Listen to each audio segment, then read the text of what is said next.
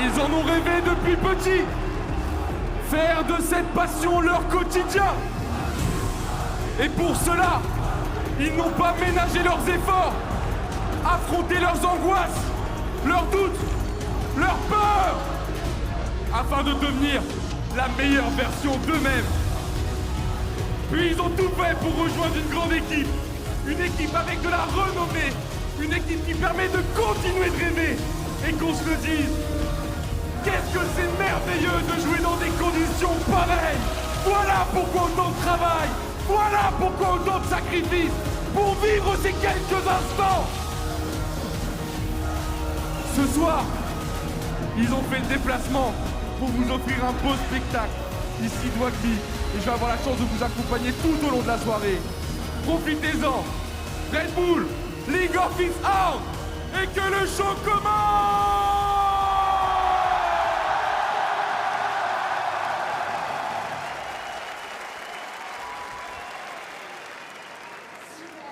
What an absolute banger of an intro. Oh my goodness. Literally insane.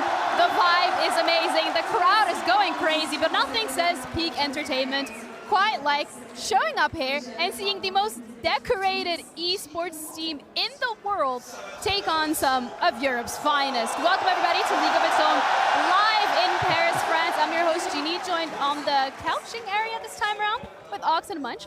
What a beautiful Sunday.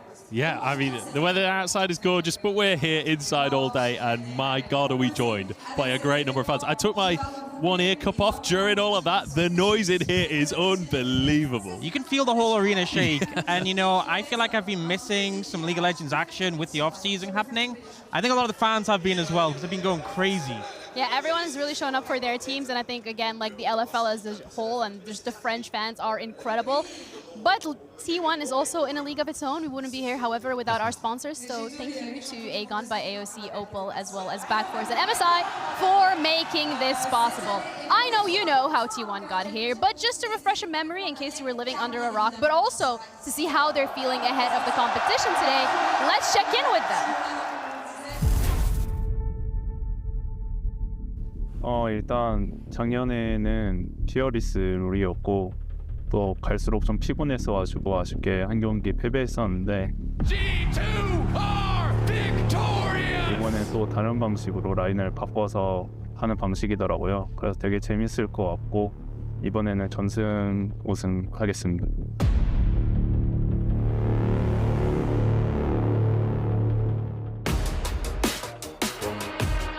T1에 입단하게 돼서 이런 큰 행사에도 참가할 수 있어서 또 재밌게 잘 즐기다 갈 수 있을 것 같고 또 새로운 팀원들이랑 재밌는 경기 잘 해보겠습니다. 준비를 진짜 많이 했는데 서포 챔피언 같은 경우 이제 바드 캐리어의 또 대표적인 또 챔피언하면 바드, 뽀삐 등등 챔피언을 또 연습을 많이 했었고 좀 웃긴 얘기지만 저도 옛날에 서포트를 많이 했었어가지고 그래도 이번 대회 하면서 팀원들한테 피해가 끼치진 않도록 그래서 원래 이제 탑을 하는데 최근에는 서폿만 좀 연습을 많이 했었습니다.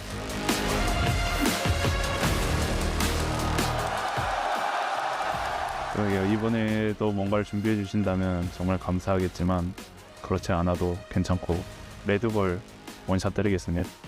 Is good! 한국에서는 거의 게이머들은 거의 대부분 롤을 하고 PC방만 해도 절반 이상이 이제 롤을 합니다.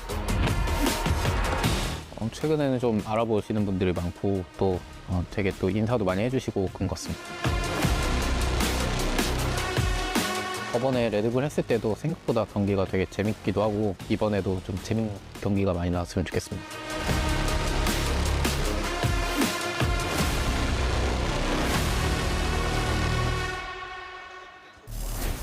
I love how how Guma just goes, you know what, if you guys have something prepared for me this time around, I'll eat it. Otherwise, I'll just chug a Red Bull. That's a spirit that we need heading into today. I love as well, it's like, you know, we're going to be doing some role swapping, we're going to be having some fun. We're winning every match, though. Like, he wants to make that clear. Yeah. We're having fun. I don't know if the other guys are, but we will. I love that Antara as well has been prepping his support picks. It's like, I don't know how much support you're actually going to get to play today. Like, there's going to be a little bit of mixing up, so we'll see how prepped he is. I feel like to an extent they're giving away a couple of spoilers in terms of what we can expect, but I want to stick to talking about T1. I want to talk about their legacy, the ZOF GK, and how they have had a phenomenal, incredible couple years, even since the start of 2022 when they got formed. Yeah, and I mean, a lot of people, and I have this opinion now as well, think of this as the greatest roster of all time because they've stuck together longer than any other roster really has. Even during SKT's dominant era back in like 2015, 2016, they were switching top laner. These 5 players stuck together, back-to-back world champions, which is just such a huge feat. Never done before with the same exact lineup. Yeah, and if you consider like 2022, DRX had their miracle run to win the World Championship. It was T1 against them in the final that went to 5 games. Had DRX not had that miracle run, maybe this would have been 3 World Championships back to back. That is just an insane level of quality across 3 consistent years is truly unprecedented. Absolutely, but it's also really important to highlight here the fact that it wasn't just smooth sailing from the side of T1. I mean, let's ask you, the LCK caster, when you were casting that game that was their qualifier to be going to Worlds, were you like, oh yeah, they got it in the bag? Yeah, I mean, a lot of people like, you know, T1 are always going to glow up at Worlds, but they have fought so hard this year, I feel, and particularly in the summer, they did not look that clean. There was definitely moments where we were doubting them. There was definitely moments even in that final series against KT where we were like, are they going to make it? I know a lot of T1 fans were holding their breath in this one. And even, you look at the scoreline. At the top, yes, T1 are ahead in gold, but down in kills is always something on your mind, but some just excellent plays that came out.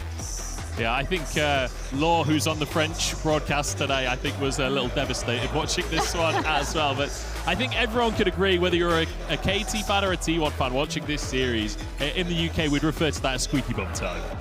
Yeah. What a lovely way to describe the series. Yeah. And I think as well, the difference between their play, even in the series, because they won it was fantastic, but there was still a lot of the issues present that we saw them really improve on and grow on when they went into Worlds and allowed them to take over in that tournament. But it felt like this is a team who has had struggles throughout this roster being together. It's never always been clean sailing. It's not like Gen.G has been in the LCK where often they're on top and they go to Worlds and maybe underperform. It's been a roster who has had to problem solve and then come in clutch at Worlds and make it happen, and they have delivered time and time again. I think that's one of the most exceptional things about this 5-man roster, is it's felt like there has been clutch factor in every single role. Like, there are very few teams in the history of League of Legends that have had that level of, you know, 5-star. They weren't necessarily all-star players when they first joined the team, but by the end of their 3rd year together, it really felt like any one of those 5 players could step up and carry a game individually. Yeah, and it feels like that didn't just translate regionally, but also it went all the way to the internationals when we're looking at the finals against VLG. You're the LPL representative here, so did it crush your heart a little, your dream spirits maybe? Maybe a little bit, but you know what? I'm here for the entertainment at the end of the day. The top quality League of Legends is the thing that matters most to me, so I'm here for it. And if that means that T1 have to dominate forever, I mean, that would break my heart a little bit. But so long as they do it with good League of Legends, I'm here. Yeah, the finals was a banger, you know?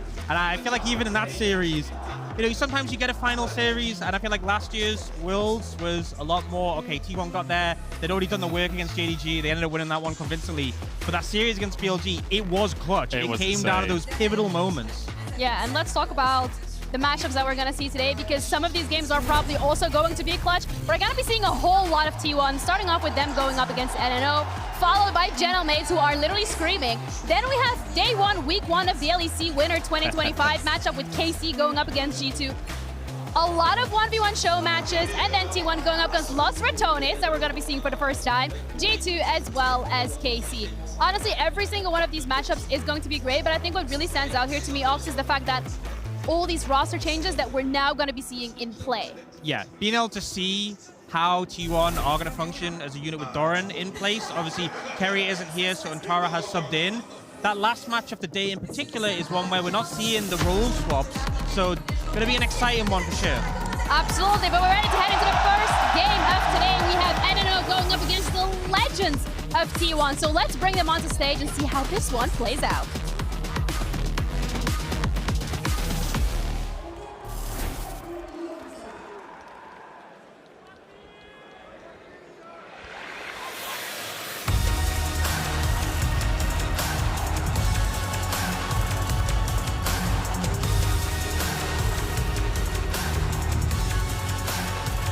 vois que vous êtes prêts ici dans la salle, sur le stream aussi.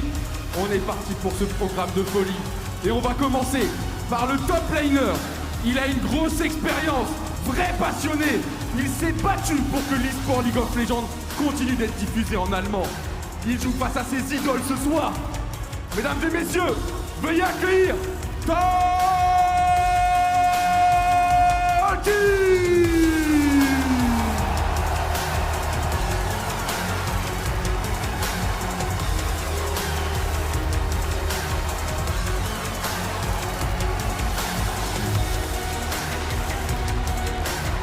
Le prochain, c'est le roi de la solo queue. La jungle lui appartient. Un danger à tout instant, avec une capacité d'adaptation extraordinaire. Mesdames et messieurs, Agouri!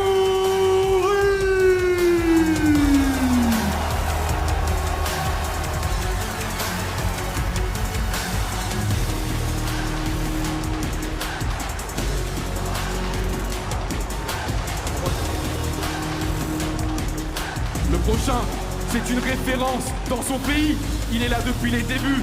Toujours calme, toujours serein. Mesdames et messieurs,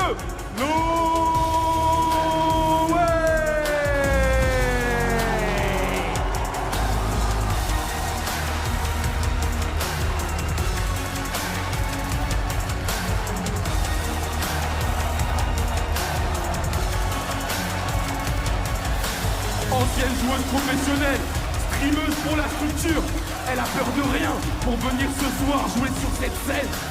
Haha,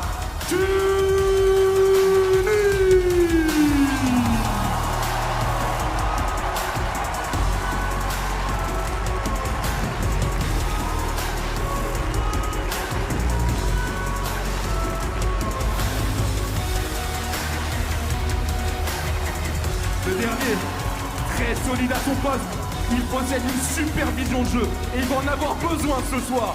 Mesdames et messieurs, Cardi!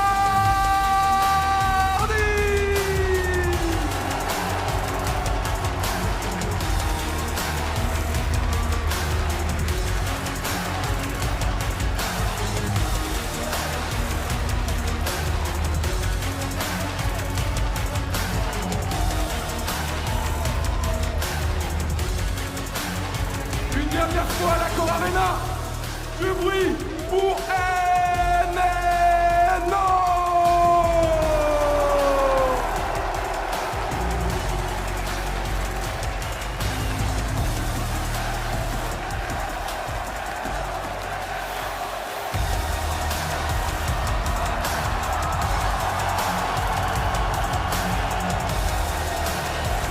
Pour leur faire face, ils vont avoir beaucoup de travail ce soir, forcément, tout le monde veut les affronter. Et on commence par quelqu'un qui a fait partie de la génération dorée. Ce qui est sûr, c'est qu'il n'a plus rien à prouver en Corée du Sud. Mais attention, il vient à peine d'arriver dans l'équipe. Il doit encore se faire sa place.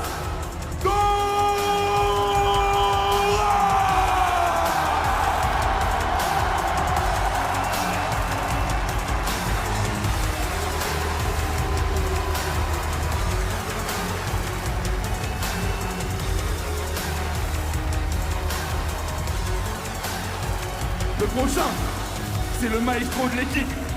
Une vision de jeu et un sang-froid impressionnant, très explosif. Il excelle dans tout. Un vrai playmaker. Mesdames et messieurs,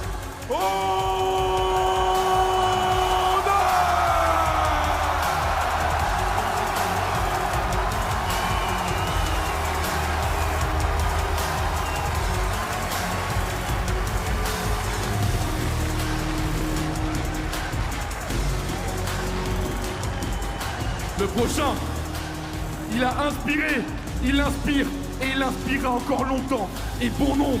Seul détenteur de 5 titres de champion du monde sur League of Legends.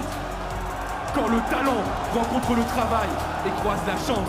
Mesdames et messieurs, faites place à la légende.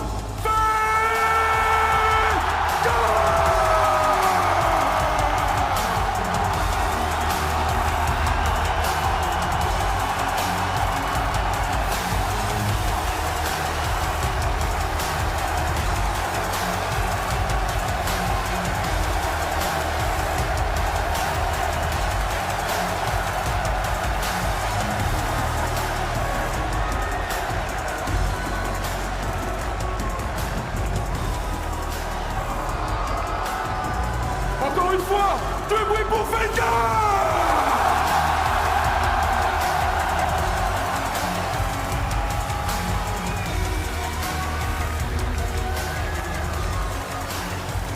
Sur la bot lane, s'il y avait une définition pour Carry, ça serait lui. Régulier, mais en plus clutch factor. Des mécaniques folles, un instinct entretenu, ambitieux et prêt à faire les efforts pour y accéder. Mesdames et messieurs,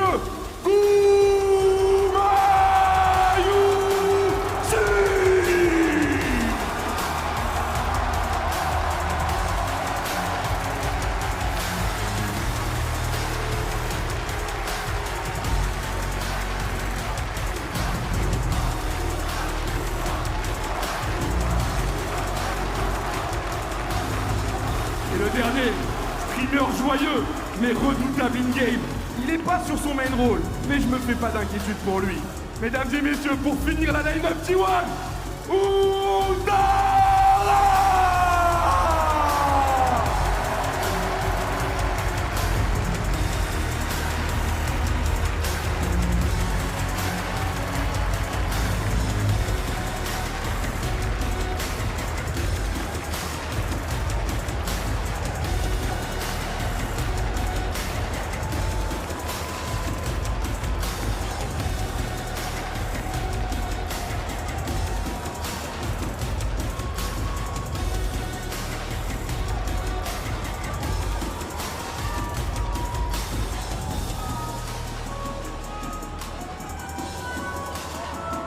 Profitez de cette soirée, profitez de chaque seconde, profitez de chaque instant. Mesdames et messieurs, une dernière fois, montrez votre enthousiasme pour l'équipe championne du monde, T1!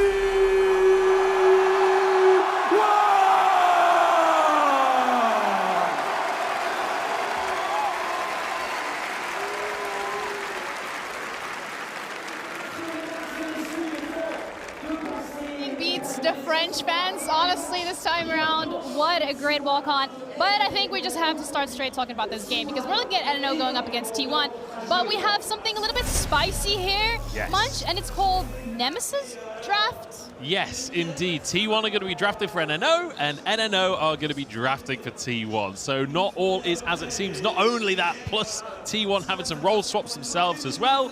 It's all going to get a bit spicy. Yeah, and we did get a chance to speak to some of the NNO players earlier, and they have a little bit of a gentleman's agreement with T1. You know, you might be thinking, oh, they're going to pick them like Yumi and stuff like that and like really sabotage them. But they both want to have fun. They both want to make sure they have at least like playable champs. It is going to be an interesting one. Yeah, I think it's going to be good fun, but I also think as well, like with the Nemesis draft, I wasn't sure if maybe we were going to have a Los Ratones player stepping on the stage and helping things out. Okay, off the different desk. thing, That was a different. terrible joke. You're done. I stole that from Orcs in rehearsal. Yeah, I can't I believe was you didn't go for surprised it. that he didn't go for it, but both of you off the desk. I couldn't let it not be said. It was a good Alright. one. It was a great one. 0 out of 10. Anyway, let's talk about this one particularly because not only is it going to be Nemesis Draft where teams are going to be drafting for each other, T1 has another spanner in the work, and that is the fact that people are not going to be playing their lanes. Faker is going to be on top lane. I didn't think I would ever say that. Yeah, and he's going up against Tolkien, and Tolkien is a self-confessed mega fan of Faker, as a lot of people are. But so he's super hyped for that matchup and see what he can do against the GOAT. Yeah, we were chatting to Tolkien in the hotel earlier. We're asking what he'd like to play. Apparently, his fans at home want him to play Warwick. Whether or not T1 got that memo, maybe he gets drafted Warwick, but only time will tell. And then we're also going to have a look at other players from the side of T1 that are swapping their positions. I mean, Antara is going to be in jungle. Guma is going to be mid. I think that's something that we were looking for, particularly after what we were seeing in Worlds solo queue. Yeah, I mean, it's honestly, the thing that was the weirdest for me was Ona, during Worlds, was spamming Smolder in solo queue. Like, to a ridiculous degree, to a fact that a lot of the online community were, like, kind of confused. Like, aren't you going to practice jungle? And he's, like, just grinding Smolder, having a great old time.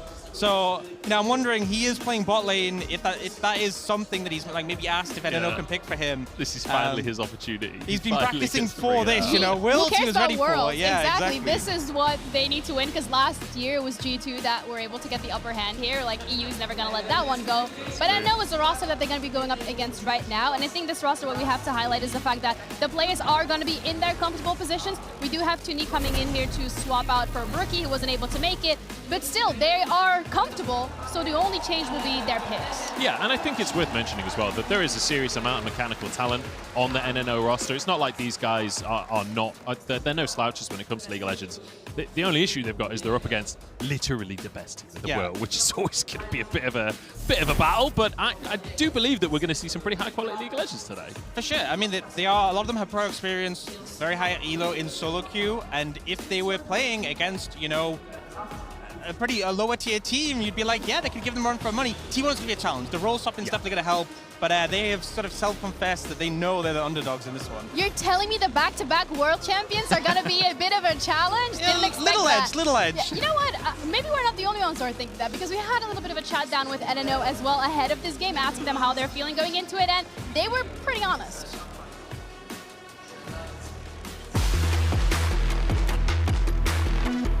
I had a fun time with my team so far. We had a boot camp together and played a little Path of Exile and teamfight tactics and stuff.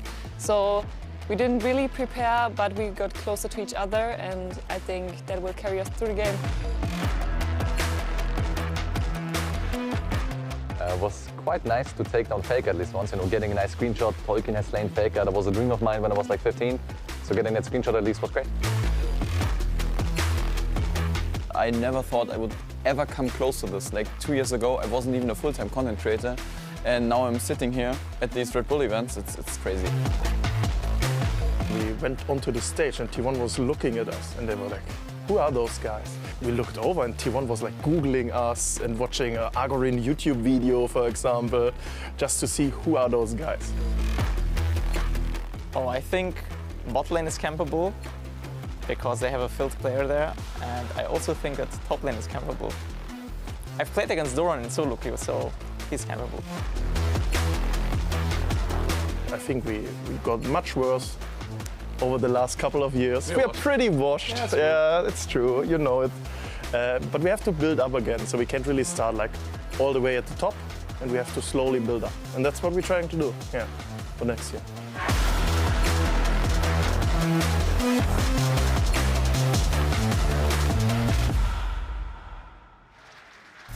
You know what they say, honesty is the best policy, but can you imagine going up against an opponent that you have admired for 10 plus years and they just hit you with the, who mega lil are you?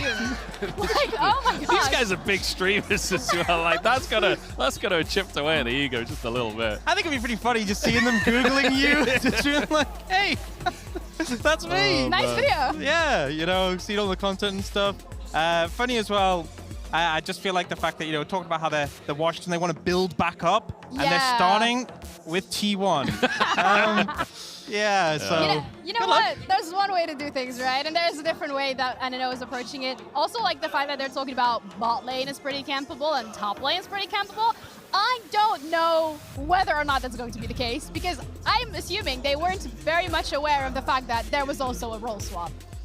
Yeah, I guess we'll have to see when we get on the map. The statement's still true, because he said Doran is campable. He's now bot lane, so bot lane is What about campable. top lane, though? And top lane, everyone knows that part of the theme when you're playing against T1 is everyone just loves to camp Faker. Yeah, you just gotta go so Faker. if he's in the top lane, both lanes are still campable. I think that's still true. The statement stands. It's still You have true to get no your matter screen what. time in for the screenshots. That's what talking to say. Yeah, I mean, I'm honestly just so hyped for this game. I feel like this is going to be a game of pure vibes as well. We saw NNO talking. They've been playing TFT. They've been playing Path of Exile. The vibes are good. They're getting ready for this series. But for T1 as well, you know, Doran joining into the roster, Untara subbing in, like, it's got to be about vibes. It's got to be keeping those spirits high and having a good time in the game. Yeah, look at his team. He's already having a great time. I also find it so funny, some of the sort of statements have come out from Doran since joining T1. He's kind of talked about how, like, yeah, you know, I'm at the T1 facility. The chef is, like, insanely good, you know. A lot of the statements he's made is kind of just like, I'm happy to be here. This is great, you know? So he's just vibing. He even said in the video before, talking about how he really appreciates that now being on T1, he gets to be part of big events like this. And T1 particularly going to have to draft for NNO. We already talked about it a little bit in regards to what we could be expecting, but as we're heading into draft, I want to dig into it a bit more. Because you're looking at T1, you said a bit of a gentleman's agreement. Are we thinking like they're just going to give them a full great comp? What if you give them full enchanters? I would love it if T1 give NNO some of their like signature picks. Like I'd love to see Agarin playing on his Jarvan, like a champion that really can focus on the lanes if he wants to, or can go for more of a macro focus. I'm curious if they'll be that generous, though, you know? Whether you give, like, there's a difference between being okay and giving signature picks. Yeah, there's two sides to it, because T1 want to win. You know, we heard Guma say that, but also they're prideful that I don't think they'll sabotage them to the point where it's a free win. They still want the challenge. And on the other side, you know, Tolkien was talking a bit about how last time, you know, they played all the world skins together, and maybe talked about how that could be a thing this time. So have the potential for that. Obviously, it would be two players borrowing world skins, and everyone would be in different roles, so it would get pretty chaotic. But I think definitely they want to play against T1, I feel like, on flashy champions, on playmakers, because they want the full experience. You don't want to stick them on 5 enchanters and just get a snooze fest. Yeah, exactly. You're talking about giving them signature picks, but if they had to Google them yesterday, what do you mean? Like, how would they know what they should be giving them? They found the Accor in YouTube video, right? Do you think that's enough? Probably. I guess we'll find out. I guess we'll find out. Yeah, I don't know. I think it's going to be fun. I've got to say, as an LPL guy, I just hope that we get at least enough aggressive champions that it can be a bit of a fist fight. I'd love to see them absolutely scrapping. I'd love to see them fighting. I mean, we saw Antara say he's prepped his Poppy and he's prepped his Bard. He's not going to be playing support in this first game, but maybe there's an angle anyway. Maybe Bard on his role anyway. Who knows? Yeah, Bard jungle. I mean, Poppy jungle works. Jungle can work. Bard jungle. Yeah, I'm less convinced, but we'll have to see how that comes out. I've seen it in solo queue, but I kind of wish I had. Let's not talk about that one. Okay? Yeah. Scarred for life. But we also have to talk a bit more about the bans, because when we're looking at champions right now that are pretty strong, I guess Victor is a champion that comes to mind. Would you just let that float? Are you going to give it away? The thing is, since you're picking for the other team, the bans are kind of things you don't want them to pick. So you wouldn't actually ban strong picks, you'd ban weak picks. Champions, right? So you'd be banning stuff like, I don't want to be put on like Yuumi jungle. You're like, get rid of that, you know? But we'll have to see how that comes through, because I think based on the gentleman's agreement thing, they may not have given like complete specifics, but like a general guideline for the vibe. And sort of narrowing that a bit. And I believe the way that it's working as well is the draft. You can still trade champions at the end of the draft. So you'll be picking 5 champions for your opponent. You won't necessarily be picking what role those champions in. So it's not like NNO can nominate that this is going to be Yuumi jungle whether you like it or not. That literally is off the table. But the fans out here are crazy today. The theory crafting as well that's going to be going into this. Like, realistically, how much can you do? It's you can't read their mind, so do you just both agree on that we're going to make it a great show or not? I think a lot of it goes into this in regards to what do you want to give away? What do you want to get yourself? How much control do you actually want to give the enemy team? Because at the end of the day, both teams are here to win. Even though NNO is like, oh yeah, we're washed, we're building from the ground up, they still want to get the W. They want to give a challenge. I know that 100%. They want to give a big challenge. And even though they've kind of said, you know, a bit washed, they would love a win. But T1, I think just the Guma statement, like, you know, they lost 1 match last time. And the fact he's bringing it up, it stuck with him. He's like, no, we want to win all of it, right? We've got Worlds twice in a row. We want to start getting the Red Bull League of its own. We want to build up a streak there. It's all about priorities, you know. It's all about priorities. Like, it's just like Noe was saying how they're going to be building up. T1 are building up towards the League of its own. Yeah, exactly. I mean, they do have a total of 6 games, if I'm not mistaken, today. Plus our show matches. Plus the show 1v1s matches. in the middle of the day. Yeah. So they leaks. Great. So they do have quite a few things. Schedule earlier. I didn't think they specified who, but either way, we're going to be looking at those 1v1s as well. It's going to be a long day for T1 regardless, so you want to not necessarily hit the ground running, but you want to reserve some of that energy in regards to the later games, because you're going to go up against G2 again, and do you really want to lose that? And I also Los Ratones right before G2 as well, so those are going to be like quite difficult matches. Like Los Ratones, as much as they are a streamer team, we've all seen the clips, they've been scrimming like crazy, and you do get vibes that they want to play serious League of Legends, like they're lane swapping in the early game, they are playing real macro as much as you can with a top laner that wants to proxy every single wave, but like they are trying to be a really good team up against a role swap T1 as well. I feel like T1 really are going to have to focus for those 2 games. Yeah, I think particularly like the last stretch of the day is a big challenging one, and also like the final match of the day has no like sort of alterations, like no role swaps and everything. They just want to go mano a mano, challenge them and see if they can bring them down. So I feel like the matches are all having different rules, which can also be hard for T1 to keep up with. They won't be in the same roles the whole day. Yeah, KC particularly, as well as the roster that maybe necessarily the start of 2024 didn't go the way that they've done, but they've made roster changes. Their summer split was a lot of improvement, so you're going up against that team on home soil with the crowd absolutely far and beyond behind them. That's a great position to be in. All right. And there he is, the man on the screen. Subbing in for No way for you, sir, to actually do the draft for NNO. Imagine, okay, your first game on stage, Faker tells you, ban that, pick that, that's what you're playing. He tells you, this is what you play, stares you down. This is what I'm giving you. There's some serious aura going on right there. Faker's kind of just standing over everyone, and everyone's like avoiding eye contact, looking at their keyboards. Like, man, that's the GOAT right there. He stood right next to you, he's about to pick for you. That's got to be intimidating. Darius being the first ban already. We got that locked in. Yeah, so we got a Darius ban, we got a Diana ban on the other side as well. So I'm kind of interested to see. I kind of expected more useless champions in the ban. Yeah, I'm wondering. Oh! I know what they're doing. D-O. I think something might be going on a little bit here. These might not be bans that necessarily have the most impact. Potentially. I think we'll see, because it could just be D-O. Yeah. You've heard of Zofguk. Yeah. But have you heard of Dofguk? It could be. The Udyr ban, I am actually quite shocked to see, because you're not going to pick it for T1, so why are you taking it away from them? I wish I had an answer for you. I really do. It's going to be the Nunu, though, which doesn't quite work with our, no, it's fallen off. Our strategy. The theory's gone. We're theory crafting, they're theory crafting. Everybody's just trying to make it work, right? Yeah. I guess I can see the logic of the Ornn, right? If you're NNO banning. I mean, I guess is NNO. I'm not entirely sure, to be honest. But I think Ornn's weak side is what I'm trying to say. In a game like this, where it's all going to get crazy, free scaling in a lane where you probably don't have a good matchup. I think the bans are too hard to speculate. We're getting to the picks. I'm trying my best here to pick something. You're doing your job. You're doing your work. But the picks, I think, are going to make a bit more sense. So, yeah, it'll be Faker deciding what their first pick is going to be.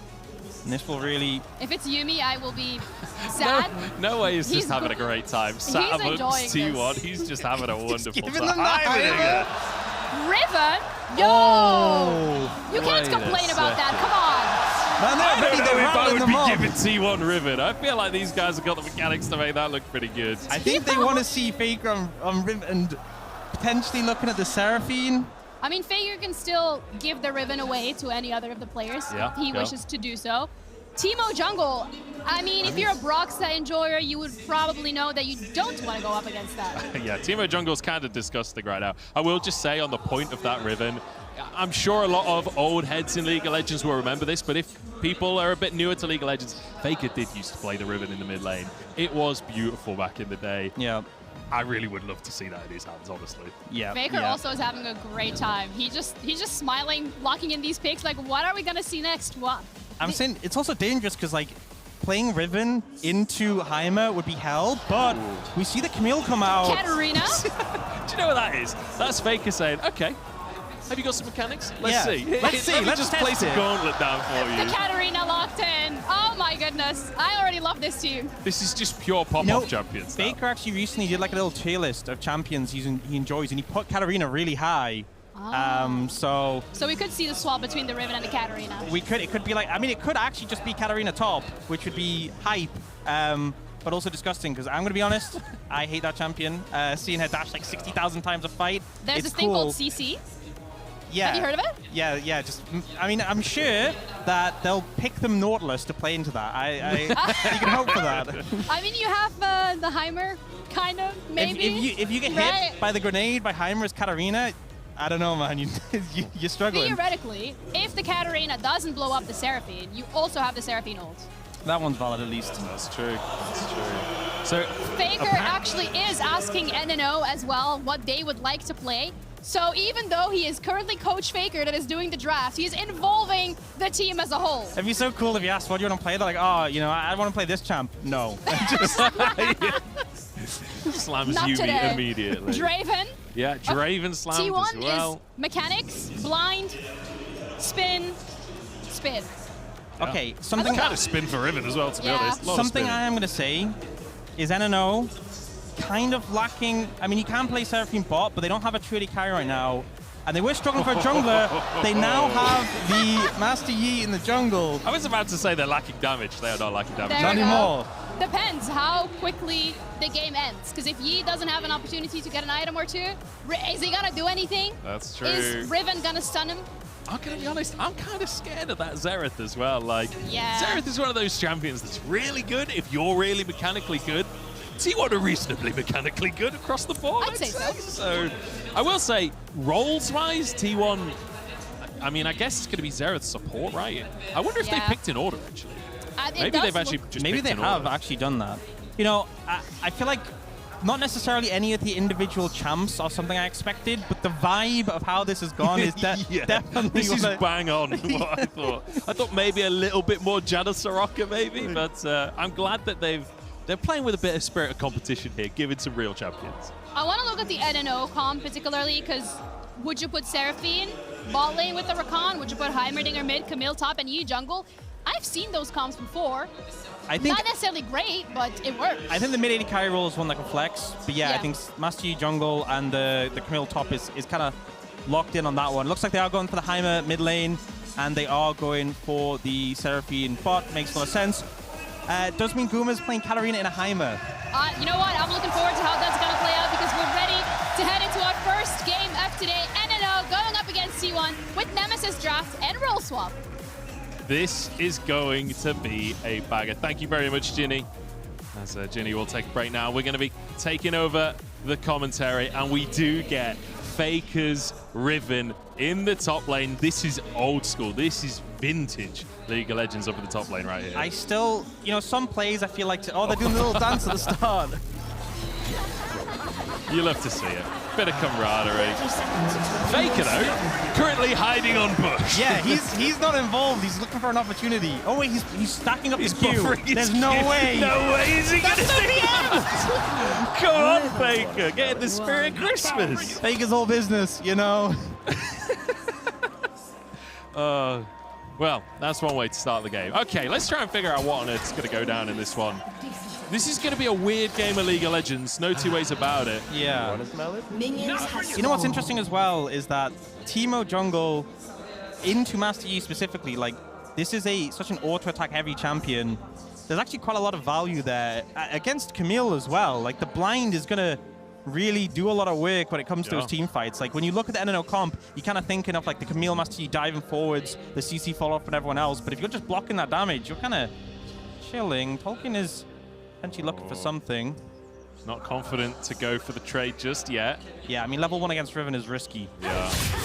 Camille's level 1 not too bad if you can get the shield and that nice little bit of sustain. It's a good trade, but Faker can then follow it up. Doesn't overextend.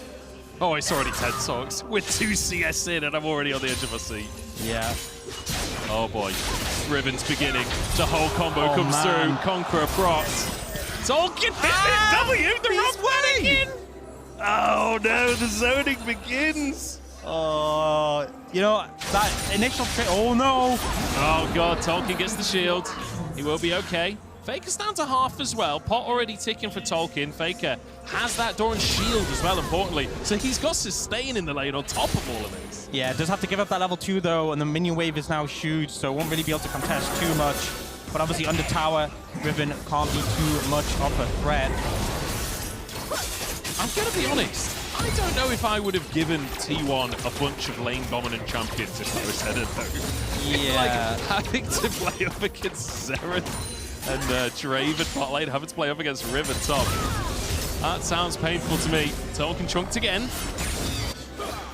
And I feel like we are on tenterhooks here. Oh, the stun lands again from Doran. Nice little bit of skill shooting. As you mentioned, Ono was practicing his AD carry back at Worlds during solo queue. We'll see how his mechanics are on the Draven, but he's certainly finding the harass. Yeah, he's looking pretty good. Oh, they dropped Nash, just as I said now. That's unfortunate, but not too much that like a Rakan Seraphine can really do in the early levels. And oh no, Tolkien in all kinds of trouble. He just baited out the Ignite. That was planned. Definitely planned. But he does have TP, so going to be able to get back in lane for that. The wave's actually pushing towards Faker. He's cancelled the base. Faker can just reset. The wave is actually great for Faker. Yeah, it's in such a good spot. You know, you take him out of mid lane, you pick whatever champ you want for him. It's just give him a longer lane that he can bully in. Yeah, he's still Faker. He's still that guy. Another stun land. Doran is out of mana, but NNO are nearly out of HP. Tunny forced underneath the tower. Owner not quite able to finish him off, but Antara moving in. The T1 are not taking this easy for a show match. They are going under the tower. There's a knockup coming on through. The blind is in, and Carney goes down for first blood. Aguirre looking though. Green manages to find one. Got the flash as well out from Owner, as well as getting the kill on Antara. Is in a real awkward spot. He can just... Oh, yeah. You're never going to find him. He's just hiding in the bush forever. Yeah. I like that they've acknowledged that and they've just gone for the reset. Yeah, like, I think they've realized the amount of time. Oh, wait, the sweeper. Oh, Antara has been found. He's going to get chased out of the jungle here, Carney. Able to stop the reset. So, Antara, yeah, a silver lining for NNO. At least he's wasting a bunch of time. Yeah, and I just, you know, we're in a show match, and let's dive them, you know, level 3. No fun allowed. Stun unfortunately missed at the start from Doran. I want to just flash out to get away, but that means he has literally nothing when Aguirre comes in just to finish him off. And we see the state of the top lane just briefly there. Faker about 10 CS up, and with the wave in an excellent spot. We can see Antara coming over potentially. So Tolkien could be in some big trouble. Owner just trying to thin out the wave before anyone arrives. Aguirre moving down towards that bottom lane, maybe trying to repay the favor from earlier. Maybe just go for some camps instead. Carney. This match, he wants camps. Yeah, I feel like maybe Carney thought, yeah, we can go for this dive, and Aguirre's like, no. You know me, I like it. Gotta kill some wolves. I mean, let's be honest, Aguirre, definitely a macro player when you think of how he approaches solo queue typically. Does like to get farmed up. Could look for something after this because T1 are pushing out on the bottom side. In fact, he's not even going for the bomb. He's moving forwards. The flash into the whip from Doran. You hate to see it, and now Aguirre has absolutely loved to see it. He's charging forwards, but the health bars are pretty good for T1 right now. They're only 2v1 until the rest of NNO arrives, and Aguirre chunks, but Owner locked up and taken down. NNO find theirs. And in the meantime, 1v1 on the top side. Faker solo on HP. Tolkien looking for the solo kill against his very own hero. Finds it onto Faker. Tolkien with the solo bolo. Still fighting going on though. Absolute carnage at the bottom side as well, and T1 are falling massively behind. Tolkien fell behind early in that 1v1 matchup, but finds the solo kill in return to put him ahead. You know, it was in the picture-in-picture. I think Faker ended up missing the ult in that 1v1, which led him to have to try and run away. Tolkien coming up huge there, and NNO, they're 5 kills to 1. They're supposed to be the underdogs. It's not a bad little start, is it? I mean, they are feeling comfortable with the way this one started. Guma taking a bit of a chunk. I mean, I don't know mid lane matchups that well, but I imagine these turrets can be a bit of a nuisance for a Katarina in that mid lane. Yeah, it's also one of these things where when if you dash in, you can obviously get the reset on the dash, but we'll talk about that in a second. The top lane, both of them hit level 6, and immediately Tolkien's the one who goes in with the confidence. You just have that ignite, and then... Oh, good W, Fake. I believe it's here where the ult... I think it might have been a shield proc or something that blocked it. It looked like it didn't do any damage. Yeah, it will have been the passive shield that came up at just the right time. Blocking the damage. And then, well, the rest, as they say, is straight. Beautiful from Tolkien. Finds himself the solo kill. He'll be back. I mean, look, Tolkien is a player who has idolized Faker for years, now gets to solo kill him in lane on a stage in front of 13,000 people. He'll be chuffed with that one. Aguirre now may not be solo. Yeah, the Teemo, definitely not a fun matchup to play into. Not really much you can do there, and Faker doesn't get the kill credit for that one, but will help take him down. And now Tolkien, I think you can just look for this. His ult's not quite off, but he's so strong. Oh, there's the stun coming on through. Ignite out from Faker as Antara moves in to protect his now top laner. Tolkien in the brush here. Antara's only level 5. Tolkien does some big damage. The blind is going to ruin everything. And he's taken out by Faker himself. Wait, we're behind the tower. T1 are going behind the tower. Oh! Guma gets obliterated. So does Doran down at the bottom side. Aguirre looking for more onto Owner. The knockup comes on through, but the whirling death. Oh, it's enough. He finds one, at least a return for T1. Slick play there from Owner to bring it back, but NNO keep getting win after win on this bot side off the map. Faker, though, taking that advantage you got there. We'll see the replay here. Yeah, so Guma doesn't even get a chance to dash. Grenade into the RW. Okay. You know, I wouldn't want to play this matchup, and the fact that they were picking champs for them and they ended up with this matchup, I feel bad for Guma. I feel like he's got the short end of the stick on this one. I feel like that's one of those ones as well where this is a guy that doesn't play mid lane. He doesn't know that you can't be walking in from river there. You gotta go around. You gotta take the safe route. Yeah. He should know that. AD Carry spent a lot of time mid lane. Either way, he ends up going down for his second death. I mean, this bottom side of the map not looking so hot. Untara and Faker are doing okay. The rest of the gang struggling a little bit. Yeah, you know, a little bit rough. It feels like Owner and Darren, you know, they had this strong early laning presence and they really wanted to lean into that, and they've kind of just pushed with reckless abandon, and it has definitely backfired. 1-3-1 Draven, not exactly the scoreline you're looking for on that champ. Yeah, tough start. He's got his collector though. I mean, look, at the end of the day, Riven, Katarina, etc. Hold that thought as Guma does manage to jump away towards Tolkien, but the Q follows the flash. And Tolkien dives in to find another one. I mean, NNO are looking kind of clean. Yeah, great run down, honestly. 9-4 now in kill score, but gold's still about even, so something we still have to take into account is, even though they have that big kill lead. Oh, Faker sort of taunting there, but Agarin's here too. I'm not sure if he's bitten off a bit more than he can chew. It's a good stun onto two targets, getting underneath the tower, but Agarin, I don't think he's stopping anytime soon. Has the Q to get the auto reset. And Agarin takes another. Yeah, Faker just overextended. One of the things with the Master Yi, the ability to run down, but now looking for a return play on the bot side, that dive angle again. Let's see what they can do. The long range damage coming in. Dunny, low, Carney, low, both taken down. A kill for Erna, a kill for Untara. T1 answer on the bottom side. You know, I love how Untara was talking about how he was practicing Poppy and he was practicing the Bard as well, and he's just coming out with Teemo Jungle, and he is right now the best performing player on T1. I've got to be honest. On my bingo card this morning was not Untara hard carrying on Teemo Jungle. I had not really considered that eventuality. And neither did NNO, apparently, because they're struggling in that regard. Guma, once again, just not having fun. I will say, despite the fact that NNO are up in kills and it's been looking good on the screen, they are over 1,000 gold down. They have lost 3 grubs to T1 as well. T1 are by no means out of the mix just yet. Tolkien takes a tower shot, but still looking good in these trades. Oh, he's been baited in! Faker falls for it. There's Carney with a beautiful roam. And you know what? I can't criticize Tolkien for this, bringing in allies to help with it, because Faker did it first. He brought Untara in, ruined the sanctity of the 1v1, so I think gloves are off here. Oh, the blind is brutal. The Q in, the Arbor Strike saves him, but no. Untara survives. Carney forced to flash away. I mean, what can you do? It's Yi against Teemo. He just... Your champion doesn't exist. You need a QSS. You need a QSS sooner rather than later, honestly, if you want to try and ever deal with him. But honestly, just avoiding him, I think, is the best bet. Just try and be somewhere on the map where Teemo isn't.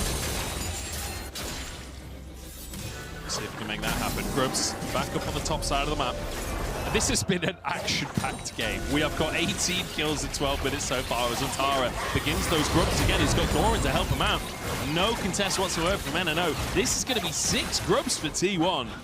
Not what you want to see if you're an NNO fan. Yeah, Kieran again just kind of punished the farming. And the blind lasts so long, and the cooldown is so short, actually. It becomes really difficult. Often in like an extended 1v1, you can see the blind came in just at the end. There's scenarios where 2 blinds can be used in the Gurren before Teemo goes down. It's just so difficult to try and deal with him, especially if he ends up picking like a stopwatch up later. Or Seeker's Arm Guard, it'll be a nightmare.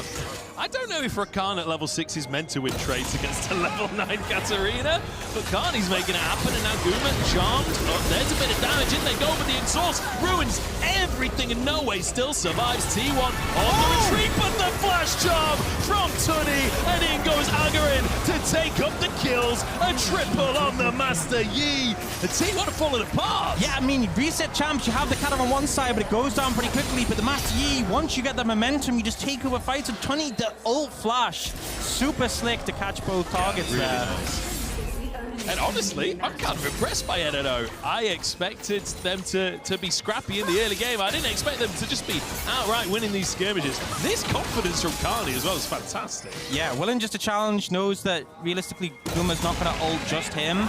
Dodges as well, the stun here, and then No Way flashes over the wall to avoid the ult damage. But this is when Aguirre comes in to clean up, but more fighting happening. Faker is in trouble, locked up, and the Master Yi is here. Tolkien trying to dodge, but he goes down. Huntara, though, alone, and he can only blind for so long. Alpha Strike wins out in the end. No Way now chased down by Ona. The stun will land, and actually No Way just wins those, I guess. And now, you know, we've seen kills ahead for NNO for a while. The gold has gone in their favor as well. Aguirre, 9 kills. Kind of just these past couple of plays, he's picked up so many of those. He is monstrously strong, and the fact that you have a Rakan Seraphine backing you up with a shield and with the CC, this is a major issue. We were talking about, you know, maybe you need a QSS to deal with the blind. Well, you don't have to worry about the blind if you've got, like, a bunch of hard CC coming from a Rakan, coming from a Seraphine. Not to mention, you've got the Camille to lock everything down as well. Maybe the QSS doesn't even end up being necessary. The likes of Aguirre in this one.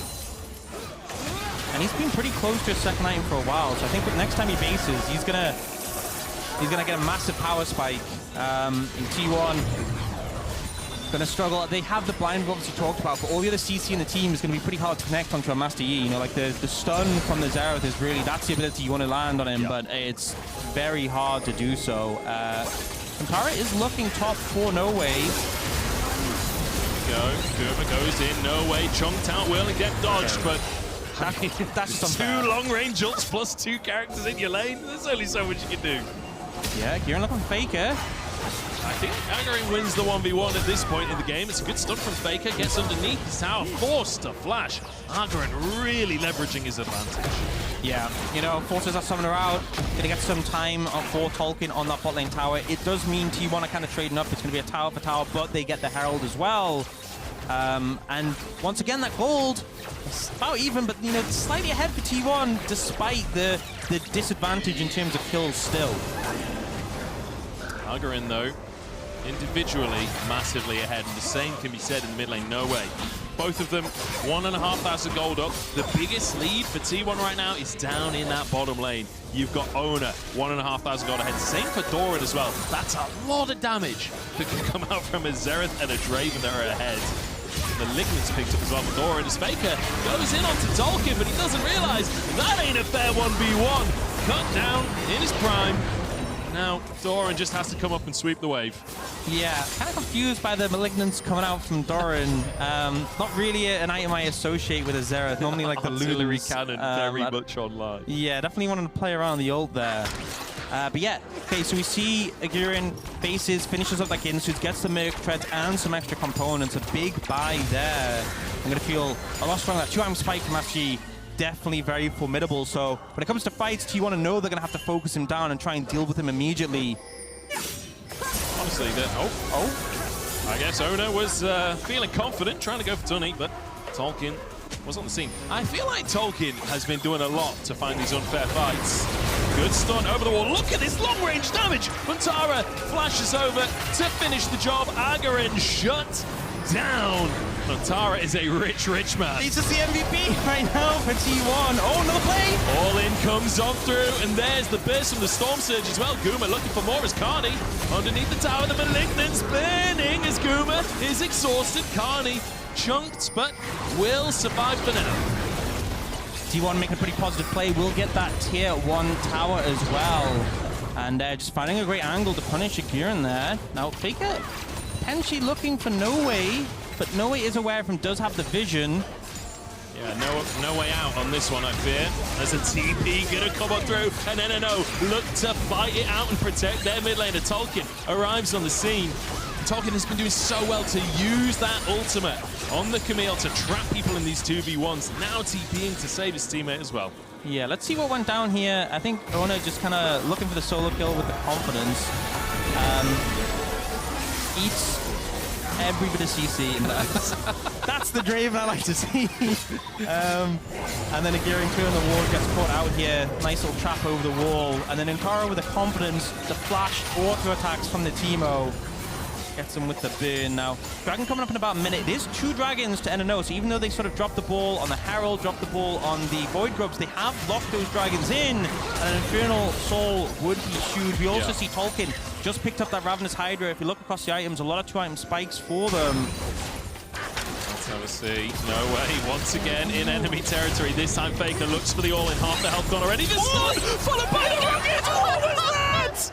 No way. His brain is just too big. Oh man, what a play from No Way. Lands everything, and Faker just obliterated the Riven. Not able to do much against the Heimer. That was brutal. Oh, the double combo. Well, they missed it. The whirling whiff. You know, or the whiffing death, I guess. Okay, they're gonna get him anyway. The whole gang is here. No Way is going down on this one. Guma might go down to the tower. The burn? No, okay, it's not enough. Is it? No, okay. I really didn't expect him to lose 95% of his health. Just go on top, but now this is kind of freed up control of the Dragon to NNO. Aguirre very low on health. I think they actually, if you look, Ona just been his sums. I think they try to force, well, they force sums of Ona. They are low on health. This is a little bit scary. Tolkien's looking for a flank angle. T1, 6k on the Dragon. This would be T1's first Drake of the game. NNO can opt out as Faker collapsed upon. Aguirre's busy clearing a one. Now jumps in, and they finish the kill. That's one for Tolkien. T1 now has to try and get out of the situation. It's a 4v5, but I suppose No Way still in base. He's got his TP. Yeah, see NNO just opting, give up the Dragon. There's no real pressure, they have to take it now. The Herald was thrown down mid as well. Didn't like the fight without No Way being there, but they got the kill, they took that, so they still take something. And right now the GOAT is 2-7, which is not the best scoreline we've seen. NNO really making him pay for just playing this Riven. Yeah. Tolkien doing such a good job of using that ultimate to find these picks, find isolated players. Great little pick for NNO, but it does cost them the Drake. T1 managed to get that Infernal Dragon. And again, gold in touching distance. These grubs as well, so beneficial for T1. If they do win a fight, they just run away with things. However, NNO are just going to start the Drake off. I believe this is T1's signature move that is currently being done against them. Maybe an all-in from NNO on the top side. Health bar's low already, though, and there's a reset for Guma. Dashes back out the other side of the fight. In the meantime, there's Oracle charmed out of it. Tunny, son of HP, and Ona is here to finish the job. Guma survives as well. No Way trying to keep this Draven at bay. Tolkien over the wall. He's hunting. But Ona walks away, and T1 somehow get the Baron. Going for the confident play with the Heimer, thinking we can secure this, but Antara, the clear MVP for T1 so far this game, he doesn't waver. I just love as well that NNO try the 20-minute Baron against T1. They were born in the 20-minute Baron, molded by it. And we'll see. So initially we see this engage from Carney on the top side, but the Teemo just means the Camille can't do that much, and it gets very hectic here. Doran actually doing so much damage here with the ult. And then Antara just slides in, and Aguirre actually miss smites. Super scrappy, and T1, as you said, they like to get scrappy. Yeah, they do. And they've got champions that are perfect for these kinds of scrappy fights. No Way. Once again, pushing on up. T1, a lot of them on his side of the map right now. Does have to be a little bit cautious, although, to be honest, he's been looking pretty good in those sideline skirmishes. This has been an absolute scrap, and this is absolutely what I am watching for. Yeah, I mean, just NNO have a kill a minute. Just their kills, not the whole ones. I mean, look at the gold graph. Absolutely beautiful. This is what you want to see. Yeah, but right now, a bit of a gap pulled ahead. The Red Bull Baron power play at about 3.3k, so T1 starting to extend that lead. And we'll see if they can get a little bit more from this and get some more structures. And I know I'm trying to look for a collapse here, but the vision in those brushes, Blueprint got thrown down just to reveal Carney. They won't really be able to do much, but they're still kind of keeping T1 at bay, and I think they're still cautious. The engage threat from like the Rakan, from the Camille, and the Master Yi cleanup really makes it hard to deep push in this game. And speaking of that Camille as well, Tolkien been looking fantastic today. You must be watching this like a proud mother, you know. For anyone out there that doesn't know, Orcs used to be on a team with Tolkien way back in the day in the UK scene. Now watching Tolkien perform in front of all these people, solo killing Faker. Oh, that's got to feel good. I taught him everything he knows. He was a great dude, was a good player when he was on the team with me, and now just chilling and solo killing Faker. That's how it goes. That's just the esports dream. Yeah. But I think really you know, you look at the pieces they have, and Tolkien, the way he's kind of enabled this Camille pick, he's just finding so many angles, and it feels like the follow-up is there when he goes to plays like this. Doran chunked, but might have been a bit too much for Tolkien. Taken down by Antara, and Carney forced out as well, but low on HP. And here comes the artillery. Agarin trying to escape as in goes nowhere as well. Guma chunked low. Agarin dives forward, gets a bit of damage, but he just doesn't have enough to finish their kills. And T1 are sweeping the map of all of NNO.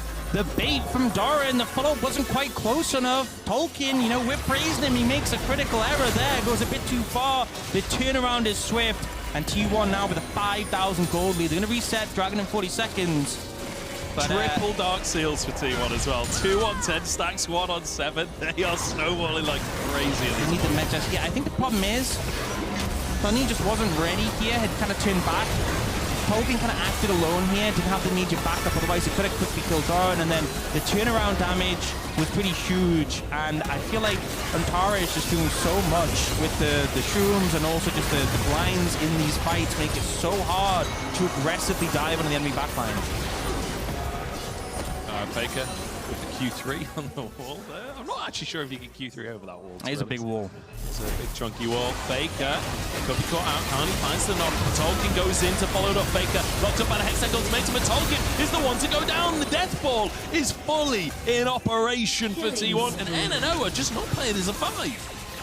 Yeah, it feels like they're trying to lead with these picks, and the CC doesn't even come through. I really feel like you need to find layered CC, targets a bit more isolated.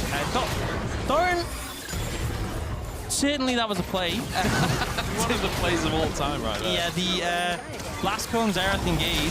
Oh, Antara. No way, he's getting some serious damage out. Needs to be able to clear this wave though. T1 now starting to really put the pressure on, and this is where, oh no, the whip from Tully and Ona. This time dodges the CC, this time gets the damage out, the artillery flying through from Doran as well. And that'll be a tier 2 secure. T1 are here to play. I think Tony expected Ona to kind of walk backwards a little bit, and he's, no, I'm going forwards. One direction I'm going. Do you see Tolkien threatening on the side lane, but the TP comes in from Guma just to clear that one up. And yeah, the gold lead growing more and more. Disengaged, Sakani goes in, but the rest of the team are there, and I just feel like you really need the Seraphine closer. If you look, both the Seraphine and the Heimer are so far away, you really need to just burst the target, start getting the resets for the Mati, and then you can make things happen. Yeah. Feels like NNO are just, you know, they're trying to find these picks and not making sure they have the ideal setup. Agarin chunked a little bit, but he will walk away with his life. Carney is here, or Faker's on a flank though. Carney's got to be careful on this one. Agarin actually moving higher up because Tolkien has found a 1v1 against Guma. Now chased down, but he will get his hook shot on through into the brush. Antara is so damn fast though. Chases him down to the jungle 1-for-1. Yeah, 16 stack Medjais has that extra movement speed boost, 9, 1, and 7. He's just, he put T1 on his, I love how, oh, seen a play here. Ona caught, charmed up, knocked up, and will be taken out. Agarin with yet another. Both jungles are kind of just popping off. That was really nice from Carney though. He like went in and then dashed to the side onto Gurin to bait out the stand aside, and then there was nothing that Ona could do from there. Antara and Doran collapsing though here. Fake on an angle as well. But it would be a 3v3 and the Heimer could TP in, so I'm not sure this is the play you necessarily want to go for. I'm just desperate to see a big Faker ribbon team fight combo, you know, the ones that you see on the TikToks, the crazy 1v5 combos. I'd love to see it. He's got the items now. He's on 2 items, close to 3. I mean, we're kind of seeing the Teemo pop off, you know, where you just walk up, you throw a mushroom down, you press Q someone, a couple of autos. It's a real vibes charm. Yeah, it certainly is. I feel like that beautifully fits on Tara as well. But Tara is bringing vibes to the table today. We said this first game was going to be all about vibes. To be honest, the whole of today for me, when looking at T1, is all about the vibes. Like, this is the perfect team building event. I just think it's so funny that Antara was saying in the interview, like, yeah, I don't want to let the team down. I want to kind of make sure that, like, you know, I'm contributing. I think he's ticked that box for sure at this point. Just come in and absolutely hard carry the first game. Beautiful stuff. Owner as well. He's had some lowlights on the Draven. He's also had some great moments, and Agarin could be caught out of the whirling death with the artillery as well. But Faker has gone too far. Agarin chased down by the Wolves, and in the meantime, the rest of his team chased away as well. The healing from the Wolf Camp keeps him alive. And look, in the picture-in-picture, Tolkien's getting a tower on the back of this, so it's a positive trade for NNO. They do burn a lot of summoners, but they also get that tier 2 tower top. And right now, you know, although... Oh, they're starting Baron. T1 is starting Baron. Of course they are. Tolkien's moving over. He's spotted on the job. He's just going to get so chunked by the mushrooms on the way, and Agarin can't even look nearby. Oh no, Agarin. Moving over. Agarin could be in trouble here. Gets the damage reduction, gets the Alpha Strike, and almost gets the kill. In goes Carney, but it's a little bit too late in the health bars. Blinking, but not going down for T1. Tolkien trying to finish the job now as he dives onto the backline. No way. Alongside him, the health bars low for T1. Guma's got to clean up, but he doesn't have the damage. And NNO find their fight. They get the cleanup, the damage coming in. Tony actually doing a ton there to lock down the targets and get the damage through. Agarin goes down pretty quickly, but T1 bite off more than they can chew. I'm not sure if they can really go for the Baron. Their health bar's a bit too low, but they kind of look for a collapse here onto Aguirre, and he ends up buying a lot. Oh, we just saw Carney dying on mushroom in picture. Oh my. Anyway, back to the play on our screens. Aguirre tries to buy a lot of time with the W and Q and does chunk Guma down low. Carney goes in for the knockup. And you can see Tony basically almost kills Dora and gets him super low, but just the rotation of abilities coming out as well from No Way. So much damage done on these targets. It really feels like those two, the mid and AD carry, did the bulk of the work in that fight. I mean, if Heimerdinger gets to just sit at the side like that, you can just get so much work done. Yeah, you can kind of see Aguirre did a lot on the start when he was kind of buying time, but both the Heimer and the Seraphine did yeah, a ton there to clean it up on the ladder end, and they're getting pretty strong at this point. I guess that includes Tara's mushrooms that went after the fight and chunked them out so they couldn't do Baron. But here we go, T1 just going to start it up again. This time, NNO not in a position to contest. They will be in a position, however, to grab a dragon of their own. Yeah, hard to approach, especially against the team. The gold lead has closed a bit now, about 4,500 in favor of T1. Third dragon picked up for NNO.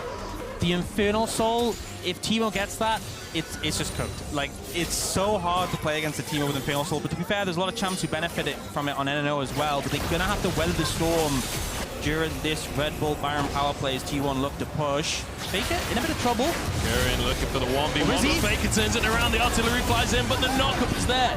Agarin managing to get away. In the meantime, T1 is just going to try and end the game. Tolkien is in the base. He's pinging like crazy. He needs some backup. No Way sent back to base to try and defend alongside Tolkien. One tower down. The Haystack ultimatum keeps him in place. And No Way arrives to clean it all up. But Ona flushes in to find an execution. Tony shuts him down in turn. It's absolute carnage. Yeah, Tara just going to run away. Has so much movement speed with that 20-stack Medjais, and he ain't giving up the stats for the team, but a lot of damage done to the base of NNO here. They lose the inhib, they lose that Nexus tower as well. The threat of, I mean, that wasn't even the back door, that was a front door. They just walked in, the key was there, and they just opened it up, but you can see the grenade that came out from No Way did so much here, because it actually interrupts the ult from Guma and gets a double stun. Look at the damage that comes through. Unfortunately, Tony used the ult, and we'd already seen the target go down, but able to get a kill on the back end there and hold for another day. Yeah, that's that's a gold grab. Yeah, well, I mean, T1 definitely have taken control of the game. I think that's fair to say at this point. 20-stack Medjais now for Untara. Unfortunately for Guma, those stacks are long gone on the Dark Seal.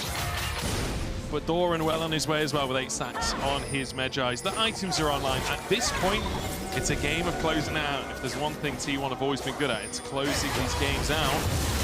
Agarin, I think maybe bitten off more than he can chew on this one. And with a player down, I'm not sure NNO can defend.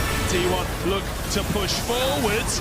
But actually, Guma the one to go down, and Tara just about dodges away from the knock of Khan. He needs to jump to a teammate, but nobody's nearby. Then T1 find another. The super minions pushing in. Oh, no way! Just snipes Doran. Goodbye to the Medjai stacks there. Doran getting punished there by the Heimer. We can see now Tolkien moving over to defend the top lane with the super minions were pushing. And it's up to, I mean, there's a lot of wave clear here, but there is that full HP cannon minion. I think they should be able to clear it out. I mean, it's short-range champions, they can't really approach, so nothing really come from that scrap in terms of damage to the base, which is good, as Tolkien did need to clear out that top wave. But, you know, I feel like a lot of the talking point was that top jungle for NNO early, but it kind of feels like the mid and AD carry has really started to take over now. Here you can see Antara holds the blinds till after he uses the Q just to take him out. The ult comes in, catches Faker, and he just gets obliterated. Unfortunately, Carney doesn't quite catch Antara, and the follow-up's not quite there as well, so he just goes down. But this snipe on a Doran. Oh, it was the root for Carney as well. I mean, that's kind of clean from Tony and No Way. Really, really nice little root. Yeah, the Rylai's completed now, so it's so nice because when that E is thrown out, you expect just to slow, but the Rylai's, it does just root immediately. Really good for catching people out at a long range, as we saw there. Now, Guma is, look, you've tried this before. It did not work. And he's been spotted, and he's been obliterated. No way for you, Gumayusi. Oh, man. Oh. The artillery comes in. The fancy footwork is just too good, though. Yeah, I think maybe Doran's Zero play, it could use a little bit of work. You know, the ult charge is not super on point, but yeah, Guma, I think really wanted revenge for the laning phase. Did not get it. Just victim to more of the same. Look at this NNO now, trying to use Tolkien as bait. They did this earlier in the game to find 2v1s. Now they're looking for a full 4-man play off the back of Tolkien, trying to look juicy. It's been a little while, though, since NNO showed on the map. Surely T1 know something is amiss. Doran steps up, flashes away from the knockup, but Tolkien jumps straight on, and the charm goes through. That's 2 for NNO with a TP from No Way. They're going to try and end through the top lane. Yeah, they can look for it here right now. Guma's spawning in 2, but I don't think there's enough that can be done. Faker, the thing is, the inhibitor is down in the top lane. He's going to have to do so much work to try and end through bot, but I think the call is just try and base trace. No, he's actually recalling, and it's going to need to be a miracle defense. Guma goes in 1v4. He's on the Katarina, but he will not last, and that's going to be another tower going down with Guma on the dead timer. Faker versus the world on the ribbon, looking to try to defend, goes for the ultimate, but what can he do? 1v5, needs to try and find his way into the play. The knockup will land, the damage is there, and Faker actually manages to get away. No, finally falls. Tunney gets the last kill, 40 to 30 as NNO take out T1. And last year it took until the final game for T1 to go down. This is game 1, and NNO managed to hand them a defeat. Such a good play. I just feel like it was an exciting game. It was chaotic, but there was a lot of clutch plays from NNO. And the absolute elation on the NNO faces as they all hug after that game. What a moment for them. Man, this is such a great way to start off the day from the side of NNO. They're talking about how they are working from the ground up particularly, and they start off great. They hand the loss to T1. But you know, I want to come back to you, Ox, because you mentioned that last year T1 lost in the final game. I do want to highlight they were on their main roles, and G2 did not have a chance to draft for them. So, yeah. I will say though, this time they had Antara and like losing team MVP on the Teemo jungle, so feels like it balances out a bit, you know? The Teemo jungle actually surprisingly, I mean, not to my surprise, but the Teemo jungle was good. Yeah, it was insanely good. The Katarina against a Heimerdinger was not the funnest time. It felt like No Way had a bit more expertise in how to play that matchup than Guma did for sure. I feel like No Way just kept on like limit testing a little bit on the Heimerdinger. He clearly knows how much damage he can do, and people kept on falling for it. Maybe that is his comfort pick. Maybe the research could have gone a little bit further in depth, but either way for the NNO side of things, I mean, that's a lovely screenshot to have, right? That's gonna go down in the memory books because you're gonna have a screenshot where it says 1 versus Faker. Yeah. 1 versus T1. That's incredible. Even more than a screenshot, these guys getting to stand there on the stage. The crowd is going mental for NNO right now, and rightly so. That is a memory that will stay with them forever. Yeah, and honestly, I feel like for both teams, kind of the super sub, the late substitutions, like Accor, obviously I talked about already, but Tunney on the Seraphine was actually getting some really clutch picks, really big ultimates, and just doing a ton of damage. Like normally, a lot of people think Seraphine, they think the utility, the shielding, they do think the CC, but like some of those moments, like the combo land and people's healths were just getting obliterated. I mean, the one towards the end of the game where she found that really, really long-range route to settle for no way to find that pick, it turned it into a winnable situation. I think the game could have ended otherwise. These are all the screenshots. They are whipping out their phones to take pictures of the screen. They are keeping this in the scrapbook forever. They are soaking up this moment that they have won. Not to mention, they also won in a big comeback as well, which is kind of T1's whole thing. Like, we've seen so many insane comebacks from T1 over the years. NNO just won while at a massive gold deficit, coming back against T1. I mean, it's just, what a moment for them. This is match 1 as well. This is the start. The day is just beginning. 40 had, it was what, 70 kills in that game? You know, we've got a lot more ahead of us as well, starting off with a bang. I'm going to talk about Owner's Draven as well. I mean, I was expecting something, but I feel like Owner looked so incredibly comfortable and was just happy flashing forward. I feel like he was kind of playing Draven how like solo queue Dravens do, where it's like all mechanics. It's like, I have so much damage, I'm going in, I'm flashing forwards. I died 7 times. But you know, you can see he's got the proficiency on the champion, just maybe went a bit too aggressive, a bit too much limit testing at times. Yeah, I feel like there was that one in mid lane where he just kind of charged forwards, gets hit by absolutely every skill shot and dies. But then there were other plays, like the one where he flashed over the knock-up and like found the kill, like did some cool stuff. So also kind of using the ult as that artillery tool alongside the Zerathor. I thought that was quite a cool combo that they kept pulling. There was no cowardly play in this match. Definitely not. I think that is a very safe thing to say. Both teams gave it everything they got, and I think the most important thing to highlight is the entertainment factor.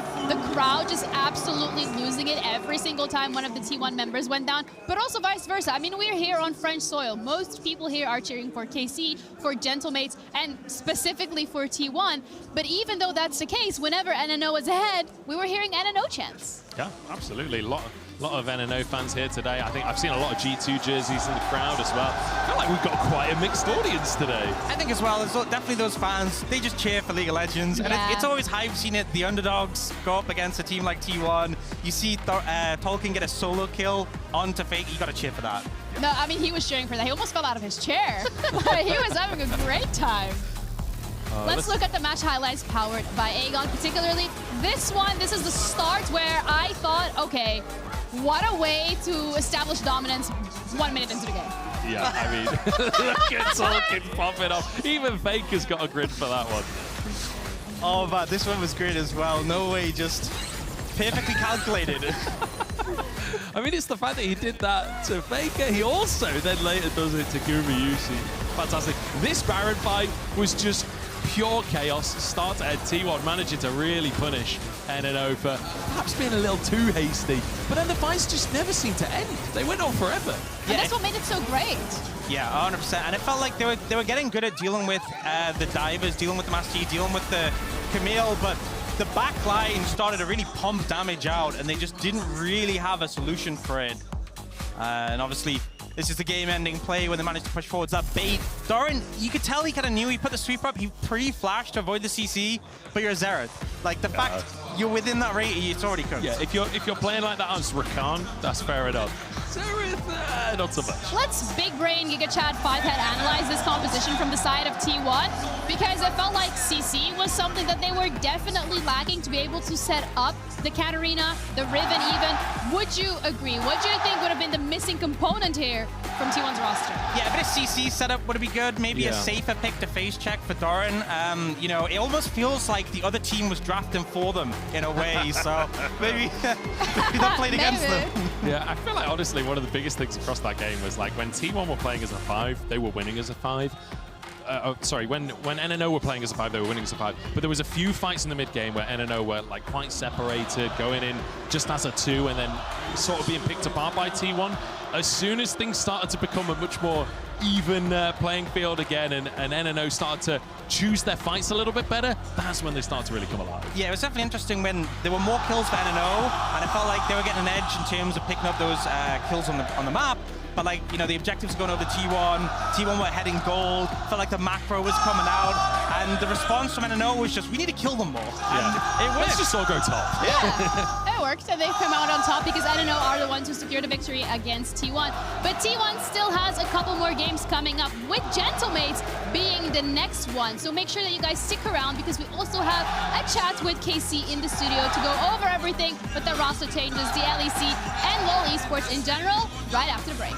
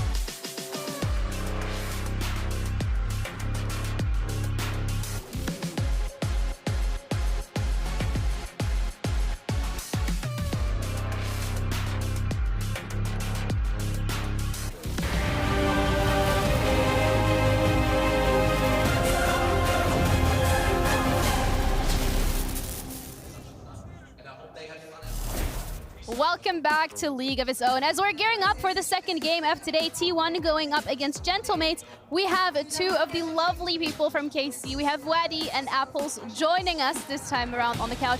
Thank you so much to both of you for taking the time. I know you have a matchup today against G2, but let's talk about it. Let's talk about the future of KC and what we've learned from last year. So, of course, there are roster changes. Khalees is coming up from KC Blue to KC, playing in the LECs, finally 18. How does it feel to have this team together? What was it like putting all the pieces in place? For us, it was pretty easy because almost everyone already worked together. Only Yike is a real new player. I work with Apple work with Rhea, I already work with Rhea, and same, Khalees work with every one of us. So it's an easy integration, so we're happy. You're talking about Yike, and of course, Yike has been on G2. He's had a lot of success on that roster, especially last year, winning winter, spring, and summer. So what was it particularly about Yike that made you guys go, we want him on the team?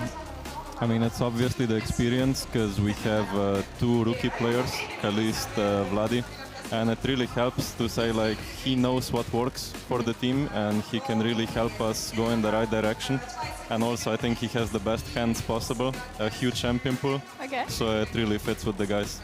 When it comes to the changes that we've seen in KC last year, particularly in 2024, we saw Vladi stepping in for Sakan in that mid lane. And it felt like with Kana as well added to that roster, the improvement was there. You know, winter was the last finish, but then in summer, 4th, 5th place. KC has grown a lot in the span of 1 year. So what does 2025 look like in your eyes? For me, it was always the objective of KC, and it will be always the same, it's to win everything. Everywhere we go, we want to win, and if we build this roster, it's to win everything.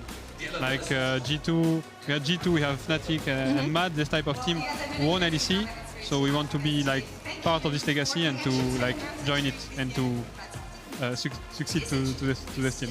You're talking about G2, and that's going to be your first game here this time around. Apples, you're going to be going up against G2 in front of the arena where everybody is cheering for you guys. I mean, they can't hear us because we are the English broadcast, but what does it feel like for you to be able to represent an organization? You're walking in front of the fans and everybody's cheering for you. I mean, the fans are obviously why we do it. It's amazing everywhere we go. We see the amazing support.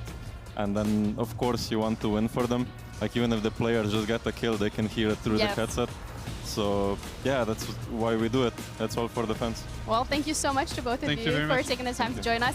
I wish you the best of luck in your matches today against T1, against G2. Looking forward to it as well. Looking forward to seeing the new team. And guys, we're going to be back after the break with the walkouts.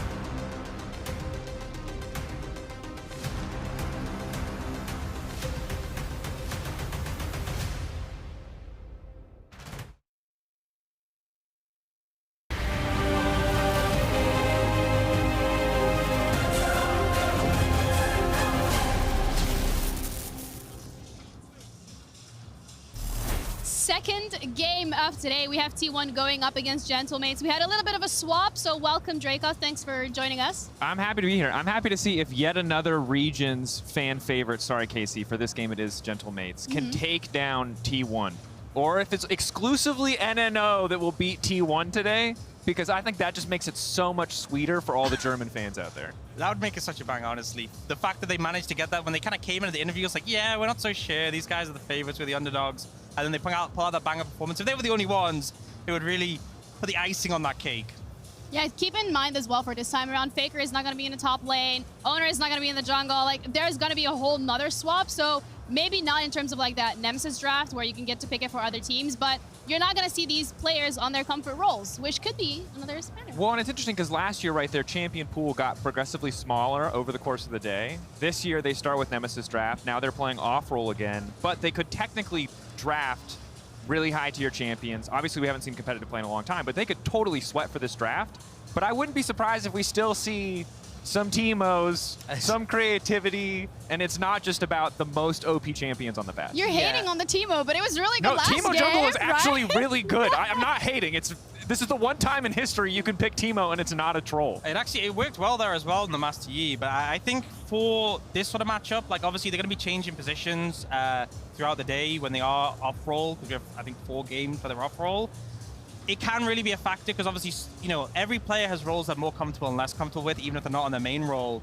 And especially if you're able to pick specifically what you want, you can really put yourself in a position where, you know, there are players who have played other roles in their competitive careers or just have the strength in their ability to play in those other areas. So I feel like, you know, last game, a bit hectic. We obviously saw Guma really struggle in the mid lane. In this game, you know, like he's going to be playing a role he's much more comfortable with. That's still in the bot lane. So I think stuff like that can make a big difference. I think in general, it's going to be curious to see. I think you'll know when teams are tryharding when someone's in an off role and they pick a champion that's universally considered like, let's say easy, right? Ornn, yes, you can mess with the laning phase. You might not know the intricacies of top lane, but you hit level 6, no matter what skill level you are as a player, you can push all and you can have an impact in the game. And that's how we'll know that the teams are really sweating for their lives, if they pick these champions that, regardless of your how comfortable you are with the specifics of your role, if you can just bust out something that has a really high floor in terms of the impact in the game, you're always going to have a good time. I think what's also going to be really interesting to see is GentleMates. They are like to our left, and they've been one of the most loudest crowds that I've had so far. They brought a drum in, they have flags, they're ready to go. And of course, T1 is used to having an atmosphere where people are cheering for them. But when you have a team that is cheering against you, it's new territory. They got a little bit of it last year. You know, the KC fans wanted to militant in representing KC. We're not going to let anybody think that they were fans of T1, but I think that the hard thing about being any team ever when you play against T1 is you're always kind of the underdog. Yeah.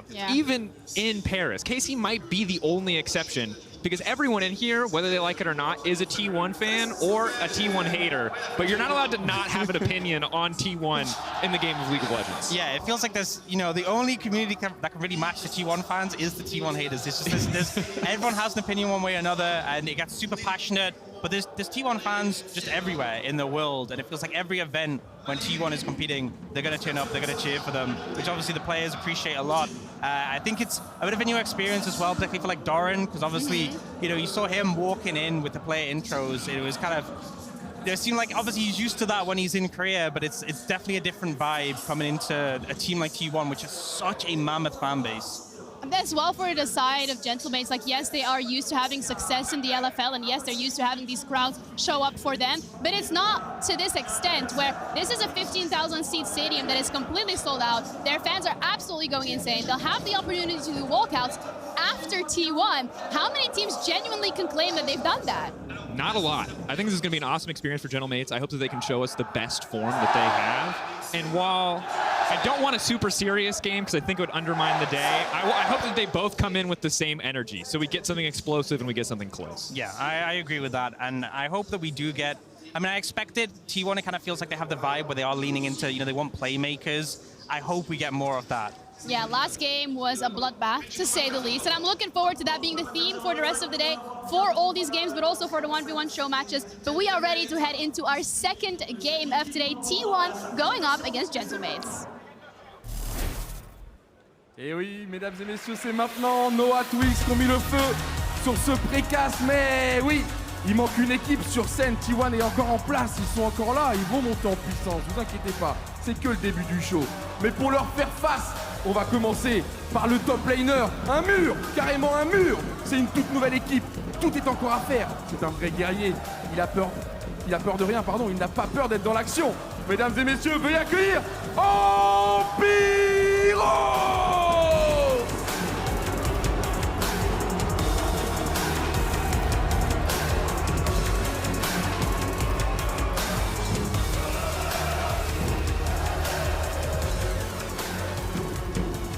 Le suivant, très proactif, il n'hésite pas à aller au corps à corps, très intelligent, gros potentiel, c'est lui qui gère le rythme.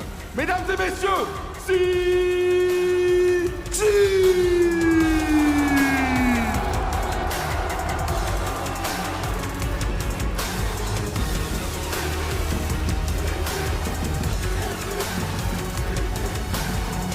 Le suivant, un vrai capitaine, toujours là pour ses coéquipiers, polyvalent, il n'a pas peur d'innover, il rassemble, c'est un vrai leader. Green Shoot, votre midliner, et go!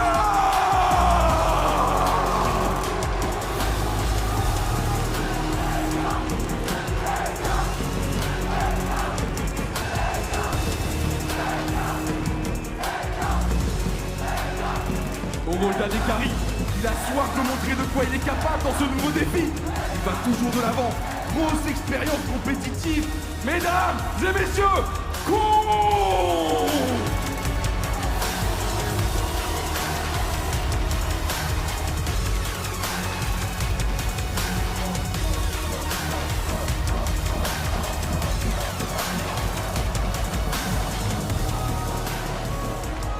Joueur de l'ombre, ce qu'il aime, c'est faire briller les autres.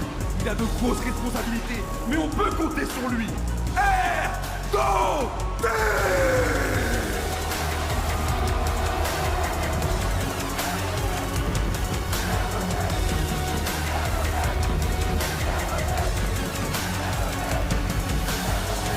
J'en profite pour vous demander encore une fois de montrer votre enthousiasme pour l'équipe championne du monde.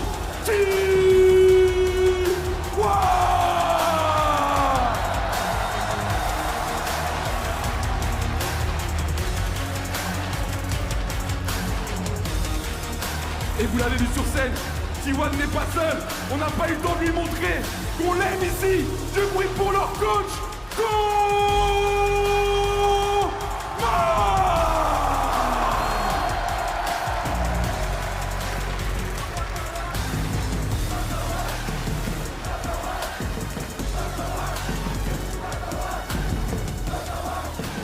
Messieurs, les 10 joueurs sont en place sur scène.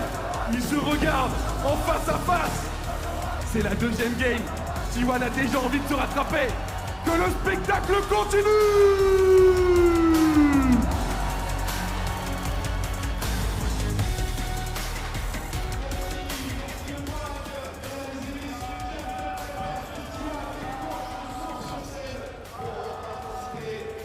The spectacle will indeed continue as GentleMates take on T1. Something that I want to talk about a little bit here is the player walk-ons, where I feel like there's like players in two camps. One that are like, oh yeah, I love this, and the other one's like, what's going on? Yeah, I feel like there's this subdued people, like when people don't know how to handle that amount of attention when you're a young pro, you know, I think you play it like you're the cool guy and have your hands in your pockets, you know, you're Dante, just like, yeah, whatever, you know, I'm used to seeing so many people, you know, you're trying to play it off, but like, clearly this is an intense environment. No matter how many times you've been in an arena like this, I feel like it's always going to get your blood going. Yeah, 100%. And I mean, it's always the French crowds are so loud. Like, it feels like the arena is just constantly shaking. And the GentleMates fans as well. As you said earlier, they brought in a drum. The chants are just constant. Yeah, I wonder if they're going to run out of steam. Probably not. They have all the flags, all the fans, and everybody ready. Let's have a look at the GentleMates roster, particularly for those of you who are potentially not fully aware of the LFL and what this team has done. Yeah, so this is a new roster being put together. Accor was on the organization before and played for the team in spring, and then has come back, but the other players new joining, so this is an opportunity to see them.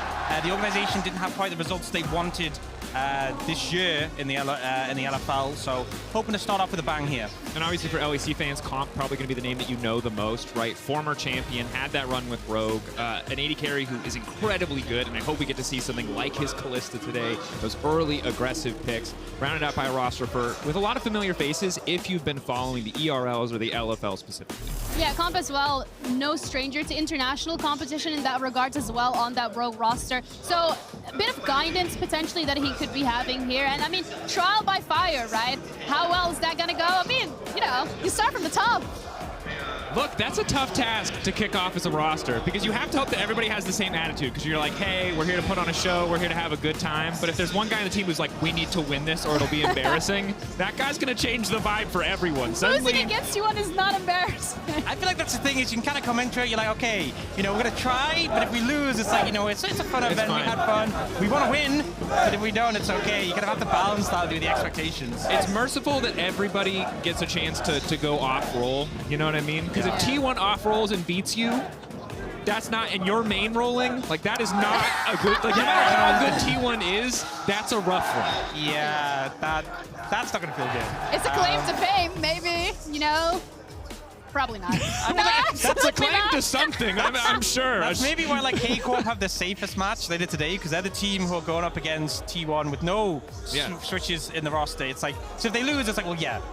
They're against T1, full power, main roles. Well, not full power, because obviously Kerry isn't here, but main roles. Yeah, so I think there's definitely going to be pride here that these players will want to take the Nexus out, especially after NNO just did that in Game 1. They're going to want to follow that trend. But the Game 1 was entertaining, and at the end of the day, that's why we're here, right? We want to see some great League of Legends, some bloodbaths left, right, and center. Starting off with the pick and bans. Ambessa taken out, I'm not too surprised. I feel like that champion in the top lane or jungle can be pretty scary. Yeah, top lane, she's terrifying. I think she's still, in terms of what we know about the patch, probably the strongest champion. She was nerfed a little bit, but in general, this champion is just so oppressive. It did not take long for people to figure out how strong she is. And the nature of the bans, these are all very good champions. So I do not think, based on bans, that we're kicking off with any kind of troll draft, any kind of for fun draft, because all of these picks have been incredibly strong in solo queues, strong in scrims, and now with Victor taken away as the kind of creme de la resistance, or whatever it is, creme de la creme of mid lane picks. This is a serious draft through and through. That's a Skarner first pick, Ox. We're not having fun. This is no fun zone. This is all serious. They want to win, but for those wondering, we are on the current live patch, which is 12.24, which came out like 5 days ago. And that's why the Victor ban came through. Obviously, he's been updated and is very strong.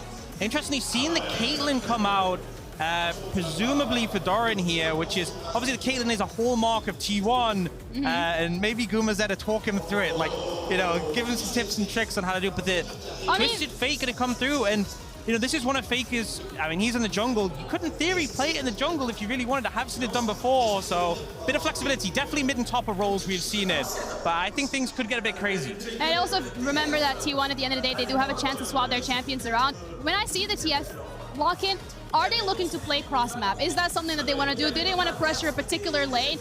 Maybe run it back on comp? I don't know. I mean, I think generally, it'll be hard to say without knowing where the TF goes. The strength of TF top was you get pressure and you always get to roam early, right? Until we see summoner spells, won't be 100% confident there. It's also something that's been hit a lot on previous patches. Speaking of kind of getting knocked down a peg, the Elise has hovered there. Still powerful on this patch, but definitely a lot weaker early. And while initially we talked a lot about, hey, this is like a super, super serious draft, it's not clear 100% where T1 are going, but I do love that Lux has been picked up here specifically to deny the Caitlyn Lux bot lane, to not let T1 just have incredibly powerful lanes right off the bat. I like that, but I feel like picking the Lux and then instantly the Nautilus, I feel like that was a bit of a mistake because you could have just held it as a flex, and now the Naut got instantly answered by that Braum. So T1 really confident with the matchup, and this is a terrible scenario to be playing Nautilus into so much CC, so much single target setup. This is the kind of game where Nautilus can die 10 times, and it wasn't even like the support was playing badly. The comp is just designed to kill him. It feels like the Lux particularly is an answer to the TF mid, but then again, that's not taking into consideration the thing that it could be flexed around. I don't actually know what the plan is with this Lux. I'm used to it in the context of support in bot lane to win a matchup. Just range, early damage, obviously very powerful in that isolated 2v2. But as you highlighted, with the Nautilus locked in, unless the Nautilus is a flex, which I cannot imagine, mid lane Lux is not, I don't like that. I think it's not good, you know? Yeah. The skins, great. The skins, great. The champion, the thing is, I think if you got decent gang setup, if you get some momentum, maybe some early ganks on a TF, you could just kind of delete the wave constantly and never let them leave. So I think maybe that's the theory, but I'm kind of on your side where I need to see where it's going to go, but also if it is mid, I'm not super convinced yet. Do you see some more bans coming out? So Varus, Renekton, picks that have quite a bit of early pressure being denied from GentleMates here, and it seems like they're denying, well, the Jarvan, obviously a lot of setup. And we'll see the Vi as well. So yeah, really denying picks that can allow T1 to set up. And it feels like after that previous game, a lot of where T1 was finding strength was finding isolated members, finding opportunities to pick them up. Their comp facilitates that. I think Viego fits really well. Another auto attacker to stack the Braum. But also once you get that initial kill, you get the reset, you get the momentum. I feel like that also could potentially further solidify the fact that TF is going to be going in that mid lane. So we don't have to worry potentially too much about that flex, but then you're looking at the side of GentleMates and how would you want to answer that? Because it's a really aggressive comp that they have going on. I mean, technically they can still flex it, and this is the struggle for GentleMates, right? Is that they need to complete their composition, and T1 will still have the luxury of moving any pieces that they want. I don't like the Lee Sin as much. I think this team is going to have a really hard time killing tanky frontliners based on what they have so far. I like the CC setup that Ox highlighted earlier, but that Skarner's just going to build a bunch of Giants belts, and Caitlyn is not going to kill him in any of these early fights or skirmishes. Smolder. And also the Jax as well. Like Jax into Twisted Fate, into Braum. Like you can't really do that much, especially if he goes the Zhonya's. Between the Counter-Strike and the Zhonya's, you can't set up that CC on him nearly as effectively. And they do end up locking in the Corki, so a lot of damage potential from there. I do feel like they needed some of that sustained damage in their composition. They obviously were hovering that Smolder before, but you know, I'm guessing it is going to be that Lux in the mid lane. A lot of front-to-back power here from GentleMates, and it feels like in a straight 5v5, they can do a lot of work. They have that really bulky front line, and it feels like with this Fiora or Gnar being hovered, the side lane pressure may be something that T1 feel like they have to lean into. And confirms the TF to mid lane, as you predicted, Ginny. So TF back in the mid lane, up against Ica on the Lux. Ica, of course, notorious control mage player, did play a lot at Tristana in this last year, I think, as everybody did, but ready to see what he can do. I mean, it's pretty difficult as a TF to get onto the Lux just because of the range, but also as Ox highlighted earlier on, you can continuously push in waves. You can go TP on Lux, you could potentially answer some of these roams. Even your ult, not fully cross map, but you get quite a decent range on that, which to an extent could help you impact some of the team fights. Faker Lee Sin, though. As we see the hovers over here, although he's technically, I'm waiting. I think the overlay hasn't quite updated. I assume that... You don't want to see TF jungle? I don't want to see TF jungle. I got it one time, Kickus. Shout out to the OG. I don't need it again, you know? I'm willing to let that one go. Yeah, the thing I'm really wondering about is, because they had the Corki mid and the Lux bot lane, if they're keeping that or changing that, because we expected the Lux mid and the Corki bot. We'll get to see when we get in game which way that's gone around. It'd be an interesting adaptation. Nautilus bot lane is not against a Braum. I mean, the thing about Braum Caitlyn is if they get push, it's really strong. But if they fall behind, this is an insane kill lane. Like, it's not my favorite kill lane. It's not a conventional kill lane, but you have a lot of burst damage if Braum is not in a good spot. And as we're ready to head into game, I'm gonna head over to this castle and give it to you guys, and I'll be out of here. Thank you. We'll group up. And it is comp on the Lux. So they're going for the Corki mid lane. We've obviously seen a ton of Corki mid lane.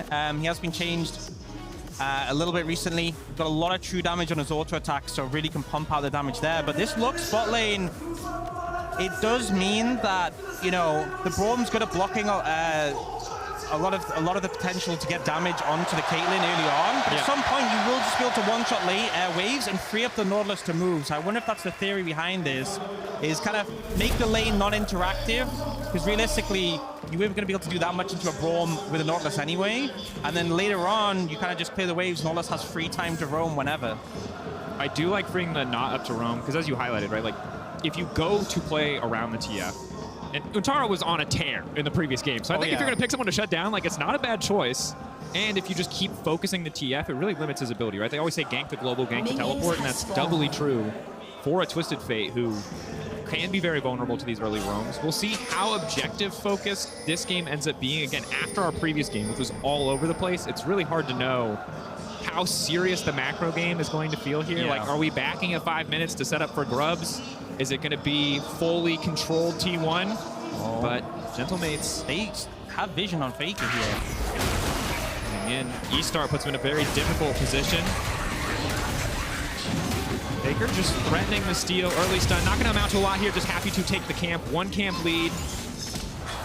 GG. And now Faker moving down. This is a very awkward start for the Lee Sin. Yeah, definitely. And it's a pick where you want that early momentum, especially into a Skarner. You want to be able to pair up with the TF and make things happen. And they've been zoned away. And I think this is one of the struggles of playing against Braum level 1 is, oh man, if you do not hook the priority target, and kind of to a certain degree, even if you do, when you have a Lux next to you, what do you do level 1? Yeah, I don't think level 1 you're really going to be able to do that much, but I think it's okay. I think it's gonna get to the point where really with a pick like Lux or with a lot of mages in the bot lane, you get so much power from getting levels in your primary abilities. So like level 5 and getting like a Lost Chapter back, that's where Comp will feel a lot more confident. You are going to have to weather the storm a little bit early. As long as you don't give them a window to dive though, I think it's okay. But speaking of dives, it's done. Owner charging the Narbar flash out to safety. Ishtal's edge, not going to connect. I mean, pressure from GentleMates. Clearly not here to mess around. Those fans amplifying the energy. They are not looking to give anything up. But Faker, again, spotted on vision just about this entire early game means that Comp knows this is coming. Adversity knows this is coming. But I don't know if that's going to stop the gang from coming through. Okay, they got level 2. That's big. Initial CC, good, unbreakable, but Guma crucially did not take tower aggro, did not proc it. Faker now locked up for a moment, flashes out perfectly timed. Doran! Oh, they're getting styled on! They shut down the early pathing, but they cannot stop the dive from coming through. One more stack with the defensive blows. They want the double! They're willing to give one up to get it. So well played there by T1, and I think GentleMates made some mistakes there. They used their full CC combo before the dive had even happened, and they were clearly thinking, okay, if we lower the Braum's health, then they're not going to be able to dive, but you just burn your tools. You want the lockdown to come in while they have tower aggro.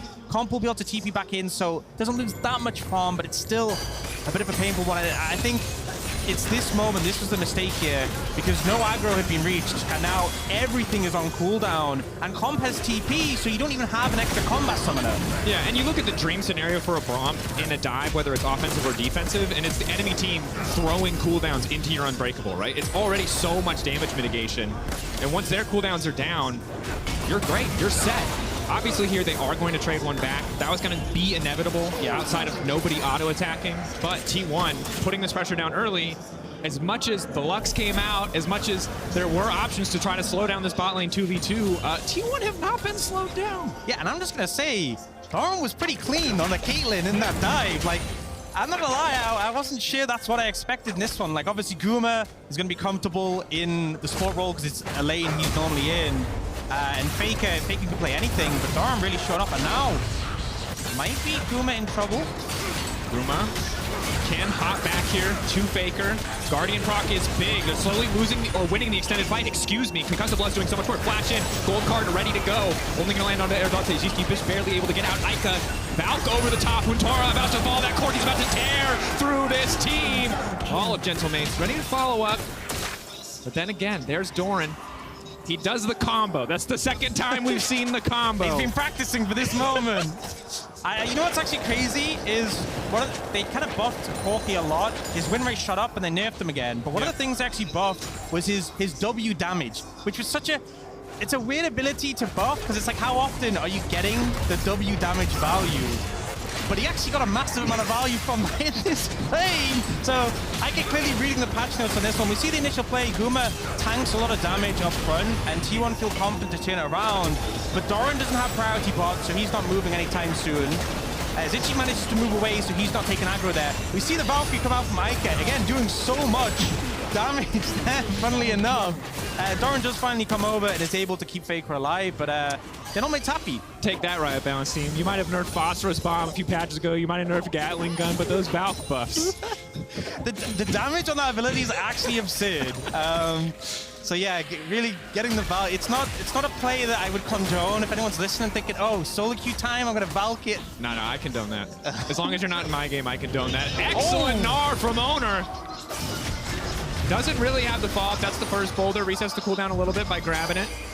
Okay, Guma on the way in. The Skarner's here to defend. Faker is TF on the way. DG not going to connect on that initial piece of CC, only level 5. I mean, this is a pretty easy dive for T1. They have more members in the area. The 4v3 are already down. Nice lockup though on Utara. Good fire back from GentleMates, but only the double kill.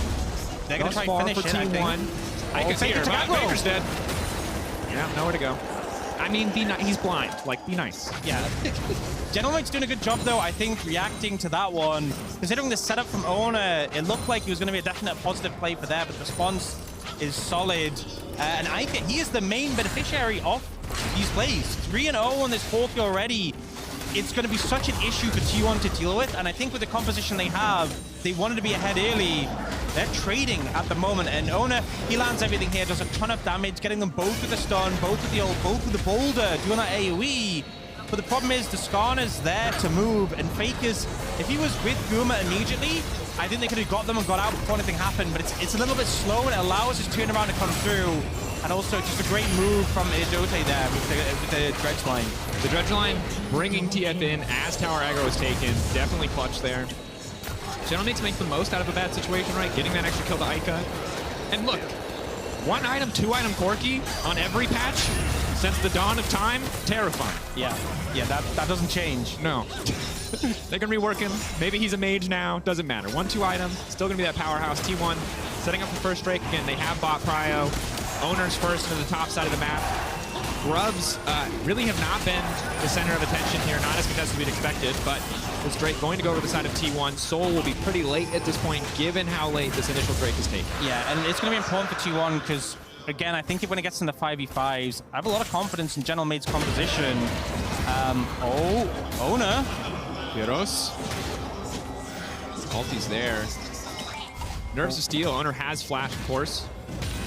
Yeah, doesn't find a kill, but does force him away now. Is she looking for a gank here, potentially? But Guma and Doran just going to back away from the situation. That Corki, so scary, level 8 compared to Guma's level 4. You know, even a Braum, who's obviously good at tanking damage, you will get shredded. 100%. I mean, there's just so much follow-up CC as well, right? To lock you down for those rockets. Ica hard clearing the wave now, just to make sure that he doesn't have to stay in that 2v2 lane. Heroes. Oh, the has his own flash. Meganar back, but not going to knock into the wall for the extra damage. Flash away from the wall up. Good ward hop. Dodge the initial kick there. Will be able to escape. Takes all of his defensive resources, really, but TP just about to come off cooldown. So at the end of the day, not going to hurt too bad. And not to critique the GOAT, but I think if you, like, ward hopped in, he then could have flashed to ensure he got, like, the CC connect, like the ult connecting, so kind of just threw the Q out. Yeah, I hear you. Why did you just write a note on the table that says Faker is washed, Ox? Well, that was not me. That was there when I got here. Yeah, I mean, you know, Faker doesn't commit too much, does still end up getting the flash from the Jax, and has now gone for the Eclipse as well, so a lot of beer is going to be available to this Lee Sin. And really, the repeat gank is where it gets scary, right? Because now Owner has the flash advantage in this matchup, which means in side lane he's not nearly as scared, and yeah, Eclipse, not an item that I am used to seeing. Obviously, in the context of solo queue, yes, I just don't see a lot of don't see a lot of Lee Sin these days in comp. Certainly not one so focused on damage, but a super powerful item for these early skirmishes is Guma's going to make his way to the top lane. T1 swapping their lanes around super actively to the game this far, and this time around, unsurprising that Grubs are a minute away and T1 has their bot lane right next to that objective. And I've got to kind of credit GentleMates though, because it feels like T1 keeps doing these swaps to try and catch them off guard, but it doesn't feel like they've really managed to leverage a significant advantage from it, and especially we haven't really seen the TF make too much of an impact. You know, this pick felt like a big cornerstone for this composition. You have a top laner in the Gnar who, if he's ahead, can really take over the lane. The Caitlyn as well is a momentum-based champ, but you know, Antara went for that ult on the top side. Didn't really work out favorably for T1. It was an even trade, and it just feels like GentleMates have really done a good job of making sure there's someone to answer the waves mid constantly. Yeah. You can see Ica using his TP into the mid lane to make sure they have a tempo advantage. Nice pushback onto Guma. Good double ult. Apiro's going in. Exhaust down. Dorn should just be able to walk away. I was hyped up initially, but Exhaust, hell of a summoner spell. Yeah, but triple summons being there on T1, so a lot of value. Comp, definitely good at clearing the wave, not so good at 1v1ing Owner, but you know, I think the job's easy here for the Lux, and I think this is kind of what we're seeing. What we thought the pick might lead to is just clear waves, delete the pressure on that side of the map, and then they can do things like this and make stuff happen. We'll see if Ross able to get a plate as well, so just positives for GentleMates right now. Tara, quick flash. Ooh, awkward hook there. Comp down. Initial burst damage goes down, but Owner about to turn Mega. Heroes needs to get out of here. Bit of a questionable TP, to be honest. Luckily doesn't get the stun into 2, but just finds himself in the waiting arms of T1. Yeah, unlike that fist bumper handshake, that one's not going to feel so good. Stun, into damage. And down goes the Jax. Yeah, it kind of felt like, seen a play coming in top, but it's... See? No ulti this time around. Does have the flash, however. Comp on the chase. Oh, good block. Just the edge of that shield from Guma. And that's going to be enough to stop the play. If that clipped Darwin, no cleanse available, so he would have just been dead to rights if that had hit. Still a lot of damage coming up from Comp, though. I think they do need to still back away. Rinse and repeat. We saw this exact play just a couple of seconds ago. Stun, ulti there for Guma this time around. Doran doing decent damage, but he cannot finish this kill. The back to binding hits is big! The rock to shut him down. Credit to GentleMates. Stone cold in that exchange. Yep, T1 playing with fire a bit, seeing an angle to maybe punish Zichi, but just stepping up too far there. And Comp cleaned with the skill shots, but this to me felt like a little bit... Okay, I see how it actually happened initially. Antara ulting in, forcing here. No real way to get away from this situation once it happened. And, you know, in hindsight, obviously, if you'd stayed on the tower, they would have been able to CC them and maybe force them to take tower hits, but I think Comp did what he could to try and get away. But the TP, as you said, definitely backfiring. Yeah, it just ends up in an awkward situation. Obviously, manaless Jax, very easy for this particular group of champions to chase down, but you'd already kind of won the play on the top side, right? You talked about it, 3 summoner spells, the second spawn of grubs. You put yourself in a good position. T1 naturally make the cross map, but because you invested so much to try to shut it down, you just lost more in the long run. Yeah, Aika, though, first item completed. Yeah. Don't know if you know this, but I think that Triforce kind of kicks the crap out of Rod of Ages in terms of first item power spikes. Yeah, a decent amount. Antara also used his card on the wave, so he just had nothing to do that. And will actually be denied the cannon here as well. A plate going over to Aika. You can see when you look at the goal difference, he is the one with the major lead between these two. And on this Corki as well, he is such a major issue. It's going to warp the game so much where T1's game plan will have to be get on top of the Corki and take him out, or else we just lose every fight. And again, we saw Jarvan bans, buy bans. The tools available to T1 to get on top of that backline aren't great, aren't reliable. Yes, you have the Mega Gnar. Yes, you can find the Lee Sin flanks, but that's not a guaranteed thing. It's not a Vile. It's not a Jarvan flag and drag. Yeah, also with the Braum, not the best source of engage. Seen a replay here. Oh, just a flash engage coming out. That's the kill comp we talked about. That's what you can do, yeah. Obviously, Darwin as well didn't end up having any cleanse this game. I think maybe was thinking the Lux would be mid, so it doesn't have that defensive summon to potentially get you out of those awkward spots, although I think there you're just doomed regardless. Yeah. You see Idote looking here. Flash stun, big commitment there, but of course Owner has no flash of his own. TP coming in from T1. Main's happy to trade that flash for the TP, but hoping not to lose anything else. Good interrupt on the air. Dote denying the buffer on the hook. Ulti from Lux does not hit anybody, and now Faker is here looking for the lineup on the kick, but he doesn't need it. Owner grabbing that first kill. TF now to follow. Tar looking to get a little bit more done, but that is a lot of chains he's seen, not enough to stop the wild cards. It's T1 doing a lot of work on the bottom side of the map. And that's a sort of moment where T1 immediately punish when GentleMates look for a window. This is what the comp is trying to do with the Twisted Fate, to be able to immediately punish when someone oversteps. It's a little bit awkward. They can just kill a tower and then he'll eventually be allowed to push a button. The button he chose was Flash. Sadly, it was the only button he pushed and then channeled R and died. Damn, that is tragic. And I feel like this is kind of characteristic of playing against T1 where, you know, one mistake becomes such a major issue. You can bleed out so quickly, they will punish so heavily. GentleMates look for the play on the bot side, and so much fires back in return. And now T1 with, it's not a huge goal lead, but they have that in pocket. It's a Hextech Soul as well. They already have 2 dragons. The win con is still there. Yeah. T1 giving some DBZ villain vibes right now, right? We've gone to the weakest form, which is you make them play random champions. Now they're allowed to play off-roll, but they play real champions. And it turns out, when you spend an entire year practicing as a team, or at least for the most part with Antara here, your macro and your map-based decision-making remains pretty damn good. Yeah. That's something that doesn't really change role to role. TP comes in here, Guma, with the Braum mechanics, you know? The engage Braum, something we've seen from Carrier, hasn't always worked, but Guma clearly learning from that, and then Comp.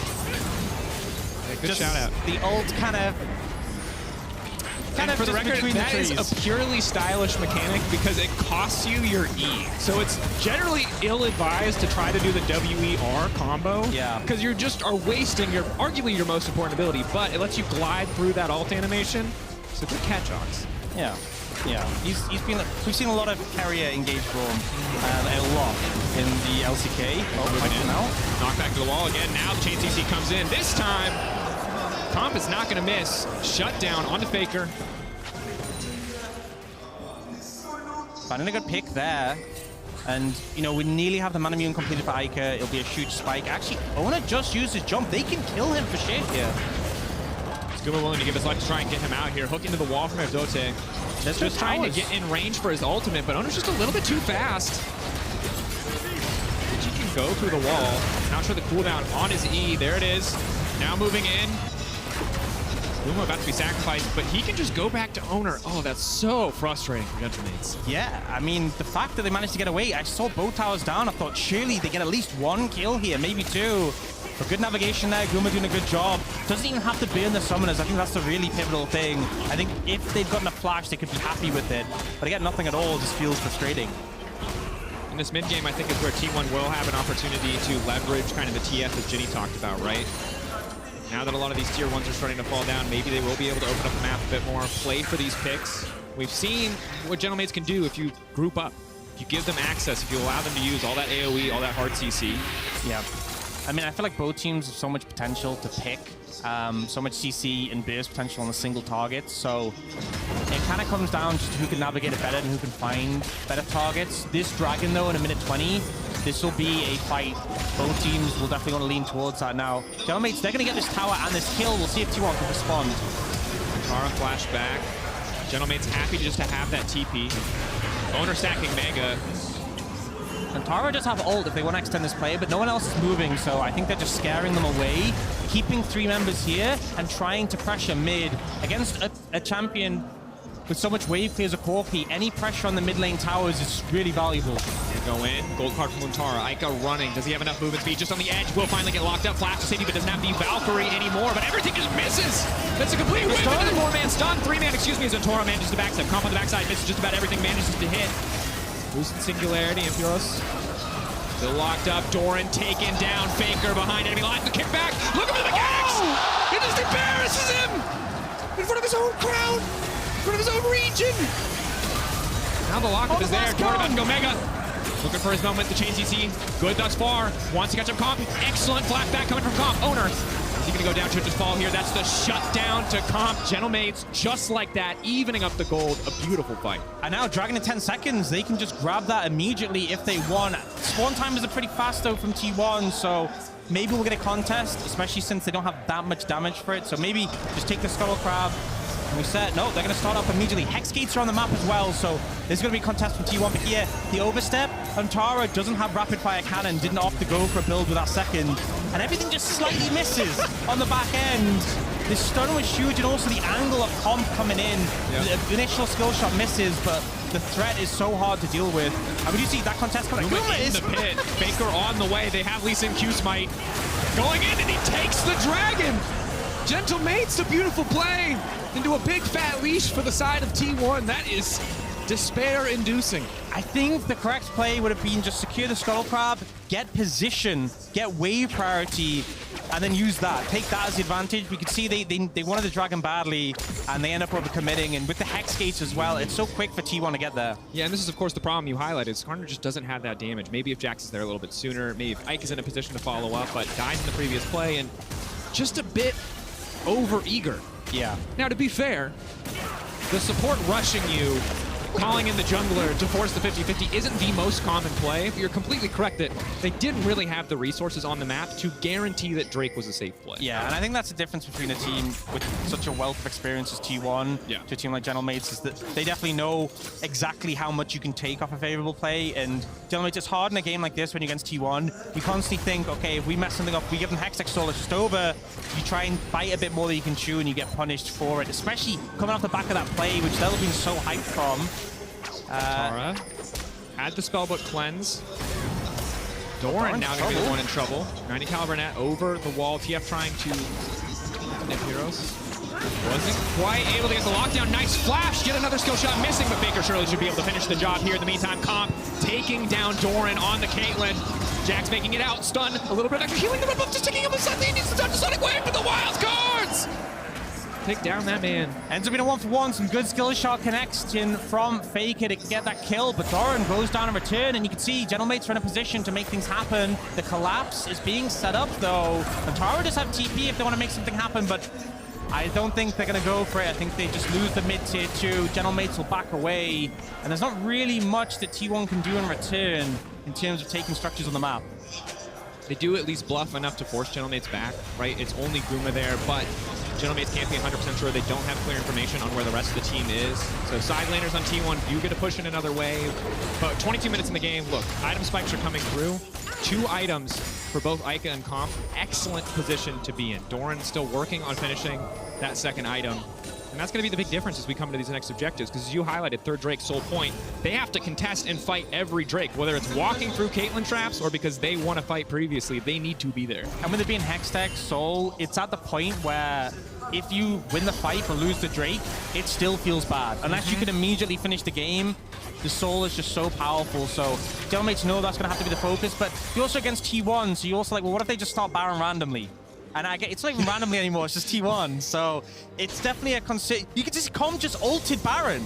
He just had the, I mean, I just say it, it's like you have to be concerned about it because it's always on the cards. T1 are known for this, and that can also get into your head a little bit. And this is the crazy part, is that it's not, I will assume, I don't have scrim information, but I will assume for most of these players other than Comp, this is the first time that they're playing a lot of games against T1. And yet still, their reputation precedes them, Ox. Absolutely. International terrors, the mental warfare built for years to lead to the moment where that Luxalt would just be randomly thrown out. Now, it is like a 30-second cooldown. Yeah. So, pretty fine tool to use to check the Baron, but you can see here they're establishing the vision control there.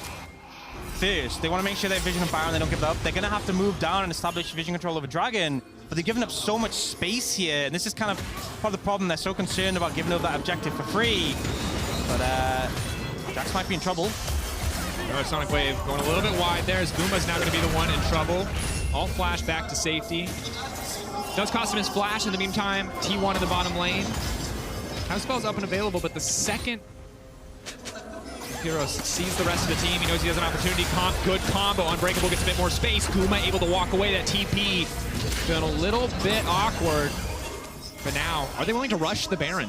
Yeah, this is really difficult because T1 are playing a wide map state. They're not often going to 5v5. And the thing is, if GentleMates get the Dragon, it's still 3 Dragons to T1. The Soul is still a threat in the future. All they do is slow it down, so it kind of feels like they're all over the place trying to find some pressure. Well, just look, I mean, look at the pace that T1 are playing at. Untara already TPing back. Owner, the second he sees the team trying to respond, is pushing in that bot side wave, and it just feels like T1, I feel like it's a cliche at this point, are dictating the pace of the game, right? Yep. It's GentleMates just trying to keep up, trying to find the counter plays where they can. It feels like a lot of the plays from GentleMates, they grouped up as a unit, they're pushing forwards, but the map feels small as a result because T1 are confident to put individual members out to control areas, and now they have control of the Dragon area. Trap line formed. It's going to be hard to push in against the TF, the Braum. No aftershock. Wasn't able to hit anybody, so part of the reason he's so squishy there. This is not Warmog's error. You can't just heal up off on that damage. And now, Empress kicked back by Faker. Sonic Wave Resonate Strike follow-up. Doran trying to do a bit more damage onto the Jax. Taro running. Owner on the side. Keep your eyes on that Gnar, that ulti. It's going to have to be big if they want to win this one. Drake up and available. Owner locked up. The chain CC is enough. Comp finding the kill on the flanker. T1 sent packing. Unless Faker wants to try the steal, GentleMates have just bought themselves a hell of a lot more time. Yeah, and you know, good macro play from T1 and how they're playing the map, how they're getting control, but you're still going to have to 5v5 at the end of the day, and you can see GentleMates don't waver. They're willing to send the Jax in deep, and he's able to disengage, and then the second Owner missteps, the immediate punish, Dragon secured. The game is extended by that. And as it goes on, I'm just thinking how strong this Corki's going to be. 3 items already in the bag. Those autos do so much damage. 20% extra 2 damage, I think, was the recent buff that they put it to. He just shreds. Definitely does. Guma caught out, finds the knockup, but not before the Skarner ult comes down. Comp's ult to follow as well. Decent damage onto the Lux. But not enough to get that return kill. T1 still threatening around the Baron. But I think you highlighted it well, right? Eventually, you're going to have to find a 5v5, and for a composition like this that lacks a lot of the traditional 5v5 tools, it's going to come down to how good can you find an R flank? Where can the TF find a pick before the fight starts so you can get a 5v4 instead of having to fight even matches? I think this is one of the difficult things as well. You're playing into a triple TP team. You have a Lux who can just one-shot wave so safely. If you don't get Baron, even with the split pressure, you're going to struggle to break the base. And I know T1 are a fantastic team to set up for Baron, but you also have the Lux ult to keep checking it on a short cooldown. T1 really feeling the pressure now. This is an aggressive play from Faker to try and find an engage. Good angle, though. Ica, the key target here, looking to lock up the core key. 3 stacks forward, lockdown. Doran just flashes the wall. They don't mind leaving Untora to die, but the team going right back over to back him up. Luxalt does good damage onto Gumayushi, but not quite enough to finish it. Jack strong at this stage of the game. Knockback briefly. Locket fading away. Lock up on Otara is there. Another kill about to come through. Doran gonna get taken down. And Heroes just in time. The Jack's finally online. Even losing the Corki, who's been such a pivotal piece, the rest of the team is there to make the work happen. Owner will get this tier 2 tower, but it's just not enough for how much you're losing on the other side of the map. And now GentleMates looking to start up the Baron. It is a slow Baron, though, with Definitely the composition they have. Owner, stacked Mega. Faker stolen one objective thus far, trying to sidestep. All of GentleMates immediately turn. They are not 50-50 with the man on your screen. Comp, legendary against T1 as Owner tries to buy a bit more space. Knockback only going to connect onto a few. Baron still leashed, bit of a split focus here from GentleMates. Gumayushi on the way in. No ulti for the Gnar. There should be no way to contest this. And yet T1 are still here. Yeah, Guma, you might be in a bit of trouble there. Guma manages to make it out. Baron down for GentleMates. Guma giving his life to just see if they were doing it still. They were. But now he's taking Ica on a journey. He's flashing. He's All right. Great from GentleMates. Terrible from Guma. That was awful. I love it's real 80 carry player playing support energy, but like, this is what you gotta do. You gotta be aggressive. You gotta go in, and it's just like, why are you there? It's like you're still serving main character energy, but when you're an NPC support player, like, it feels very different. You're sprinting it. If you're the Kaisa with 5 items, you know, that play makes a lot more sense. You can make the hero play, but the Braum was never going to do anything. No, it's definitely not a champion who works well in isolation by himself, but you know, GentleMates doing a fantastic job on that Baron to turn onto Faker there, but now Engage coming in. TP mid, good initial lockup, trying to take a Lux out of the equation, but they don't quite finish the kill. Yes, they do, just barely manage to finish it. Trading down, but getting a Baron off the board, it's a bit awkward. See now, T1 can hold the base. I feel like it's the sort of play that it's correct to go for, but it kind of illustrates how desperate T1's position is, and also GentleMates are doing a fantastic job of responding to this aggression, always ready to turn it around. Yes, they lose a carry, but they get more in return, and now they're going to try and push and make things happen. They're continuing the push on the side lane. Hard to get through the strap line. All of the TP. Root goes through. Guma immediate exhaust. Now the flank coming in. TP in return. Ica's still going to be able to finish the kill. Owner leaping out. The tower will fall, and now it's Doran in trouble. Ica's just going to finish that off. Rapid fire cannon, just another second. Doesn't even need it. Double kill for GentleMates.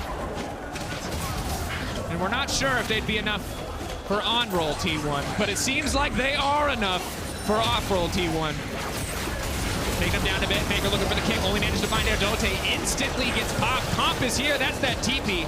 Didn't need to use it to cover a side lane. Used it to get involved that much faster. Owner trying to make the difference. Does not want to lose another game today. Knock back to the wall. Excellent use of the Zonrias coming in. Tara looking for the gold card follow-up. There it is. Guma. Knock up, not going to connect with Comp, and Icar running goes through some blinking low health bars. Now Gumayushi might actually be able to kill somebody. 1v1. Braum beating up the Corki. Beating the hell out of this Yordle, but that fight turned fast, man. He's got a helicopter. He's getting the work done. It's a shutdown. It's a hot mess. I still think GentleMates are ahead, but T1 not done fighting. Ulti going in. Owner's going to die too now. Heartsteel. It's coming. There it is. Oh, Zitchi finds it. And T1, they do their best to punish them, to defend their base, but they pay so dearly. They get a lot of kills, but the return is not even favorable at that point. There are so many members on top of that, but Dragon has spawned. Zitchi's still alive. They have a jungler. They do. The Skarner can go over walls, though. It's hard to deny him. Steal this. You have to rush it. You have to rush it, and you have to be confident Kick that you can smite. kick him out of the pit. Hook, body block. Doran still doing damage. Faker, kick the Skarner out. Get it. No! Oh. There it is. Taken down, denied. Doran doesn't have anywhere else to go. Desperation maneuver from T1 not paying off, but Doran is still alive for a brief moment longer, but there's the Jax. Again, right when you need him. He's had the time to scale, and now taken over in the fights. Guma will once again die. Been a consistent theme for him this game. Faker running away, but we can see super minions knocking on the base mid, and T1 Hextech Soul has escaped them. I don't know if they're going to survive another 4.5 minutes. Ica is back up on the map. 4 items plus a QSS secured now. Going to be so much harder to pick him, and the damage coming out is just absurd. And I will say, we've learned a lot over the course of this game, right? T1 definitely look better when they have conventional champions. Definitely still feel like being in their main roles would help them a lot. I think that's fair. Also, Untara, Teemo jungle should probably return for him.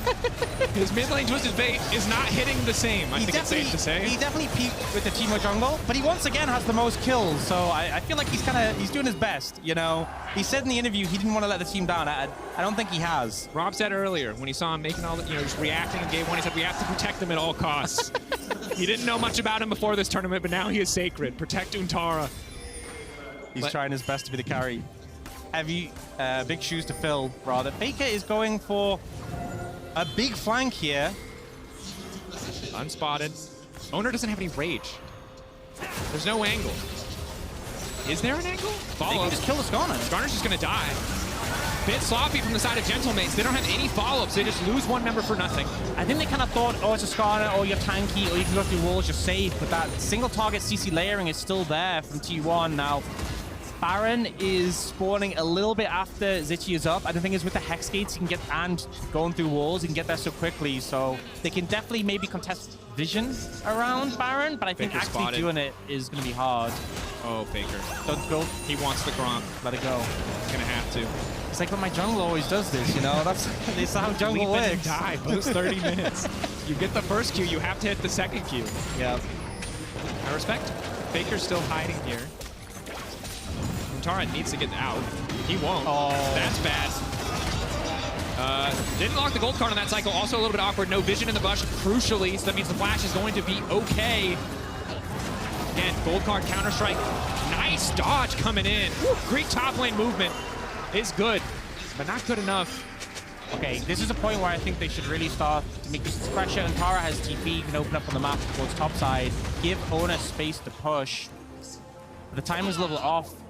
As Untara's not on the map there, but they don't have a mid wave. Top wave is pushing in their favor. The second they see 2 on bot lane, they need to be able to threaten Baron, but they're not really in a great spot. Gnar locked up, looking to sidestep. Ulti not coming out, not needed. Owner does a good amount of damage, delays Ica at least. Now it's all eyes on the Baron. 4 members of T1 already set up. Trap line blocking 1 entrance. Untara ready to go. Lockdown is there. Lux follow-up is huge, but not enough to finish the kill. Untara trying to get away. Flashing the hook from Erdoze is good. Compound trying to follow up as well. Yet another binding, connecting. T1 will get the Baron. They're losing so much in exchange. 2 members already down 3. With Owner taken into account, they might just lose the game here. yeah. The inhib has respawn, so no super minions. Doran, that TP I think was a mistake. I think if they use the TP to protect the minion on the Nexus Tower is the right to send it, but it's so low already. I don't even think they need it. They have another TP. Has a TP. Yeah, this might be it. Final push. Dorn and Faker versus the world. Oh, Dorn, protect! Comp! He's in his head! He doesn't even speak Korean, but he reads his mind! Doesn't even need the TP, just finds the play. And for the second time today, T1's Nexus will be destroyed.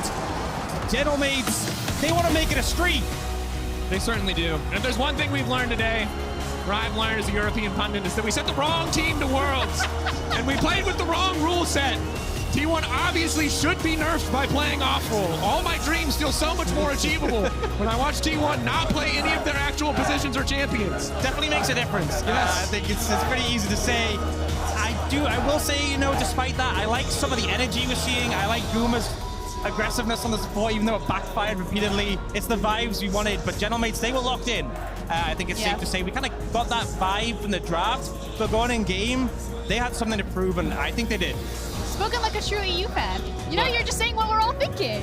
That's how I feel so alive. with contextless, like, joy. As long as I ignore all of the context of this match, I can live in this blissful ignorance bubble along with the GentleMates fans where I'm just feeling on top of the world, folks. You know, if there's EU fans out there who happen to not catch Worlds, didn't really tune in for the tournament, but they see this Red Bull stream and they're like, hey, let's take a look at this. They'll be thinking, damn. Yeah, if they've never heard of T1 and don't know what any of their normal starting positions are, they will go, wow. It's like season 1, we are the best. There's some dad out there who's raising kids who are just now starting League of Legends, who hasn't won or hasn't watched since season 1, who believes briefly for this moment until we bring him down that this is the most authentic international victory they've ever seen. That we are so back. We're so back. Absolutely. But keep in mind though that yes, T1 is off rolls. Their second loss here, which to me proves that T1 does bleed. And that is only if you put them on different roles with champions that they are potentially not as comfortable on. But the recent performance from Faker, 10 out of 10. I don't know about 10 out of 10. I don't know if anyone got 10 out of 10 that game.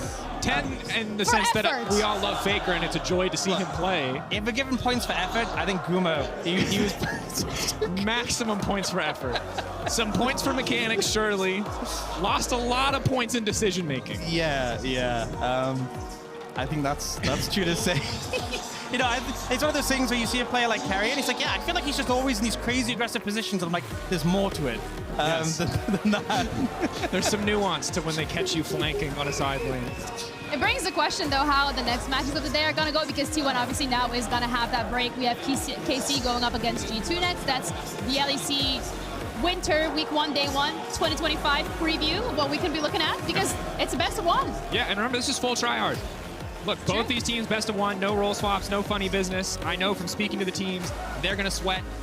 No one wants to start this season in front of a crowd like this. Imagine this is how you remember how you start your 2025, is getting embarrassed in front of a crowd like this. That is not what you want. Well, technically it's the end of 2024, so you can look at it that way. I mean, yeah, maths is difficult, I agree. Either way, looking at this game particularly, that Lux, we had a couple of questions in terms of where was it going to go? Was it going to go mid? Was it going to be an answer to the TF? I guess Lux AD carry works. AP carry.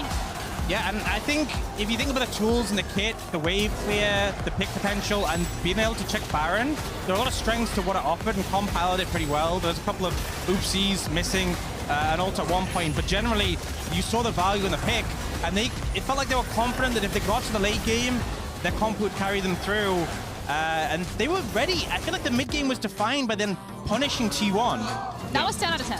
Yeah, and like, look, in general, obviously great from Faker. Love that he hit it. Hit the quick Q there. I think the carry duo was fantastic. Ike, I think, was much more prevalent in the early game. Past 2 to 3 items, it did really feel like comp, and you're kind of playing Lux on easy mode. If you can survive the early stages of this game, you can stay away from this Twisted Fate, and you're allowed to play team fights out from such a massive range, because everyone else on your team just has so much CC. So would you say the answer to a Caitlyn in solo queue would be a Lux Nautilus? No, I would not say that. You're not comp. You're not comp. You got to remember that. But you could be Gumayushi. I've seen a lot of Gumayushis. I've been Gumayushi many times in my solo queue games. Yeah. Sometimes when you have an ult and CC, you feel like you can make a difference. And when you're a support, that's not true. Just so you know. It's like such the off-roll tendency where it's like, I feel like every off-roller who goes to support thinks they're like Hylissang and just has to go super aggressive. And they always lock picks like Thresh you or mean something. Making space? Creating space. Yeah, creating space. Yes. Absolutely. Yes. He did create a lot of space. Yeah. Yeah. This space, this opportunity for the GentleMates fans to go crazy. And we are also going to create some space because we are ready to head over to a break. We're going to be back with the third matchup of today. KC going up against G2. Both of these teams with their new rosters for the first time. So make sure that you stick around and see these two go up against each other.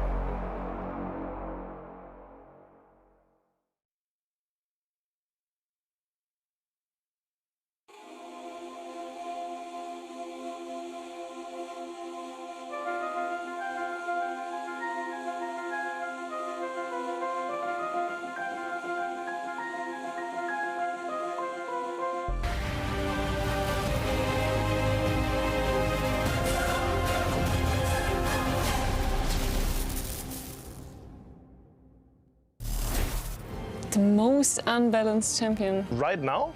It's Arcane season, yeah. So Ambas is for sure on the stand. Maybe Victor also, who will say. I would say Victor. 이번에 빅토르가 굉장히 많이 버프를 먹었기 때문에 빅토르가 엄청 강하지 않을까 생각합니다. Victor, he got changed after the show Arcane got released, and I think Riot did a good job on making him seem like the character in the series. So they have a high chance of seeing him this weekend, probably dominating a few games.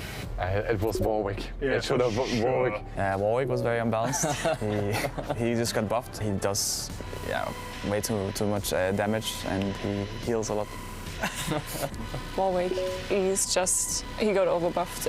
Only because of... You're gonna have to cast and analyze just a little bit. Just a little bit. Casting. 1v1s, can you just slap me in? It's actually good that you are on this match though, because it's KC, G2, and as the resident LEC expert, you're gonna have to talk about both of these teams. Yeah, and I think the cool thing is kind of seeing how much these teams have changed coming into this tournament, right? You've got like Skewman and Labrov coming in, you've got Yike coming over to KC, and I think the most talked about prospect for probably in the last decade has been Kalist. Like, everybody's been waiting for this man to join the LEC, and he's finally getting his chance. Do you know the guy that he reminds me of?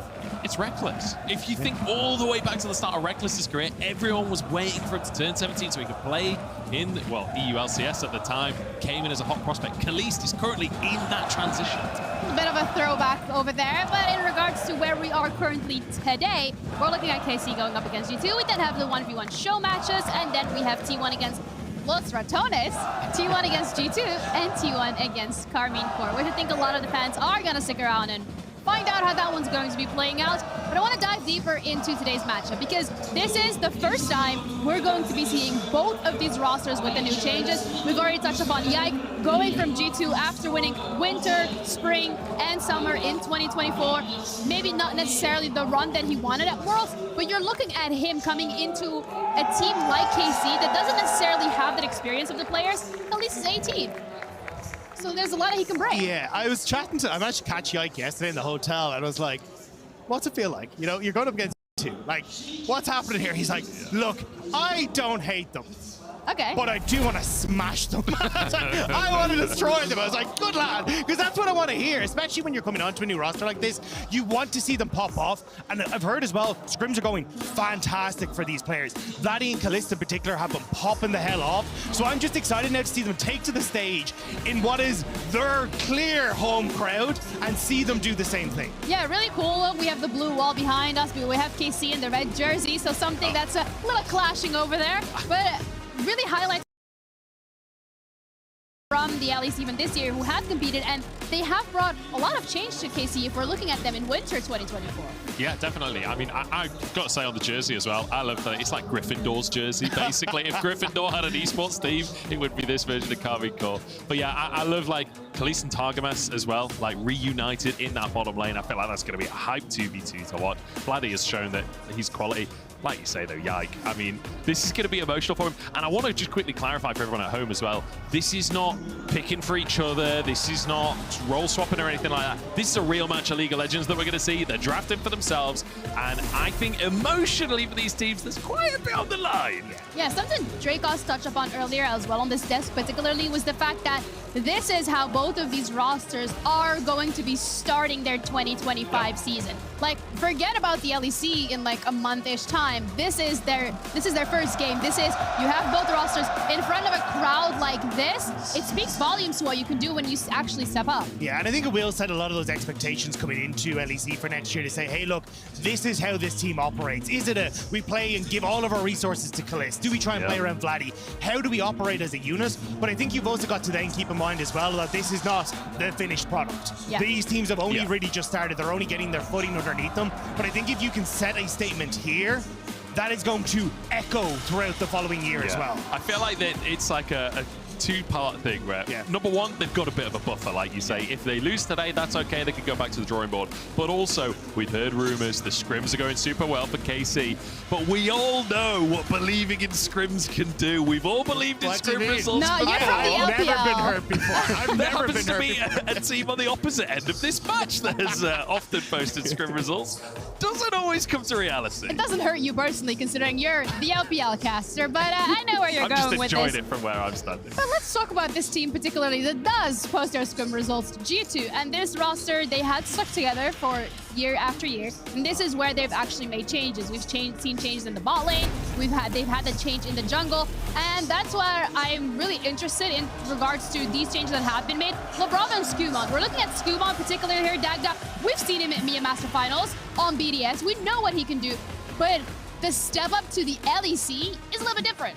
Yeah, it definitely is, but I think you've got enough of a veteran staff around you to try and help that transition become significantly easier, right? And I think that's why we saw Yike even coming up from the LFL himself, being like, he fit in so well because you had the players like Caps, like Broken Blade, who are like, hey, look, I can help direct you. We can talk about how this is all going to work as a unit. And then you've got this incredible coaching staff as well to help alleviate a lot of that stress. So I'm hoping that we get to see Skumon, pop off in the same way that we got to see in EMEA Masters, and especially now that you're adding Lebrov down into that bottom side as well. This is a guy that definitely over the last year in BDS Academy kind of stepped up to be that main engage tool, which we hadn't really seen from before. So I feel like we're getting Lebrov evolving as a player, and now we get to see him pop off on what has been the best team in Europe for a significantly long time. And I think it's exciting as well to see such a kind of mirrored path. When you think back to the early days of Lebrov, when he came out of EU Masters, he was one of these hyped rookies that was really mechanically gifted, understood the game at a high level,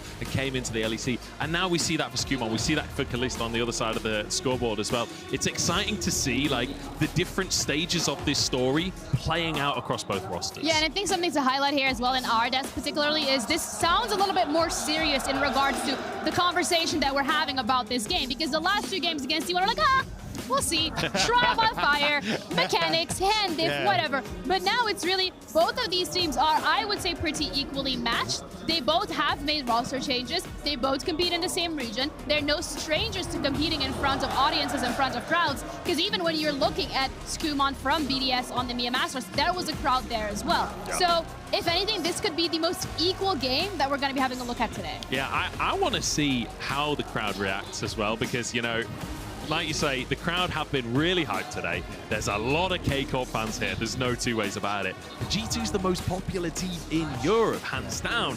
I'm curious what the split is going to be, what the divide is going to end up being in the audience today. You just look around. It's not a blue wall. It's a blue stadium right now. Every single place you look, there's just blue a and flood. maroon now. Yeah, exactly, of KC everywhere around. So I think that's where a lot of this is going to be a focus on KC, to be like, hey, let's really step up in front of that home crowd. But I do think there's a lot of pressure on these guys to still have that. Now, like as you say, for the LFL, like Karmine Corp as a whole has always played in front of large crowds like this. The passion for esports in France has always been there, so they're going to be they're not going to shy away from this. But I think there is still a lot of, hey, we need to show up against G2 specifically for Yike. We want to show that we can hit the ground running. And when you've made so many of these changes coming into this new year, if you take a win off of G2, just the stars coming into the 2025 prospects, that's insane. I can already imagine the LECs once like we actually start and we have this first game, and the KC fans are going to be going crazy because they've potentially already won one time before, right? And on the opposite side as well for G2, this is a proving ground for both of these teams, but we are ready to be heading into this game. So let's bring the players onto the stage. G2 going up against KC.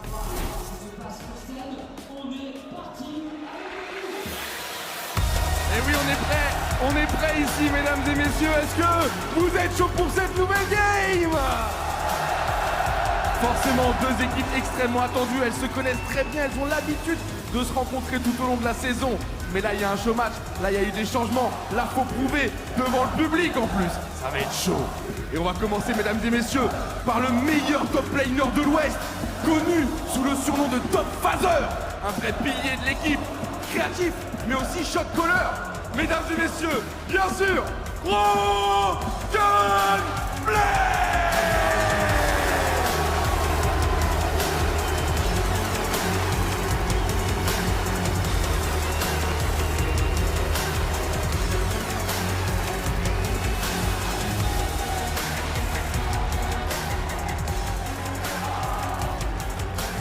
Le suivant, il a fait une ascension fulgurante.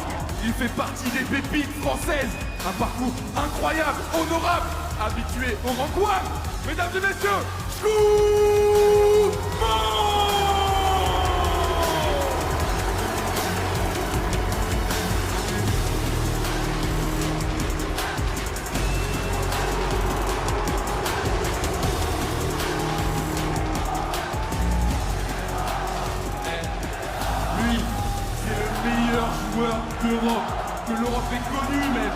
garder une âme d'enfant, mais ça l'empêche pas d'être un génie à son poste.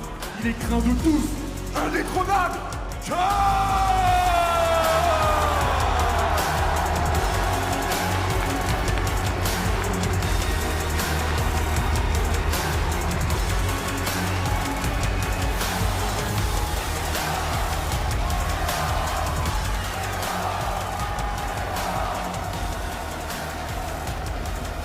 L'Europe est trop petite pour lui.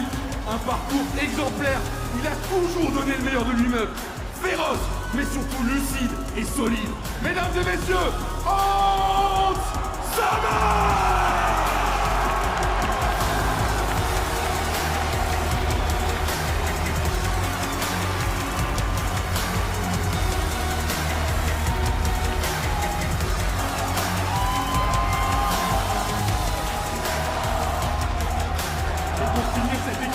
G2. Il aime prendre les responsabilités malgré son jeune âge. Il fait lui aussi sa première dans l'équipe. Un style très vif. Le danger vient surtout de lui. Mesdames et messieurs, la mort!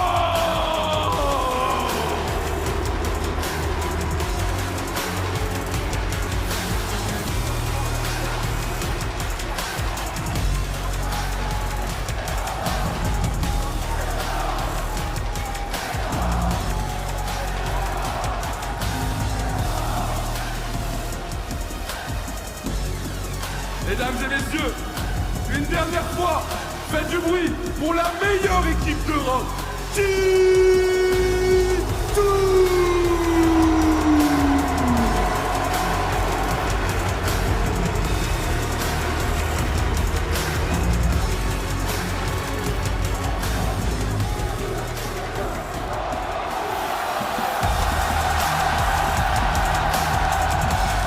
Vous l'entendez dans la salle?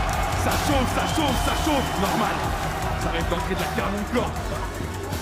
Et on va commencer tout de suite par un génie, une référence à son poste. Il a joué avec les plus grands de la planète. Son nouveau défi, aider la Carmine à conquérir le monde. Mesdames et messieurs,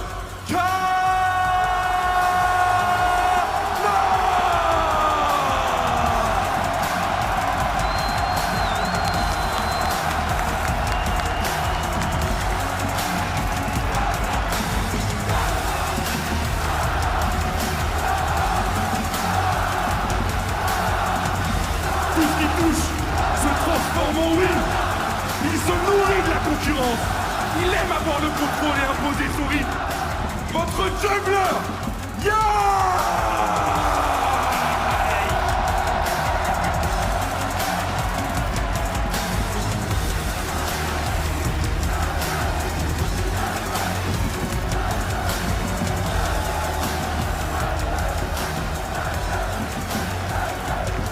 Le prochain, il a peur de rien.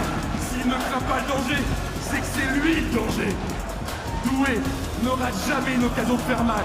Il sait que tout reste à faire et il est prêt.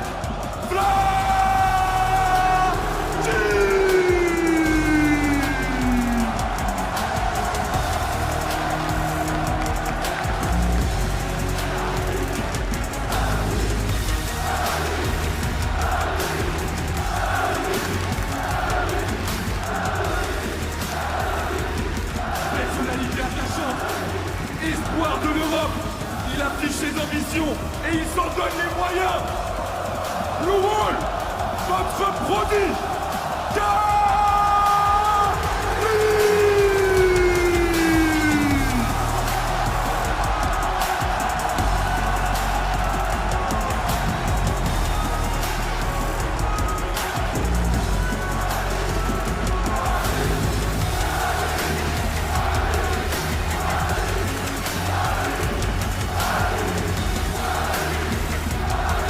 et pour finir avec la Carmine Corp, stratège, bosseur, il aime son club et prêt à tout pour le faire réussir. The Mastermind,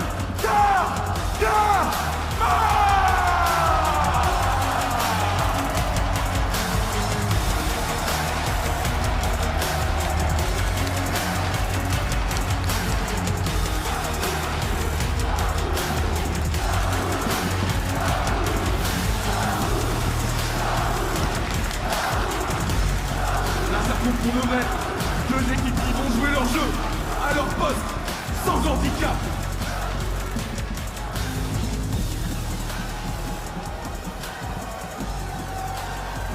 Regardez-les, les 10 joueurs en face à face, ils se connaissent, ils se côtoient déjà.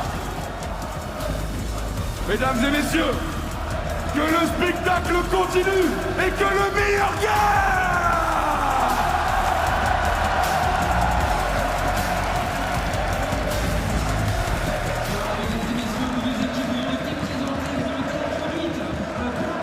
The first game of today with no handicaps, no changes, no Nemesis Draft, no wall swaps, nothing. Good old League of Legends 5v5, great draft.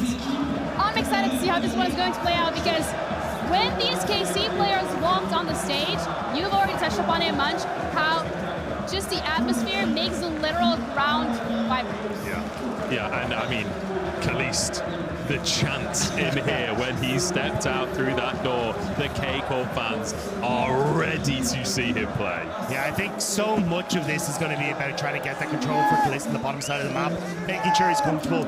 We've seen in LFL years past what this duo in the bot lane can do when they get ahead. Like even on like special picks like the Sen and Neela that they were famous for, this is a bot lane that likes to take over and likes to lead from the front, and I'm excited to see just an aggressive AD carry pop off here on this stage. Yeah, but then you're looking on that opposition in the bot lane, you're going up against Hansama, an AD carry in Europe particularly that has been praised time and time again for how great of a player he is as well. So I feel like if there is anyone that's going to be able to stop that control, it should be G2. And I think importantly there as well, Hansama stylistically likes to play dominant bot lanes himself, loves the Draven, loves the Kalista. Like, we could have two aggressive bot lanes going up against each other to try and wrestle for that control, or we could have one side concede that control. Well, that's the thing. There's a lot of pressure on like Hansam and Labrov to get that synergy down immediately, right? Because if you're going to play aggressive, you need to understand how far and how willing are you going to push that envelope, and that's where you kind of need that time to grow. Targamas and Kalist have played together for so long, it's going to be difficult to try and match that, but as you say, if there is ever a bot lane to do it, Labrov was a beast on BDS. Now you're coming in onto G2 with Hansama. It feels like this is your time to shine. I feel like up on, sorry, not to interrupt you, I feel like up towards the top side as well, like I'm really excited to see how Yike plays this out, because not only is it him playing against his whole team, he knows their tendencies, he knows how they play, they know his tendencies, they know how he plays, and how Skewmond is going to fit into that. I feel like there's going to be some serious mind games in the jungle. Yeah, I mean, we can look at it from the perspective that, of course, G2 knows how Yike plays, but you're looking at it from the perspective G2 still has 3 players that Yike used to play with, whereas Yike is the only one in a 5-man roster. So if anything, it could be that he has been molded more towards the quote-unquote KC way of things that could throw G2 for a bit of a spanner in the work. And I think that's where really you have to try and figure out what are the structures of these two teams, right? Because when we looked at KC all throughout this year, a huge amount of it was, hey, we want to try and play down around upset. Vladdy looked best in things like Talia that can try and facilitate that bot lane aggression and try and run away with the game through that. Where if you're now bringing in Yike, is that still going to be the same formula that these guys want to try and play around after losing out a closer? Or do we see some kind of mix-up where, hey, look, Kana loves to play these aggressive top laners as well. He wants to be a carry. Do we suddenly see that as a different style? And it's the same thing when 40% of your team on G2 has changed, it's inevitably going to change the way you play the game. So I think a huge amount then of that then comes down to how does mid to late game shot calling change? Yeah. Like we know a huge amount of that came from Broken Blade, but is Labrov in the same place as Mickey was? Is that a good thing? I'm going to leave that up in the air for whoever wants to answer that question, because Mickey definitely got caught out once or twice, but there are a lot of things that change the way you operate on a map like this. I think that's what's so fascinating to me about this match. I think one of the exciting things as well is, like, at the League Awards, Caps was saying in an interview, you know, it'd been a little bit of a slow start with the new players, and obviously that's a week or two ago now. They've had time to improve on some of that stuff. But the thing I want to say is that this is still a preview. This is not actually their first LEC game. I'm excited to see how they approach it. I'm excited to see the styles that they try and go for, but I feel like this is such a great opportunity for them, not only just to get stage time together, especially for the rookies on both rosters, but also just to have that buffer, to have that go where you can try out a style, see if it works, see if it didn't work, or what you liked about it, and then go again later on. Yeah, if anything, this is where you really find out whether there are too many cooks in the kitchen or not, whether things need to be changed. And this is like, as you're touching upon it already, like the fact that you can test things. And even if you may not necessarily walk away with a win here today, you have had that chance to test, you've had some of that experience, and I want to look more in terms of, yes, stylistically there could potentially be a change, but what champions are we expecting to see? I think Broken Blade particularly is one of those players in the top lane that was whipping out some crazy stuff, like Zach top. I mean, now not crazy anymore, but back then we were like, what is this? It's going to be Mbessa. Mbessa is so broken. It's unbelievable. That champion does so much. And like when you look at, even we saw in the intro video to this, like things like Victor are insane. Yes. It's literally arcane. It's like Victor, Warwick, and Mbessa. Just all of the arcane champions are just really good right now. Well, you do get some bans before you get some picks, so that could be taken off the table. I wouldn't be surprised if we see them try different things here, if maybe they come out with picks that aren't conventionally what we're used to seeing, especially with the new patch coming up in a few weeks as well. That's going to change the whole thing around anyway. So, you know, this is your last chance on this patch without the changes to really try and go for it and just make it a show. Actually, it's a really good point as well on the context of, we were just talking about KC and G2, like trying out these new rosters, maybe trying to see what style they want to play. Honestly, we really don't know what it's going to look like when we come to LEC with the way that they're changing the map, with the new neutral objective that's going to spawn based on where action is on the map. Like, you might be able to just brute force having one side as your strong side every single game with that mechanic, but until we get to playtest that and see it in action, it's really hard to tell. So it's not only like exciting to see them have a go, it's also going to be exciting to see what they do today versus maybe the game is just a totally different game in a couple of weeks. But it's also, like, as you say, the way you then operate within that system changes. So for guys like Lebrov, his best champion by a country mile was things like the Rel, right? Yeah. But we've seen that now get nerfed coming in here where you can't get the base CC chain off anymore. So, okay, well, how does that now change the way he operates? He doesn't also have the safety to go in and get a bunch of the deep wards that he would set up a lot for BDS. Okay, so now you have to try and play a lot more safe. So I think that can also change the mindset and the impact that a player can have alongside all these system changes as well. So I think definitely when you come down to the nitty-gritty, this is why this matchup is so exciting. Yeah. It's the whole reason I want to see, well, what the hell does Labrov do? Does he get caught in River like Mickey did like 15 times every so often? Or does he do the opposite side, which is have those pop-up performances we saw from Mickey on the opposite side as well? So I think there are a lot of questions around Labrov specifically, because he is taking over from such a legacy player like Mickey, and this is kind of his moment to step up and shine. But it's also for a guy like Skewmond. Skewmond, back when he was on BDS Academy, a huge amount of that team operated on, hey, can we facilitate this guy? Can we hold his hand, well, not hold his hand, but walk hand in hand into the enemy jungle to get picks, play aggressive. That then changes how you operate as well. And that's not a style that G2 has traditionally gone for. Like, even when they got Yike was that style. They pushed him into a more supportive role. Is that something we now see with Skewmond as well? And one of the questions I have then with G2 specifically is players like Broken Blade that have stepped into more of a leadership kind of role. You know, Caps is more a veteran, but it feels like Broken Blade is a very, very big personality with the team. Like, these kinds of players have got to be the veterans that really help Skewmond and Labrov gel with the team, figure out how it's all going to work, and get that atmosphere good as well, because G2 has always been a vibe squad. Yeah, definitely. And I think Broken Blade has definitely helped in that regard to try and get into that position. And having him, as you say, to set up the map in a way that facilitates these players is going to be the most important part. He's always been someone who's incredibly good when it comes to that mid to late game shot calling. They talked at length about how important he is at being that. And then also like things like the TP wards and the TP flanks. These have kind of become the G2 bread and butter. So not only is it about playing into those strengths that G2 has already had, but you have to then get all the team on board. And I think that's where G2 has been a well-oiled machine. Got a little bit rusty towards the end of it, but still they did look good. I think that's where I want to see. But when you go across then to KCORP, I think this is where I really want to see them step up as well. Because for me, KC at the end of the year finally found their stride. Finally found the team that I wanted to. Upset popping off in that AD carry role. They were finding the fights that they needed, and suddenly they were taking down teams like G2, and everyone was like, hang on a bloody second, is this team about to make a run to Worlds? There was like serious question marks there. But now you're coming in, you're like, the plan was always to have Kalist come in, but you're taking players like Yike and bringing them across. And I think that's where, again, is KC taking all those learnings that they had from 2024 and trying to apply them to this new roster? Or is it a case of, hey, we're going to kind of take a peek at that, but that chapter is now done. We are a new team, we are coming into a new year, and we want to show a brand new style for this squad. Yeah, we can sit here and theorycraft around what both of these teams are going to approach in regards to their playstyle, but as you already highlighted, Munch, it doesn't really matter at the end of the day. There's going to be a huge patch change. A lot of things are going to change. Both of these rosters haven't necessarily had that long amount of time to really figure out the cross the T's and dot the I's, if you want to say so. But I think what to highlight here is the pressure that both of these rosters are going to have, especially from the KC side of things. Because you've already highlighted, from winter to summer, there was such a huge improvement. You go from the bottom of the league, you go from 10th place to potentially making it to Worlds. And now you have a roster with Kalist, probably the most talked about player that we're finally looking to see compete in the LEC. How much pressure is that on his shoulders? You're looking at Vladdy, a player who is also only 19 years old, has had a great run in summer.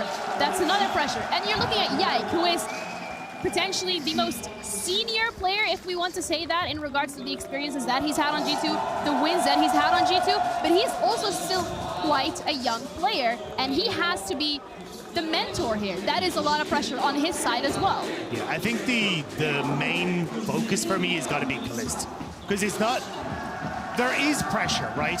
But I think it's also how he plays the game. This is a man who constantly plays on the knife's edge, constantly puts himself in harm's way and goes, I don't care who you are, I'm going to hand stiff you. I am going to be better because I am better. And when you are in that role and that pressure's on, one doubt, one millisecond of hesitation can take you off of that. And I think that's where you need players like Yike to help support you, to help make sure that you're going to be able to play on top forehand and lean on that veterancy. Yeah, and that's Yike's in role here in KC. That's what they're looking to get. They're looking to get the veterancy. They're looking to get the experience, potentially the ins on how to beat a team like G2, a team that, as we've just seen time and time and time again last year, lifted that trophy. What better way to take them down than from the inside out? Yeah, I mean, absolutely. You've got the man, the double agent, if you, I suppose it's not really a double agent, you know. I don't think he's on a payroll anymore. But yeah, I mean, it's going to be fantastic to watch. It's going to be exciting to see Kalist as well. I sort of compared him to REKKLE earlier in the way that he's, you know, that rookie coming on in. I honestly think, playstyle-wise, there's another rookie that went crazy over in China on IG, Jackie Love. He came in, they were waiting for him to turn 17. Turned 17, only went and won the World Championship. Like, I mean, Kalist, you said KC really ramping up at the end of last year. Maybe this is the final piece that they needed. We'll have to wait and see. And like you say, I'm excited to see how the team plays to try and set him up. I'm also excited to see how G2 approaches this, because they've got all the information we've got. They know that Kalist wants to be set up. I'm excited to see if Labrov, Skumon can try and tend the map towards their own bottom lane, maybe set up for success there. Especially because we are still seeing a very similar meta to what we saw at Worlds, which is if you can get the ball rolling early, you can get the 6 scrubs. You can start to play for Rift Herald.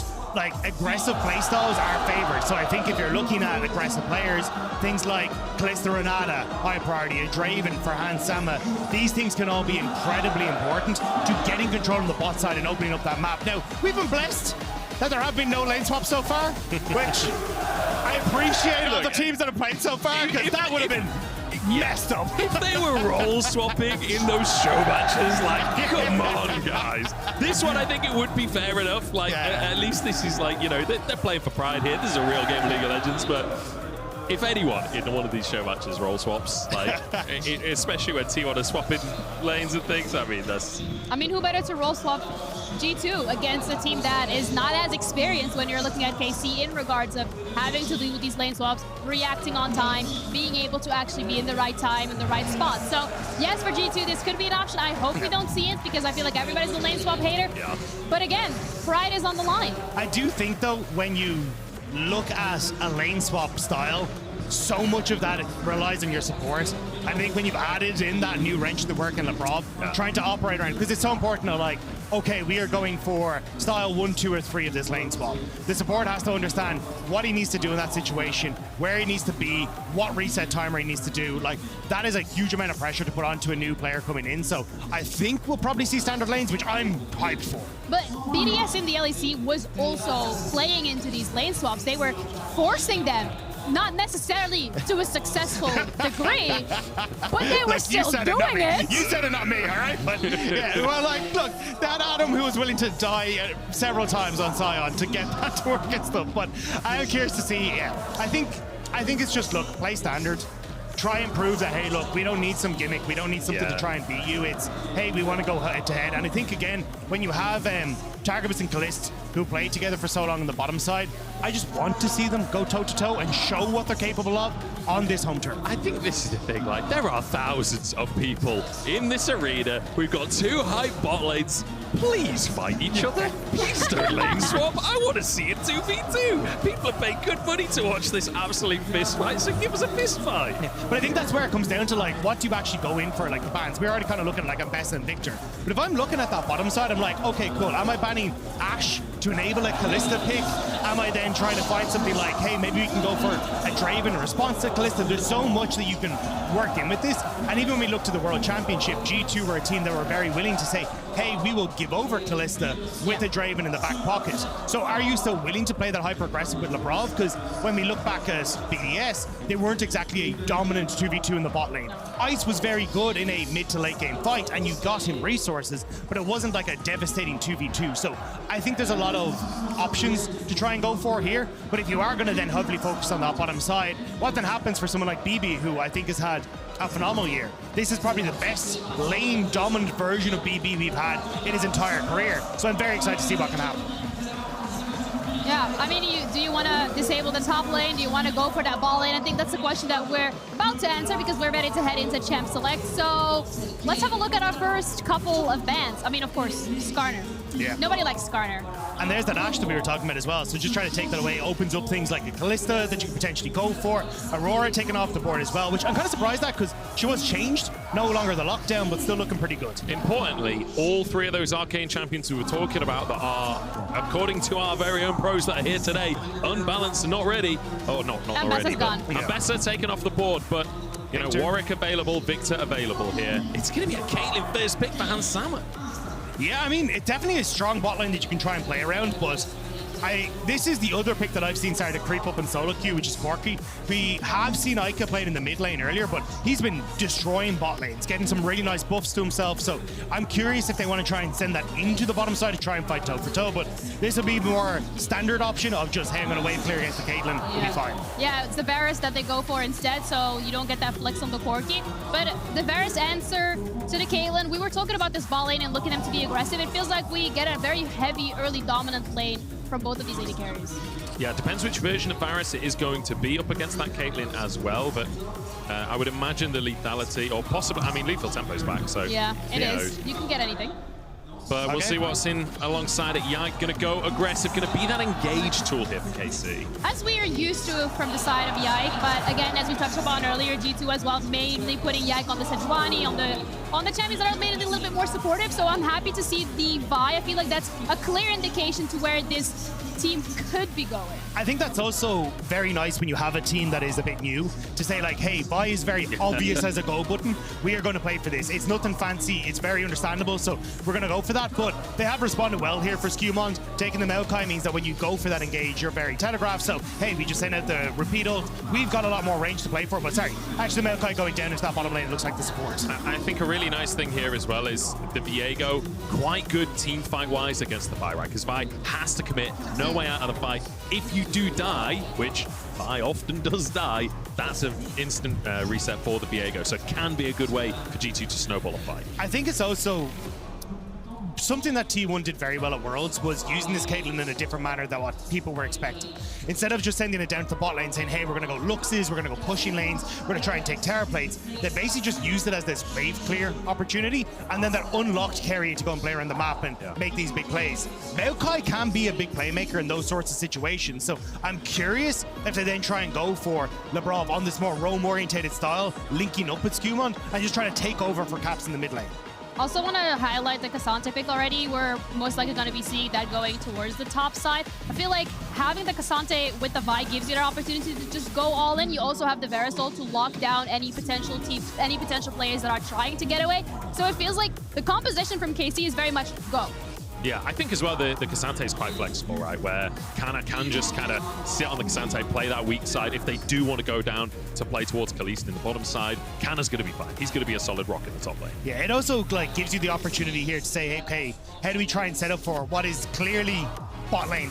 You're banning a ton of these supports like the Nico that can be a pushing lane, the Lux that can be a pushing lane. Just, you already, I assume, have this Maokai going boss, could go flex into the top side, but I think they're just like, yes, here we go. Take the support now in this next pick. We guarantee Vladdy counter pick, and the K'Sante is going to be fine in basically every single matchup. You could go something like the Jax for Broken Blade in that top side if you wanted to, and look to outscale and try and play through side lanes, but I think you're in a relatively good spot. We'll see what they end up going for. With the Maokai assumedly going towards the support, technically to flex, but I'd be surprised if we saw a Maokai top.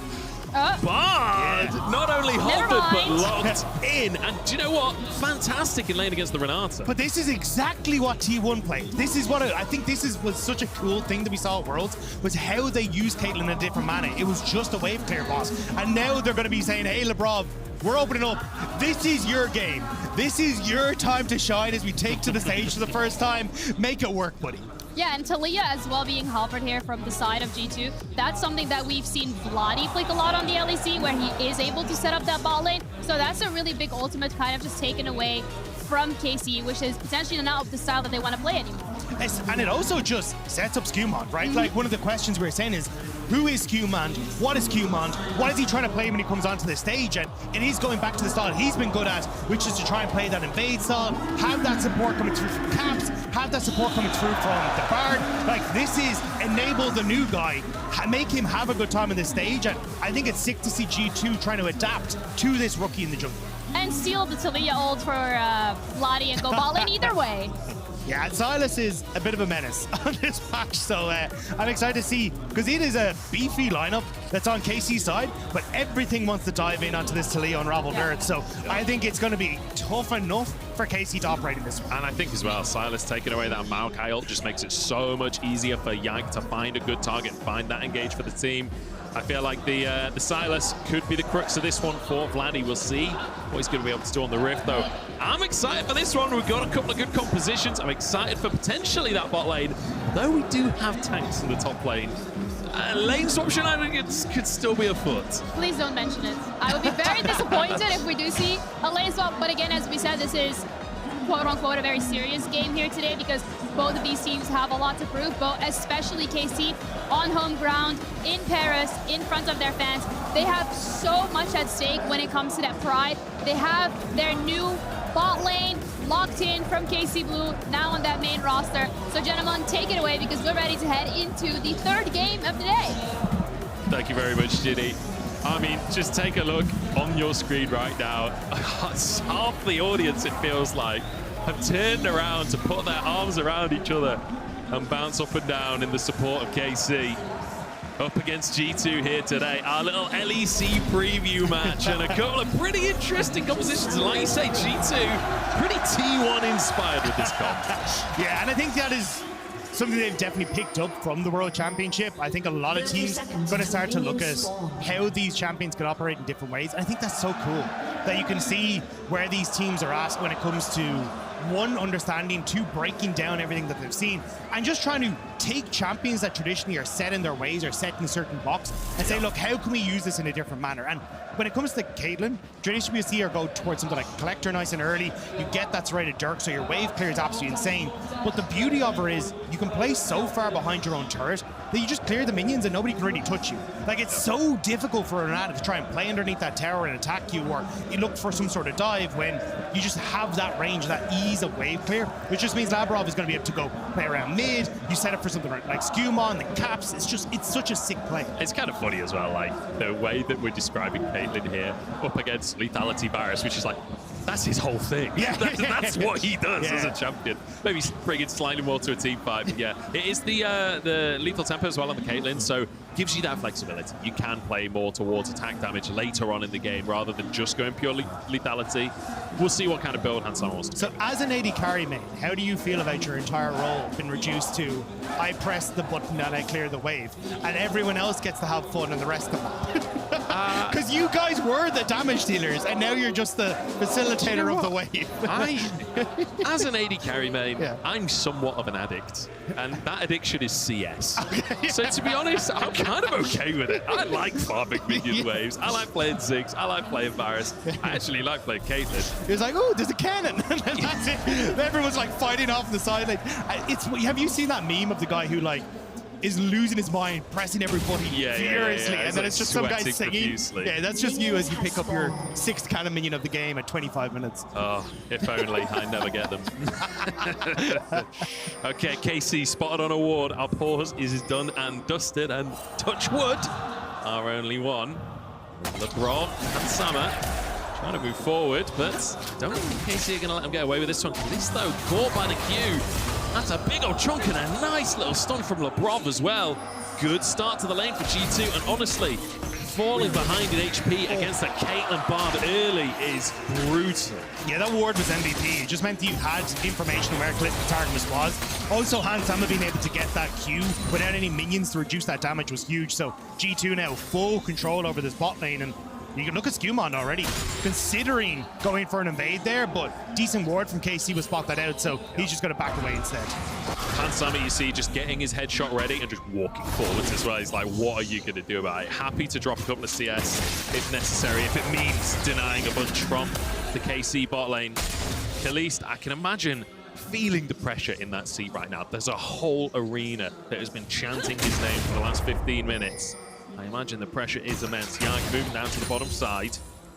I don't know if he'll get much of an opportunity really to get into this lane, but should be able to get his camps. Yeah, I do love how familiar both these teams are clearly though, because Yike already had a ward in River to spot out, hey, is there a potential invade coming through from Skumon? You then see the ward going towards the Tribe Rush right in the middle of your screen there to say, hey, we're going to spot in case LeBron goes for some sort of roam, potential for Skumon to come over after picking up his red. So both teams hyper aware of what G2 are trying to achieve, and KC trying to limit that impact that they're able to have right now. I love as well, we've been talking about this bot lane basically for the entire pre-game because it's just such an exciting 2v2. Oh, you want to talk about the Maokai versus I was about to say, Cassante, you look up towards the top lane where you've got absolute veteran talent, 2 incredible top laners, and we got Maokai versus Cassante, one of the most exciting matchups available. I can't imagine much is going to go on. Yeah, they have 1 pot, 1 biscuit each. That's going to go great. The exactly 0 gold difference between the two. That's fantastic. Yeah, I mean, how? They were on 16 and 17 CS. How are they on exactly the same gold? Yike, over the wall. Skumon has managed to take that camp away, I believe, as he moves down. And now Skumon will be able to get a little bit of a CS advantage as he goes to the crab. You can see he's got his whole blue side quadrant of it. Yeah, and I think that's the big one. Just putting that amount of pressure down on towards Yike meant that he kind of had to do more defensive maneuvers. You're able to steal away some stuff for Skumon as well, and now he's in a fantastic spot. You do have to be a little careful on this top side though as Broken Blade, because you want to try and get this. Oh, actually he's in a fine spot. Waves pushing back out, because Yike is going to be coming back out onto the map now with those double longswords picked up, so he's hunting for somewhere to try and make a play. More than likely going to be on the top end, as that's where his camp's going to respawn first. Oh no, the sweeper not quite in range. So Yike was spotted, but he doesn't know he was spotted. Caps can play this out nicely, although gets caught by the stun. He did see Yike there, but still takes a massive chunk. If that Q lands, I think that's at least a flash. That was Caps calling Yike's bluff. Because you can flash his Vi, you can connect with that, and he is dead. Caps was like, you're not going to do it. You're expecting me to flash, and that was mind game upon mind game in that one. That was well held by Caps. And only about 5 pixels away from just the standard Q without the flash hitting as well. Caps really holding his nerve. Fantastic. And, you know, off the back of that information, he saw Yike coming into the lane. now with just under a 10 CS lead for himself, although Vladdy should be able to sweep up a couple more of these. Nice start, though, for the mid laner of G2. Yeah, this is a weird invade from Skewmon, though. Does not push on bot, but hasn't reset yet. So Yike with the damage advantage, but actually Kalist very low in boss. Skewmon with a level advantage, but with KC moving over, or KC's bot lane moving over, Yike will be able to secure the Gromp for himself. Will be okay, but yeah, massive CS lead in the jungle so far for Skewmon. Kaz gonna go for his reset finally, can move back towards that top. But I was going to say towards that bottom side for Crooks, but actually it looks like he's leaning top. Yeah, I think he's looking for Void Grubs on spawn, whereas they come up. Only 30 seconds to that, so he gets a decent back, has the Rectrix picked up, can immediately move into that position, and you've already seen that basically every single lane is pushing for G2. I think this is where G2 are at their most dangerous. When they're able to control the map, when they dictate the pace of the game, this is when they're going to start to come alive, and you're about to hit level 6. I can't see if he has it already, but you're 5.5 minutes to 6 minutes. Level 6 is on the cards. Now you can start to go for these invades with Skewmon, and this is where I think we're going to see G2 just blow open this game. Yeah, I love as well the kind of tonal shift that we've had here. Yeah. We've had 2 show matches to start us off where it's been at least a kill a minute. I think the first game was like almost 2 kills a minute. I think the second one was pretty similar. Now we're coming to a game and it's like, okay, LEC preview match, real drafts, real rosters in the right positions. And we're serious. We're not messing about in the early game. Yeah, it's like they're smiling on the face, but you can see it in the eyes that this is no laughing matter. It is, I am going to mess you up, and I'm going to enjoy it every single step of the way. And we already kind of said, look, a lot of that is from Yike trying to say, hey, look, I want to step up against my own team, show that they've made a mistake. And I want to go back to that Caps moment in the mid lane, because that just screams to me how well he knows Yike as a player. Yeah. He knows that Yike is not going to flash in that situation. He knows that Yike is going to say, hey, this mid laner is going to flash away from me, so I don't have to flash. And then Caps just holds the button. Doesn't end up burning it. It's so sick. Like, these are the little things that when you've lived, breathed, gained, and done everything with your team for an entire year, and especially with the intensity of a G2 schedule, you know these guys inside and out. So now the question is, on the follow-up play now, does Yike know that Caps knows that he knows? And so because he knows that he knows, then he can outplay the outplay. I think nobody knows. And read it one level deeper. It's basically Tinker Tailor Soldier Spy at this point. There's some Tinker, right?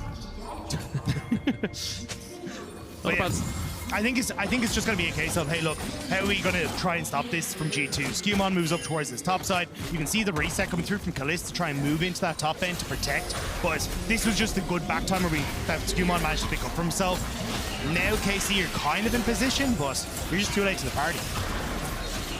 Skewmon should be able to get, at minimum, 2 of these, but I would imagine it's all 3 because he'll still have his smite available for that third one. KC trying to move in to contest at this point. But it's too little too late. Nice little stun from Lebrov as well, and that's 3 grubs with really no recompense. Yeah, the only thing that Skewmon's missed out on for this is that he hasn't cleared his grubs on the bottom side. Like, they've just been sitting there, but like in the grand scheme of things, yeah, you're pretty happy. So in this position, again, you're getting the push from Hansama here. Lebrov is just trying to play as a basically a ward in this position to make sure that he's going to be all right. And then I think you can start to, again, shift people around the map, because level 6 for Caps, Skewmon going to hit 6 soon as well, and I think you're in a good spot. Kalist has only just hit level 5 as well. Hansama, a whole level ahead, and you can see in the CS as well, 20 CS up. And a lot of that off the back of how badly that level 1 went for the KC bot lane. And it feels like against the Caitlyn, as soon as she has just the tiniest advantage, it snowballs so painfully. Now Hansama trying to crash yet another wave, as we've got a wet noodle fight in the bottom lane. Canna punted away. And that is the end of the fight. I think I think he got Cannon, actually. I thought that was going to be a disaster, because that would have been the actual result of the wet noodle fight. But I think at this stage, my core focus is going to be like how G2 try and play this one out, because people are going to be like, it's even. Why are you only talking about from G2's perspective? Well, they're the ones that have all the pushing lanes. They're the ones that have priority onto the map first, and now they have gone for that the Void Grubs. KC are responding well here by saying, hey, we want to trade onto the opposite side, and especially as Caps have just gone for that reset in mid, they do have a bit of a window. But I'm curious now, in response, G2 shove in mid and try and go for some sort of dive onto the top half of the map. So if they're going to go for that play, the wet noodle fight continues. a battle between tanks to see who is most thick, and the thickest noodle we know is Udon. We'll see who's Udon at the end of this game. But KC now could be dived the top side. More of a Katsu angle here, as the Brav is just going to zip on out in the way that Katsu always does. This is a great read from Yike. Completely abandons his bottom side jungles and runs towards the top side. Good words from G2 spot him out, but he was there to try and cover that play, knowing that G2 would want to try and go for some sort of cross map. So again, like a huge amount of mind games coming in onto this of just where they're going to be positioned on the map. And now Yike just facilitating Kalista, who's going to be very low after that ace in the hole to make sure that he can push in this top side. Hansamo? Hansama's literally just blasting that ult out on cooldown as well. They will just be able to walk up and clear this wave. I mean, Yike, surely, yeah, just cancel the recall. Hansama, I mean, he doesn't want to be alive at this point, surely. There's the ult coming on through from Yike, the knockback as well. Targamas gets the handshake, and easy first blood for KC. Yeah, great call from Yike, cancels the reset, and Hansama just stepped up that bit too far. Now, Skewmon is going to invade onto this bottom side of the map to try and trade. Also going to deny a lot of that CS underneath the tower as Kana is forced away. But I think getting Kalist back into this game is way more valuable for KC. Yeah, I mean, that massive gold lead is now down to just 18 in Hansama. So, honestly, pretty greedy play from Hansama at this point, pushing very aggressively. He obviously thought the recalls had finished off. I mean, he clearly didn't think Yike was in the area. Yeah, I think at that stage he was like, look, Yike has to try and go for like some sort of reset, but you can see Skewmon is in his jungle on that bottom side, and if you try and get that wave plus the next one, use the last shred of mana he had, could have been in a great spot where, again, you're denying more of that CS to Kalist, but the risk was so high and he gets punished for it. I just love that Kalist gets the first blood in this game. It's his first stage game here with KC, or at least with the LEC variant of KC. And now finds himself first blood, gets himself back into this game after quite a rough start to the laning phase. I'm excited to see what this mid game can look like for him. Sparus, champion. Oh, nice forward. That was a pixel wide of the ultimate. Beautifully played. Dodges one ultimate spectacularly and then gets hit by another one regardless. Dodge but this. Now G2 still with that push, and this is what we were talking about, right? The ability to just constantly play off these pushing waves. KC want to contest though. Yeah, it's in the area. I don't think this is something that they can fight with Caps here as well. The wall comes on through to push KC out. That's 5 grubs for G2, and they're looking to just burn the 6th one down. A TP committed at this point as the 6th grub already found, and now Labrov tries to find the stun, but the flash is just a bit of a whiff. Broken Blade here as well. It's a 5-man standoff when the objective is already down, Dagda. And Kalist is completely separated. There's the ult to try and go onto a great flash. Flash from Broken Blade to get over the ultimate, but he's gone quite deep all by himself. There's no damage here for KC though, and now the ults fly back in the opposite direction. Health bar's getting fairly low as Kana gets onto the backline with an all-out, but he's totally alone. Dashes back towards his team, but he doesn't even need them. He's the Udon master as he charges forward once again. And Sama now caught out, won't be knocked back, and Skewmon saves his life, but no! A sliver of HP is more than enough. I cannot believe Skewmon did not get that kill. And if he had, that could have been the reset. That could have been that moment where he turns it around, but somehow KC hold on.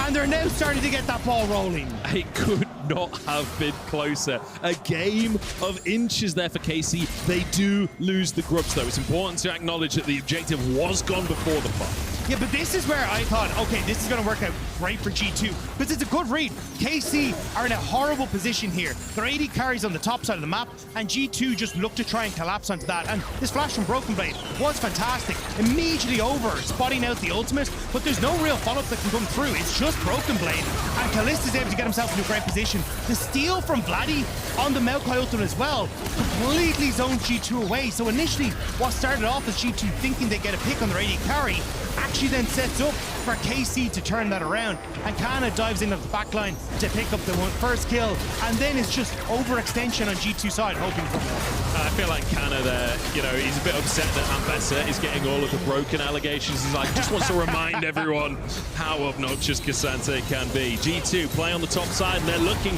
for revenge onto that very same player. A TP Coming through from Vladdy to try and save the day, but he's instantly chunked out. Canna blocks, piercing the hole, and now Yike arrives as well. Targamas over the wall. Everybody turns golden as we have a moment's break in the fight. Broken Blade charging on in, but his health bar is low, and KC are holding strong. Targamas walks away. The CC chain is there, and KC do it again. They got Hansama. It's not done. Hansama caught out. Vladdy chasing his Kana, looks for the backline. In the meantime, double kill for Vladdy, and KC here in Paris are 5-0. That was so sick. Kalist wasn't even there for it. KC played that so well, trying to find these picks, the collapse onto side lanes, the read on the G2 plays. And G2 are crumbling. And I tell you what, the audience here are loving every second of this. Kana, a solid rocked to start this playoff. Exactly. The fact you get that TP slams the Maokai in against the wall as well. And there's not really anyone who can deal damage to him right now. But I want you to watch as well as this comes through. So Yike gets on towards Caps. The CC comes through. They keep him safe. But Hansama just stands there, can't actually get underneath the tower, tanks the turret so Caps is able to get out, but now you've got both of your damage dealers on the opposite side of a turret that can't even approach this. And then Vladdy again, these ult steals and timings have been spectacular, catching out the G2 key members when he needs to. And KC doing a really good job to juggle the aggro as well. Against a Viego, it's so crucial that you don't give over an early kill. Speaking of kills, Labrov could be on the chopping block. The knockback is nice from Caps, but Vladdy's done enough to zone them away, and Skewmon has to pull out of the pit here. This should be just the Drake going over to KC. That's 2 in a row. It's 5 kills. It's 2 objectives. It's looking good. And it's a great defense. Yike had moved up towards that Rift Tower, which has just spawned. And basically G2 just trying to trade on the map, hoping they can get something. But KC defend that. They chunk out G2, so they have to reset. And now KC can still contest the Rift Tower on the top side with all that gold they just picked up. So far, so good, and I'm excited to see how the crowd are going to react to this mid-game now, because gold, despite the kills being in KC's favor, is still relatively even, and G2 want to start to snowball that if they can. They're going for this Herald. They already got the 6 scrubs. Side lane could be the name of the game for them. It looks like instead of trying to commit for the Rift Herald, they're going to just push mid and lean into this bottom side. Yike really wants to bully Caps out in this game. He is hovering down here, but I think Caps is aware that he hasn't seen enough of KC on the map yet.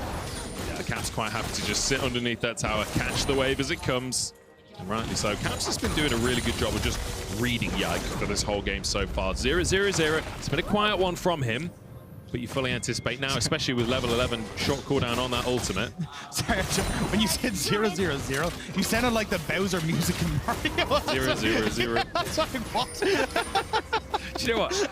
I went to Japan recently. I went to Mario World at Universal. It was so cool. I literally queued for 2 hours in Bowser's Castle to go on the Mario Kart ride. Maybe that's why it's still in your head. It was sick, but, you know, 2 hours is a long time to queue, I will say. There's only so much 20 questions you can play.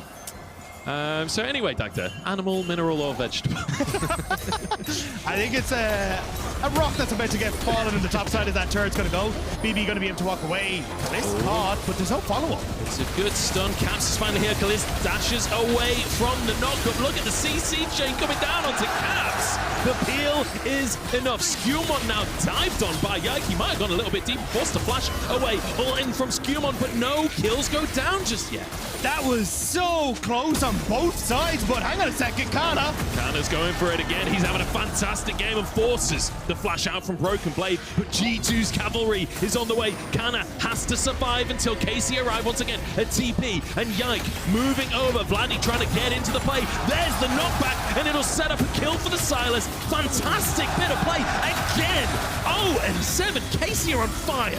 But it's the fact that they are constantly covering their deficits as they go for this. It's covering the play on mid, they get the kill back. Then they look for the play on top side and they get that as well. That should give them such a great start coming into, 70 minutes. We're looking at Baron in just a little bit of time, and KC are really starting to get control of this map. It feels like G2 are really trying to push forwards in these plays. Usually when you see a Vi on the team, you expect them to be the one going forwards, but Yike is playing as a bodyguard, really. Which is, I think, correct.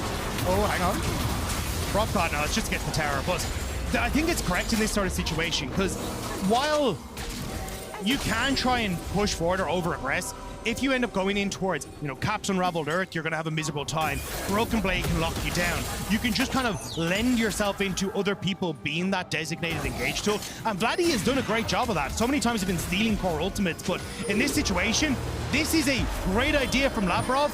G2 aren't there. Like, the timing is so close to being good. Look how close he is to that being the knockback to set up for a great play, but instead he gets the flash. Ultimate from Targamas is fantastic, and G2 are just routed where they stand. I just love that Khalees sees the Tempered Fate landing on him, just immediately up with the surrender emote over his head. Absolutely hilarious. Targamas now caught in the jungle, and the ace in the hole! Is it going to be enough? Can they get the reset kill in time? No! Taken down, and now the TPs fly on through from both sides. Vladdy looking for a little bit more, as Kana happy to tank up those roots for his team. Is he tanky enough, though? He's got in totally alone, and there's no follow-up from KC. They've had their first casualty, and G2 want to turn it into more. I don't think they can keep chasing this one, as KC do go full retreat. Caps is on the reset. I think he's just going to try and maybe TP back into this one. You can see him hovering really up towards the top side to cover the big wave that's there, but Dragon in 35 seconds, that's a lot invested on, honestly, both sides, but you still have to try and fight for this one as G2, because you do not want to give a Cloud Soul over towards a team like KC right now. And you just got to think about how much commitment this is taking from G2. All they managed to get was a single kill on Targamas. It will help us setup potentially for this Drake. Look at the blue wards in the Drake area. There is pure vision for G2. Broken Blade doing a nice job of using these saplings to help out with some of that vision. Caps still pushing into this top side. It's kind of what Caps does best when it gets to these sort of situations, just creating pressure in the side lane.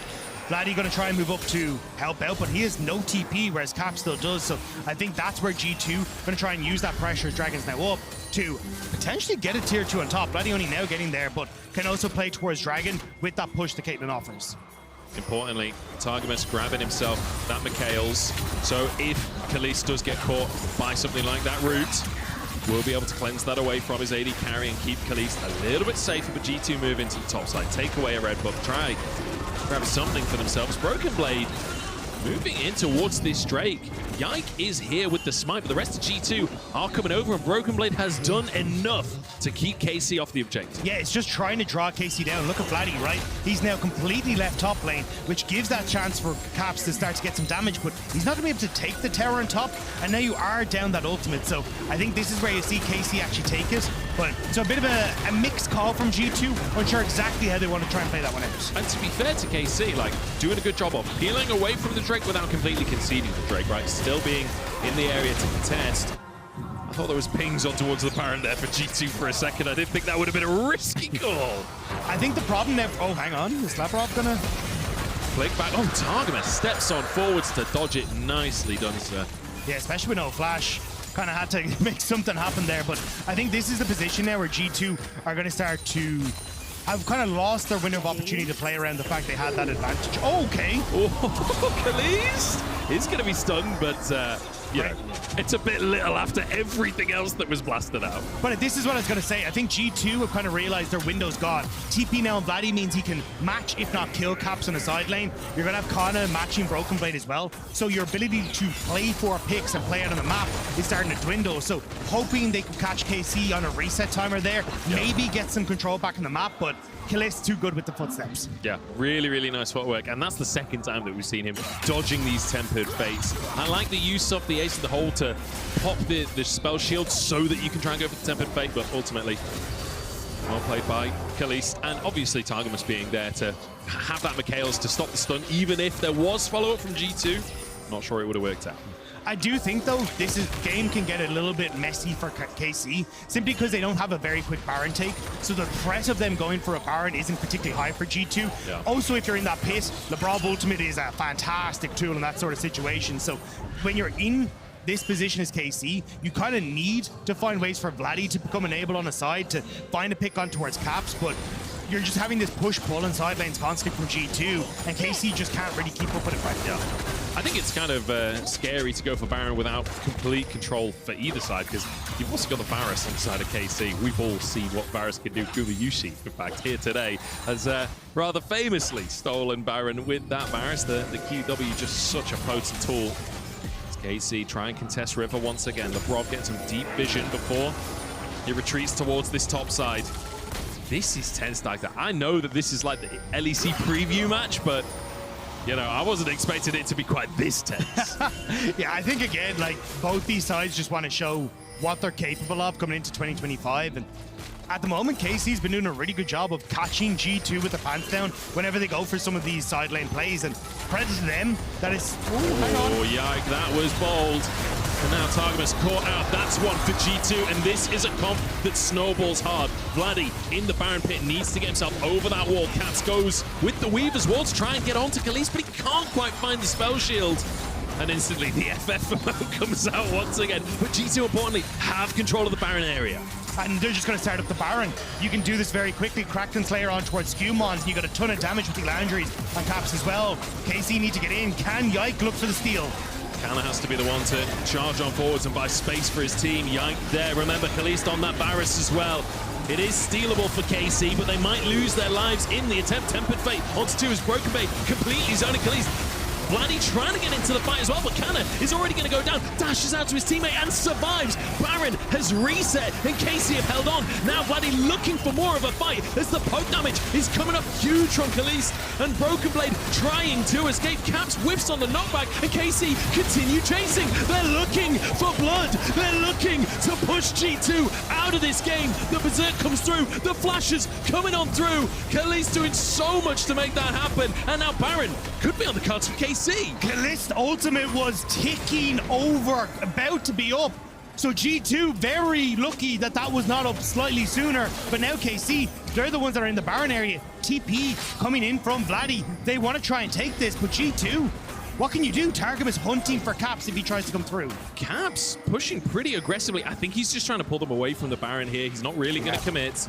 Doesn't quite have that Weaver's wall available as Targamas does look for him. And a flash into the handshake with Vladdy coming too. It's a good knockback from Caps, but can he survive? Vladdy's going to keep trying to chase his Khalees. Oh, slightly wide on the ultimate. A good attempt, but Caps has just been untouchable this game. But it does mean that you drew KC out of the pit, and the wards at the back of Red, at the back of Baron pit, spotting out the Yike had left the pit, basically signal to Caps, I need to get the hell out of here, because I know KC are going to abandon this Baron area and try and come for me, but it does mean you now have to reset as KC, so G2 come back on the map first, and they're going to be the ones taking control of all these side lanes now. So KC, it was looking so good, but now they're on the back step for Dragon that's in 25 seconds. 25 seconds, it would be solved for KC, but as you say, they need to fight their way in here. But G2 do look like they're on the retreat, and honestly, are just going to respect KC muscling into this river. But LeBron did a good job of setting up vision at that Baron area, right? So KC are going to try and fight for mid control, lean in towards Dragon. G2 going to look to try and trade for position on Baron and try and draw KC into Caitlyn traps, potential Caps moments for the flick back on this Taliyah.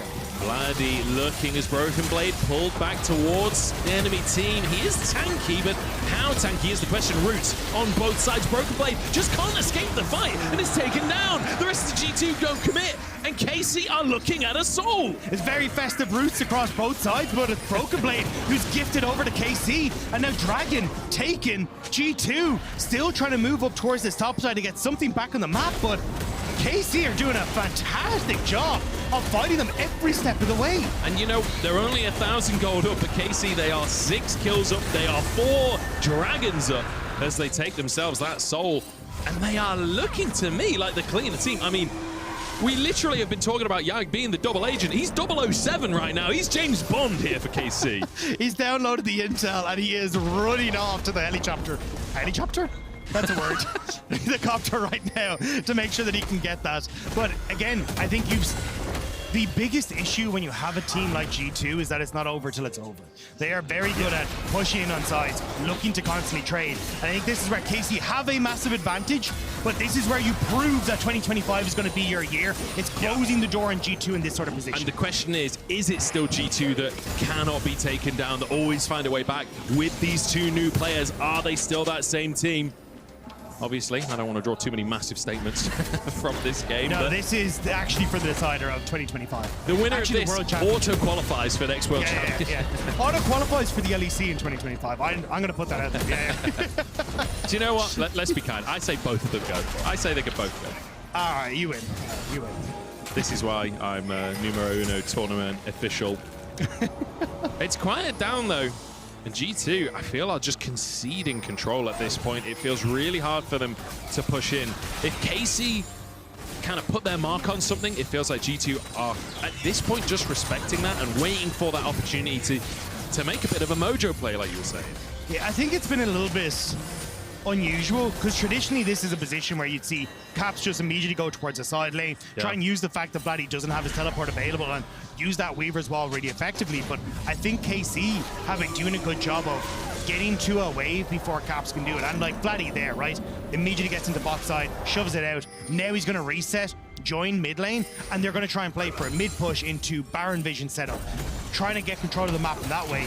And it's making it very difficult for Caps to really create a threat on a side lane because of how quickly KC are getting into these positions of the map where G2 need Caps to be there with them. Like, look now, see? Caps is going to have to try and be in a position because they're threatening Baron right now. And while they don't have the fastest Baron in the world, it is still 3 items on the Varus at this point. That W passive does do some work for chunking through the objective.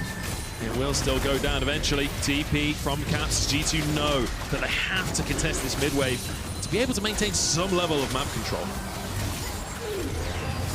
Oh, again, Kalist. He's unhittable. He actually is unhittable. And the one time they did, they died for it. So things have been great on the success rate for Kalist. But again, I think this is kind of showing the problems with G2's composition is you just don't have a great engage tool. Like, a lot of it has to be on the Broad, has to be on Broken Blade, looking for a long-range ultimate or something along these lines, or Caps on some sort of miracle flank. But KC are not really giving them that chance, and anytime someone tries to go for that play, you're just having Vladdy take away a key ultimate, shut down the backline of G2, deny any follow-up, and KC are coming out trumps. And it's so hard to try and face check into this Varus. You have to go through choke points. You have to try and get into this river to try and check Baron. And Varus is just going to get so much value poking you out with these piercing arrows. LeBron finding that out the hard way, but it's like G2 have pretty much just conceded vision in the Baron area. It's whether or not KC are willing to actually commit to starting this objective or not. So far, they've done a good job of controlling vision. It looks like they might finally be kicking off the purple worm. Yeah, you're going to have Vladdy reset and look to TP in, but I don't think there's a ward behind, so this is going to be a little difficult if he wants to try and look for the flank. Caps has the Weaver's Wall, but needs to start moving now.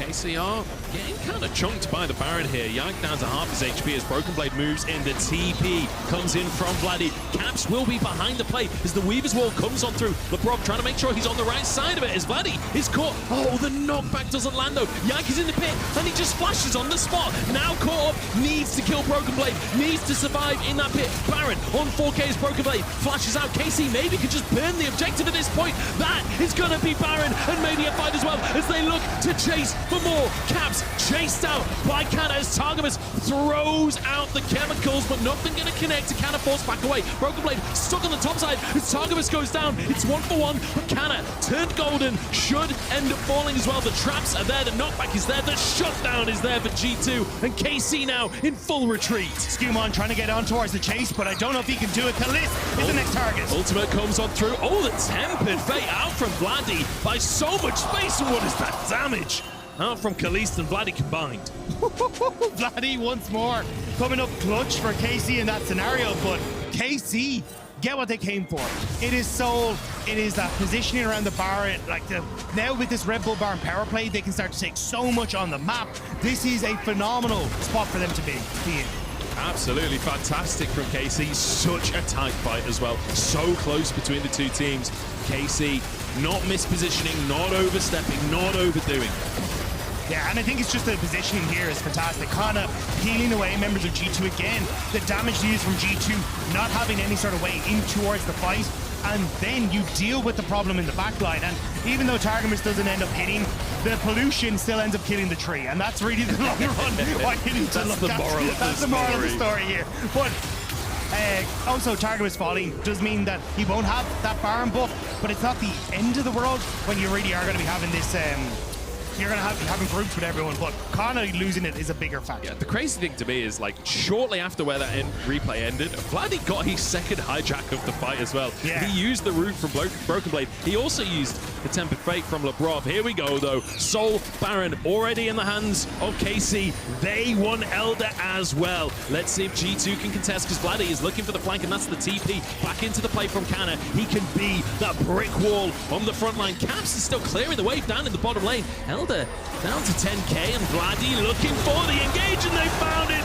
Tempered Fate buys a second. Hansama chunked and taken down. Vladdy might just fall as well, but he gets a little bit of sustain and flushes out the top side of the play. Caps now chased down by Yike. Broken Blade can't save him, and LeBron has nowhere to go. Here in Paris, KCORP make their stand. I thought Vladdy would not have that moment in this fight. He didn't have access to the Maokai ult. He didn't have access to the Bard ult, but he had access to Hansama, and he made that count. Broken Blade caught up and will be taken down. That is going to be game. KCORP are here, and in front of thousands of French fans, they prove that they are here to make a statement in the LEC this year. This was just a preview, and I can't wait to see the real movie. This was a dish best served cold, and the revenge is oh so sweet because of it.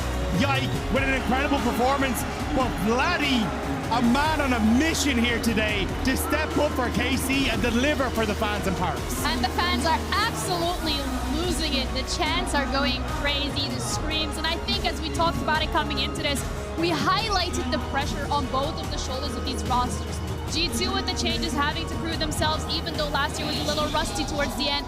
KC the complete opposite. They had a rusty start, but they got better as things went along. Finally having Khalees in that main lineup, and they've shown what they're capable of. I mean, Khalees, the mechanics are on point. The positioning was absolutely beautiful. The amount of ults he dodged, the amount of just like single pixel dodges as well. Like his movement is just perfect. But this is why people are hyped for him.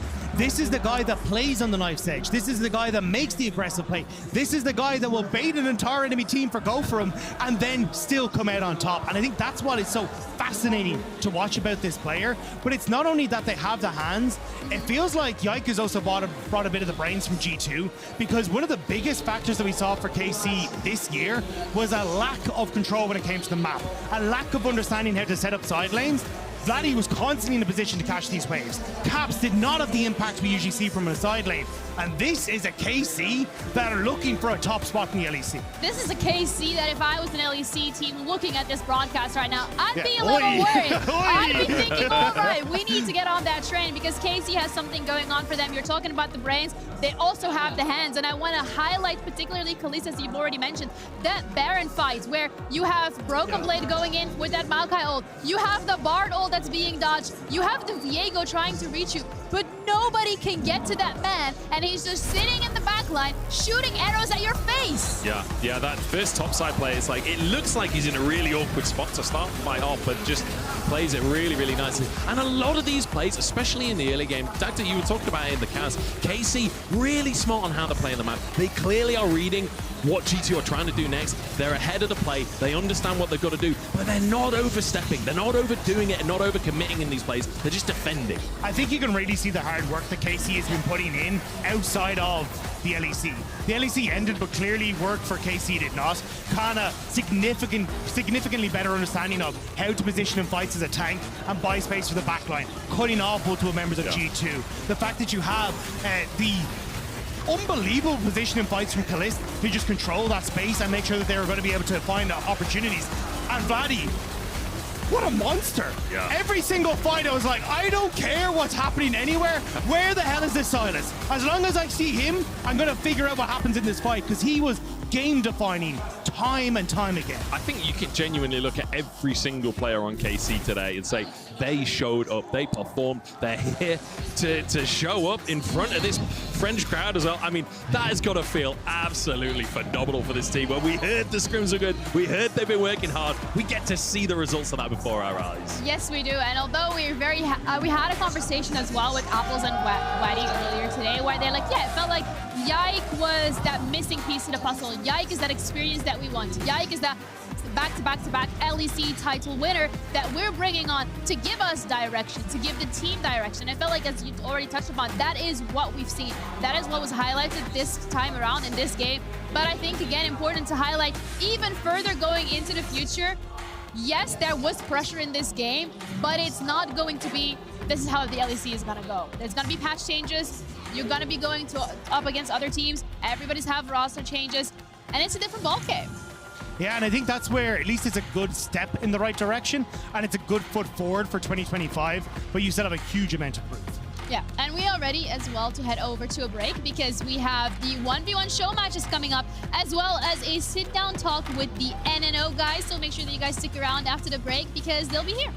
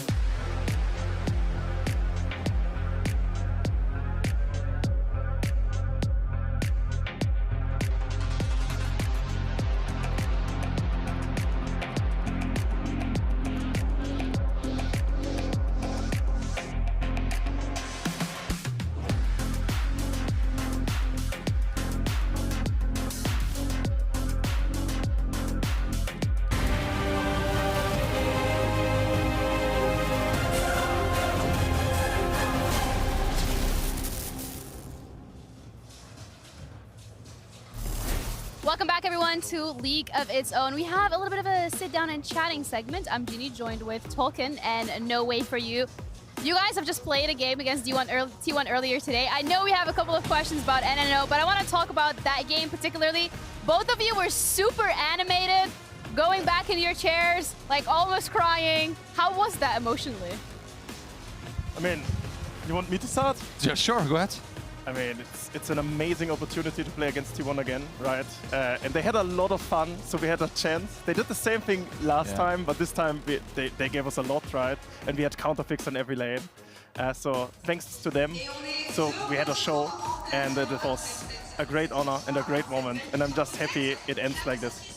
Yeah, it was really surreal for me too, because Faker was drafting our champions. He came over and he was like, what do you guys want to play? I was like, I don't really know, bro. And he was like, And then I said, I told him, there was like 30 seconds of silence after he told us what to pick. I was like, Faker, is your Riven still good? And he was like, nah, you serious? And I was like, oh. And we picked him Riven. Last year I played Camel as well, so I went for a back-to-back, and this time it went better, much better. And you guys got the screenshots. I saw at the end of the game you were taking pictures of the screen. Yes. That's gonna print it out, put it on the back of your streams. For sure. Put it maybe in the trophy cabinet of NNO. That's the organization that you guys have going on as well. So I want to talk about potentially the challenges of having a team in the Prime League, running it. What has that been like for the past 2 years? Yeah, I mean, what NNO actually means is no need orga. So since we are like really unorganized streamers, we kind of went, with that theme. And having a team in Prime League required us to have like a management and get some people into the whole progress. And we are not really businessmen, we love esports, we are streamers, and having a team that in itself is not allowed to be, like, we were not allowed to stream ourselves in the league. So we got employees and started a team, and it was a wild ride. And I think we are happy to have it, like the chapter of this ride, end here in Paris at such an awesome event. So when you're looking at NNO, I mean, you're talking about the business side of things and how you have people in place for that. You guys are streamers. You have the NNO Cup as well. What made the transition? How did you guys come up with, oh yeah, today we want to do a cup, and you just run it? Like, what did that look like for you? I mean, there's just very talented people who came to us. Hey, influencer cups are a thing that works really, really well in our community. There's a lot of demand. There's a lot of big teams coming in now with influencers like Los Ratones, for example, and other ones. So the Jankos team, for example. And it's just a big demand for these kind of events to have something more casual than the usual, like, full tryhard professional gaming scene. Like this event as well, right? Yeah. And so they came to us, they said, we want to do it with you, and we just did it real quick. And it was fun, and it was great. Very fun, yeah. It was really fun. I watched some of it. But you guys also have NNO Prime then, and it feels NNO Old, and it feels like that's gone maybe a little bit more quiet. Yeah. Is that because you're more excited about these 4 fun tournaments rather than the try-hard, sit-down, scrim, play 20 games a day? I mean, we're gonna be honest, we are pretty washed, right? We are not that good anymore. It's hard. It's Still getting hard. Still won against T1. We did. Yeah. But like, 2 years ago, we were actually good enough for first div, and now we're just bad in comparison. Yeah. So also there's like different projects going on. He went to Japan and Korea, hit Challenger there, was climbing challenges. I obviously cast LEC and stuff, so there are some different priorities also going on, yeah. So what's the step then moving forward for 2025 for NNO Old? Are you guys gonna stick to what you're doing right now? Are there some projects that you maybe want to tease a little bit or leak? I mean, we go in different areas, right? So we will split up. Yeah. Our AD carry is already announced. He will go full tryhard playing for Eintracht Spandau in the German scene. Accor as well will go full tryhard as well in the first div. Yes. And the rest of us, we're gonna play some casual league together and have fun with it and do some NNO cups in the future. Yeah, we also want to start again, like, back then we started like Division 3 in German League, and we went all the way up to the first one, and then we obviously started our own org. Yeah. And perhaps the retirees can come back. Maybe can be unwashed at some point. How do you become unwashed? You need to play more League or something. Yep. The actually good thing is, like, great teams like Los Ratones or Jankos team, as you mentioned, they're actually looking for scrims as well, and they want to stream the scrims. Because usually you can't really find practice partners. They want to scrim in secret, and that obviously sucks as a streamer team. But now there's so many. Obviously Los Ratones is a lot better than us at the moment. Perhaps things can change. I mean, but they are training quite a bit, right? They're better. I'm not sure about that. Put in the hours. But they actually look a bit weaker now with REKKLE. For a bit, I think. Because he mic dropped. REKKLE is listening up there right now. He was our neighbor. I hope he doesn't hear this. He was They like jump down. Oh, like, shit. take the mic off you. REKKLE, he does not speak for me. He does not speak for me. No, you guys are together. You're teammates now. But actually, that's a really interesting pick that you bring up in terms of like teams now being more comfortable streaming their scrims because they are streamer teams. And I think as well for the fans, like a lot of people don't really understand what goes on. Like the team just shows up and plays a game and loses. They're trash. But they don't know how much effort and time and just theory crafting goes into running these teams. So I think in that regards, you guys are doing the pro scene in general also a big favor. Just like a peek behind the curtain. For sure. I think also there's so much league going on that some people can be league fatigued. Because there's so many leagues going on, and you kind of need to pick which team you actually want to feel emotional and care for, you know? And then if there are streamers who can give you this look behind the curtain, it's more relatable, I guess. Yeah, absolutely.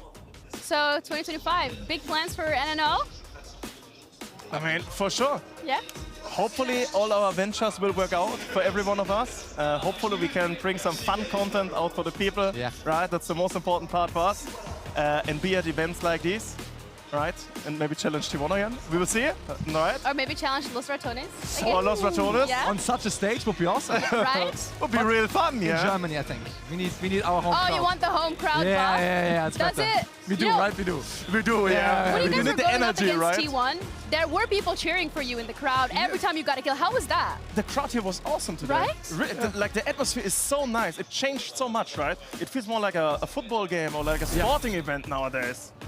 Yeah, this is you guys winning. I'll give you a little bit of a look back. You lived it, but now you can look at it. Tony is so happy. I stood like in the wrong line. So I did like the Untara first, and then I noticed like all of you were going the other way. It was really awkward, and then I need to go like circle back. Thank you guys so much for joining me. I'm looking forward to 2025 for NNO because we are also ready to take a bit of a break. We have a beautiful documentary for T1, so let's have a look at that. We'll be back with the 1v1 show matches. Enjoy. 그런 서사가 시나리오를 써도 나오기 어려운 서사가 e스포츠에서 펼쳐졌으니 지금도 그 생각하면 가슴이 울컥하고 그렇거든요. 정말 제 인생 캐스터로서 가장 짜릿했고 가장 행복했습니다.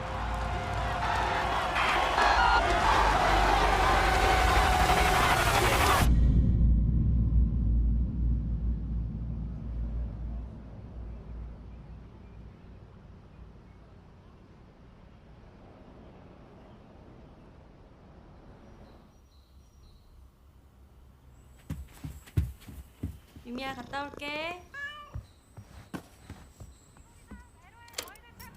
대망의 결승전으로 인사드립니다. 오늘 이곳 고척 스카이돔에서 2023 시즌 최고의 팀이 탄생을 하게 됩니다. 열기도 정말 뜨겁고요. 장난이 아니에요, 분위기가. 그렇습니다. 며칠 전부터 광화문에서 팬페스트가 열리면서 현장 분위기가 달아오르고 있었는데 오늘 그 분위기가 이대로 이어진 것 같습니다. 오늘 현장 대박이에요. 2023년 11월 19일 서울 리그 오브 레전드 월드 챔피언십 결승전 T1 대 웨이보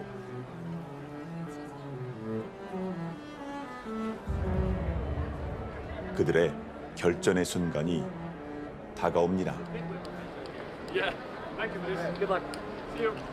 수백만 명의 팬들이 한 마음으로 지켜보고 있습니다. 그들의 승리를 바라며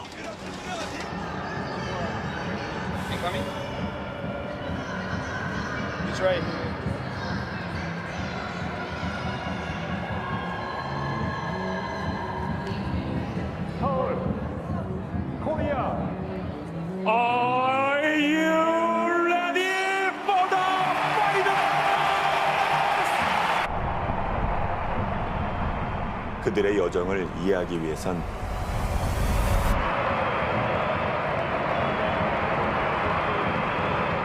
일 년 전으로 돌아가야 합니다.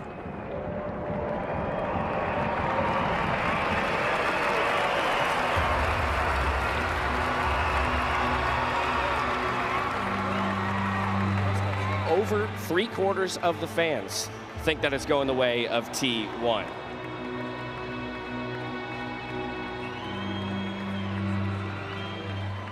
DRX, every series to get here, they were underdogs.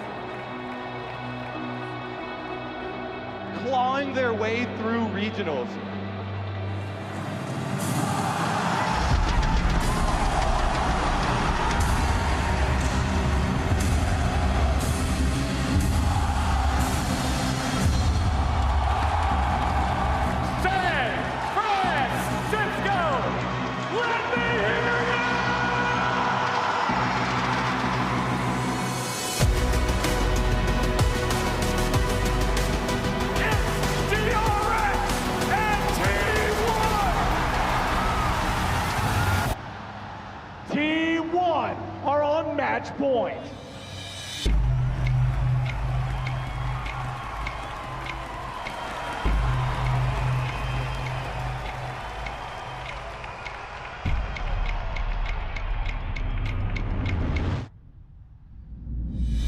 Hostile ulti flies out. Kingen and World Ender goes over the wall. Faker's lost half HP. Faker is nearly down. Hostile takeover over the wall.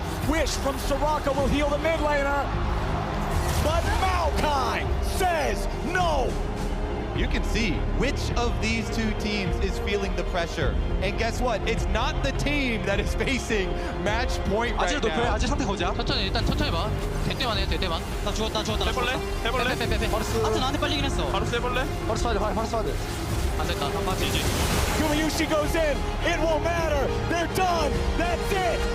DRX are taking us to game 5.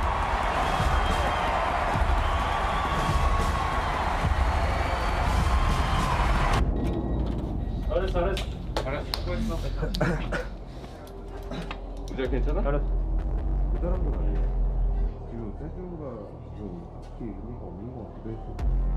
이 사람이 어차피 1, 2에 올 것 같으면 성격도 한 다음에 바텀 티어 좀 더 높이고. 하고 싶은 말 있는 사람 있어? 마지막 경기야 올해. 후회없게? 후회없게? 네, 30분만 몰아서서 30분만 몰아서. 얘들아 눈에 꽉 힘 팍 주고 블루가 이긴다. 블루가 이긴다. 그치? 근데 DRX 우리 존중하자. 잘하잖아. 그치? 우리가 더 잘한다는 말은 버리고 겸손하게 마지막 후회 없이 하자. 눈에 꽉 힘 주고 얘들아. 자 감독님 갑시다. 에임 벌스 우리는 티어 빨리 가자!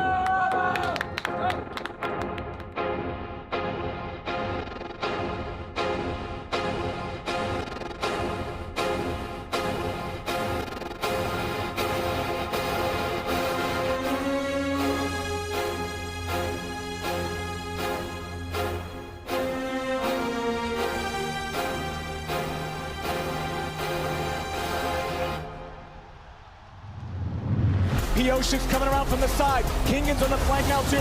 They're waiting on the TP to come in. Gumayushi's going to be targeted. He tries to get away, but he's going to take out first. And DRX is winning the fight.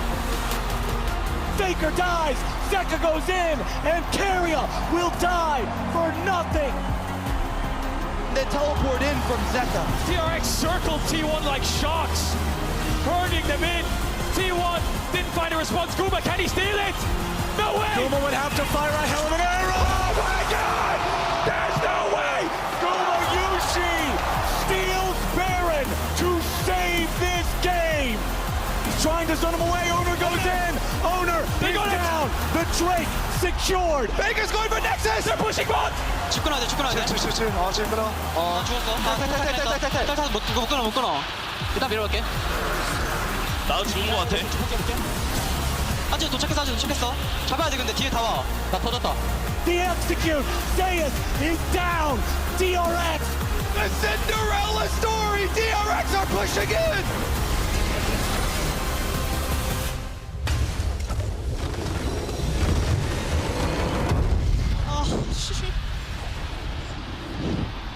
깝이다 얘들아 잘했어. 고생했다. 수고했어. 고생했다. 깝이다.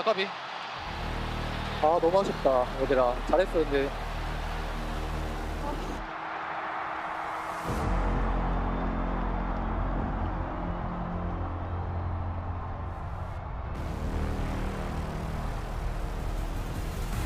They have been discounted. They have been dismissed. But DRX are your 2022 World Champions.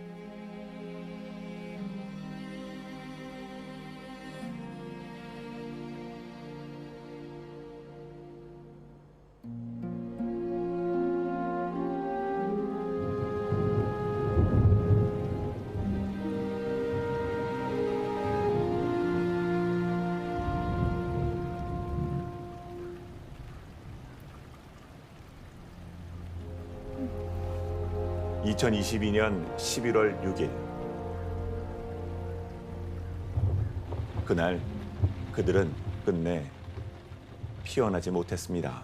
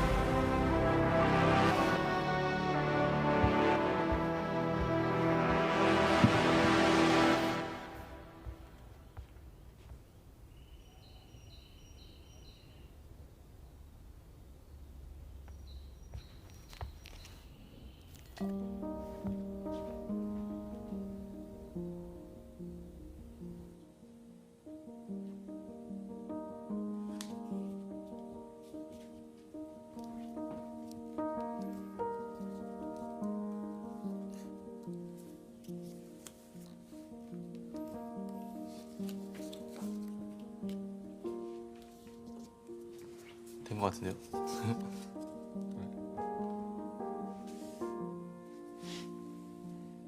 천 개를 접으면 소원을 이뤄준다는 그런 속설이 있죠. 참 오랜만에 만들어 보는데요. 한 40년 만인 것 같습니다. 어렸을 때는 자주 접었죠. 1000개를 만들면 소원이 이루어진다고 했죠.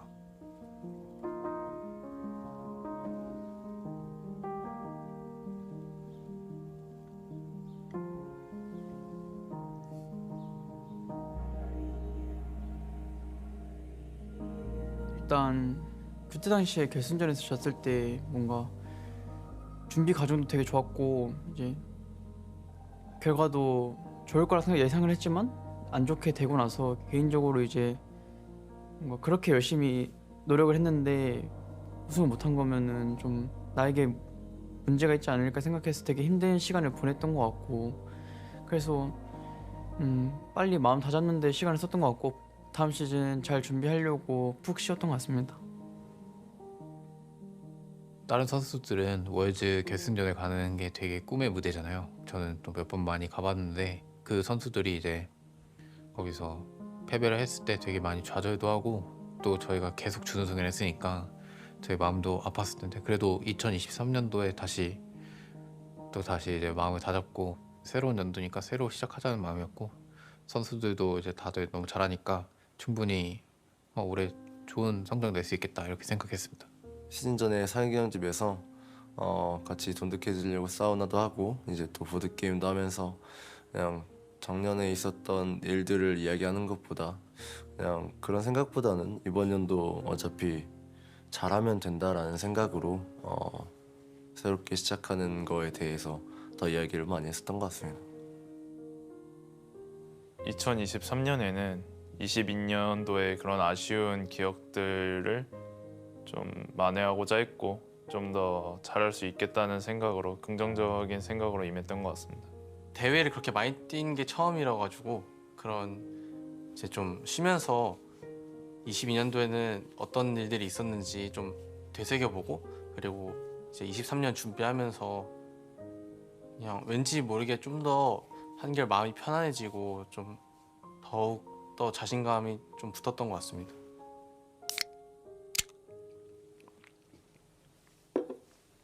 3년도에 저희가 최근에 우승을 많이 못했으니까 스프링 우승부터 좀 해보자 이런 마음이었던 것 같아요.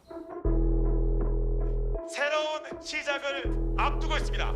2023 LCK 스프링 스플릿 그 영광의 무대에 나설 10개 팀을 여러분께 소개해드립니다.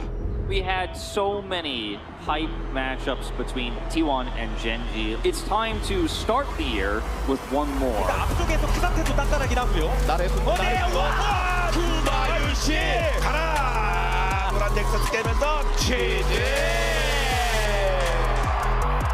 부담은 살짝 있긴 했었는데 이기면은 너무나도 좋은 출발이었어가지고 한 번에 다 왔죠? 다 왔죠? 마유시. 아니 그냥 뭐 구마유시 캐리어가 죽일 생각이 없고요. 그럼요. 네. 안 주고 끝납니다. 결국 확정입니다.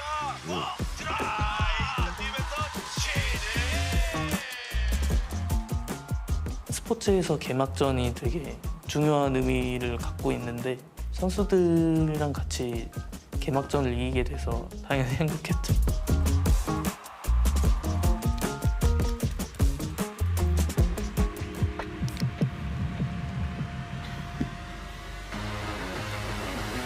에이펄스 우리는 T1 화이팅! 좋은 시작을 보인 제5 패국회는 멈추지 않습니다. 계속 이깁니다.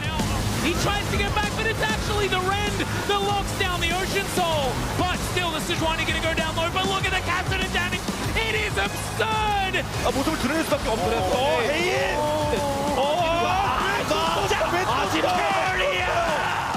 나 너무 잘했고. 데미지로.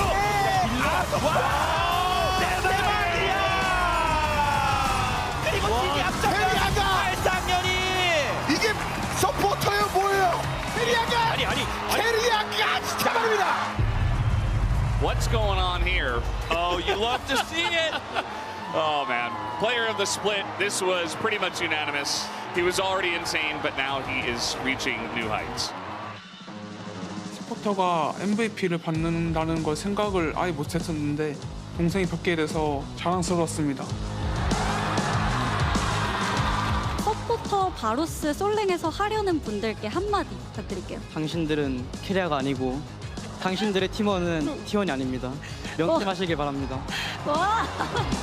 한화생명을 상대로 한 번 진 것 빼고 정규 시즌 17승 1패라는 무서운 기록을 세우죠. T1이 결승 진출 확정. 그리고 MSI까지 확정됐습니다.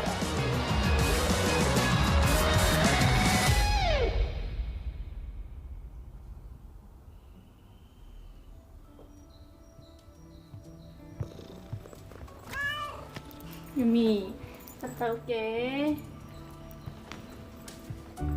2023년 4월 9일 LCK 스프링 결승전의 날입니다.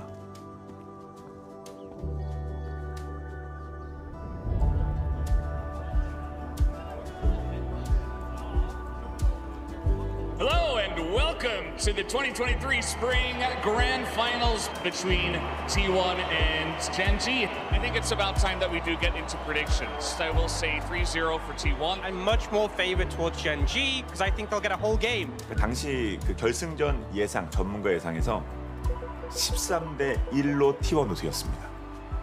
하루 며칠 전 승자전에서 이미 T1이 젠지를 잡았습니다. 그리고 정규 시즌에서 젠지에게 패한 적도 없고요. 에이펄스 우리는 T1 화이팅! 먼저 돌고 돌아 다시 이 무대에 섭니다. 디펜딩 챔피언 젠지 이에 맞서는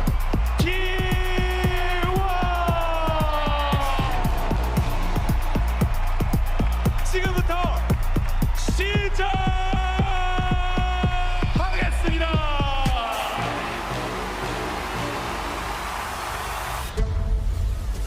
And now Trophy's taking matters into his own hands. Owner still in a bit of trouble. It's another huge cast. Faker's inside his own cage, but that provides safety to the grand entrance. That is going to seal the deal. The body slam flash double kill for Chovy. Carrier, nothing he can do about it. 아멘. 까비. 싸움 한번 치니까 좀 빡세다. Humongous upside here. 도대체 오늘 결승전 예상한 전문가들 뭐야? 그리고 두 명 아웃데 그나마 다양한 툴이 있어요. 다양한 툴이 있거든요. 서. 진짜 좋은다 이거. 나이스. 다 파자 얘들아. And if we got a series on our hands, I think so. Hold up your hands, ladies and gentlemen. This is at least going to more.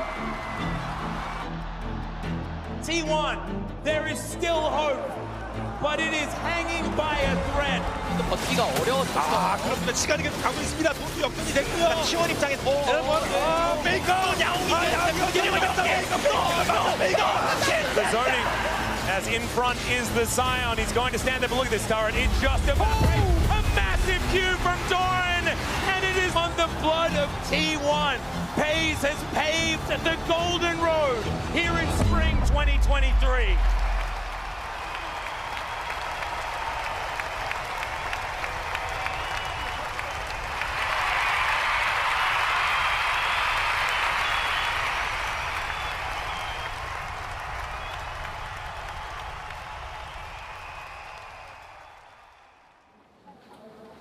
일단 오늘 결승전 고생했고 고생했다 얘들아. 젠지전 준비를 일단 뭐 상대보다 못한 거겠지 이렇게 결과가 나왔으면 그거에 대해서 미안하게 생각하고 스프링은 끝났어도 MSI 아직 끝난 거 아니니까 다음 스텝 생각하면서 좀 더 열심히 준비할 테니까. 무려 4번이나 연속 준우승이었습니다. 22년 MSI, T1 gave a good fight, but RNG were just a cut above. 썸머 LCK, What a huge moment. Genji finally beating the team that has beaten them so many times. 그리고 가장 큰 월즈, 그리고 17승 1패로 정규 시즌을 마쳤던 23년 스프링인데 4번의 연속되는 결승에서의 준우승이 서로에 대한 확신을 깨지 않을까, 그 부분이 저는 제일 걱정이 됐었어요. 아무래도 이제 좀 준우승을 계속 하다 보니 다들 의심도 많이 생길 거고, 그리고 되게 뭔가 잘 안 맞는다 이렇게 생각할 수도 있었을 것 같습니다. 그냥 왜 잘하다가 갑자기 이렇게 결승에서 무력하게 패배를 해버리는 걸까라는 생각이 좀 들긴 했고요. 어안이 벙벙하고 왜 졌는지 좀 이해가 안 되는 순간이었던 것 같습니다. 그때 결승전 끝나고 나서 신뢰를 잃기 시작했다고 느꼈던 것 같아요.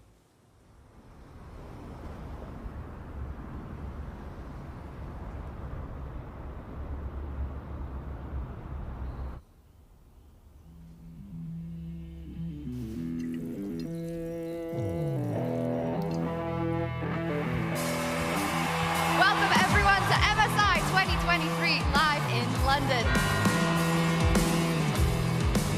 MSI, 스프링과 서머 사이에 열리는 국제 대회입니다.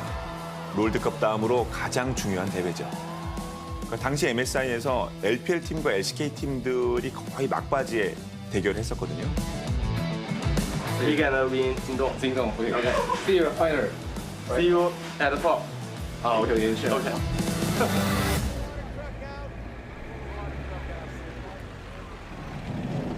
Welcome to the upper bracket final between T1 and JDG, live from the Copper Box Arena in London. JDG. LPL first seed, and I think for many people, including me, the clear favorite coming into this MSI, given how insanely dominant they've looked. 오늘 진동 만나겠는데 진동 일단 LPL 1등팀이고 한 번도 불리하더라도 끝까지 한타 잘해가지고 역전 받고 잘 붙었다. 마지막까지 10분까지 하나 둘 셋 하면 화이팅. 하나 둘 셋. 화이팅!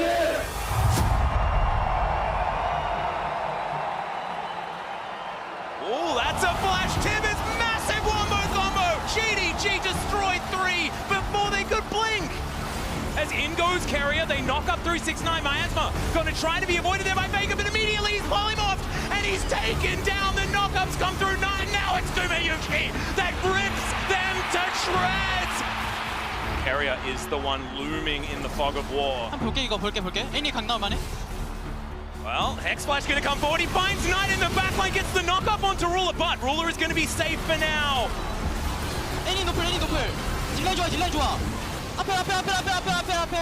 미드 갈만해. 구현 있어. 구현이야.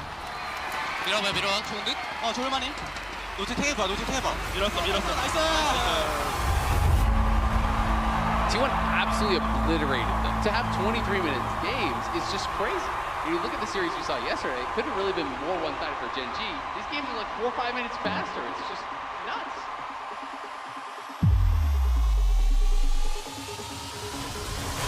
앞으로 왼쪽으로 뚫자 왼쪽으로. Teleport is still going to come through. Could be. 야 앞에 천천히. 앞에 졌어. Finally, the Abelios is taken down. How did they manage to find the angle? Oh my God, JDG, what are they doing? How are they finding these moments? It's Gumayusi that falls down, and T1 are routed. Oh, he's gonna find Gumayusi. He's gonna have to go into his stopwatch, and now Zeus finds an ultimate, but these Nexus turrets are going down, and the Jinx is as well. We're not gonna get another team fight because JDG will bring us to game number 5.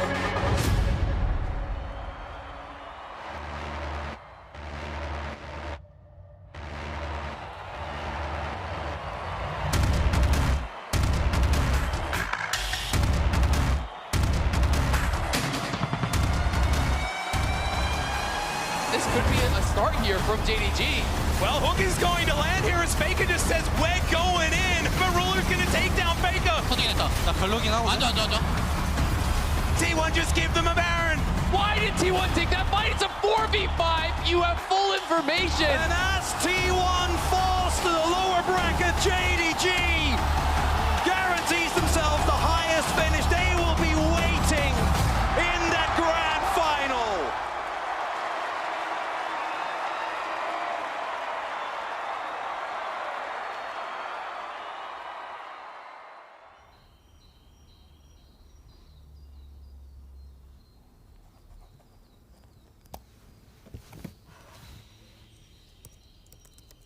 There's a spot in the grand finals on the line today as BLG and T1 are entering the venue for another epic LCK versus LPL clash.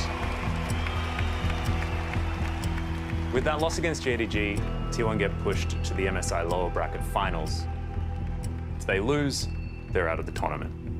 After putting everything that they had into the series against JDG and just barely not being able to make it over the line, how much more is left in the tank after something like that? 사실 그때 당시에 징동전을 끝나고 이제 이길 수 있었는데 지고 뭔가 나오면 안 될 것들이 나와서 져가지고 그때 당시에 징동전 지고 나서 조금 팀 분위기가 흔들렸던 것 같습니다. 정말 많은 생각들이 스쳐갈 것 같은데 솔직히 안 그랬으면 좋겠습니다만 1년 전 부산에서 열린 MSI 결승전 그때 졌거든요. 그때 패배도 생각났을 것 같습니다. 솔직히요.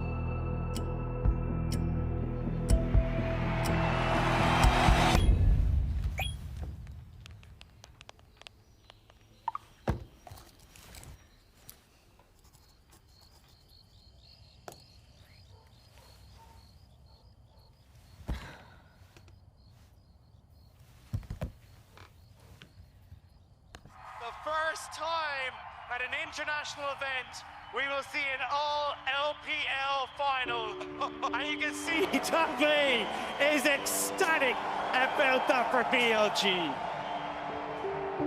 Been calling his shots in his interview, even tweeted out 3-1.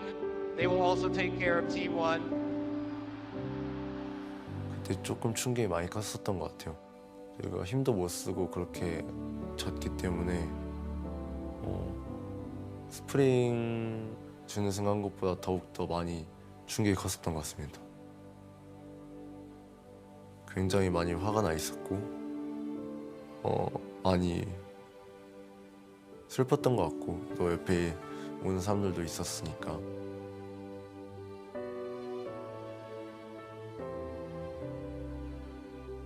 (3등을) 하고 스프링은 또 준우승하고 선수단들도 그 당시에 좀 정말 많이 무너지기 직전까지 갔던 것 같아요.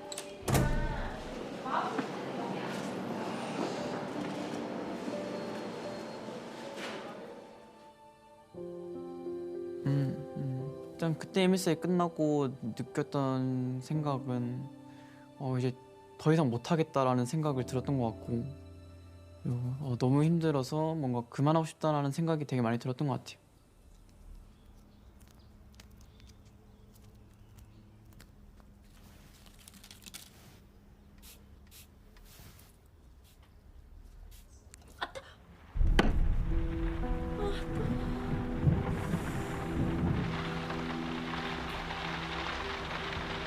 그때 당시에 스프링 끝나고 이제 신뢰를 잃어가는 느낌을 조금씩 받았다고 했는데 이제 그게 MSI 끝나고 완전 무너졌다고 생각하고. Big rematch here between these two squads. Gen.G are back-to-back defending champions against T1 2 times in a row.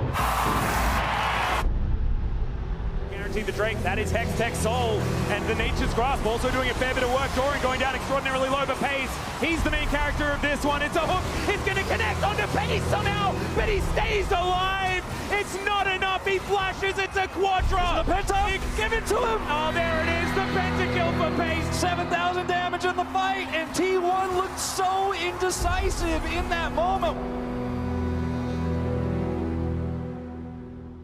서머 시즌을 계속 진행하다 보면서 거의 엄다시피 됐다고 생각하고 선수단에 이제 신뢰가 없다 보니까 경기력도 잘 안 나오고 생활하는 데도 있어서 막 그렇게 평소와 같이 대화하거나 그러지 못했던 것 같습니다.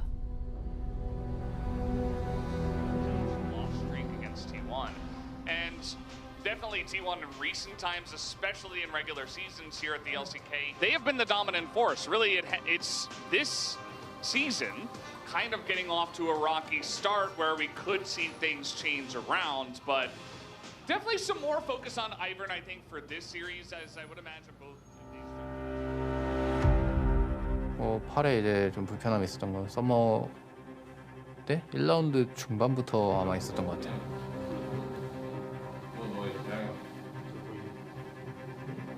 처음에는 좀 손가락에 이제 감각이 없어지는 게 경기 끝나고 뭐 몇 분 있다가 좀 없어졌었는데 나중에는 이제 경기 끝나고 나서 거의 하루 종일 계속 감각이 없어가지고 경과를 좀 보면서 계속 경기를 했던 것 같습니다.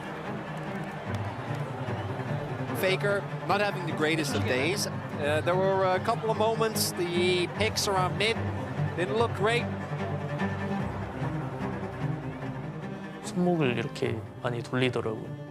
스트레칭 하겠지 이 정도로 좀 대수롭지 않게 생각했었는데 이제 나중에 자기가 손목이 많이 안 좋다라는 거를 얘기를 하더라고요. 손 때문에, 팔 때문에 감각 그런 거면은 내가 볼 때는 일단은 조금 그래도 휴식하시는 게 나을 것 같다. 일단 특히 경기할 때 끝나면은 그냥 상태에 너무 안 좋은 게 끝나가지고 거의 1년 시작될 수도 있었거든요. 연락을 회사에서 딱 받고 나서 왔구나. 이제 왔구나. 그 시기가 벌써 사이가 오래됐기 때문에 이렇게 왔구나 생각을 했고 걱정이 됐죠. 그래서 페이커 선수도 본인의 약간 힘든 점 그런 것을 꼭 밖에 얘기하거나 그러진 않아서 사실 아픈 것도 이 정도일 줄은 몰랐거든요. 저는 그 당시에. 그 후에 이제 MRI 촬영했는데 거기서 이제 영상적으로는 딱히 뭔가 소견은 없다 이렇게 말씀하셔가지고 뭐랄까 명확한 그 진단이 안 났다는 게 그만큼 치료하는 방법도 되게 명확하지 않다는 거라서 그래서 일단은 좀 쉬면서 저희가 그때 이후에 좀 경과를 보자 이렇게 얘기를 나왔던 것 같습니다.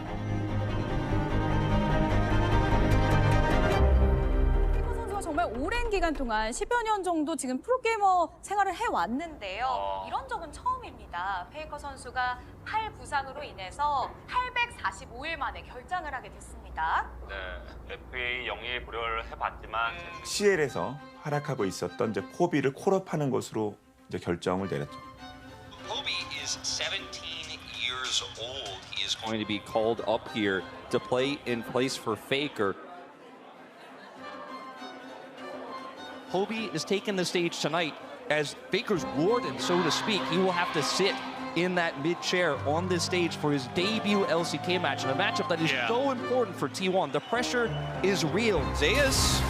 Stun comes down, no flash for Zeus. He does have dominance, but no way to survive against 3. Zeus once again just being bullied up there. Hobie now elects to go down, 19-2. They dominate T1 in game number 1. They're trying to force a fight. They're trying to draw DRX out, but they've lost half the health bars. Okay, well this is desperate. They're trying to get on top of Beryl, and yeah, they do kill Beryl, and they lose Poby for it. Meanwhile, in the back line, down goes the Draven, barely does anything as Rascal and Juan are just hounding them. Clean 2-0, very one-sided games. And I gotta say, this one was not about Poby.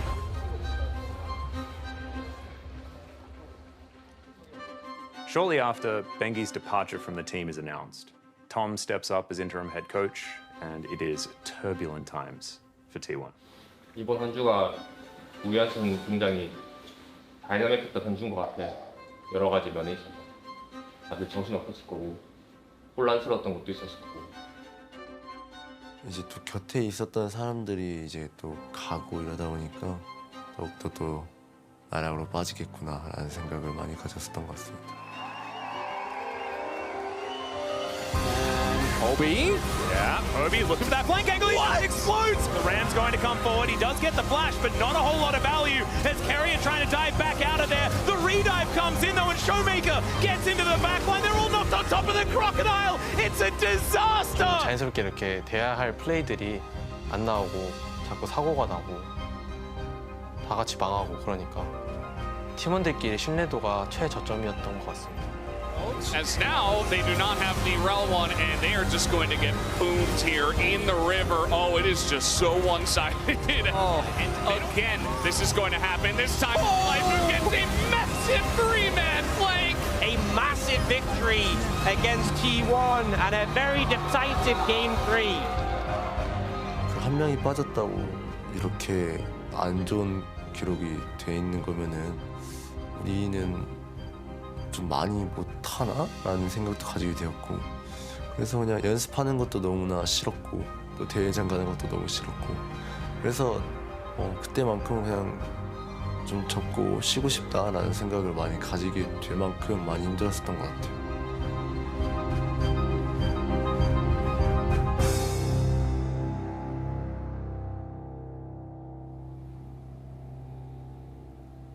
원래 연습이 잘 안 되면 좀 선수들이랑 코치진이랑 같이 대화를 하면서 풀어나가는 부분들이 있는데 어느 날은 좀 아예 놔버린 날도 좀 있었던 것 같아요. 그 정도로 좀 많이 힘든 나날들이었었던 것 같습니다.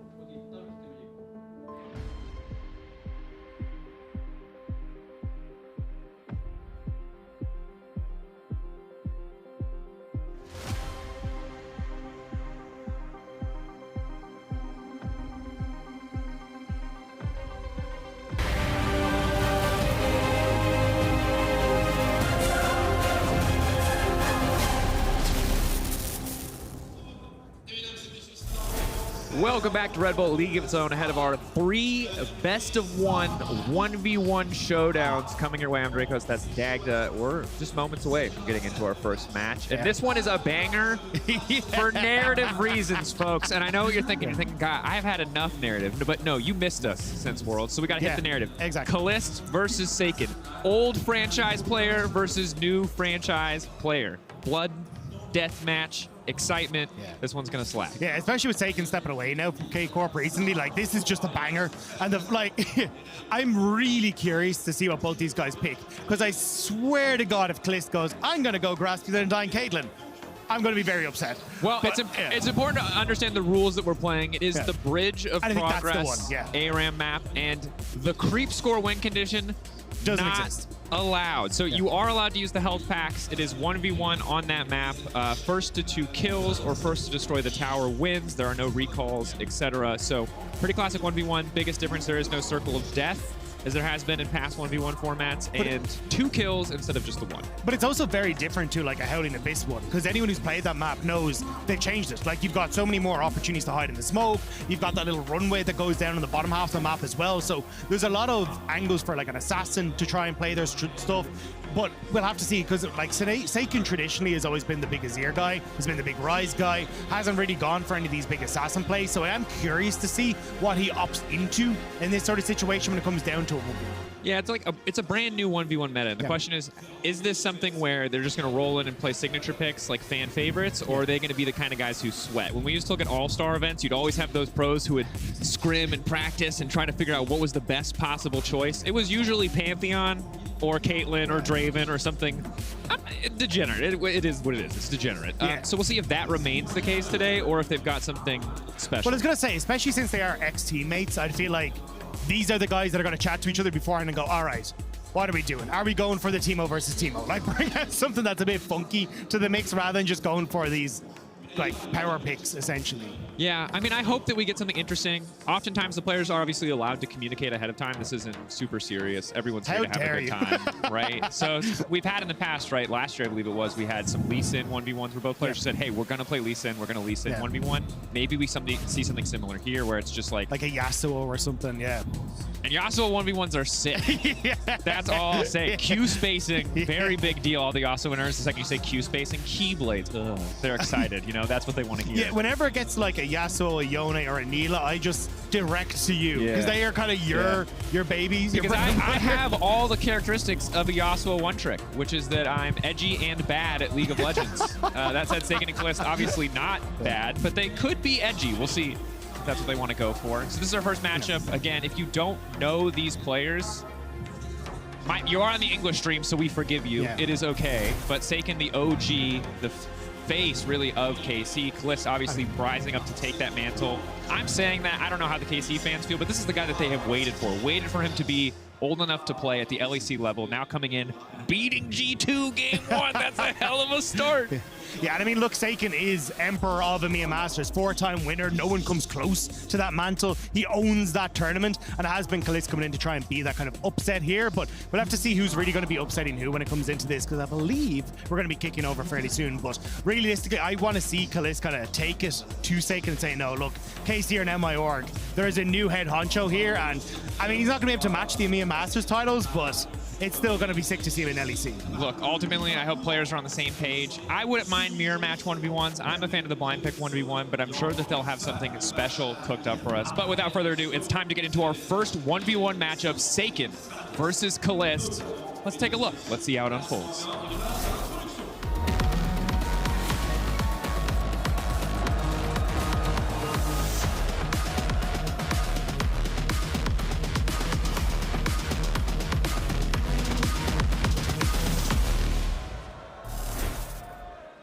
Allez, on est parti effectivement pour les ShowMatches 1v1 présentés par Opel. Merci énormément. Et vous avez entendu les règles, c'était très clair du côté du plateau d'OTP avec Twix et Shriek.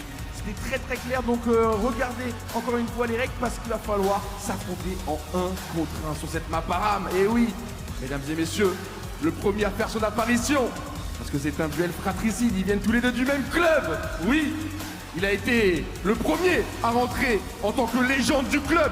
Il a tout donné pour pousser la Carmine Corp au plus haut niveau, pour aller chercher aussi un max de trophées. Mesdames et messieurs, le magicien, Seiken!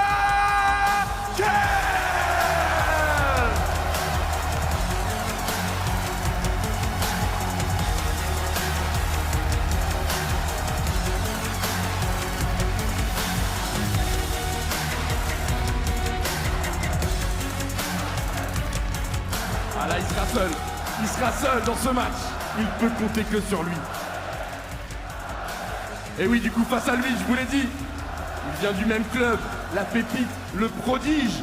Il souhaite lui aussi devenir une légende, mais pour ça, il faut réussir à battre les légendes. Mesdames et messieurs, Kali!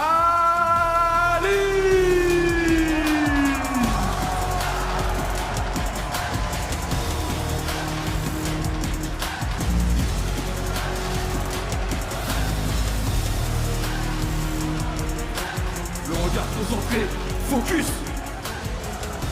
comme à chaque fois.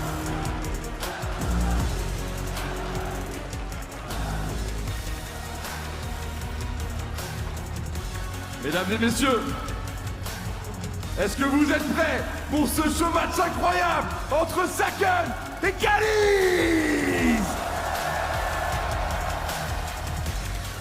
On est parti, et que le meilleur gagne!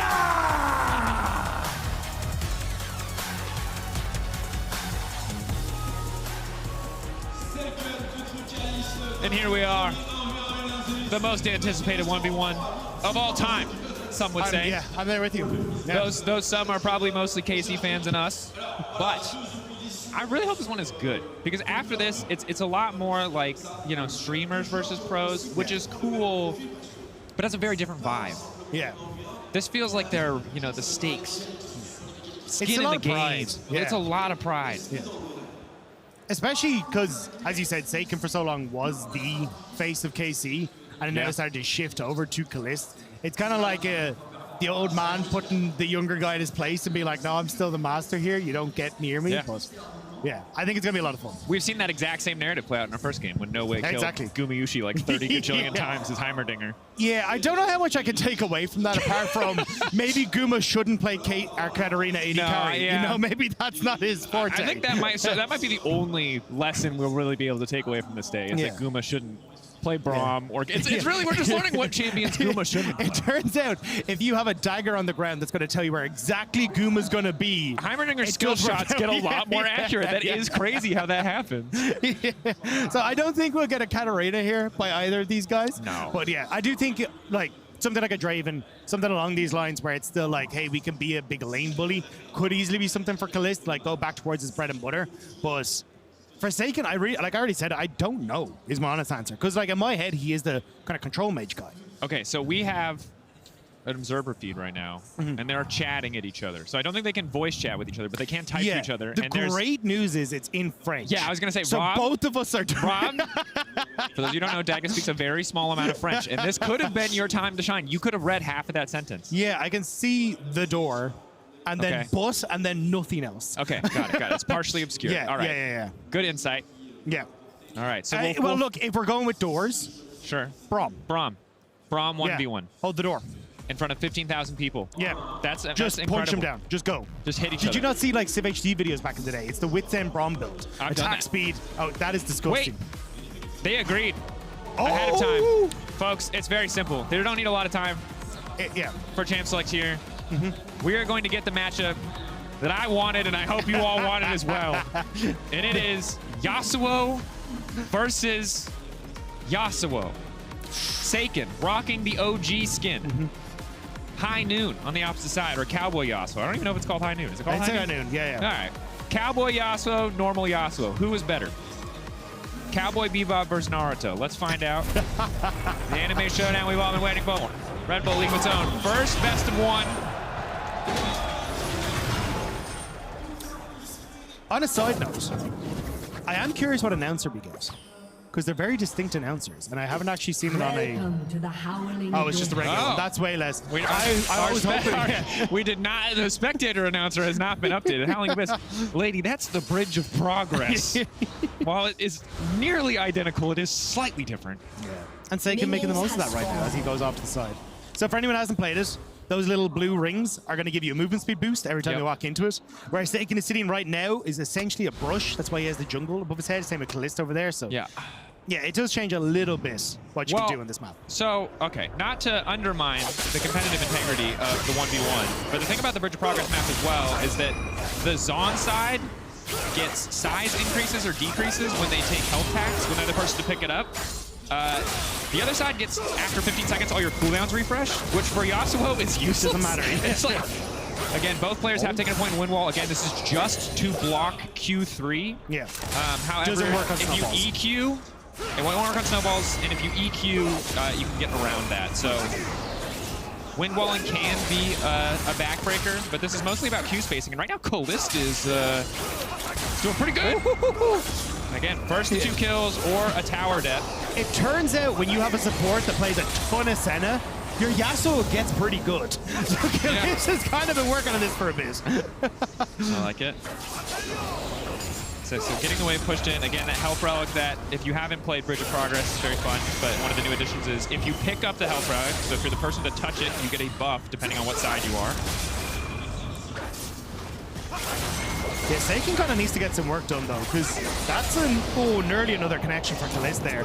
Both of them bet to get their shield back up. That's a little bar underneath their health bars, but... I'm glad they... Oh. Okay. Of course, the big outplay is when you dash using a snowball, you are untargetable, so you can dash through a Q3. Nice! Oh! That's just one! That's one! It's 1 for 1! And it's 1 for 1! We go again! But thus far, Kalist has been cleaner, and I don't think it gets easier. No. And the thing I was going to ask is, can you buy? Because Kalista's now boss. Yeah, you can buy when you die. Seiken doesn't look like he's boss. Well, So I he think may they're leave the base, probably trying to agree on what to buy. But again, Q3 stacked here, dashes a minion, flash, extending the animation. Actually hard timing. If you've never played Yasuo, that is one of the easiest things to mess up. Do not try that in solo queue. Try it in practice tool first. You will embarrass yourself. Unless you see me on the other team, then feel free to try it all the time. Unless you're playing against us, in which case, please try. You will fail hilariously. The timing is very specific, and they've opted not to buy items to make sure that they can repeat the honest 1v1. Although Seiken does have an XP advantage, is now going all in. If he gets the kill, none of Kalist's success matters, and he's getting absolutely blasted. Oh, the snowball's clean. Q3, but he doesn't manage to get away. Doesn't have time to. Oh, Seiken! He wasn't better in the first one, but he's better when it mattered. Tower diff is OP, and then Seiken taking over it. Look, it's a mid lane pick. The mid laner wins. What do you expect? Come on. Well, bench Kalist, bring back Seiken. That's the only way it can go. That was, I assume those were the stakes. Yeah. They're arguing. I mean, he did get the kill in First Blood. He could have spent the money. He could have come back with the advantage, which I believe is the intention. Got to make the comeback a little harder, but Seiken, you know, they played honest, down to earth, edgy boy, edgy anime boy League of Legends. And in the end, Seiken the superior edgy anime boy. So I'm trying to like dig into the depths of my MA Masters knowledge and remember if he is a big anime head, but I can't remember for the life of me. As someone who does I thought you were not going to watch say it his Yasuo play rate. I was like, I can Google that. The other one I'm not. I mean, not there's probably confident something on his Leaguepedia page somewhere. Let's be real. KC fans have probably got that updated. They should know. We should actually just have one dedicated KC fan on every single death segment that we have. Of course, that is our first 1v1. Pretty fast, honestly. They just completely all-in on that second kill very, very quickly. But it's as you say, like, that's honest 1v1s. That's what I want to see from these, where 100%. it's like, hey, we're just going to fight. We're going to try and all in. We're not going to play for this, like, oh, we got a little bit of poke. It's like, no, I want to kill you, and I'm going to show you I'm better than you. 100%. Because, look, you can, like, wait for a year to always have your passive up, but no, it's just not a fun way to play. Yeah, I think this was a little heartbreaking, though. The fact that you, like, get the kill, but because of the second E-dash, you end up just underneath the tower and die. Like, you weren't going to be able to reset, but at least then you get that experience lead that we were talking about. And then here, you highlighted it. The level lead, he's just chasing him down so well through the minions. Also a bad win wall. And credit to Seiken, because he EQs instead of just Q3ing, so the win wall doesn't actually do anything. And you can see Kalist laughing because he knows he messed it up. He made a mistake. Next 1v1 coming up, Doran versus Alderete. I am butchering that name, and I'm so sorry. Yeah, I mean, he's a massive French streamer. Yeah. Has Top been the lane, inspired. Goat, side lane, Goat, Jax, Tryndamere, like this guy. Olaf, Pedigree in France, second to just about no one. Domestic Adam before Adam was God's International. Yeah. And then, but Doran's not really a pushover. So honestly, if there's ever a time to prove you're the GOAT, this is kind of it. I mean, this is big stakes. Doran cannot afford to lose face here. There have already been some T1 oopsies today. So this is high stakes. This is big business. And so I think it's something we're going to have to respect. We're getting ready for our second best of one. Doran versus Zeradote. Let's get into it.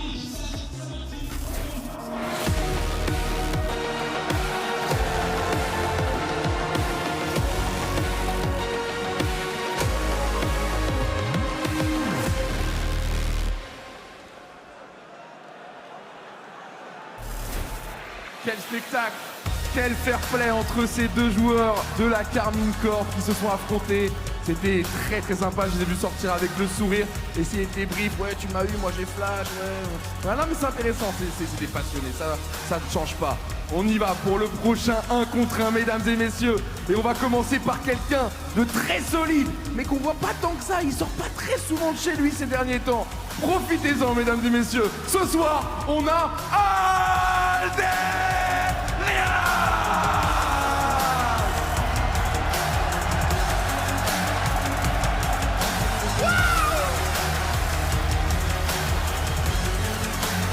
L'Accor Arena est en feu.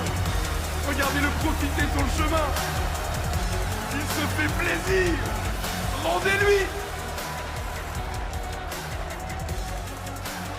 Ah, il va en avoir besoin de votre aide parce qu'en face, c'est quelqu'un fraîchement arrivé chez T1, rappelez-vous. Mais il est en bonne forme ce soir. Il vient de croiser Algeria, donc je sais pas trop ce que ça va donner. Mais bon, on le sait, il est toujours très sérieux. Face à Algeria, qui d'autre que Dora!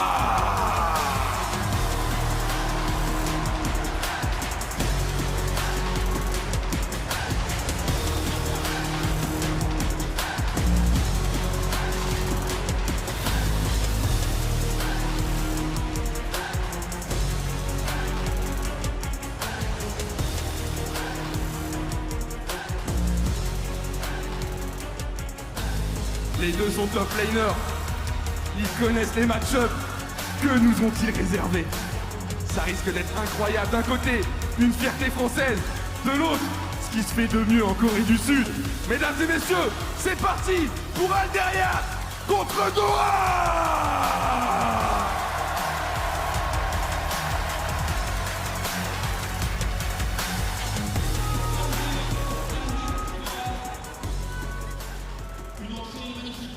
And here we go.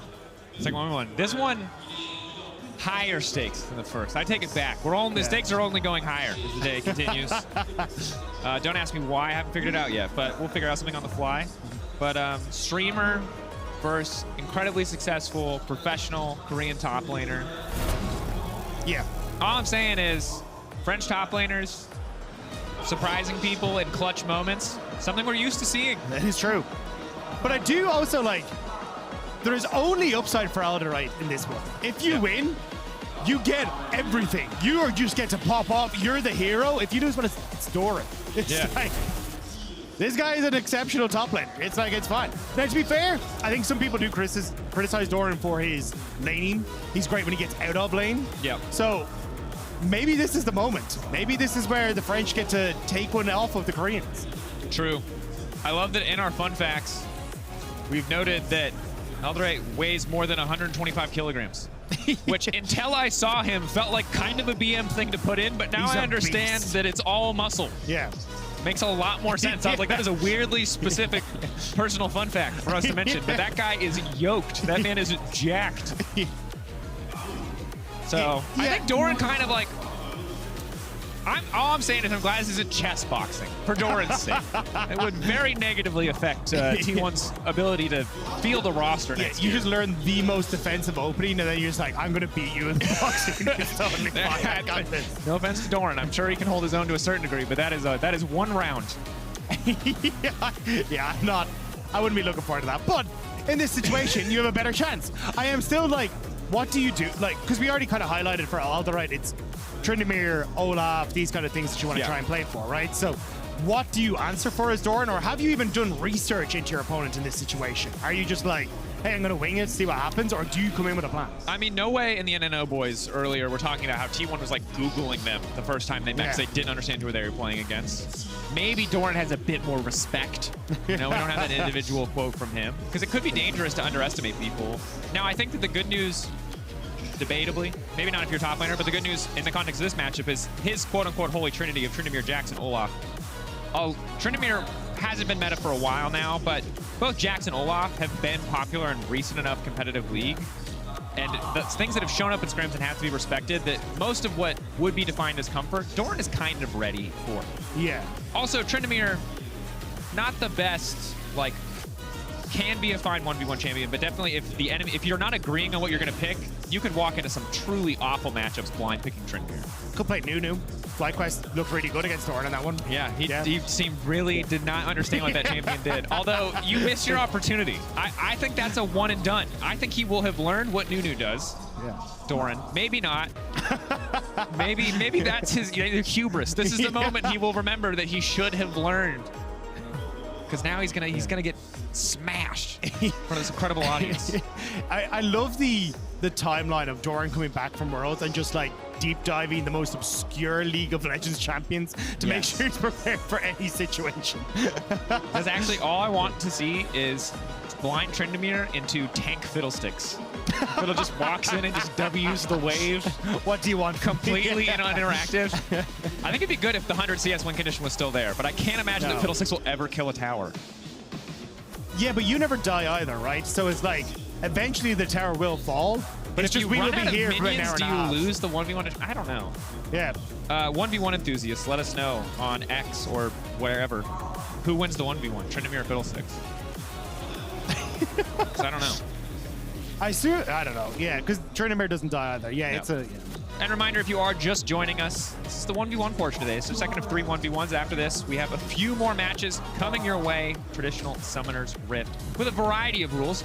But this is 1v1 on the Bridge of Progress, the Arcane ARAM map. Blind Peg heals are allowed first to 2 kills or first to take down a tower. Standard kind of ARAM setup where you cannot buy until you die. And in our previous game, players just typed to each other and they opted not to buy anything after their first death. So again, friendly show match 1v1s. Yeah. We'll see if they're blind picking, if they want to tell each other what they're going for, if it's try hard mode times 1,000. Yeah, I think it's almost like trying to break down the psychology of a player and be like, who are you as a person?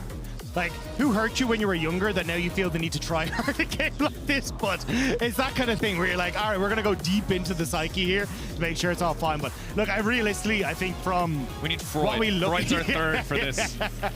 For what we saw from Doran earlier on, I think he's just going to be having some fun with us. Yeah. I think it'll be fine. So I think it'll be the same for Alder right here, where it's just, hey, we're going to just embrace this as we get into it and just have a bit of fun with us. Yeah, 100%. And you saw the schedule there. T1 playing in all 3 matches coming up first against Los Ratones. So Doran's night does not stop here. Yeah, I think a lot of people looking forward to Los Ratones just for Kadra not playing. So you get to see exactly how good that team is. Yeah, there's nothing that nothing that impressed me or made me believe or showed me how great Boss was than watching him carry Kadril so clearly. Which I think if they had their full lineup, he might not have had to carry so hard, so we might not have all gotten to see Boss embarrass a lot of professional top laners, but we did. And that was really the gift of that particular tournament. Yeah. I didn't know Boss had it in him, but he is literally just the boss. He is that guy. Yeah, he is him. We were talking earlier today about there are people in your life you'll meet that are just the main character. And if you're not sure if it's you, it's probably not you. Yeah. But there are some people, Boss is one of these people. He's the main character. He just always finds his story just gets Which is crazier. hilarious, because you would imagine it's Kadro with the viewership numbers, but you no, would. he is a vehicle shout out to for the Rats and boss Mark to go stream. through. Yeah. That's the final reveal, is that Mark is actually the side character and the main character has all along been the boss. But he's not a character in this particular 1v1. It is Doran versus Alderai. It is Tryndamere versus Kled. Lethal Tempo Tryndamere, Kled with Ignite. Important to mitigate the healing, but the Ghost. I don't know about this matchup, but it seems Kled favored because Kled is a very dumb champion if he hits Q, and only if he hits Q. That said, Tryndamere taking 80 away, very big deal. I think it's also how many crits can you just happen to get as Alderai here? Because I feel like that's how Tryndamere operates as a champion. Oh, this is a sweaty 1v1. Doran already griefed by going Brutalizer. Oh, yeah. By the way, Brutalizer, if you haven't heard, terrible item. Old Brutalizer, great. New Brutalizer, absolutely trash. These items, the ARAM starter items, on the other hand, insanely broken. Yeah, they are very dumb. The fact that they even count as a legendary item just is how much gold they take up. In gives the you old a ton system. of stats. Yeah. I mean, 950, you cannot build another one. So, Doran handicapping himself, unfortunately. Bit of a reading comprehension issue, but such is life. He doesn't seem like an ARAM enthusiast. Alderai, on the other hand, this is the sweatiest ARAM start I've ever seen, and I respect it. I mean, it's gonna work out because he did pop the Q a little earlier, so we'll get decent trades here. So yeah, Alderai just runs it down there because he has a heal. Wait. Yeah, that's one. Folks, I don't know what to tell you, but maybe the like 600 to 700 gold worth of additional stats that Tryndamere brought to the table might have helped in that 1v1. It's hard for me to say. Doran's been studying the underutilized champions. He has not been studying the underutilized maps. Yeah, the underutilized 1v1 ARAM build specifically. Yeah, because you can see how heavy like the trades are going. Because Alderai kind of just walks away. He managed to get a couple of crits here, but it's the fact that you have the lifesteal on that item as well makes it absolutely obnoxious. Plus, you have the Q healing at any point in time here for Alderai, so he's completely fine. And the thing is, oh, actually, looking for the all-in here is Doran. I don't know if you win even this one, though. No, the thing is, remember in our previous game, both players died at the same time? So Doran has gone back, but he's so broke, he can only get a refillable. And so Tryndamere is still just mathematically strong. But also, so he's going to be hitting 6 faster. He's already just popped both pots that are in his back pocket, so he's going to have more sustain because the actual healing potions give you more healing than a refillable pot. And now the wave's about to crash in. I'm pretty sure, yeah, he just hits 6 off this, all ins and wins. Probably. I mean, Doran can't pressure him. Probably can't really hit tower. Bear trap on a rope, of course, the big ability to hit in terms of upfront damage. So nice to have the free poke. Also, again, built-in healing reduction on that skill. You are also trying to manage when the W is on cooldown for Doran to all in, and Alderai found it. All right, he demounted. Run through the minions, Doran. Shotgun to safety. Remount. Flash. One more auto. Remount. Oh, no, not enough time. Alderai. And he just continues to farm the CS. He's like, look. Yeah, he's just autoing. He stood up. Tryndamere just continues to auto. Respectable. That's a man who knew the game. That's a man who knew the assignment. It's a man who knew his champion. And France is collecting dubs today. GentleMates, KC, Alderai. One of the 2 KC players. They were always going to win that one. France couldn't lose that one. France is winning out. Only Germany is matching them in their win rate. Which is incredible. Like the fact, like, I understood that, hey, look, we're going for something that's a little bit more aggressive. We're going to try and match up, but Alderai was prepared. He had the better items. He knew the champion matchup better. He was just waiting for Doran to have his W on cooldown and just went for the all-in. Yeah. Bit of an upsie from Doran, not going to lie to y'all. Lost to the shopkeeper and to Alderai. They 2v1'd him, I think it's safe to say. Used car salesman, that shopkeeper. Buy Brutalizer. It's bad. And bad on the ARAM map. It's really the wombo combo. But he literally tapped the roof of the car. That was great. He's like, this will be a profane Hydra one day, buddy. You'll never see that day. But it'll be there. Of course, looking ahead, right? That's an incredible match. We've had 2 already. Tiki versus Caps. And Tiki, yet again, legendary streamer. Obviously super close with KC and the KC organization. And before we talk about that too much more, let's take a look back at that matchup we just saw. Alderai versus Doran. Again, a lot of the mechanics on display, certainly. Not as much with these champions as with Yasuo, but the math knowledge, the read and comprehension on full display here. Yeah, I think it's always going to be hard for Doran because it's like, hey, yes, I can remount, which is the whole idea, right, of Kled, but unfortunately, Tryndamere just heals. So he just out-heals you anyway because you don't get as much sustain, and then you got the lifesteal on the starting item as well. So this was always going to be difficult for Doran. I understand the attempt at it all in, but it just wasn't there. And look, Alderai got on that stage, beat a legendary top laner with a signature pick. Like, what more can you ask for?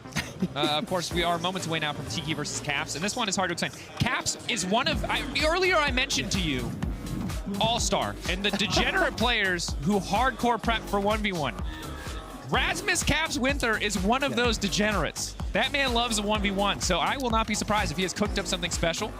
It's also, like, I completely understand that you are good in mid lane, but you are going up against Caps.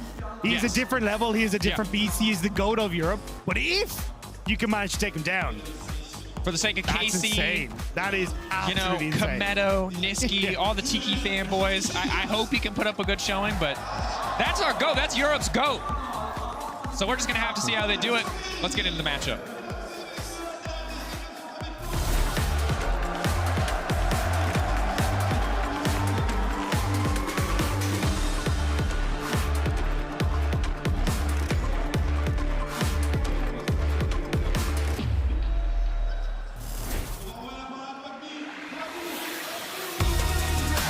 L'ambiance était dingue suite à la victoire d'Alderia, ça a explosé ici à l'Accor Arena.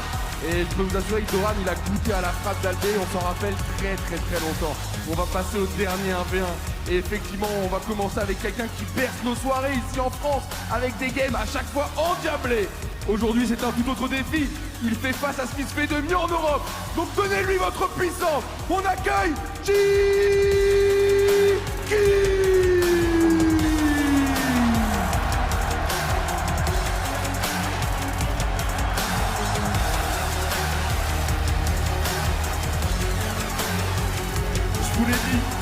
grâce à lui.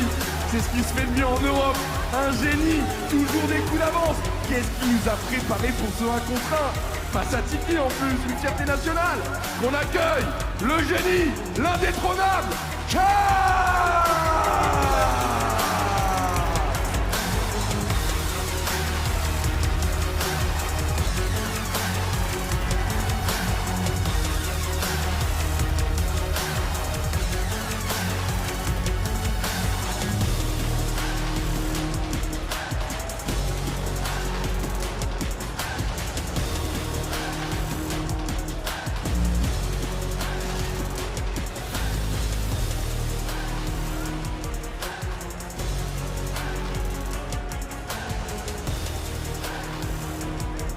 toujours le sourire aux lèvres.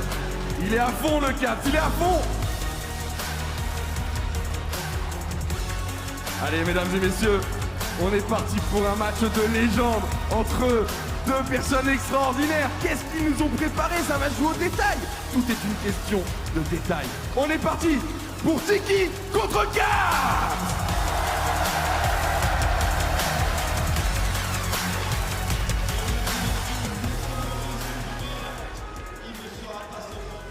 I love the absolute enthusiasm of our host. He's outshining everybody. You got to respect that. We go for our third final best of one following this. Los Ratones T1. T1 continues their gauntlet to beat every single rep here at the tournament. But of course, if you don't know it, Caps, of course, the GOAT of the West. I don't have enough time to explain. I was gonna say, if you're watching the stream, how do you not know Caps? You got new viewers sometimes, you know? You gotta accept that sometimes, yeah, I don't know. I mean, Caps exists. To be fair, I did meet a guy at one stage who, actually two lads, who said they have never watched the LEC, they only watch the LFL. So they are probably more familiar with Tiki than they are Caps. Yeah, those LFL watchers, of course, notorious for watching the English broadcast as well, I'm sure. But, yeah, Tiki on the opposite side, streamer. Close ties to a lot of the blue here in the audience. And we'll see, this is kind of his first big show match ever. First time being on a big stage like this. Obviously known for streaming, which is usually a from-home operation. Also started to come up fairly recently. So to go from, hey, I'm starting to pop off in the streaming world to an arena like this in front of a crowd like this has got to be so sick. Has he had enough time to be afraid of Caps? Is he going to give Caps that aura benefit of the doubt? Because that's one of the worst things you can do in a 1v1, especially against a player like Caps, who's notorious in situations like this for taking dumb risks. But if you believe that he knows something that you don't, you're going to fall for it. You're going to fall into that trap. But it's also, how the hell do you prepare for a player like Caps? This is a man who literally plays everything. If you look at his solo queue history, you're like, I didn't even realize like 10 of these champions could be played in the mid lane. But for whatever reason, he has 30 games on them. You're like, this is bonkers what this man does. I mean, we've talked in the past to Dylan Falco about how he has to be the gatekeeper to stop Caps from running amok. The entire team has to come together to stop this man from playing all the champions he wants to play. But correct me if I'm wrong, but I don't see Dylan Falco on stage. Caps is unleashed. Caps is unchained. Which doesn't mean the picks are going to be good. No. But they will be spicy. And maybe that's all we need. But it will bring entertainment. And that's it, right? It's all we need. Hey, we never know what he's going to bring out, but it's going to be weird. Like, this is a man who brought out, like, Vayne mid, had an argument with people that he needed to play Vayne mid. He's a person that, like, brings out a Nivea, brings out all these strange picks. So I think Tiki has his work cut out for him. This is not going to be an easy one. Maybe the Beatles had it wrong, Rob.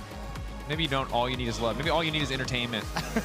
All you need is dumb champion 1v1s. I do hope they agreed on a pick, though, or like on a soft list of bans. Because I think the only awkward thing is like that last matchup, well, it was mostly item-based. I don't know if they... I don't know what the situation is because I'm not seeing the client POV. If they can actually see each other's picks, if it's like... It is blind pick. 100% blind is awkward for 1v1 because you won't 100% lose in champ select, but you definitely can. Yeah. So we'll see. I assume there has to be some sort of like agreement somewhere to be like, hey, look, let's just have a bit of fun with this because Otherwise, what's the whole point? Like, sure, you get a bit of bragging rights, but at the end of the day, like, you kind of want to have a bit of fun on stage here as well. I think that's what the sick part of this whole event that Red Bull has put on is that yes, you do get to see some of the best players in the world go toe-to-toe, but it's also insane opportunities for people like Tiki to get onto a stage like this and go up against the Western GOAT, have a chance to have a bit of fun here and kind of show the stuff. But if it all comes down to, hey, we're just going to get outpicked on a blind pick and there's no jungler to help me because it's a 1v1, yeah, I guess it's doomed. All right. GG, go next. Fair enough. Look, it's a day of weird picks. It's a day of weird lessons we never thought we'd learn. Again, Doran, hard countered by 2 champions. The shopkeeper and slash the Bridge of Progress, which technically isn't a champion, but bear with me. Not because this is going to make any more sense, but because I will eventually stop talking. The other one is Nunu. Oh! And we've locked it in. And this is, Rasmus went through a man of respect. Tiki, known, loves that Yone. Caps locks it in. It's the Yone 1v1. And this 1v1 is in some ways more technical than the Yasuo 1v1, but in most ways is not. There is so much more on the line here, though, than just pride. Yes. Both of these players have flash on different keys. So not only are you playing for your region, not only are you playing for your pride. Yes, Robs. You have about 50% of the player base that is putting their hopes and dreams on you right now in this matchup. I have no idea if it's 50%. I don't know either. I'm sure we could find out, but it's not, you know. Hey. Is it Dlash or Flash, folks? Dlash for days. Dlash for days. Okay, already good from Caps. Minor advantage. Okay, Caps just stacking up minor advantages. Both starting boots to longsword again, or not longsword, dagger, excuse me. Attack speed is cooldown reduction for Yone and Yasuo both, which is part of the reason why when they're good, they're very good.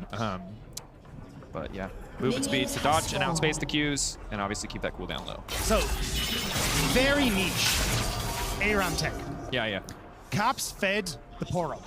This is actually important because what I found out is that if you are on this map and you haven't felt the Poro will look at you in the bush, so you can tell if someone's in the bush because they haven't felt the Poro snack. So Caps has done his research here.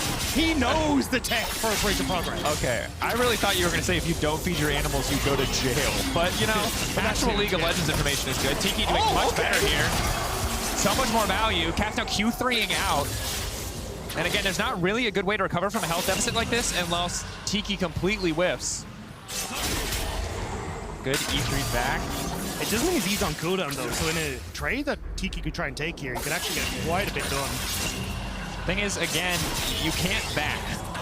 W in, to be fair, if you can't get out of the way, W in using the shield to eat it. Caps whiffing the Q though. Q auto. E back. First blood, baby. Alright, so Tiki needs to push this quickly, because otherwise he's... Okay, all I'm going to say is, I don't think Doran played a lot of Kled this year. Caps played a lot of Yone this year. Yeah. Everyone played a lot of Yone this year. Tiki played a hell of a lot of Yone this year, though, and it's kind of showing. I mean, the first trade, so good for Caps, but every trade after that, Tiki's been so much better about getting value out of the Soul Unbound, so much better about getting value out of the Q3. And it is definitely a snowbally 1v1. Tiki also did spot him. Forward. Okay, yeah.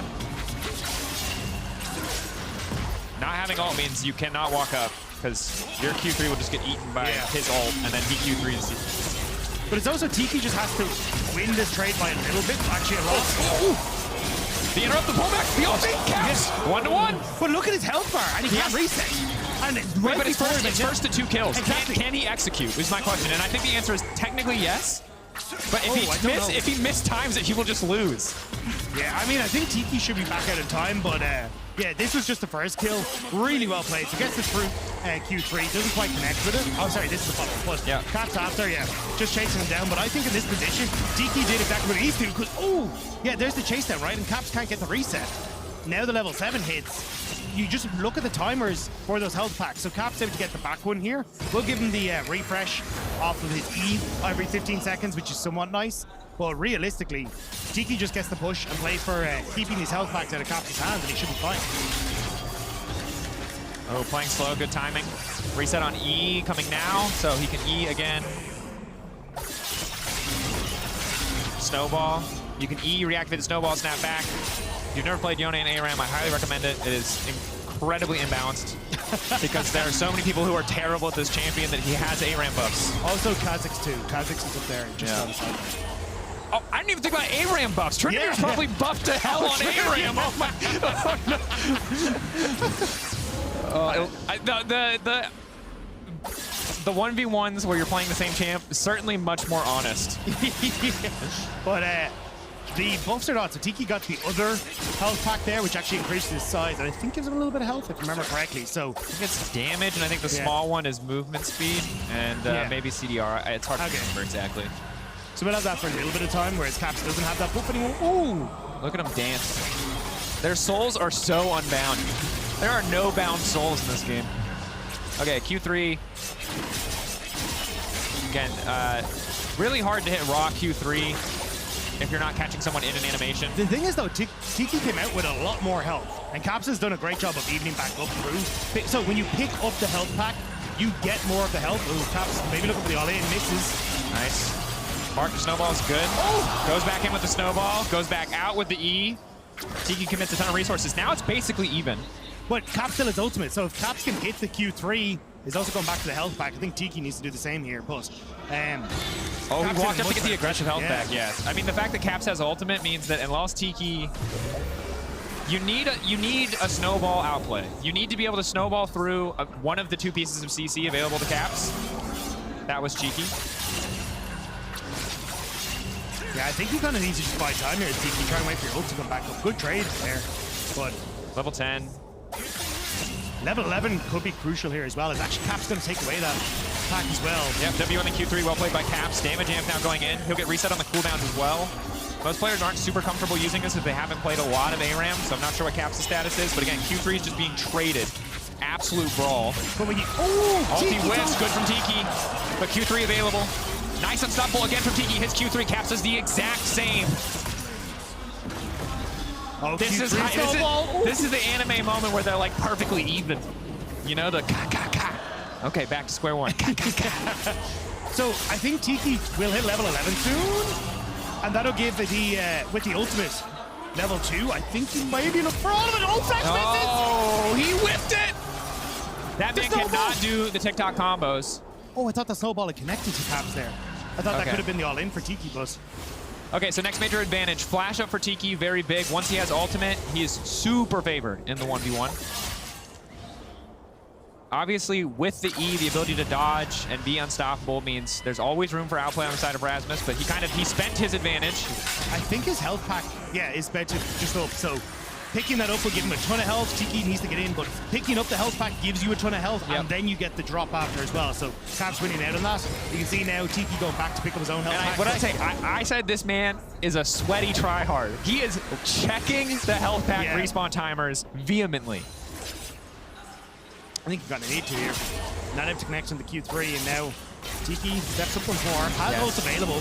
I think he kind of needs to make some sort of play happen here. This is good. You can E through.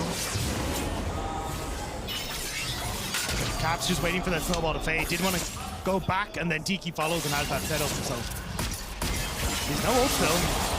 You back through. Caps trying to hold on. Again, you highlighted it. No ultimate. E damage amp already out for Tiki. Caps getting lower so damn fast. Huge health advantage for Tiki. Tiki also has flash. Flash to the side. Q3 back doesn't hit. 50 pixels off, maybe. But Caps' ultimate's just about to come off good, and he can maybe outplay this, but I think it's that health pack and Tiki side's about to come back up. Ooh. Tiki using his E aggressively goes back. Oh my Q3, God. just Q3 in for range. You just get in. You just have to get in. Oh, but he doesn't want to get baited by the ultimate. Oh, there it is! There's a new ghost! There's a new ghost! That's the best Yone in Europe! As decided by the single best of one in a for-fun tournament! But I don't care! Tiki outclassing and outplaying Flash on D, outclassing as well. Yes. We all knew. Flash. We all knew all along. Flash was right. Well played by Tiki. Yeah. What a beast. Yeah. That was good stuff, man. Yeah. I mean, I think played aggressive when he needed to play aggressive. much better about getting that E damage amp out in so many situations. I really thought Caps had it after that first kill. And it's heartbreaking that we're never going to see Caps play Yone again. Because now Dylan Falco's going to be like, well, you couldn't beat Tiki. Tiki, how are so you you going to can be never bring it out ever again. Seiken, Yeah, the exactly. 1v1 yeah. king. Yeah, it's just impossible now. It's over. It's over forever. Well, yeah. Luckily, they also nerfed Blade of the Rune King, so it's less OP than it once was, so maybe it won't show up in the rotation anyway. But if there's one thing that we've learned today, it's that Tiki is better than Caps. Yeah. And no other context is needed. And if you missed that 1v1 and you want the context, well, you can have a little bit, but only enough to let you agree with the statement I just made. Yeah, basically superior flashes coming through from Tiki thanks to his flash keeping on D. And also just, consistently hitting the Q3. Playing really well around. When he used the Soul Unbound, I think was like, there was an awful lot of times where he almost like baited Caps into thinking he was going to go aggressive with it, but never did, and held on to it for a long L time. So really good job from Tiki. Yep. And I think as long as you're, I think aggression is favored in the Yone 1v1, as long as you're not, if you immediately use Soul Unbound to dodge a Q3 and then you fight, like that's the most favorable exchange. Any other situation, I think it's always just better to be the person who goes first with the Soul Unbound, because you still always have the snapback to get out of CC. And overall, look, Caps just wasn't up to the challenge. Yeah. Sometimes you wake up on the wrong side of the bed, you know? Yeah. And once again, France wins. Yeah. They just keep winning. It's not scripted either. This is just France popping off. It's absolutely insane. They're streamers. Yeah. They're pros. Their teams run by streamers. But before we get into our next match of the day, we're going to head to a quick break. When we return, T1 versus Los Ratones. Don't go anywhere.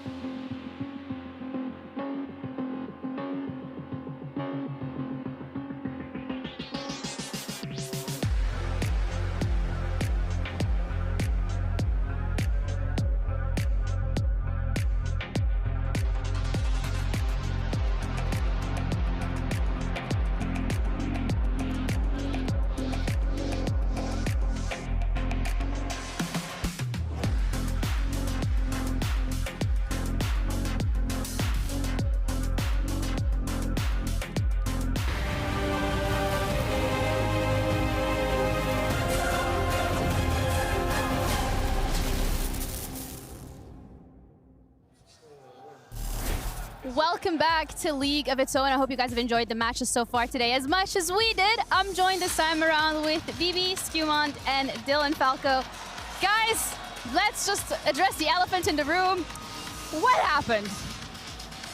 Oh, okay. I wasn't in the game. Yeah. What happened? I mean, a lot of things happened, as you could see. Right? Was a little oopsie after oopsie. But you know, it was a fun game. Yeah, anyways, for sure. KC played great. It was a great crowd, very loud. Yeah, it was a fun game. I think we had a pretty good early game, and then, as VB said, like we did some little oopsies, and yeah, I guess they just played better. So GG to them, and it was a pretty fun match. Yeah, and we're going to see a rematch on the first day of the LEC 2025 Winter. Yep. So I'm looking forward to that. Let's talk about Winter for the LEC, because every single team so far has made changes, you guys included. And I thought it would be really fun to play a little tier list game, but you guys rate your enemies. Because we look at last year, right, Dylan, and you guys won Winter, Spring, Summer, everything that was to win, you had won it. So what made you initially want to go through with these changes? What was about it? Like ultimately, we won a lot in Europe, but we struggled internationally. And after running the same roster back 2 years in a row, I feel like you need to change it up. You need to change something and try and explore just a new, different version of G2. So that's what we're doing for 2025. Yeah, Fnatic is also exploring a different version of them. Of course. They, at one point, were pretty good. And then I don't know what happened, you know, ups and downs. I feel like that's kind of like what we're seeing a lot from Fnatic. So if you guys had to rate Fnatic on your tier list, you can write it down. You can channel your inner artist and draw the logo. Where would you put Fnatic with the changes that we see in the bot lane? I think Fnatic next year will be another top team. They were the second best team in Europe last year, right? And it's like going from Mickey upset from their bot lane is certainly not a downgrade. You could call it sidegrade, you could call it upgrade. I would definitely put them in the A tier on my list as one of our probably top opponents. I'm looking forward to it. The Fnatic G2 rivalry stays alive for another split. You can't copy each other's homework. I will write it down. No, I wasn't copying, you know, like I was No, just, it looked like he was copying your homework, but you know, it's fine. Okay, do you guys want to... Oh, we have to show it. Oh, you all agree on A tier? Yes. Beautiful. Yeah, I think they're a pretty solid team, and yeah, I think the changes on bot lane will probably make them stronger, and I can't wait to face them. It's not only the changes they have in bot lane, but also coaching staff. Raps coming back after such a long break. It's going to be exciting seeing his old school drafts. Okay. You know, like for me as a player who's been in the scene for like so long, seeing Grabs being back, just, you know, it brings me back, you know, like 2019 vibes. Maybe they will have that, but maybe not. They don't have the players from 2019 era. Not all of them, at least. So, very exciting for me. Absolutely. It looks like that's a matchup that we're going to be looking forward to for a long time to come. Up next, we have KC. We've already seen you guys go up against them earlier today, and you know, a little oopsie here and there, maybe not necessarily went the way that you would like. But how was that first game against KC? Where would you put them on the tier list based on that performance? I mean, I think KC is strong. It's very strong. They have promising players, young players, talented players. Also, obviously, we know Yike is a very, very strong player. So it's going to be exciting seeing them play in the LEC. I would probably put them at A as well. I think they're strong. I'm not sure about the rest of my group here. But I think we share similar opinions. Yeah, I agree as well. I think they're a pretty solid roster and very young and promising players. I think like Yike, Kalis, Vladi, all of them are really promising. And yeah, well, I mean, they showed great performance today, and I know them a bit. So yeah, I'm really excited to see them playing in LEC, and I'll put them a solid A as well. Yeah, I have to also put them near the top as well at A tier. What was it like playing against Yike? Because he's been on your team for 2 years, and now he was wearing a different jersey, same game. I mean, honestly, it does feel a bit weird, but you know, we will get used to it, and at some point we will stomp him as well. Skumont and me are looking forward to it, so it's going to be very fun. I think playing against teams like KCORP or Fnatic is always very, very hype. There's a lot of fan base behind that as well, which I think is awesome. So it's going to be exciting playing them in Berlin and in Europe, so it's going to be nice. Yeah, I feel like the storyline that we've had for the last 2 years has been like, who's gonna dethrone G2? No offense, you know, you guys are absolutely great. You're winning everything, but I feel like people want to see other teams also step up to that occasion and give you guys maybe a run for your money. felt like KC today showed promise, and I'm looking forward to see how that plays out on the LEC stage because, again, there's going to be a new patch. There's still a month to work on things. We'll see how that works out. But BDS also made changes. So let's talk about BDS Skumont. Yeah. I'm going to give this one to you. You were in their academy. Yeah, absolutely. I mean, I think, so who did they change? They changed top laner, jungle, and support. I played a lot against 1-on-3. I think he's a really young and promising player as well. He has a bit of an aggressive playstyle, so I'm looking forward to see how he adapts to LEC as well, even though he played there before. Irrelevant as well, pretty solid top laner. I think BB can agree as well on that. And Pyrus, I played with him a whole year. I think one of the most promising players, especially because he's playing in LEC. I think he can really show a lot of stuff, and he has to be in the top, so we can see a lot of changes in support. And yeah, I think he's like really talented, really good mechanic, and really good communication. So I think they will do great. So I'll probably put them in 8 tier as well. You can't put everybody in A tier. Oh, everybody.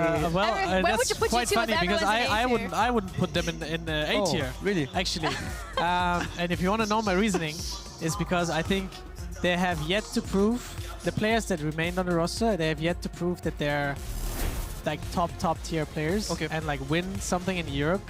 So putting them in A tier, I think it's like a bit of a reach. Because if you look at Fnatic and KC, they have players who have won before, right? And they have that expertise, experience. Obviously, it's very important. Dylan Falco will know about it. So that's why I just can't justify putting it into A here. So I think I'm actually going to put it, I can put it in between the tiers, right?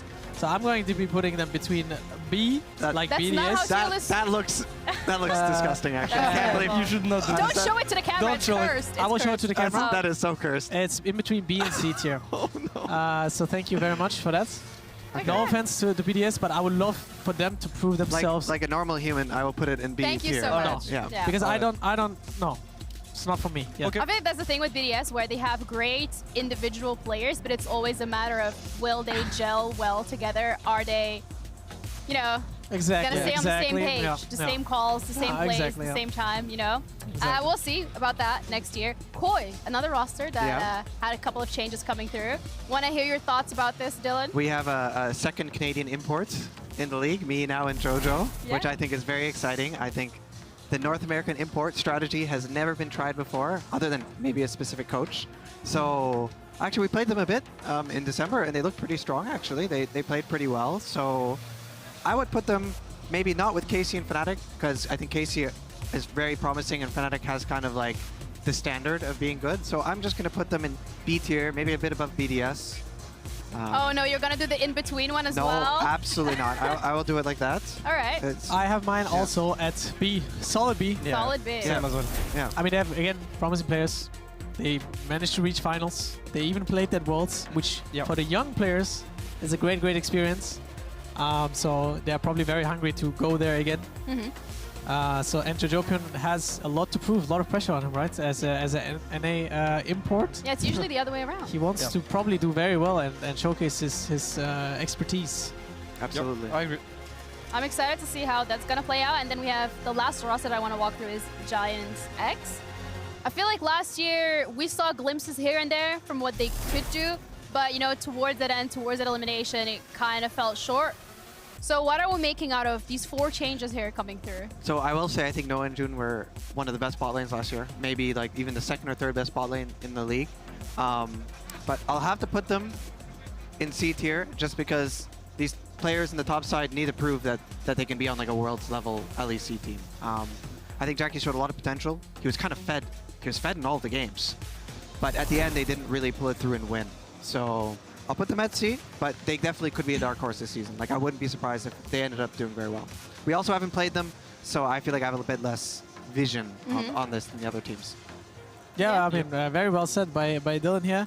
I have put them slightly above C, so again, in between B and C. Oh, excuse me. Because, again, as you said, they need to showcase the talent. Even though I think Closer has showcased it many times, but now he has to do it again on a very fresh team with a rookie. So it's going to be exciting.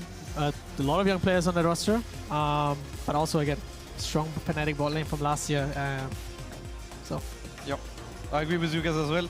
I mean, I played also with Lot, actually, 2 years ago. Okay. And I really think he's a promising rookie. So I can't wait to see him playing on the big stage. And yeah, I mean, I think they have a pretty solid bot lane, and I can't wait to see actually their mid jungle. And yeah, it's gonna be a pretty exciting roster. I think they can do great, or they can do slightly not really good. So yeah, can't wait to see how they go. Yeah, I mean, you guys are all agreeing on where to place every single team, which is great. It means you guys have that synergy already, like, on lock. I don't agree with how BB Yeah, I actually really disagree with Dylan Falco here as well. So it's going to be extra exciting to see how these teams unfold.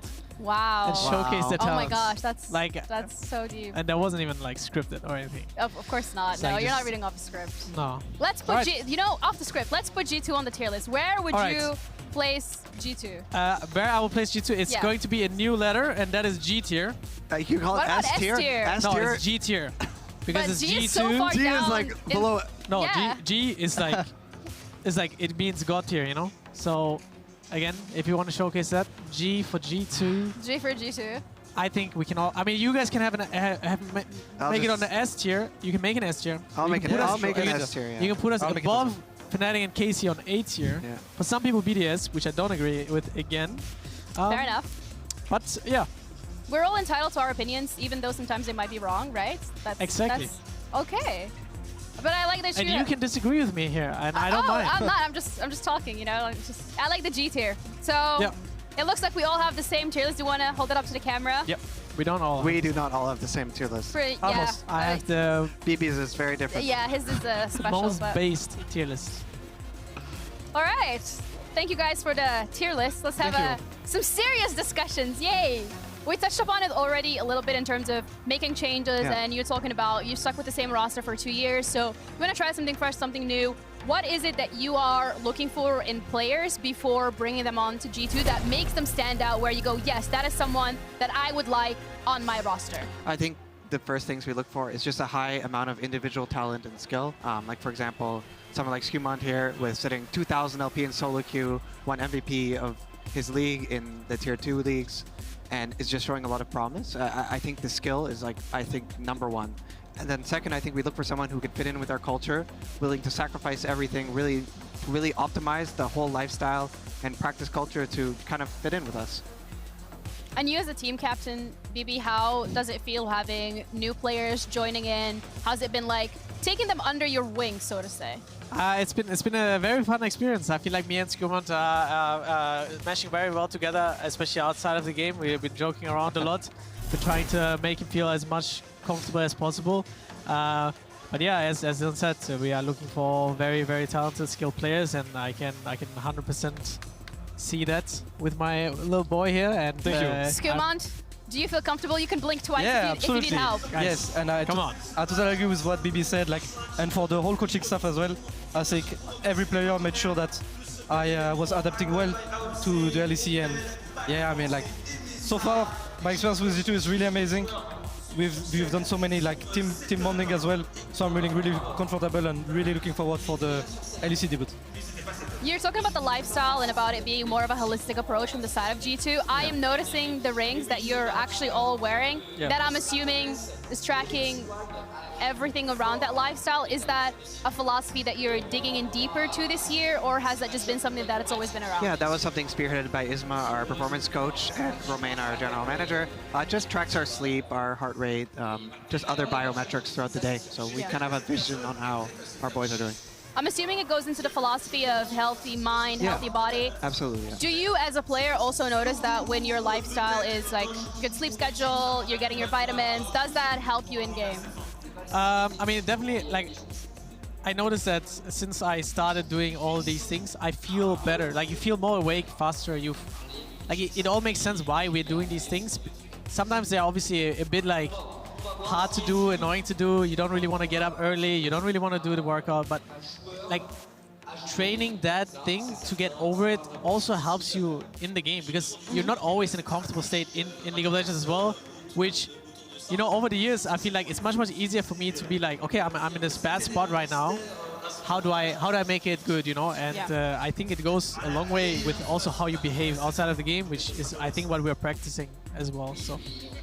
Yeah, I want to hear Skumont's opinion on it too, because you're newer to this. You're making these lifestyle changes for you. How has that been? I mean, so far, I don't think we've been like doing the very hard workout. But we have, we've been actually practicing like on a daily basis, like workouts in the morning, eating some healthy food, doing some breathing exercises, and I really think that I can actually feel a difference in the Scrim games. And I feel like really great. And it's gonna be a long journey, so it's only the beginning. But so far, I'm really happy of being here, and I think they're really, really helping me a lot, and it's really useful.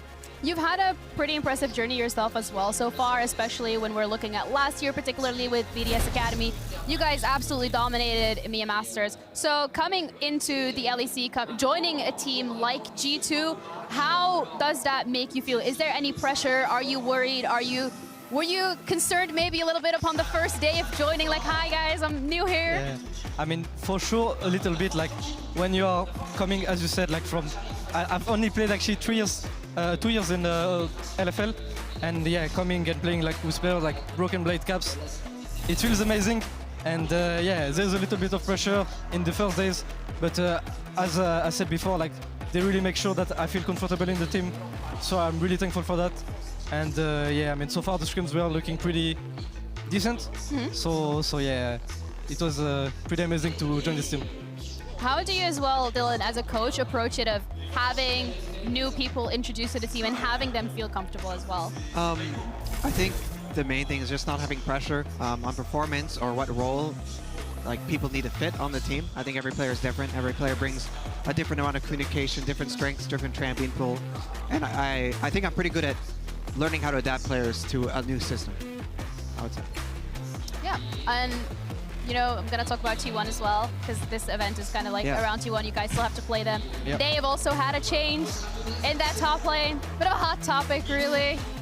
So I want to talk about the T1 roster that you guys have gone up against in terms of the iteration of ZOF, GK, and how that was for you from the G2 side of things. I mean, how I was playing against them, right? Yeah. I mean, it was always tough. Like, they would challenge you in every minute of the game, every second. I mean, they were insanely talented as well in each respectful role.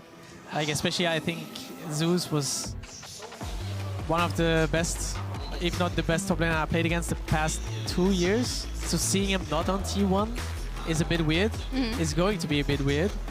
But I'm also excited for it. But yeah, I think that roster really is going to go into the history books of like League of Legends competitive scene. And I'm not sure, like, hopefully we will break it. Yeah, of we will course. break it. Definitely think back sometimes though about our best of 5 at MSI, right? That one was quite close. Yeah. With the Yasuo, and all that, yeah. You know, nice 2v2 kill and stuff like that. Pulling it off against the best is like also a very, very nice feeling.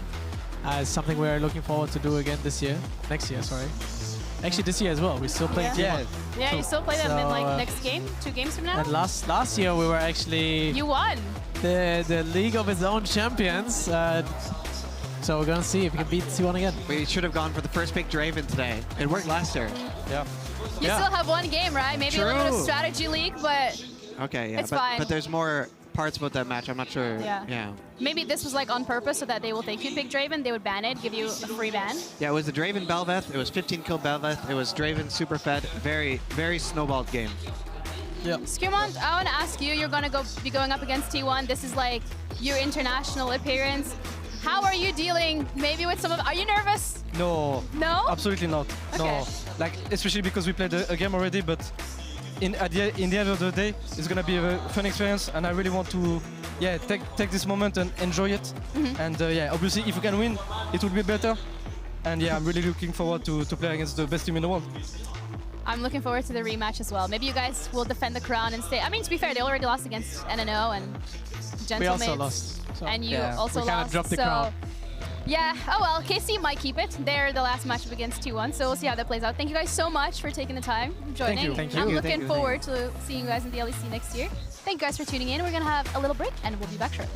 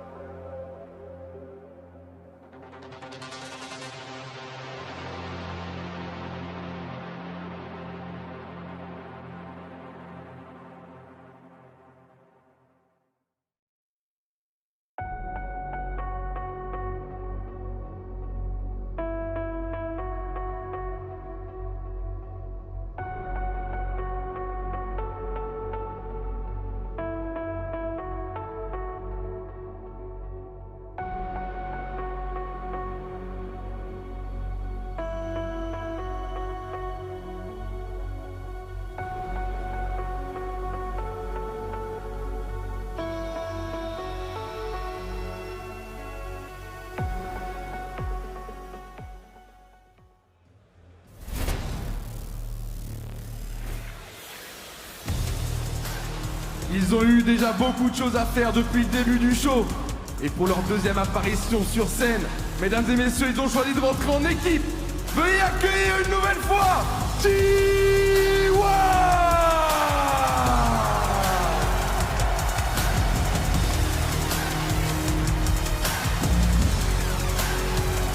11 ans d'excellence, des conditions idéales pour pousser à la performance, un vrai savoir-faire. Le club est toujours aux petits soins avec les joueurs. Il s'occupe aussi énormément de la formation. C'est une fierté nationale. Encore une fois, du bruit pour G2!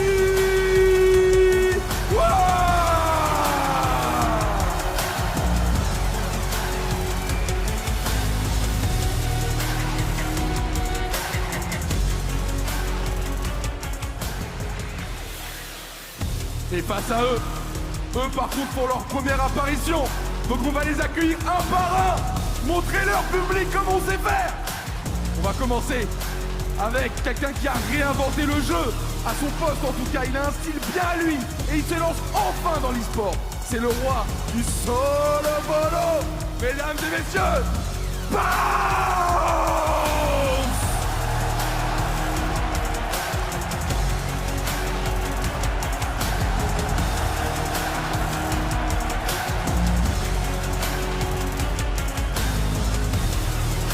Le suivant, il est connu pour un style de jeu très agressif. Il va avoir un défi de taille ce soir face à T1. Mais pour être le meilleur, il faut battre les meilleurs.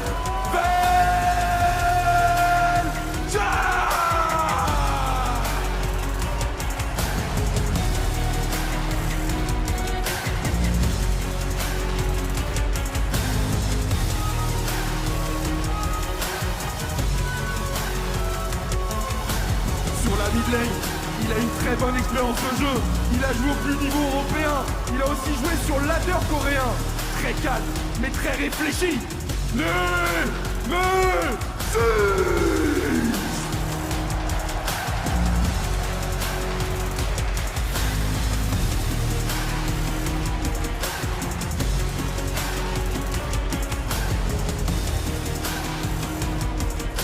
Au-delà des caries, un parcours honorable.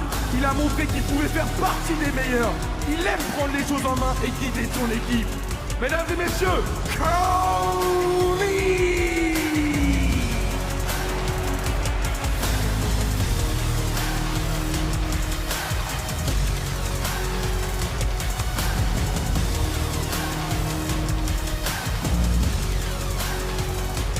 Et on termine par un phénomène devenu un monument en Europe. Vrai homme de défi, il n'a pas peur de parcourir le monde pour en apprendre toujours plus. Mesdames et messieurs, REKKLE!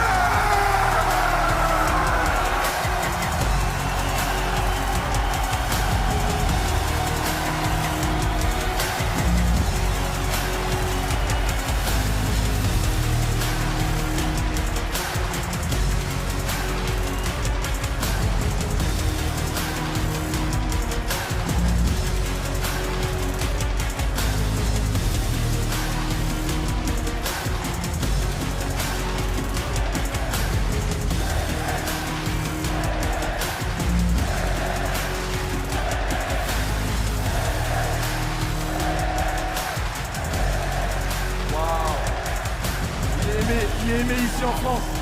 Mesdames et messieurs, les 10 joueurs sont là, sont prêts, en face à face. On est parti pour la deuxième partie de ce show, avec que des grosses games, que des grosses rencontres. Que le meilleur gagne. Amusez-vous et profitez-en!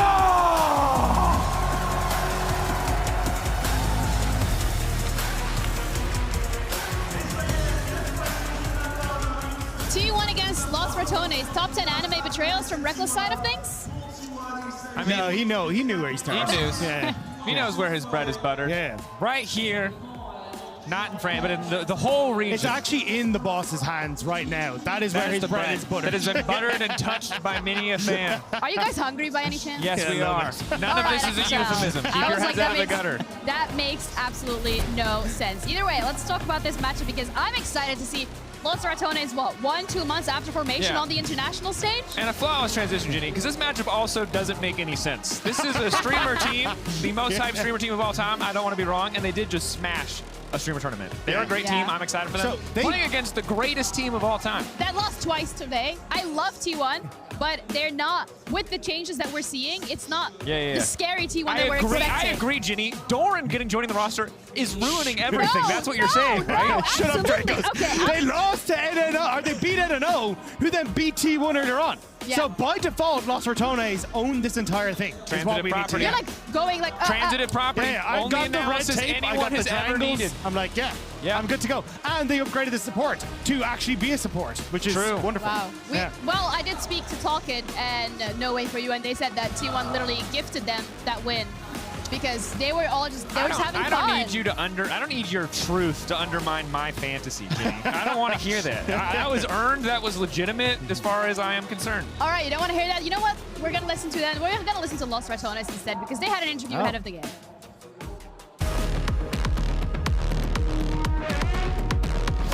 In my opinion, I am the best of the best, so I think I'm gonna do just fine. I think I did pretty good in solo queue. I think maybe I can show what I can do in competitive as well. He has a great team, I have a great team, and I think it's going to be a really good match. It was just a fun idea that was floating around throughout this year in the early stages of the year, mostly with the Baus and Nemesis. We were talking like, with all these streamer tournaments happening, what if we actually made a team that was competitive? I love Paris from my time here with KCORP, so it felt like coming home in a way. The more we can like stay true to ourselves and play our own game and go for our crazy picks, the higher chances of winning I think we have. I mean, to be honest, besides like almost winning LEC final, I would rank this as the most important thing, because the level of players is just so elite. It's going to be a lot different. I think their roster is probably a lot stronger nowadays than it was 5 years ago. I definitely think Faker has changed a lot as a player, and so have I. I think 5 years is a long time, and I think it's going to feel like I'm facing him probably the first time again. It's crazy to think that we're here already. Being at the Red Bull event and playing at T1 is one of the best debuts you could ask for, I suppose.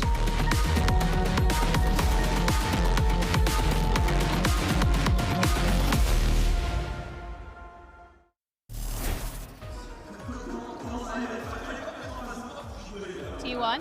Man, I'm looking forward to see how this one's gonna play out. Particularly, is there going to be any role swaps? Yes, for Ginny, T1. But is there going to be any for Los Ratones? That's a very important question. But you know what has occurred to me in this critical moment where we were watching that is that Caedrel's stream is currently unattended, but still live. Oh! So Mitsuko, if you're there, chat if you're there, I would like a poll in Caedrel's chat. This is a personal request. Will Caedrel butcher the draft? Yes, no. Please bet all of your channel points on this. Yeah. It's the best poll. It's the easiest one to win as well. And if you lose them, Dracos personally vouched that he will get them back. I can't vouch for that. I don't actually have the power to make this poll or take these points away, so it's entirely on Mitsuko. I'm just saying, I think a poll... Yeah. Because obviously we should all have faith in Mark Caedrel Lamont, even though he's never done this before on stage. I was going to say, kill everything points to him not being the person to put your faith in. You know what? They banned Bessa. They got my faith. Well, to be fair, T1 didn't fully commit. T1 didn't fully commit to the role swap because Koma is still coaching. Oh, true. Yes. Yeah. Yes. And Mark is still coaching, so I guess they're in the same boat. Well, no, technically Caedrel did do the role swap. So, True. Yeah. So, You're correct. Anyway, all of the popular champions have been banned. All of the good champions have been banned. Teemo. Ontara's just going to play Teemo all day. But he's so good at it. If it works, it works. He's so good at it. Okay, so it looks like, yes. This is my one question. Is Baus going to play Sion? The answer is yes. It might be into Teemo. It's probably into Teemo top lane, which has to be a horrible matchup, but respect to Baus for sticking to his guns. Is he going to proxy farm? Yes. Yeah, he can't. It's He can't lane. He did it already in the tournament. Yeah, he cannot lane against this Teemo. Yeah. It'll be fine. Yeah, I mean, it could be just Teemo jungle again, because Boss played Kayn top in their tournament as well. Kayn into Sion, not a bad matchup. Yeah. You get to farm for him for free. You're technically a better champion. And you get to proxy too. So, who's laughing now? We're in the deep cuts, Ginny. Yeah. What I'll say is earlier today we saw like really sweaty meta drafts in the other mismatch game, which was GentleMates versus T1, where T1 were off-roll, but GentleMates weren't. I want to see some of that personal flair. While Varus is maybe not an iconic pick, it's still good for Crownie. I want more creative options, and at least T1 are bringing them to the table. Yeah, I think what's also interesting is that this isn't Nemesis Draft. This is actually just what T1 wants to play. So yeah. But I think, like, Teemo's just good right now, and I really hate saying that, but he is just pretty good right now. Broxa has just brought him to the forefront. Yeah, shout out to Broxa. Is Nemesis Draft actually applicable for this game? No. This is just what T1 wants to play. This is what T1 wants to play. They sat down at their table and they went, you know what? I want to lock in first rotation. Teemo Can we compare and contrast? You don't like it? Every champion on the side of Los Ratones has CC. Every champion on the side of T1 does not. Yes, there's a Kayn transformation, let's say 10 to 15 minutes into the game, but T1 have once again drafted themselves an exceptionally difficult composition to play. But that makes their victory even sweeter. Yeah, it will. Yeah, how to crush Los Ratones in one this tweet. Exactly. This is It's the the thing. mind games. T1 off-rolling does give Los Ratones a much greater potential to win, but it makes the defeat 10 times more embarrassing. So that's the High mental stakes. games, right? Yep. I mean, for Los Ratones, They're coming up against T1. They're excited. I mean, Reckless. So I've also just Did realized Oopsie. how unfair is it for Ontara, who doesn't play top lane, to now have to go up against the boss's playstyle. Most top laners don't understand how to play this. Reckless Janna! Sorry. I know. No, I know. you It's go, explain. It's all right. LCL. No, it's like fine. I know that in the LPL challenger scene, like Reckless, range supports. But this, to me, this is an OG throwback Yeah. from a brief period in time where Reckless was playing Janna, despite the fact that it was terrible. He played it a lot, so this warms my heart. This is what everyone wanted when Reckless said he was going to support. Was this pick? He knows how to please a crowd. He's got to please the crowd. I mean, we're talking to other teams, and they're talking about how nice it has been to hear the people that are here cheering for them, how it's given them energy, it's kept them going. So you got to play the crowd a little. You got to give the people what the people want, and the people want Janna support. That they do. Today I've learned I'm not people. Who are you? That's a great question. He's a I'm not a hater. Janna He's a hater, lover. Jenny. I am a support player. He's a When I hater. see a Janna, I'm just like, I'm going to have no fun this Sorry. entire game. You don't like AP Pantheon? That's fine. I mean, actually, they nerfed that build. That build doesn't even exist I was just anymore. going to say, Janna and AP Pantheon are two very No, different sides. Janna was AP Pantheon. You don't remember when Janna was support? She'd walk up and just W you, point and click, and there was nothing you could do about it? It sounds like you're and you just traumatized. lose lane? I am. Do you want to talk about it? No, it's not my time, Jenny. I have to accept that today is about these incredible players, this worldly talent. I mean, they have a little bit of CC on the Xerath. Yeah. In the form of a skill I shot. just gotta say, I really don't know how can you take down Los Ratones? Again, transitive property. What if it's simply gonna be down to hands diff? Is No. that a possibility? I'm trying to figure out what the hell this T1 draft does. And I'm gonna let you guys figure that out all by yourself. Thanks, Jenny. Take it away. Rob, I don't know what this draft does. I wish Jenny was still here because I don't have a clue. I was really hoping she was going to use that computer next to her to Google what the heck does this draft do. Okay, so Guma in the jungle as Kane. Raptor start expected. Okay. Full 5-man bot for level 1. Are they going to swap? Oh my god, if they swap. But you're the Kane guy, right? Yeah. First Strike is the assassin build Kane, right? I mean, it's safe to assume Conquer, like Electrocute used to be like the flexible option where you could go either. With First Strike, you would assume that it is Assassin, and it seems like their entire plan is to not have anyone with a health bar on their entire team. Like, they're like, wow, boss, you sure do look like a bull in the top lane. What if we made a China shop around you? Yeah. Every single champion on this team, immense outplay potential, except for Xerath, who's kind of just stuck being immobile, but also super squishy. Yeah, and I think we're going to get a full view of Boss's Law in this game because playing against Teemo, you're going to die a couple of times to try and get that wave crashed. But this is, I don't know what this game, I already feel like this game is just going to be weird. And I do want to say, unironically, Boss is a guy where people love him and people love him ironically. Like, they're like, oh, he's the GOAT. And some people really mean that, some people don't. But I've actually been super impressed with Baus. He's been really good. Yeah. And the thing is, it's not just the highlight reels we've all seen on Reddit. Like, the play in between them is good. He's been where he needs to be. Yeah, the team does need to adjust to support him, but this is a guy who started kind of as a solo queue meme that players hated to play against. And he's obviously always been an immensely popular streamer, at least in recent memory, but this man is just really good at League of Legends. Yeah, especially when you have to hard carry K-Troll.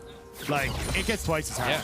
So, it's been mega impressive to see what he's been able to do. Like, the Ambessa plays, that Galio outplay was sick as well. So, definitely something you have to keep your eyes on as Owner getting a good amount of poke into Reckless, Faker, missing the Q. And you have to remember that Reckless spent the entire year with T1. He's downloaded their strats. He's ready for this moment. Despite the fact he's that ready for the Teemo yeah, for the Owner Faker bot lane. Yes. Okay, yeah. Look, normally when I make stuff up on air, people don't like that, right? That's too much. People call those fake narratives. But you know what? If a random off-roll show match best of one isn't the time for fake narratives, Rob, when is? You know?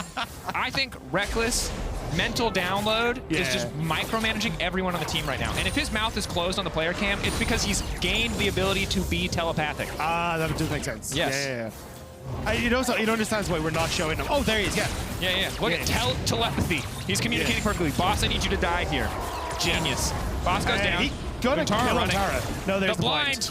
The blind. Outplayed. And we were at breakfast with Los Ratones. This matchup came up, and they said, we're going to do it anyway. They were ready for the Teemo. They said, we will do it anyway. Again, they stuck to their guns. The downside here, as we just saw, blind is very good. Oh. The Baus, missing that. Big, the slow, phase rush, running him down, blinded. Not gonna happen, okay. I mean, I think, well, Baus actually gets to hold the wave out, which is pretty nice for him.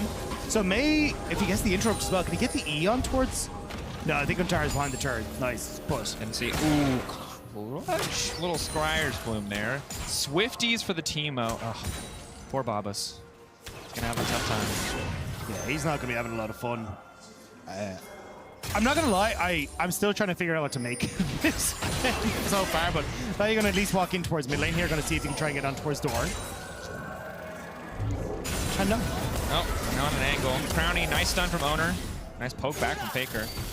W the wrong way though, but the heal is good. Crowny is definitely overstayed, forces the flash out. Reckless can't quite finish off Faker. Flowers to flash out as well. Oof, rough. Pushing away from them at the very least.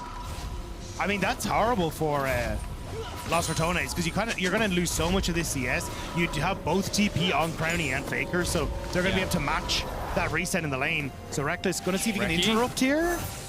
That's a man who laned with Hillisang. He knows the importance of just appearing randomly and threatening to stop a back. I mean, it's worked. This is a really good spot for them. Oh, wait, the WQ? Oh. But again, use of the TP from Crowny to get back in the lane. Because Faker's not the one who finishes the recall. He cannot use it. Owner, of course, does not have it. This Baus continues to be cyberbullied a little bit. Yeah, this is not... I thought this was going to be a terrible matchup. This feels even worse than I expected it to be. Yeah. I'm going to be frank. I like him more as a jungler because then he appears to fight champions only every once in a while, and it's like a little gift. Whenever I have to watch Teemo lane, it's traumatic. I love that Ontara is committed to the bit, because every time he plays Teemo, he puts on the hat, and like every time we cut to the camera of him, he was the happiest man I have ever seen. Bro. Like, I knew Ontara existed, but I fell in love with this man today. He's the most This is the adorable #1 man. Ontara fan stream. He must be protected at all 100%. costs. Where's my Ontara cam? We got to get him back. The fan cams are going to be real by the end of this. Heck yeah. Please. Ontara, Teemo, TikTok cam. So that's one of the only things we've learned at this tournament so far, I think. We brought it back. They brought it back. Heck yeah. Thank you. All right, lockdown is there. Nemesis has nowhere to go. Trying to get the scatter out. Nice play overall. Get behind the turn. Doesn't have enough movement speed. Doran locking in that kill. Let me tell you, this matchup is not going to get any easier. Yeah, especially if Doran can get out, but Faker taking a lot of hurt here. Lockup is there. 3 stacks. He needs to dodge the next ability, but he might just be dead anyway. Flash away to the side is good. There goes in. Flash! First game on stage like this. Oh, wait. He can keep going. My man just killed Faker, and he's about to kill Owner too. This is the most triumphant debut. Come on. Flash auto! Oh, he just doesn't have 6. No. He doesn't have. If he had 6, he could have gotten out of the form sooner. He could have TP'd. So he blinked in. I forgot that he flashed in as well. I think he could have just got the W on towards Faker, got the kill, and then been able to follow on the flash there. But yeah, this was nice. I mean, also good on Doran, because look at where he positions himself off of the swing. He puts himself behind Nemesis after Owner hits the stun, so he's always in range to get on towards Nemesis. Scatter of the weak though does end up pushing back, but it's just 2 shots field. Like, you know he's played that quite a bit. All right, Kane form farming off of Baus. T1 have developed an entire strategy to not let Baus play the game. They have Teemo top, they have Kane who just wanders top and takes form.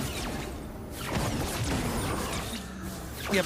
Okay, I'm unironically, this will sound like a meme. Is this the most resources T1 has dedicated in draft to shutting down a single player ever? Maybe? Maybe, right? That's weird. Yeah. Oh! Doesn't even need to see.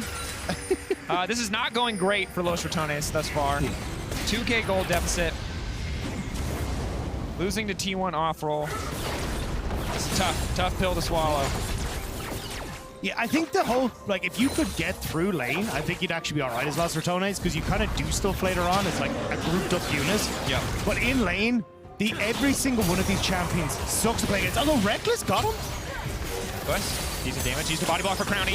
E forward. One more auto. Clean. A 2v2 from Los Ratones bot lane. Love to see it. This is the Janna you were hoping for. This is what you wanted to see in the bot. And this is a brand new Reckless. Think about 80k Reckless. That man never would have walked in front of an Ezreal Q for anybody. This time, it's a different story. He body blocks. He's there to save his team. Yeah, we're gonna get a replay here. So Faker, Arcane shifts forward. And yeah, oh, Crowny hits the 6. Goes for Owner. Yeah, and then the W ends up taking the kill, but yeah, as you say, being able to stand behind the creeps, Crowny's able to block the loss, and then stepping forward. Oh, he ordered a creep! And Crowny's able to survive. Oh, Boss being completely denied by Antara here. Call out on the proxy farming. Blinded. Won't even let him have the wave. Oh, the cannon! That man is heartbreaking. Laid low by Untara on Teemo top. That is a man who basically single-handedly carried also Nemesis, Los Ratones to victory so many times. So it's no surprise that they've used him to farm a Teemo and a Kayn. Also, like, they're going to start getting a good amount of towers, right? Because at this point, you're so far behind his boss, he can't clear the wave properly. So you're just going to have a ton of side lane pressure with the Teemo, which is hilarious. Also, Boss as Lethality Scion, I actually just don't think you can play the game against the Shadow Assassin Kayn. Another ulti. It's really on Crowny and Reckless. Faker, good ulti. They on the way in. Ulti. Crowny, where's the footwork at? Dodge one. Interrupt from Reckless. Clutch to stop Owner from firing anymore. Still less than ideal, though, is Doran. Auto. Opted to stop channeling. I guess saw Nemesis would make it behind the tower, so didn't want to waste any more time. Yeah, it was the flash that I was curious about, because there was not enough damage that was going through there. Velia here now. No, Doran doesn't have flash. Scatter weak there. Where's the stun going to go? Ooh. Managed to just skate away. Little Ezio Auditore just sneaking out. Guma. Hoping to find Vea. Again, he's so powerful. Level advantage. Doesn't have form, but is just so far ahead in terms of itemization that it's not a big deal. Babus. Knock up there. Owner instantly dies! He's done! Chopping through T1. It is effortless. They're made of soft wood, and he's a proper lumberjack. Guma trying to get something back on the opposite side of the map. I mean, the 2-level advantage is going to be tough here for Velia, and you've got the wave pushed in, but then the boss is starting to move across. You know what? I cannot say that I never doubted them. I have an ongoing sense of doubt and hope. Boss is giving that to me. Vea now going in. This is going to be really tough for them to find a kill. The stealth just trying to get away from Untara. Ignite now already taking, but Guma is going to be the one in trouble. Tries to make it through out of the wall. Vea now coming over. If he hits the W, he's in a good spot. Ulti immediately going to try to take forward. Gets it. Goes to the wall to heal. Doesn't matter. Q's in. W's. Get off the get. He doesn't give a damn. Whoa, baby. That rookie popped off against T1. He died in the end, of course. But I was lost in my moment, so I didn't cast that part. That's called bias. Because I was hyped for him. Yeah. I mean, look, he got the kill. I was a little worried Antara was going to blind him, and then he just manages to die afterwards, but he gets it. Owner does finish him off, and now Los Ratones on the top side will be able to even out the creep score on the... But actually, ult? Does the ult take? No. I wasn't sure if that was going to manage to sneak one, but I think you're very happy as Los Ratones that they've managed to get something back here. And I'm not sure. Keep my eye on Guma, can't tell. Yeah, still doesn't have form, and that's going to be a big deal, right? That's kind of the threshold for Kayn. And the fact that Los Ratones have managed to claw this back. Dagda. We don't have time to talk about that because Nemesis. Okay, they are going to kill Doran. I got a little nervous there for a second. Doran caught out, close to being able to survive.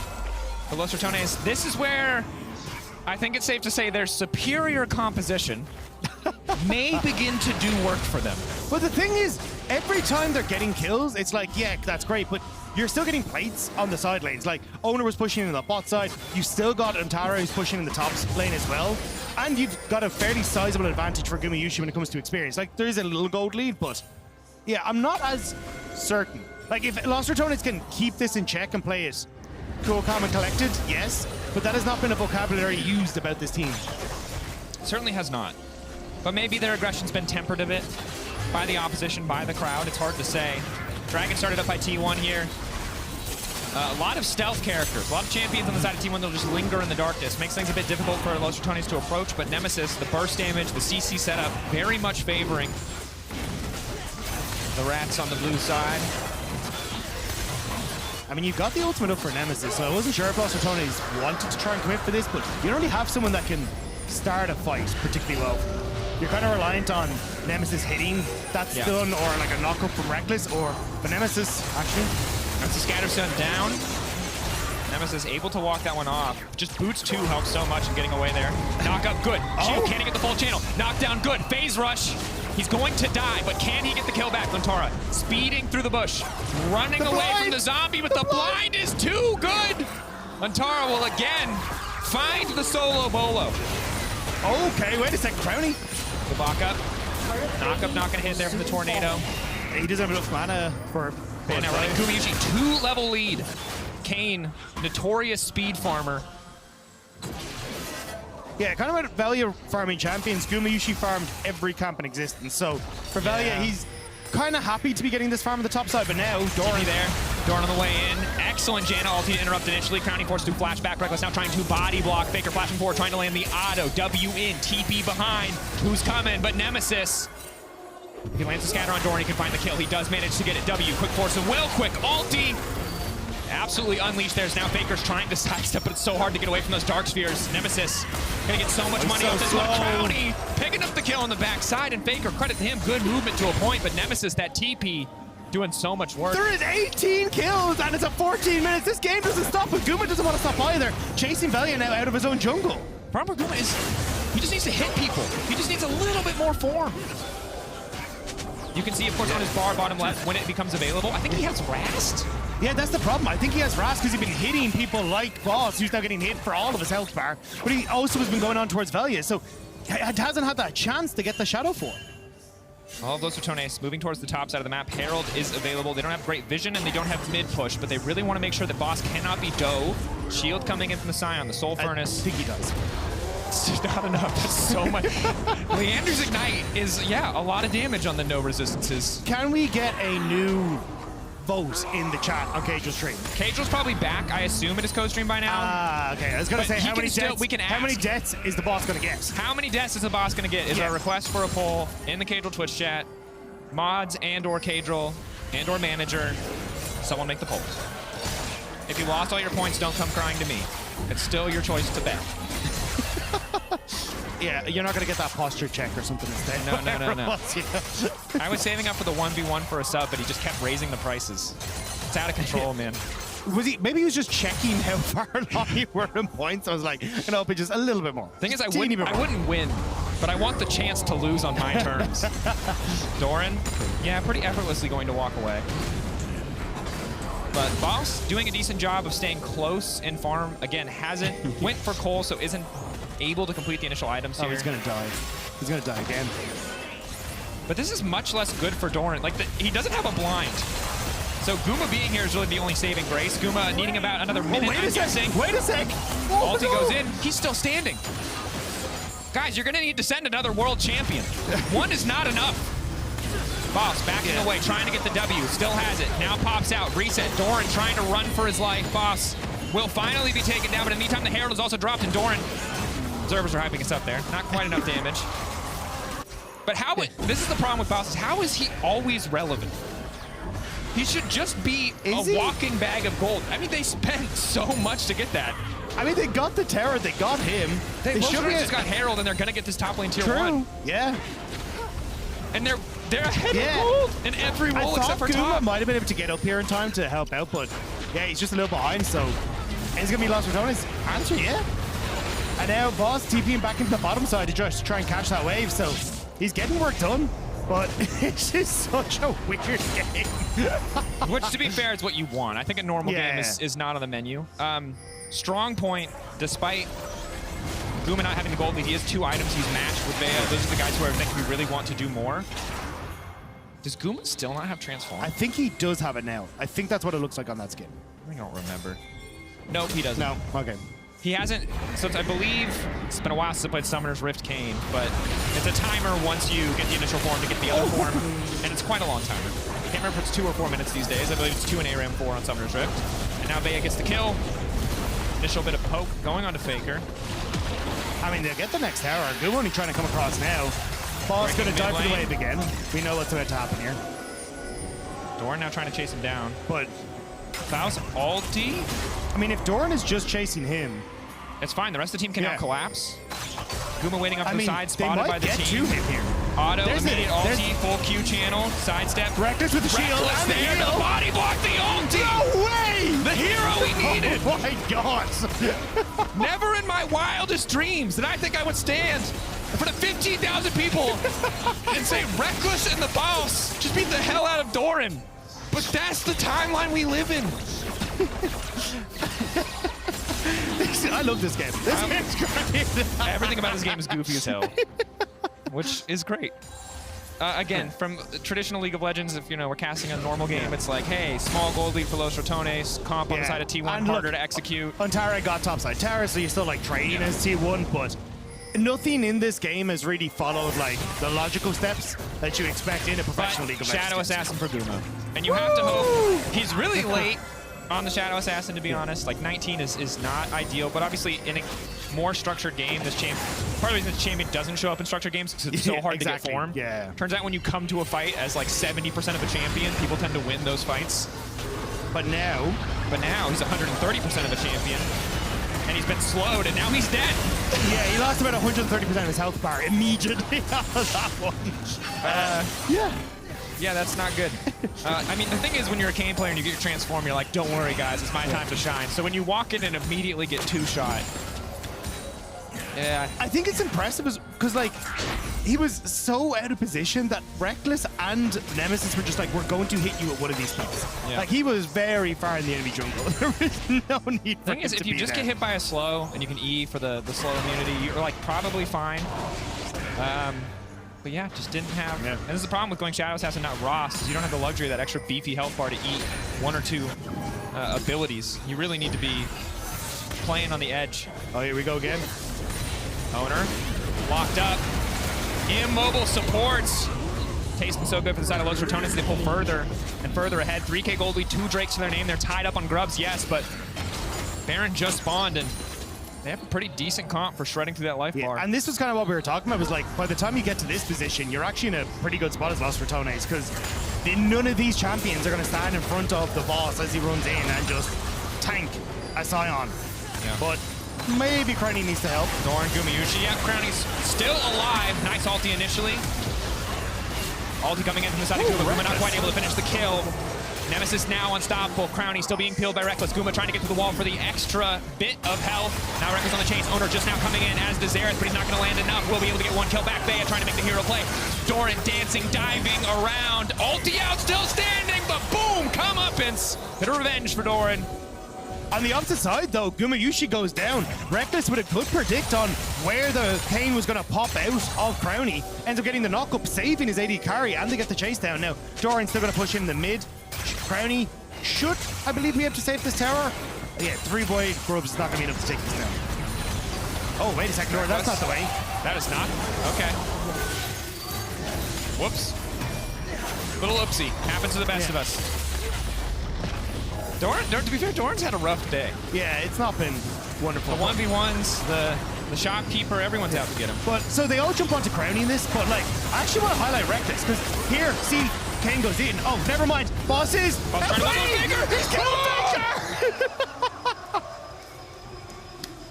The greatest solo bolo of his lifetime. The fated matchup. We knew it would have to happen. The unkillable Demon King versus the very most killable Demon King. There are 2 Demon Kings in League of Legends. The one who dies all the time and the one who wins everything. And the one who dies all the time just won the 1v1. It's also, he misses Q. Faker, misses the last Q, but Boz just beats him. That's so much damage from this champion. The thing is, the second we asked for that vote, he hasn't died. Yeah. We are cursing everyone's channel points. Yeah, channel points, suffering. T1 fans coping. It means nothing, they say. It's just a show match. It's been a long day. Boss isn't the top lane GOAT. Or is he? He is. I think that's what we're actually learning, is that Boss is just legitimately the top problem lane is, I GOAT. don't know if I'm just like mad coping and I'm reading too many Reddit threads, but I'm really starting to believe he's actually insane. Like, he's really good. He's gonna kill Doran, isn't he? He would have. If that roar of the Slayer hit. I think his ult's just about to come off cooldown as well, so probably waiting for that. Youmu's, though, he really wanted that wave quickly. makes sense. Yeah. I guess. Short cooldown, not a big deal. Guma can walk into the mid lane. Again, Guma will hit a point where he can just one-shot Reckless, which I think they're realizing more that Reckless is a pretty big priority target. Really stops them from killing anyone else. Oh, still looking. I think that's the problem, though, is that committing to Reckless just opens up Crowny so well to finish you off as soon as you come out. Nice Q from Guma. Able to dash back. Boss finding the initial knock up there. Guma almost going to get popped, but he manages to go to the wall, something that Biles cannot do. And I believe we cast or curse him, folks. I'm having fun with this, I'm not going to lie. Just big back old and forth. curse arena. I want you to know that everything said on here is purely in fun. Whatever that South Park disclaimer says at the front, we're also saying that right now. As owner, flashes away. Guma very fast, really does not do much damage. Bit awkward. Owner now ulting, trying to poke. Nice. Teemo Shrooms hurting. Guma off to the side will be spotted. Come up and goes out. Who's going to body block it? Mostly Bea, which is not ideal. Guma now goes in. Q auto the ulti. Nemesis already dead. Now he resets. 8-second cooldown before he can duck through the wall again. Burn does manage to get him. Crowny looks like the next target. Bale moving to cover. Flat forward. Untara going to finish off that 80 carry. Blinded. There's no counterplay. Guma continues to run around. Bea though going in under Untara. Going to burst through that health bar, get the reset. Now he just zooms at Guma. Putting down the sweeper. W does hit. Ulti's back out. I think then into the Hex Gate. Wow. I think he expected the all-in, so wanted to try and step away, but these fights have been crazy. Also, Reckless's Janna is like mega clean. There's been a couple of these knockups where I'm like, okay, that was impressive that you hit it, but going in towards this, you see Guma usually going through the portal to come around the opposite side. Great ultimates hitting from Owner, and a lot of that long-range DPS doing a ton of work, but Guma's just a great spot, and they know he's there. Like, he's on a ward, but doesn't matter, just gets the knockdown. Immediately bursts out Nemesis and nearly takes Velia alongside him, but then Crowny having just a little bit of extra damage there to take out Owner, and then Guma makes him pay for it. Definitely does. Guma and Untara, the upfront burst damage those two have when they work together. But now it's Reckless Bea just chasing these kills down. The Janet's just so damn fast. She moves in, she gets that slow, makes the follow-up CC so easy. 1-0-17. Reckless not escaping the KDA player allegations, but if you talk shit, he's putting you in that book, and that book already has 16 stacks, so don't do it. Nemesis finds the kill on Guma. Los Ratones, low health bar on Reckless, but they might be set up to take Baron. Already have a 3K gold lead. This would be the first really significant advantage of the game. Yeah, Reckless already got a ring this year, so decided the book is better. So now Baron, underway for Los Ratones, as boss TP's in just to get topside. I think T1 realized that this comp may not have been ideal, and now they're starting to struggle. It's possible. I can't speak for them, Rob. Maybe they do still believe it's ideal, however. It's hard to say. Well, look, we know Untara is happy with his choice regardless. He's more than he is committed to he is Teemo, and he will be Teemo for all of today. I love that. That is just how this goes. Yeah. Again, one of the most important lessons of the day. Protecting Tara at all costs. He is precious. Yes. We love him. Nemesis now has 3 items in the mid lane. And Doran has 2 items and a cloak, so... Yeah, this ain't TFT. That's not a suspicious trench coat. This is not a good spot for Doran to be in. He will get one tapped.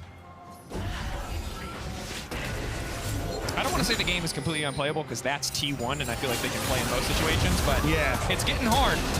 Flash, ulti now comes out. Guma goes away, goes back in for the kill.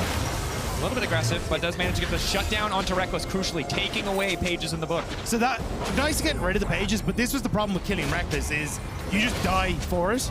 Now the boss will die, it in theory might be valuable. Oh, he's gonna get out! No way! No! Oh wait, no! Wait, come on, W. Oh, okay.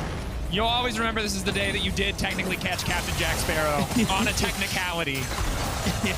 Damn it. Instead of a jar dirt, he's just in the dirt. And like credit to them, they managed to work that one out, right? That's a tough chase down. Yeah. A bit tragic. Dorn had the right idea, just a little bit off on the swing shot. But still, he's doing this. Like Boss is doing the same thing again. He's drawing extra people towards that top side. Yep. They get that tier 2 in the box. They're still going to be pushing in. Like you're still kind of getting value here as Los Ratones, and now we're pushing 30 minutes into the game. And they have a 4K gold lead. Like, they're in a fairly decent spot. Dragon in a minute's time that they can play for.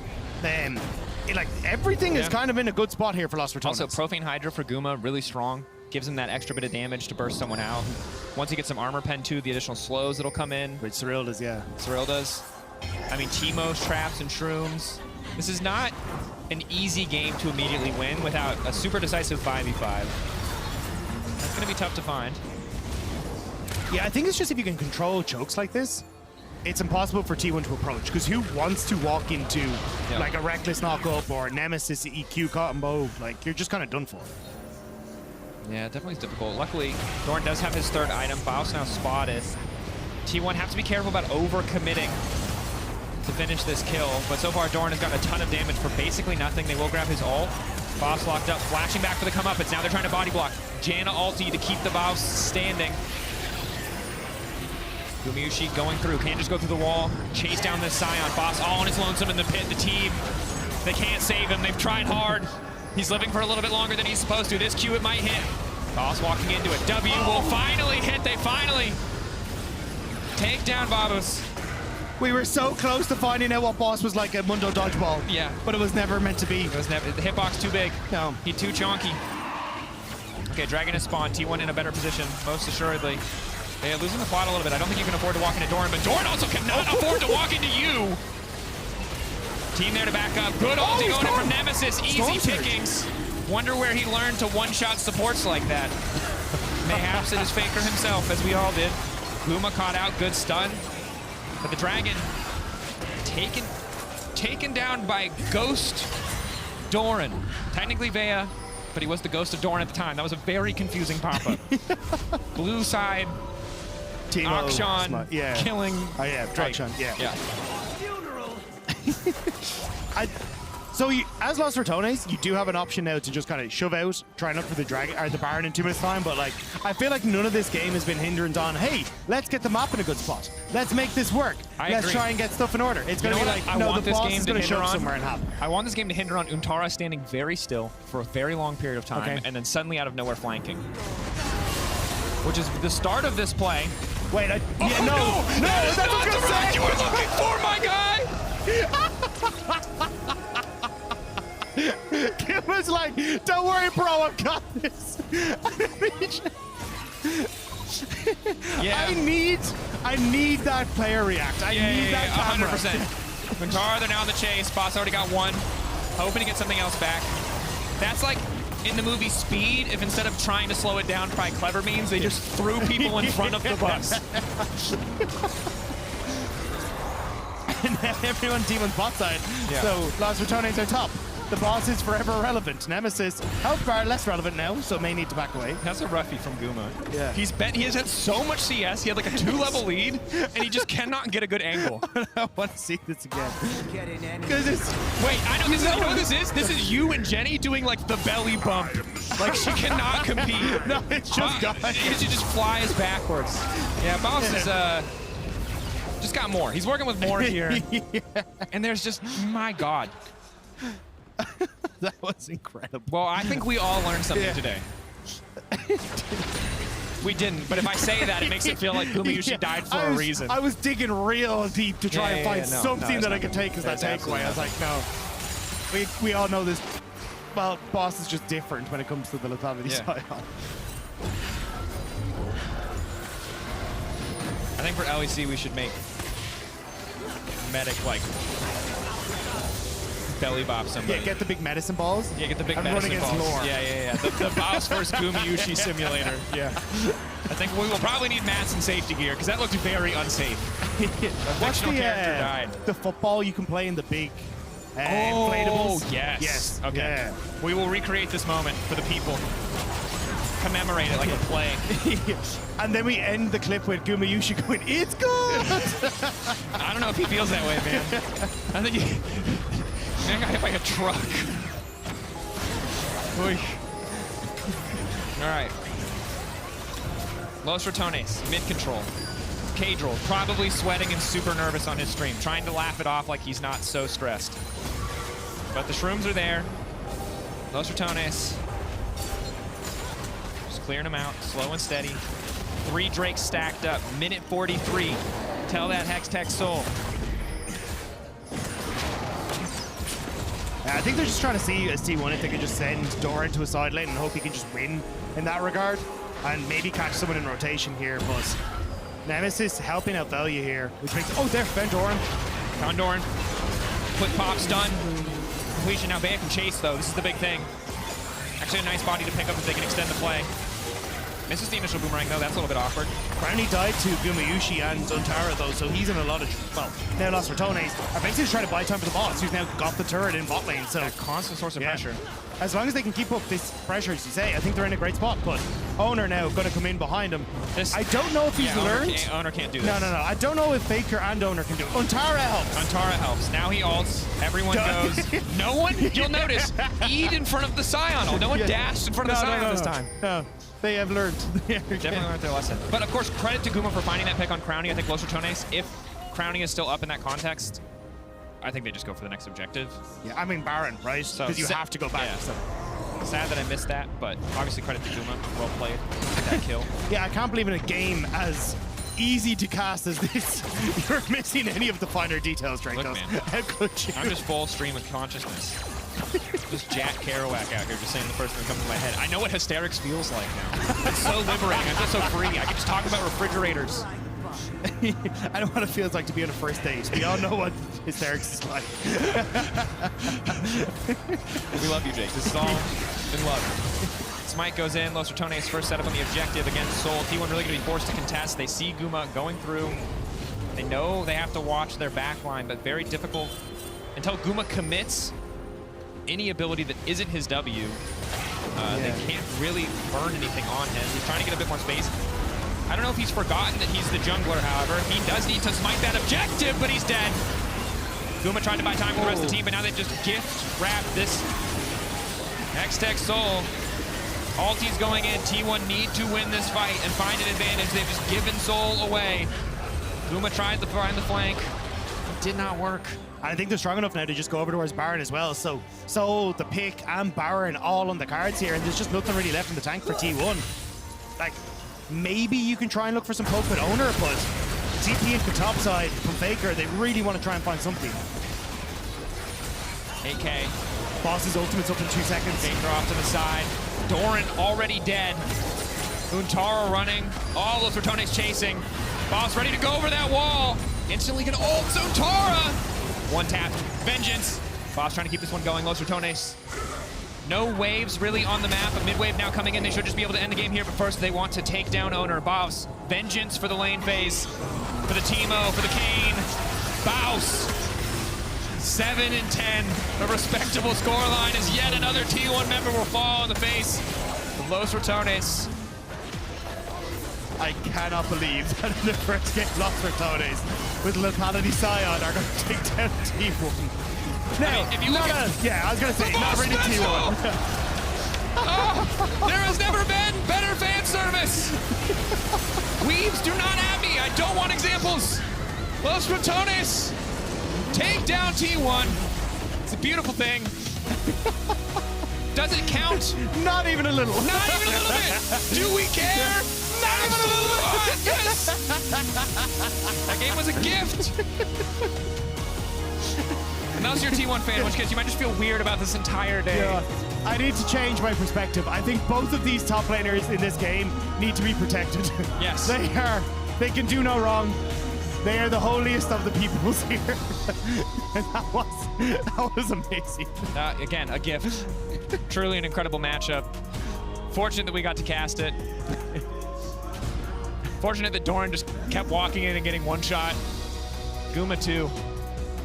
The Guma one will live on. Yeah. That is going to be... That has to be like a, I don't know, like a video that plays on a sub. I'm trying to figure out the perfect pop culture reference, but I don't know what it is. Maybe that becomes it. Yeah. Maybe that is just now the reference. Yeah. Are you here? Oh, you're here. I couldn't tell. I am here. You have the headset on. Hi. Obviously, I can see you. I'm just not sure when's your time, I just to go. creeped up a little. I was like, I'm Hey, what's listening up? to you guys talk about the memes, that you're enjoying them, Look. and that this game matters to both of you a lot. I mean, it matters. Because I won't speak for the fans. The fans can decide how much it matters to them. This game mattered to me personally a lot. I think the only people that it didn't really matter to was T1, because when you look at that They're composition, laughing. it was like, this is clearly not T1 really giving it their all. Yeah. But my word, was that so But funny. I think that's a nice thing, though, because looking also at the facial expressions from the T1 players after this game is done, like, they're having fun. They're laughing about it. They're thinking, yo, this is great. I mean, it's the point of show matches, right? Like, I think that the only time a show match feels bad is if teams are like, one team is trying really hard and the other team isn't. And while certainly Los Ratones were sweating for that win, they brought out the lethality Scion. They tried some creative stuff, and that's what is always going to make this feel good. Yeah, and I think that's the, again, what has been so fun about today is just how insane some of these games have been, how much fun everyone is having. And I mean, we're looking at the highlights on the screen. I think you can tell that there was a lot of happy little moments in this game. Happy little accidents. Oh, wait, I've got it. You know the scene in Mad Max where he's strapped to the front of the car?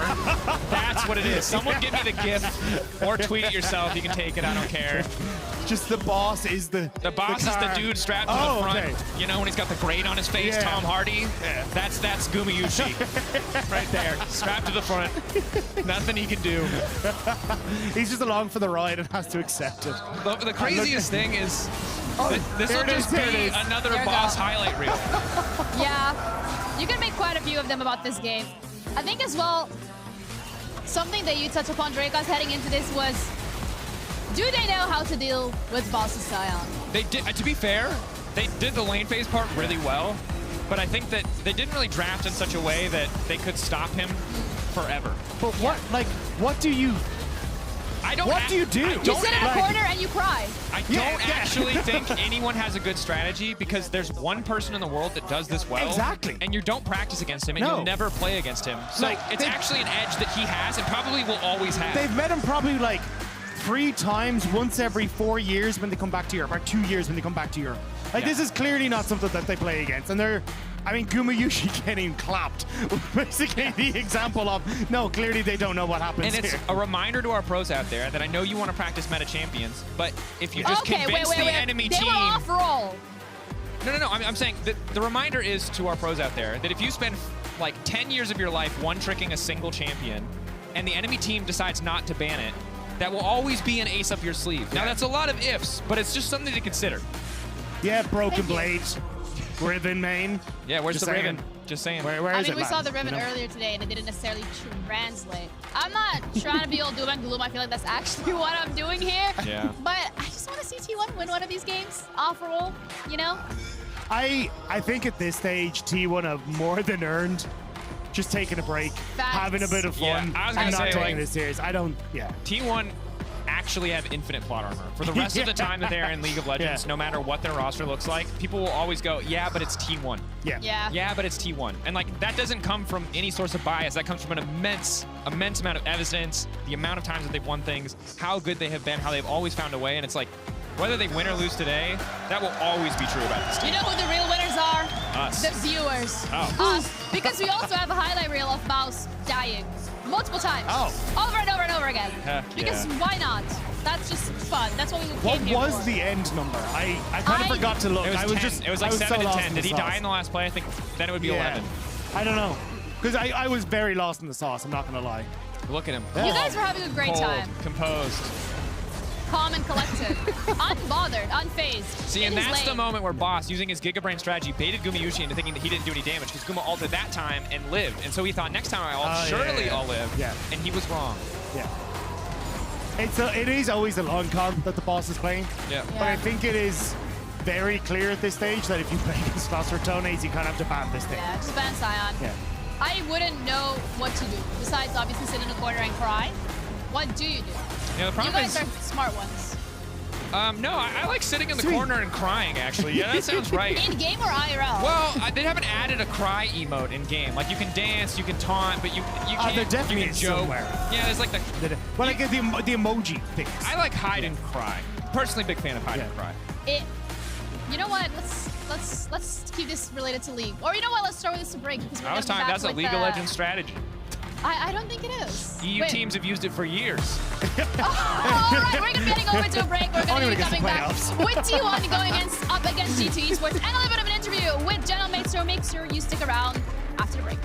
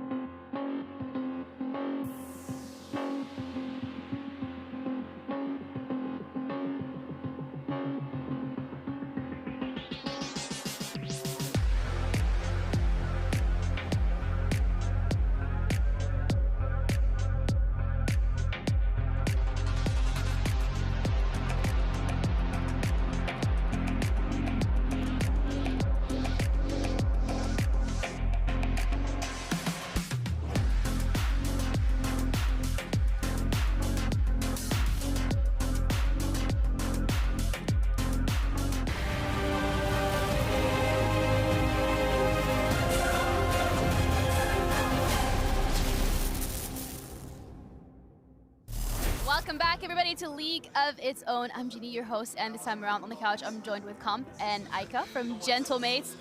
Guys, let's talk about your win against T1. You've just had a bit of a game. How does that feel?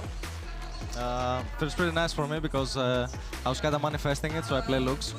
So I'm pretty happy I had the angle, honestly. You believe in manifesting? Yeah, lucky. But it was also a shout out to Kyria that he wasn't here, and I know he's a looks enjoyer. So yeah, it was really fun actually. It was really Respect. Did you enjoy the game as well? Yeah, I mean, it was really fun. It was a bloodbath as well, so we had a lot of fun, It was, but I feel like that's what a lot of people came here to see.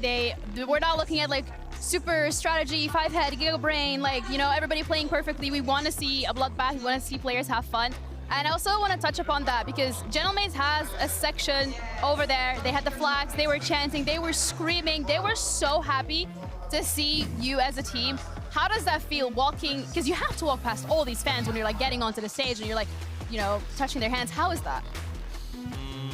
I was kind of hearing both GentleMates and KCORP fans, to be fair. It was like a mix of both sounds. But I was honestly just enjoying my time regardless. I think playing on an arena like this, as I said before, it's like brings me back to the good of memories of playing in front of Sweden. Yeah. So it's very similar, yeah. So I enjoyed every second of it. Yeah, I mean, it's amazing, you know, like you just woke up, everyone is like trying to clap your hand and stuff. I mean, amazing. Yeah, hey, nobody grabbed you, so that's a good thing. But you're talking about the memories, and you two have a past that you're sharing together. So we thought maybe we could bring up some old videos of what life was like, starting off with the first LFL title that you both won together. What were the emotions that you were feeling at the time? Because this is like 6 years ago, 2018? 2019, yeah. Yeah, 2019, yeah. Quick maths. I mean, it was amazing. I mean, it was my first title as well. I mean, yours as well, obviously, but it was just crazy, I think. I think I was also like really young then, and it was like actually the first quote professional year that I had in my life, like with full professional like contract and stuff and all of this. So for sure, it's like a memory to remember. Sadly, we didn't win any EU Master that year, but I still had a very successful year, and I ended up in LEC the next years. But here I am back 5 years with this guy again, so... Yeah, somehow you guys just find your way back to each other. You're talking about the LEC, you were on the Rogue, you had that title under your belt too. We also have a video of your first ever pentakill. Oh my god. In competitive play. Oh. So it is in the LELC, if I remember correctly. Maybe you wanna... How does it feel to get that first pentakill under your belt? You like tick it off the bucket list. Actually, I didn't realize I got penned on this one, but I remember we were playing like a really troll team comp kinda, so I just had fun in the end. I was playing my Jinx also from Arcane. Of course it's Jinx, it has to be Jinx. My little powder. So it was really fun for sure. I mean, I didn't realize in the moment, but after the game I was like, oh wait guys, I actually got a pentakill. Yay! You're saying of course it's Jinx. Yeah, I mean, of course, like, you know, Jinx is the champion of pentakills. Like, she gets... She's pretty nasty, late game. Yeah, as a fun fact also, both of my most successful years actually have started when I played my first competitive match, Jinx. I don't know why, it's like really weird though. Maybe it's like a sign. So I need to also manifest that for next year maybe. So first game on the LFL, we're gonna see comp on Jinx. I hope so then, I hope so. You know, you gotta keep notes of that. We also have a picture, like videos of your second LFL title that you guys also have under your belt. I mean, this is going to be another pentakill. Oh, we've already talked about that one pentakill, but regardless, it's an achievement. You know, this amp has a very special place in my heart. Yeah? It has given me the most pentakills so far in my career, so I have a personal thanks for her, I would say, yeah. All right, and this is the second LFL title that you guys also have under your belt. I'm assuming with the success that you've both had together this year, that's probably still the goal. Yeah, I mean, to be fair, since I left LFL 5 years ago, I think the level has improved quite a lot. Okay. So I think right now it will be way more competitive than it was 5 years ago. But our mindset still remains the same. I think we're still very hungry to compete, so we will aim for the same results. Actually, I kind of want to lose, but... What?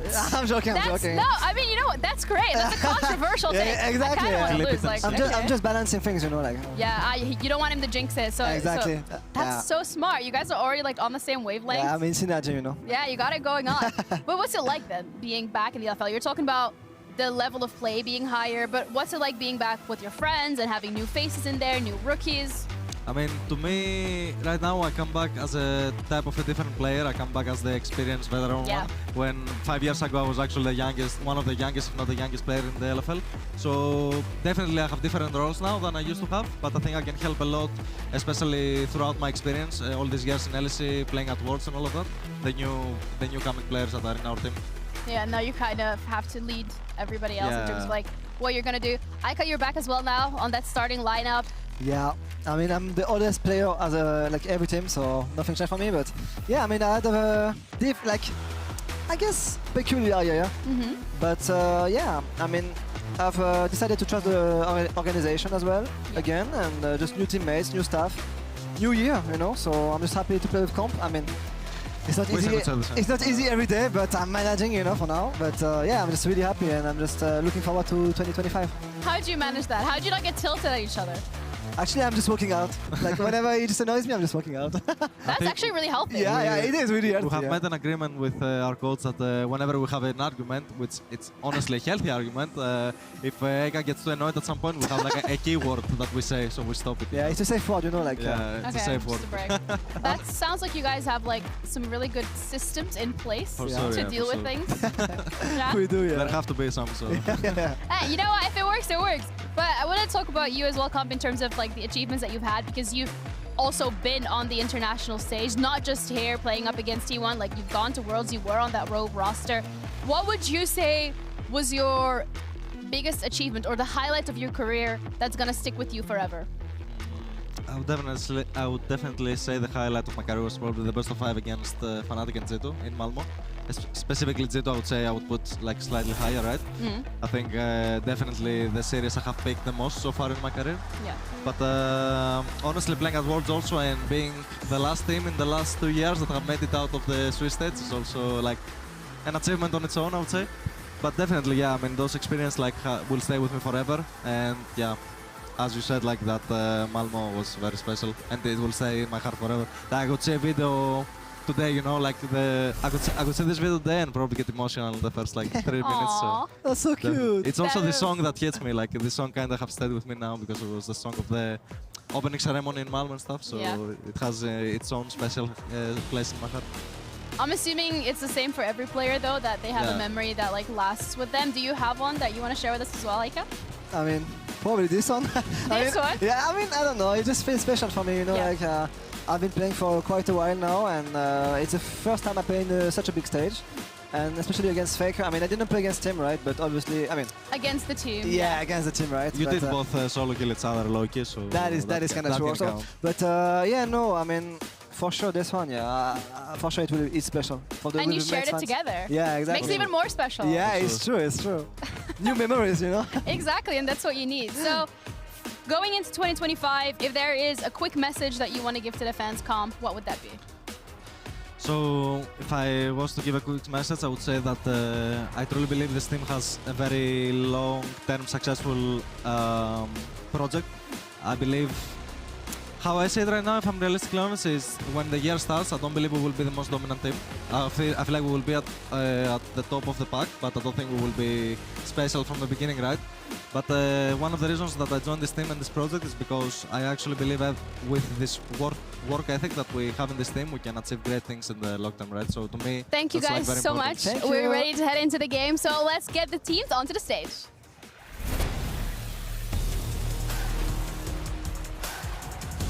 On continue avec des beaux matchs à venir. Ça, c'est une affiche de World Cup, et oui, hein, de championnat du monde.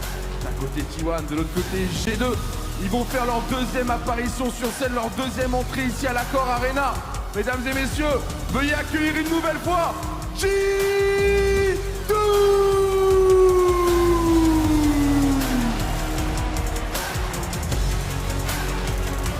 Ils rentrent en équipe.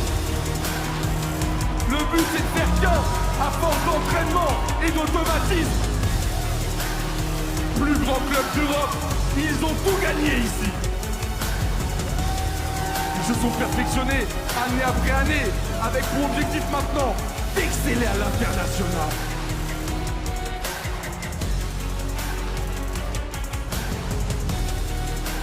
Une dernière fois, pour G2!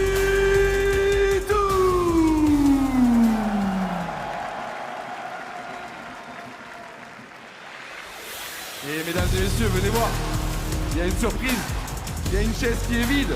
Et oui, c'est parce que je vais jouer avec T1. Non, je rigole. Il manque quelqu'un. Quelqu'un qui lui aussi est champion du monde, mesdames et messieurs. Il a suivi l'équipe, il les a encouragés, il les a soutenus. C'est un profil parfait dans l'e-sport. Il est extraordinaire, il est exemplaire. Mesdames et messieurs, il va faire les 2 dernières games avec T1.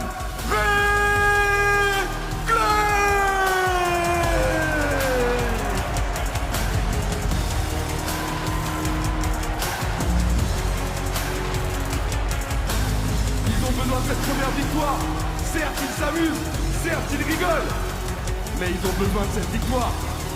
Est-ce que ça sera face à G2? Est-ce que ça sera face à la Carmine Corp tout à l'heure? Est-ce que c'est lui qui va changer les choses?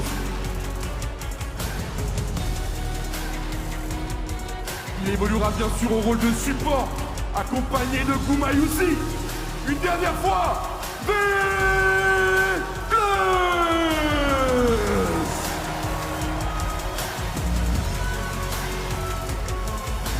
mesdames et messieurs, je vous l'ai dit, c'est une affiche de championnat du monde, donc profitez-en et que le meilleur gagne!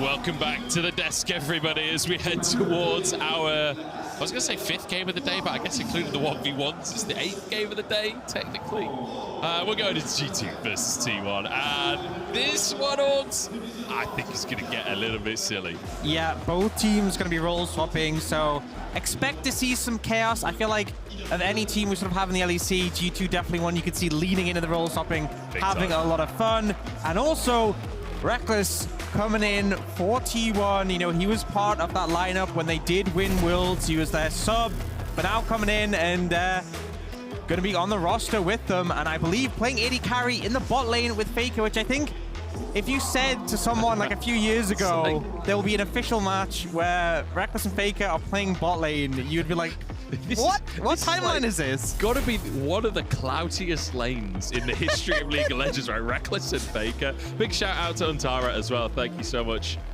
for subbing out and letting REKKLE get some time on the stage with T1 after this big year he's had with the org. It feels good to see them play together. And, you know, I was going to say, I think at the start of the day, if you told me they were subbing Untara out for REKKLE, I'd have said that's probably a positive change. But after Untara's performance today, he was the MVP. He was the Teemo god. So it'll be interesting to see how things change up. Obviously, REKKLE being in the AD carry role is technically off role, but you know, he's got a fair amount of experience there, so I'd say, I expect a strong performance here from him. I'd say he'll probably do okay, but let's see how G2 were feeling before everything kicked off today.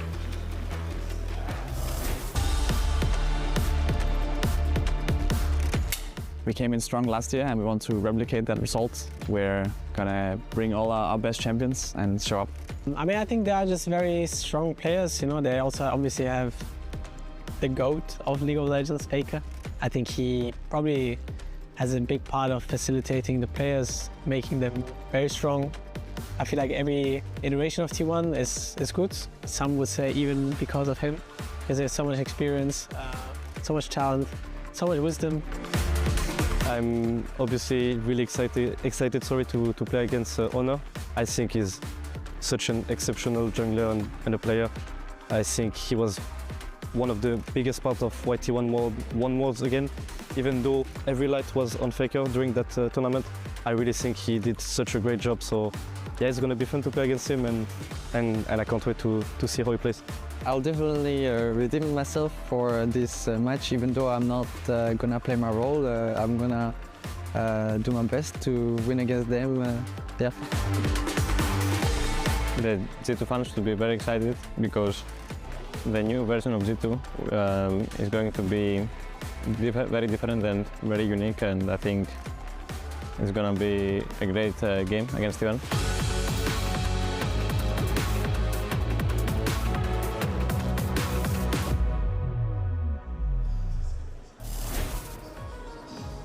So G2, I think, feeling good, feeling excited. A lot of, obviously, praise going towards T1. I think that's been a commonality among the teams here today. And I mean, how can you not praise this team that has done so much? I will say, though, today's results not necessarily reflective of the recent results of the international. You know, last year it was like, can anyone take down T1? And right at the end, it managed to happen. G2 took down T1. This time, it's like, can they get a win? You know?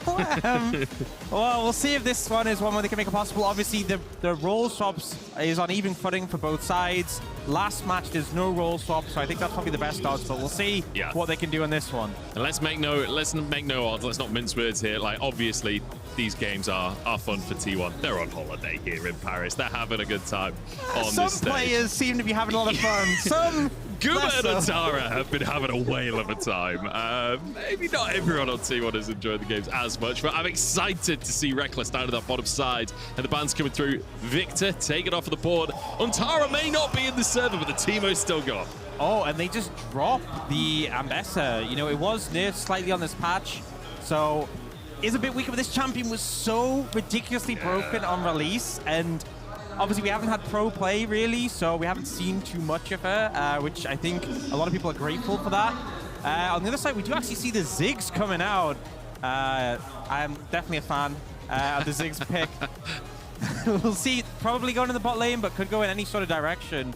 Playable mid as well. And the Yasuo coming through. I think that could be a top Yasuo, I'm going to be honest. I love that Lebrov and Hadsama have literally just switched roles for this. That feels like slightly try hard. You know, you're still in your lane, you know. We saw some of the other role swaps where like everyone's just all over the place, and this is bot lane swapped, and then if you look at the top side, everyone just moved down one. Like it's very slight adjustments. I was seeing coming out there. Sivir coming through for REKKLE. I mean, it's a classic. It is absolutely a classic. 400 CS game plan, definitely going to be possible there.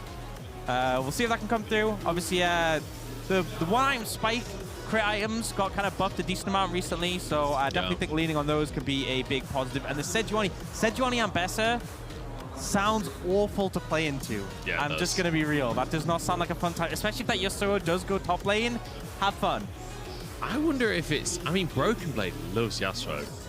There's no way it's a Yasuo jungle, is there? Like, is that a possibility? I mean, we saw teams picking in order earlier today. It's probably not, but today, I mean, it could be anything. I'm going to be honest. The Diana, though, Diana Yasuo, that's a pretty neat combo. And it looks like they're going to lock that in. I mean, we're going to see some mechanics here. Yeah, we're going to see some mechanics on display from G2. I'm excited to see the combo. I've no idea who's going to be playing it. I guess it's going to be Broken Blade, Diana jungle, and Skumon taking the Yasuo mid lane. But only time will tell. We'll see what the remaining bans are going to end up being. I've got to say, right now, I'm really liking the look of what T1 have. Yeah, some good picks. And I feel like particularly the comfort for REKKLE, a lot of team fighting power. Banning away the Rel in this situation did get like a semi-rework as well between Worlds and now, so changed quite a bit. Not going to see that one. I wonder if maybe like a melee mid laner would be something they ban away as well to stop it from syncing up with the Sejuani. Maybe even something like the Silas you could take off the cards. We'll see what they do there. And they're going to ban away the Rakan from the bot lane. Be interesting if they ban something like the Leona, something that we normally see sync up well with the Ziggs. So what they end up going for here. Melee support of the Rel taken away already. I wonder if Faker will go for a melee support, though. It doesn't... Melee support doesn't exactly scream Faker to me. I feel like you want him on something with a bit of skill expression, but then I guess the Pike, that would have been... Yeah, that would have ticked all of the boxes. Faker Pike would have been hype, but I guess we're not going to get that one. He's had personal coaching from Carrier. Just carrying the spirit, like Guma did with the Braum, you know? Oh dear, K'Sante taken off the board. Only one super broken top laner in this server. I saw a clip of K'Sante and Ambessa having a 1v1, and it was as ridiculous as you'd expect. Just dashing everywhere constantly. And the Galio coming out, so it could be Galio top, but I probably expect it to be Galio mid. I think it is going to be Caps with the Yasuo top lane. And it's just full dive. They want a melee support to pair up with this, because then, I mean, it could in theory be the Galio support, but I don't think it is. But this is just you pick a target, you throw everything in the kitchen sink and take them down. And this actually, it's Oner in the mid lane. I thought he was going to go for this holder. That's what he was spamming in solo queue during Worlds. But instead, Bard going to be locked in for Faker. What are they going to pick up in the mid lane? Yeah, I'm really not sure. I feel there's no way that this is actually going to be locked in, right? It could be a Sejuani solo lane with Morgana in the jungle. Morgana jungle's kind of back. That feels weird, though. Well, you mentioned melee mid laner, right? Yone fits the bill. Yeah, that definitely feels more the vibe. And skill expression in spades, I feel like, when you're picking something like a Yone. You know, we saw that Yone 1v1 earlier. That was pretty hype. And now, G2, it looks like they might be going a different direction. So they could have the Galio support, the Ziggs mid, and then it looks like they're picking up an AD carry here, which is a bit of a curveball. I mean, it could also be the Ashe support. I'm going to be honest, I'm lost. On the G2 come, I'm trying to figure out who's playing what. I have no idea at this stage. It's a Trundle locked in. This is the time when normally you put a lot of words in, you do a bit of stalling, you wait for the champions to go in the right spot. Just buy some time. Yeah. Let them figure out. Who knows? Look, and stylistically, I like the idea of the Trundle at least. You've got a big Sejuani on the other side. You've got an Ambessa on the other side to steal away some of those stats. That's always nice. I just don't know what role he's going to be in. It looks like, I'm getting a little look in, it looks like it's going to be top lane. Then the Diana jungle, Yasuo mid lane is that Ziggs spot, and then the Galio support. So, you know, I feel like still a lot of that dive potential. The combo with Diana Yasuo is going to be big. Galio can follow up on that. Ziggs can follow up on that. Trundle can kind of do his own thing. And T1, you know, this top side, the double melee champions of Sejuani. But they actually, it's like a decent amount. Like, Trundle enjoys playing in a melee champions. He can actually just chomp them. So it's going to be an absolute battle on the top side. Not to mention, there is like no magic damage on the T1 roster right now. There's a little bit from Sejuani, a little bit from Yone, a little bit from Bard, but realistically, if that Trundle gets a bit of armor going, it's going to be hard to deal with. You're completely right, but I get the feeling Caps isn't going to be building a tanky build. I feel like he's going to be building a very high damage build. You know how it is in games like this, you're roll swapping. He's got the lethal tempo. He's wanting to do some work. He wants to chomp some towers. That's what he wants to do. We're about ready to head on to the Rift here as we go into T1 versus G2. Last time around, we were asking the question, could anyone beat T1? This time around, we're asking the question, can T1 win themselves a game today? Yeah, that's the question. Let's see if they're able to bring it out. REKKLE's popping the T1 emote there. You know, has had that one in the earlier match as well, showing the support. You know, you remember in game one, we actually had them dancing in the middle? Yeah. Well, we did it for a minute there, and then until Faker Q3 did. Yeah, he's looking for it. Don't do it, Faker. It's very rude. He's doing it again! He's not one for messing about, okay? Like, he's here to fight. He's here to play League of Legends. He's been in enough games of League of Legends. He's like, you know, I've seen all the little dancing thing before. I'm not really bothered by it. It's not even that. It's like he comes over to put a stop to it. Yeah, he's like, stop this, guys. We're not having fun. We're on opposite teams. This is a competitive game of League of Legends. Faker playing Bard support is like, this is a serious game. Oh, God. I'm unsure on this one. Honestly, G2, I love the comp. The circle's absolutely everywhere. Caps in the side lane on the Trundle. I wonder how hard they're going to try for Grubs here, because with a Trundle, Grubs are absolutely disgusting. Yeah, yeah. My expectation is both AD carries are kind of wave annihilators, fast farmers. I think it's going to be a little bit of babysitting to get them to that point, and then they're just going to ignore them, and it's just going to be fist fights on the top lane constantly, both Galio and Bard roaming up to make that happen. So I think the first Grubs is going to be an absolute slugfest, and I'm here for it. I hope you're right. We've had some absolutely chaotic games. We've had some pretty quiet games earlier. The KC G2 one early game was a little bit more serious. I don't think we're going to get that, though. I hope we're not going to get that.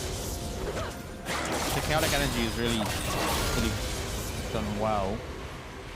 I know it's roll swaps, but it just keeps like hitting my brain when I'm looking top and I'm seeing like Guma there instead. Yeah. That was getting me in the first couple of games today.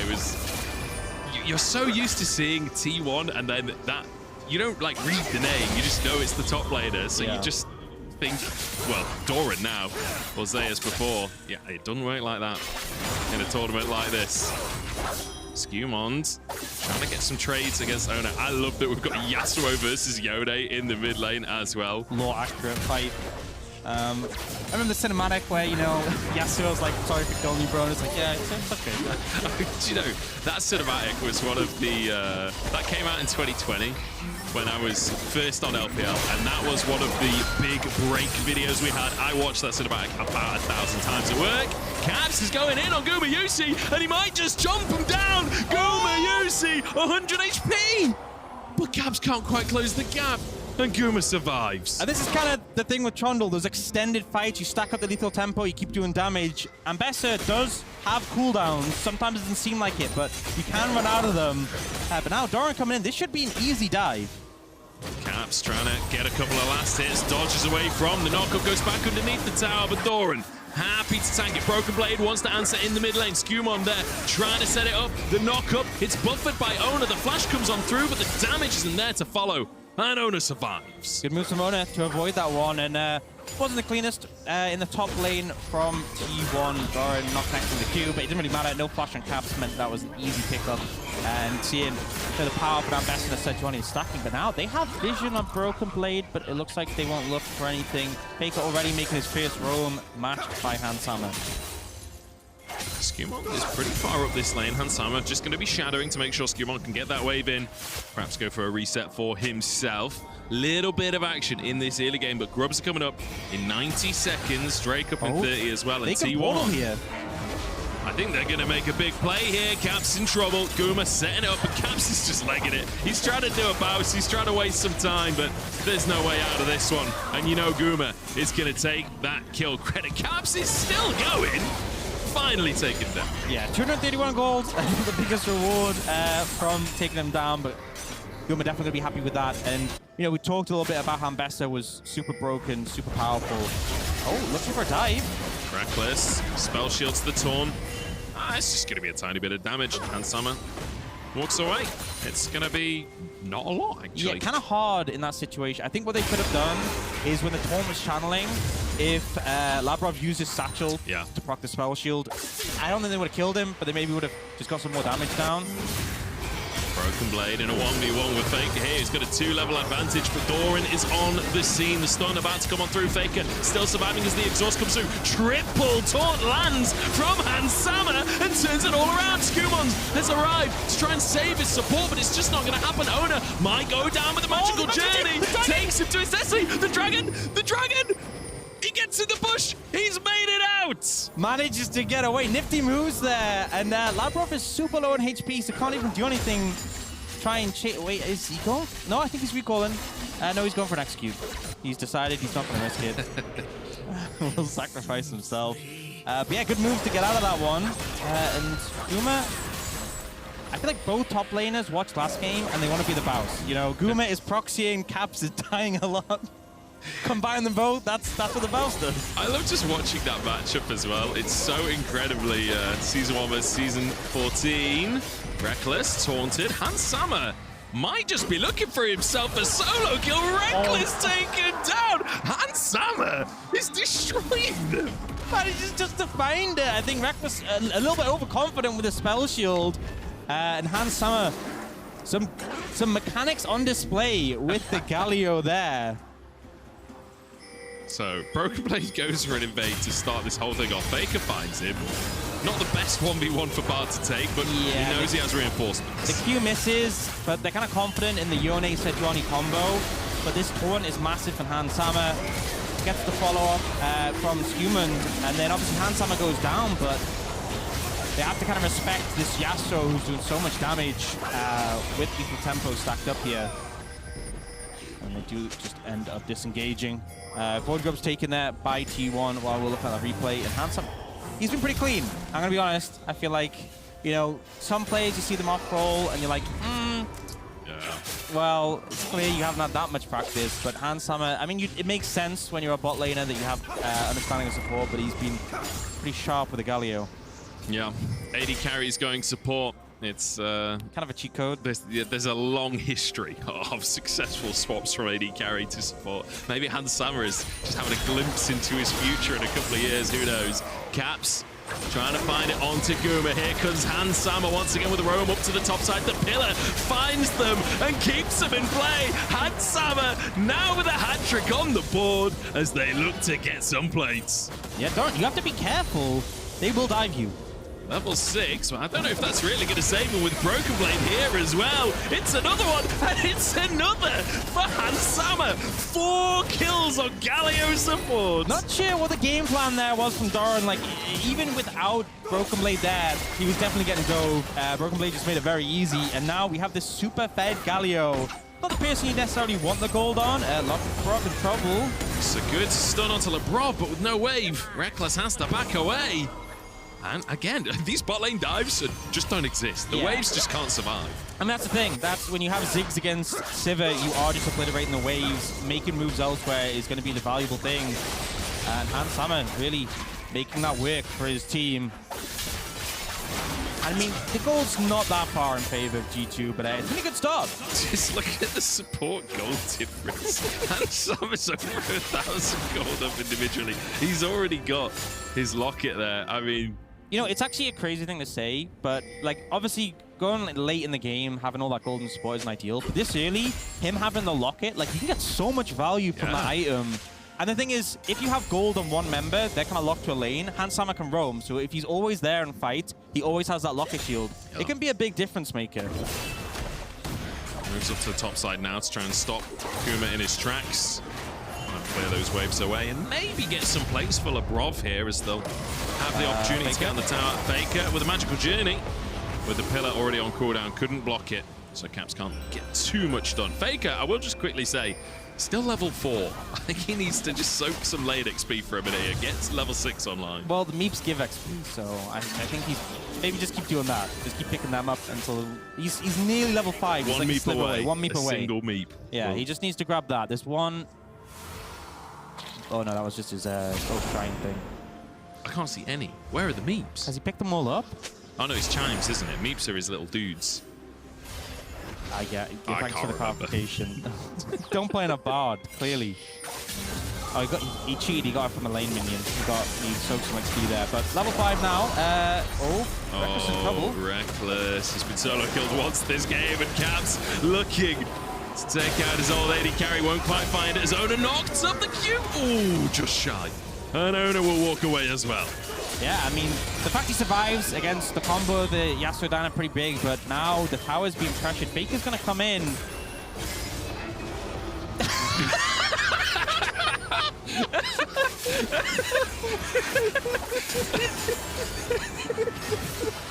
Oh, that's magnificent. Okay. Happens to all. Happens to the best of us. It really does. It really does. Literally the best of us. He's the GOAT. Yeah. If that doesn't prove it happens to the best of us, I don't know what. I mean, I've never seen Carrier do that, but you know, it is what it is. Oh, phenomenal. Okay, G2 though, feeling pretty good in this game. Over 1,000 gold up. Feels like they've got the pressure right now. Faker's moving over. Hansama, again with that level advantage. As Caps and Rekkless in another 1v1. Rekkless a little bit too far up the lane. Doesn't have the flash available. And you're just not winning that 1v1 as Sivir. Caps takes down his old lady carry. And I feel like having him bot is just not working for T1. They are trying to fight these grubs though. Hansama soaking some damage, gets the taunt off, still has that locket and just set up with a knockup. He goes down in the end. It's a shutdown into Guma's pocket. They're chasing Skumond as well. Ona gets out with his life. Doran dodging, ducking, dipping, diving. Broken Blade finds one, but it's in trade for so much for T1. Looking for Labrov as well. Labrov trying to get away. Faker still not level 6, but managing to find the fights regardless. The chime hits him onto level 6, and there's the Tempered Fate forcing the flash and securing the kill. Huge cleanup there from T1, seeing the power of those melee champions with the Sejuani, and I'm not going to lie, the Ambessa and the Yone just permanently dashing, doing all these auto attacks. Frustrating to deal with now, though. They're looking for Guma. This is Skumond. The pace is picking up in this game. Skumond looking for Guma now in the 1v1. Shields galore, dashes galore, but it's Guma that walks away, and Skumond just has to accept the minion wave instead. Another TP on the bottom side here. Rekkless will get away before Labrov can try anything. Yeah, the tower's in satchel range though, so you can just push that in and take that pretty easily. Will be the first of the game as well, so decent influx of gold when he gets that. We'll see G2 denied get any more grubs, so 451 means they get the extra one that spawns when hitting a tower, but they will lose that first tower to G2. And seeing a bit of gold lead, you know, we obviously still have a bit in the support role, but now jungle and bot lane have about a 500 gold lead as well. Oh, the zip back could be problematic for Ona here. Half HP already, but I don't think LeBron quite has the damage at this point in the game. Still not actually finished his first item there on the Zig. Same can be said for REKKLE. So we're still a little bit away. This might be a hard dive, actually. Caps gonna try and get that attack speed going. He's just gonna survive it. He's not even lost HP under the tower. He's literally full health. Finally gets stunned on up, but again, they just can't bring him down. Yeah, especially one of the things is when Trundle was meta, we used to see Sejuani not actually take Aftershock, because with the passive and the Aftershock, he got so much resist. Doran didn't get the memo, and Caps just, he took seemingly no damage there. They also picked up the mid-tier 1 thanks to the Ziggs. The pressure there. You've got to be a bit careful. Yeah, I don't know if that's a fight that even Ambessa can win. The pillar, didn't quite block. If it's just a couple of pixels close to the wall, could be a kill angle there, or at least a flash angle. You see Broken Blade just going to pick up the dragon. There's going to be Hextech, so no Hextech Soul this time. Obviously, saw that in the last one. Really impactful one. Mountain coming up next. So 2 pretty powerful souls off the cards already. T1's just going to move to this Herald. Don't think any contestants coming through. We can see resets from Skewmond and Caps. Blazering King picked up by Skewmond. Going to be pretty strong there. And, you know, to no surprise, Caps has got the Ravenous Hydra. He's going damage. Yeah. I mean, you got it. Yeah. You just got it. Look, it's a show match at the end of the day. Why would you play full tank? Caps now in trouble. Faker with the magical journey to move him, Doran and REKKLE up. Slingshotting the team into the action, and Caps will fall with REKKLE grabbing his first of the game. Kind of feels customary, you know, REKKLE on Sivir, he should be getting the kills, you got to feel, now Labrov. Labrov will satchel away. Oh, actually, commitment from Ona. Broken Blade is waiting at the other end, though. Ona dodges some of the damage from the Moonfall, but he will fall himself. Shut down into the pocket of Broken Blade, who is quietly getting pretty big. Yeah, I mean, you look at the farm lead in the jungle. He is strong already. A lot of damage available. Skewmon going to get a bit of damage on this tower, but not too much to come from Labrov, though. Oh, that was a bad satchel. Oh boy, Faker trying to make Broken Blade's just going to chase him, and Labrov somehow still walking away with his life. Broken Blade gets the kill. Doran can't finish off Labrov. How did they get away with that, honestly? I thought he would have needed to satchel over the wall to survive. Apparently not. The team move in to protect him, and T1 starting to flounder a little bit. They're down in gold by about 2,500. And as broken as Ambessa can be, you know, the nerfs definitely, she's not as strong as she was. Guma is fed, but G2, it feels like they're in a pretty strong position right now.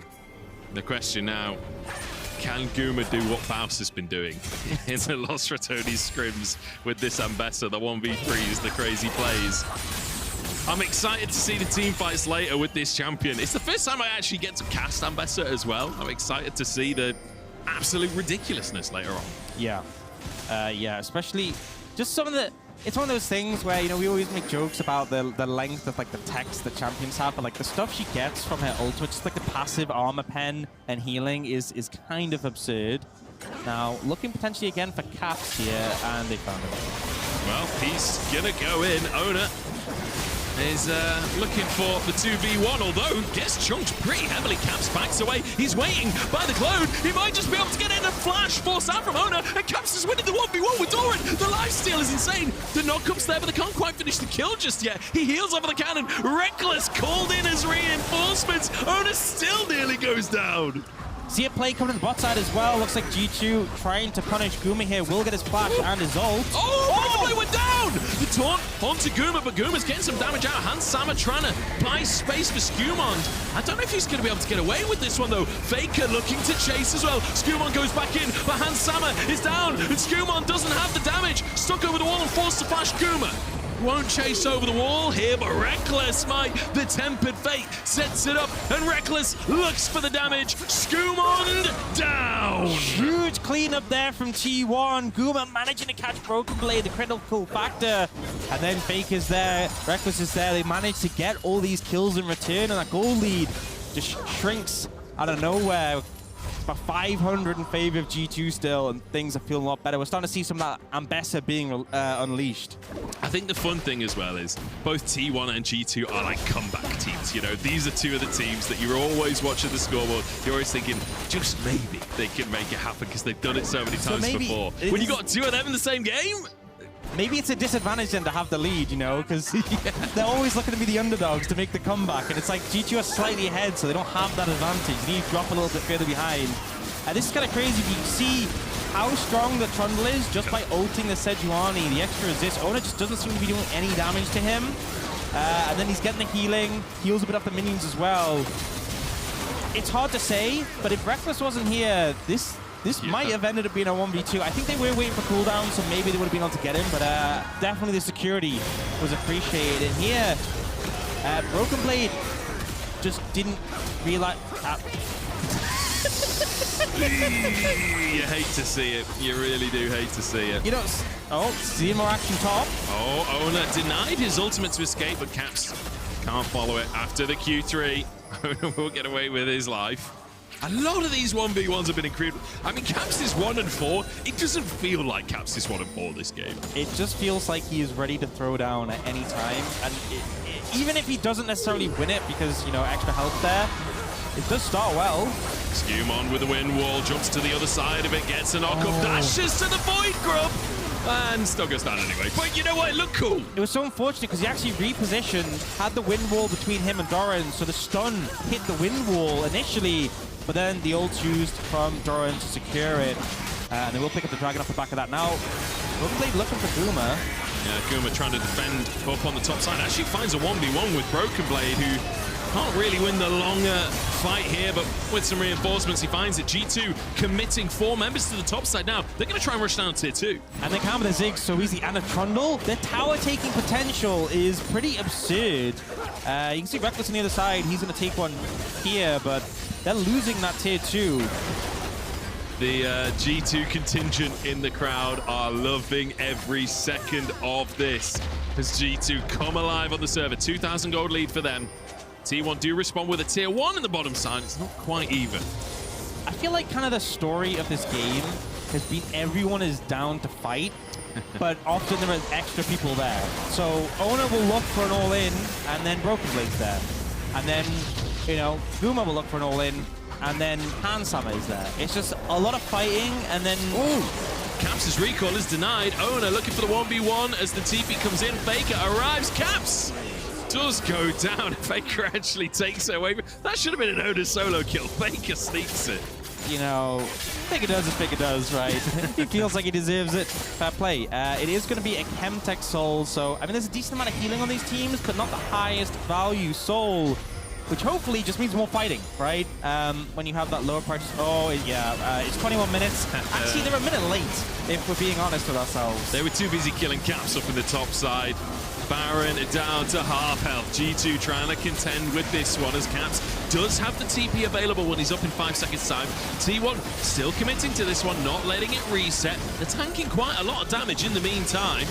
The magical journey is there. In they go. The taunts land. Look at the damage across T1, but it's just straight back around onto G2. Baron on 1,000 HP, and Caps just goes for it, but is smoked by T1, and G2 in full retreat. Ambessa on the front line trying to tank up for T1 here with the wind wall. Denies the follow-up. The flash forward. Labrov chunked, but Rekkless can't quite do enough damage. Doran now hunting over the wall with a satchel charge after the flash. He finds his flail. Skewmon barely escapes. Just another day in the office for T1. Stop Baron at 21 minutes. A little bit hectic, make it work, get some kills, and now looking to take a tier 2 mid.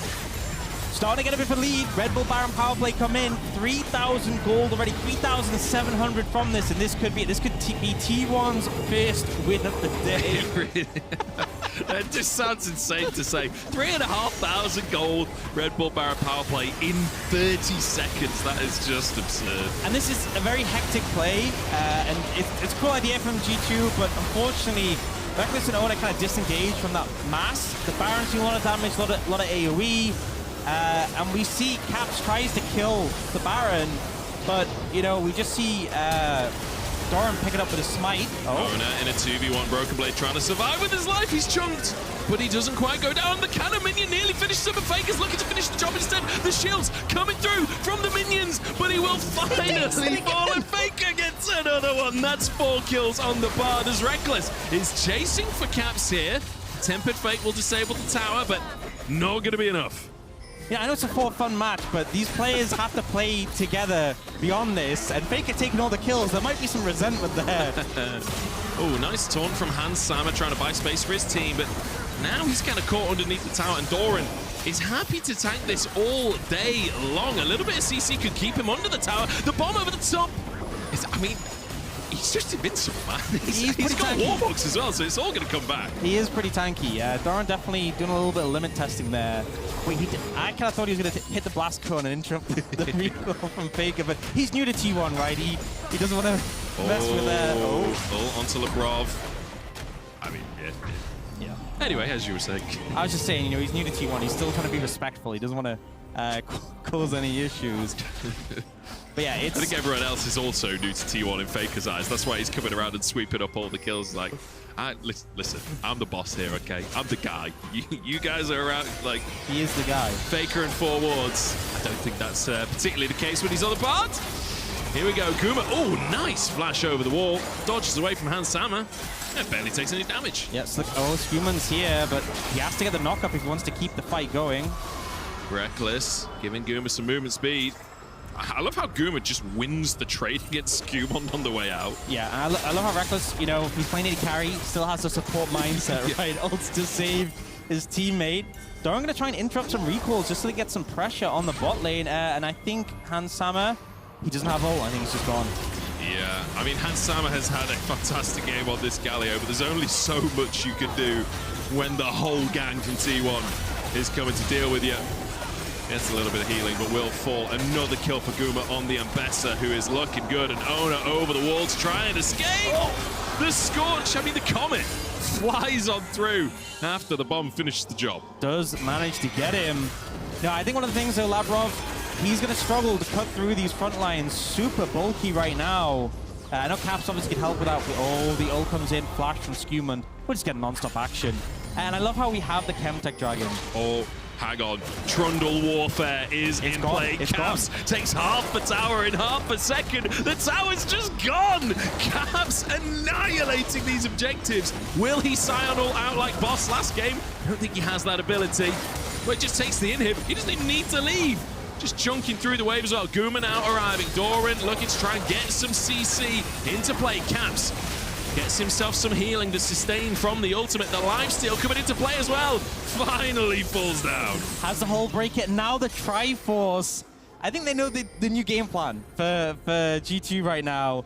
And I think T1 after last game are probably a bit sick of that. I'm going to be real. They do have at least champions who can clear waves effectively with the Sivir. The champion's good in side lane, so that Ona in trouble again.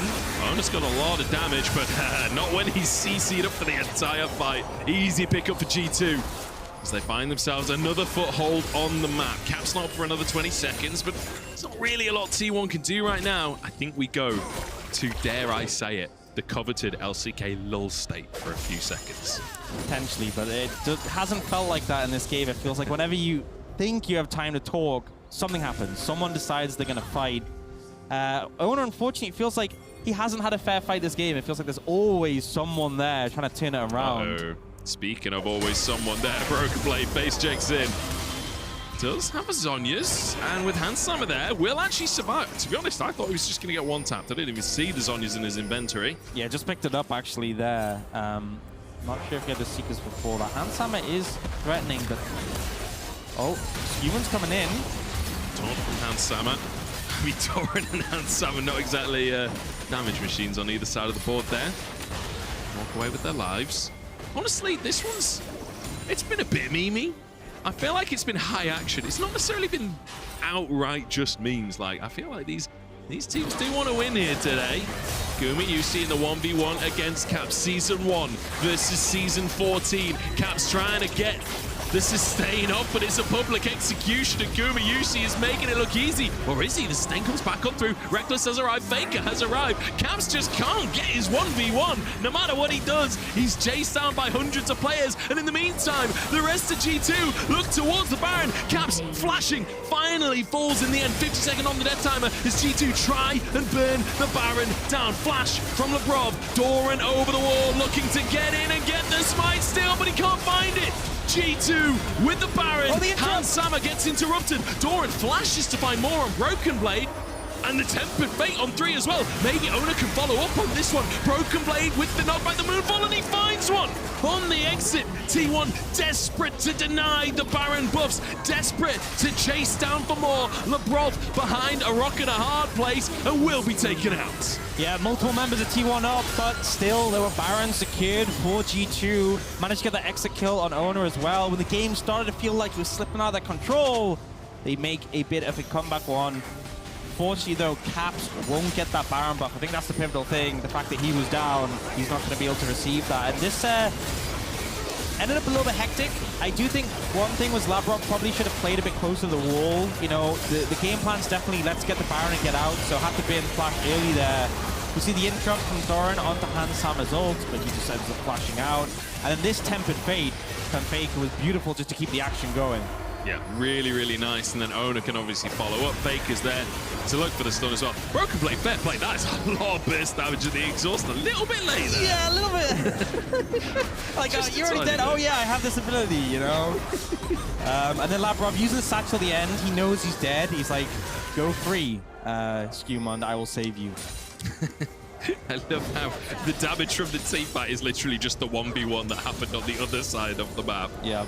Oh dear, this game has been hectic, but T1 seem to have taken control. Despite G2 getting the Baron, T1 able to punish, get a few kills there. It's only 400 gold on the Red Bull Baron power play. And right now, scores on the doors is a 3,000 gold lead for T1. Caps looking to fake it, potentially? Instantly spotted. The pillar, I think, is maybe enough for him to get away. Caps caught now, and the Tempered Fate will keep him in place. Can they kill him is the question. Rekkless trying to get those autos out. The Spell Shield comes on through, and Caps just can't get autos against the Spell Shield. It blocks the Chomp. Very well played by the T1 bot lane, and Ona now in trouble.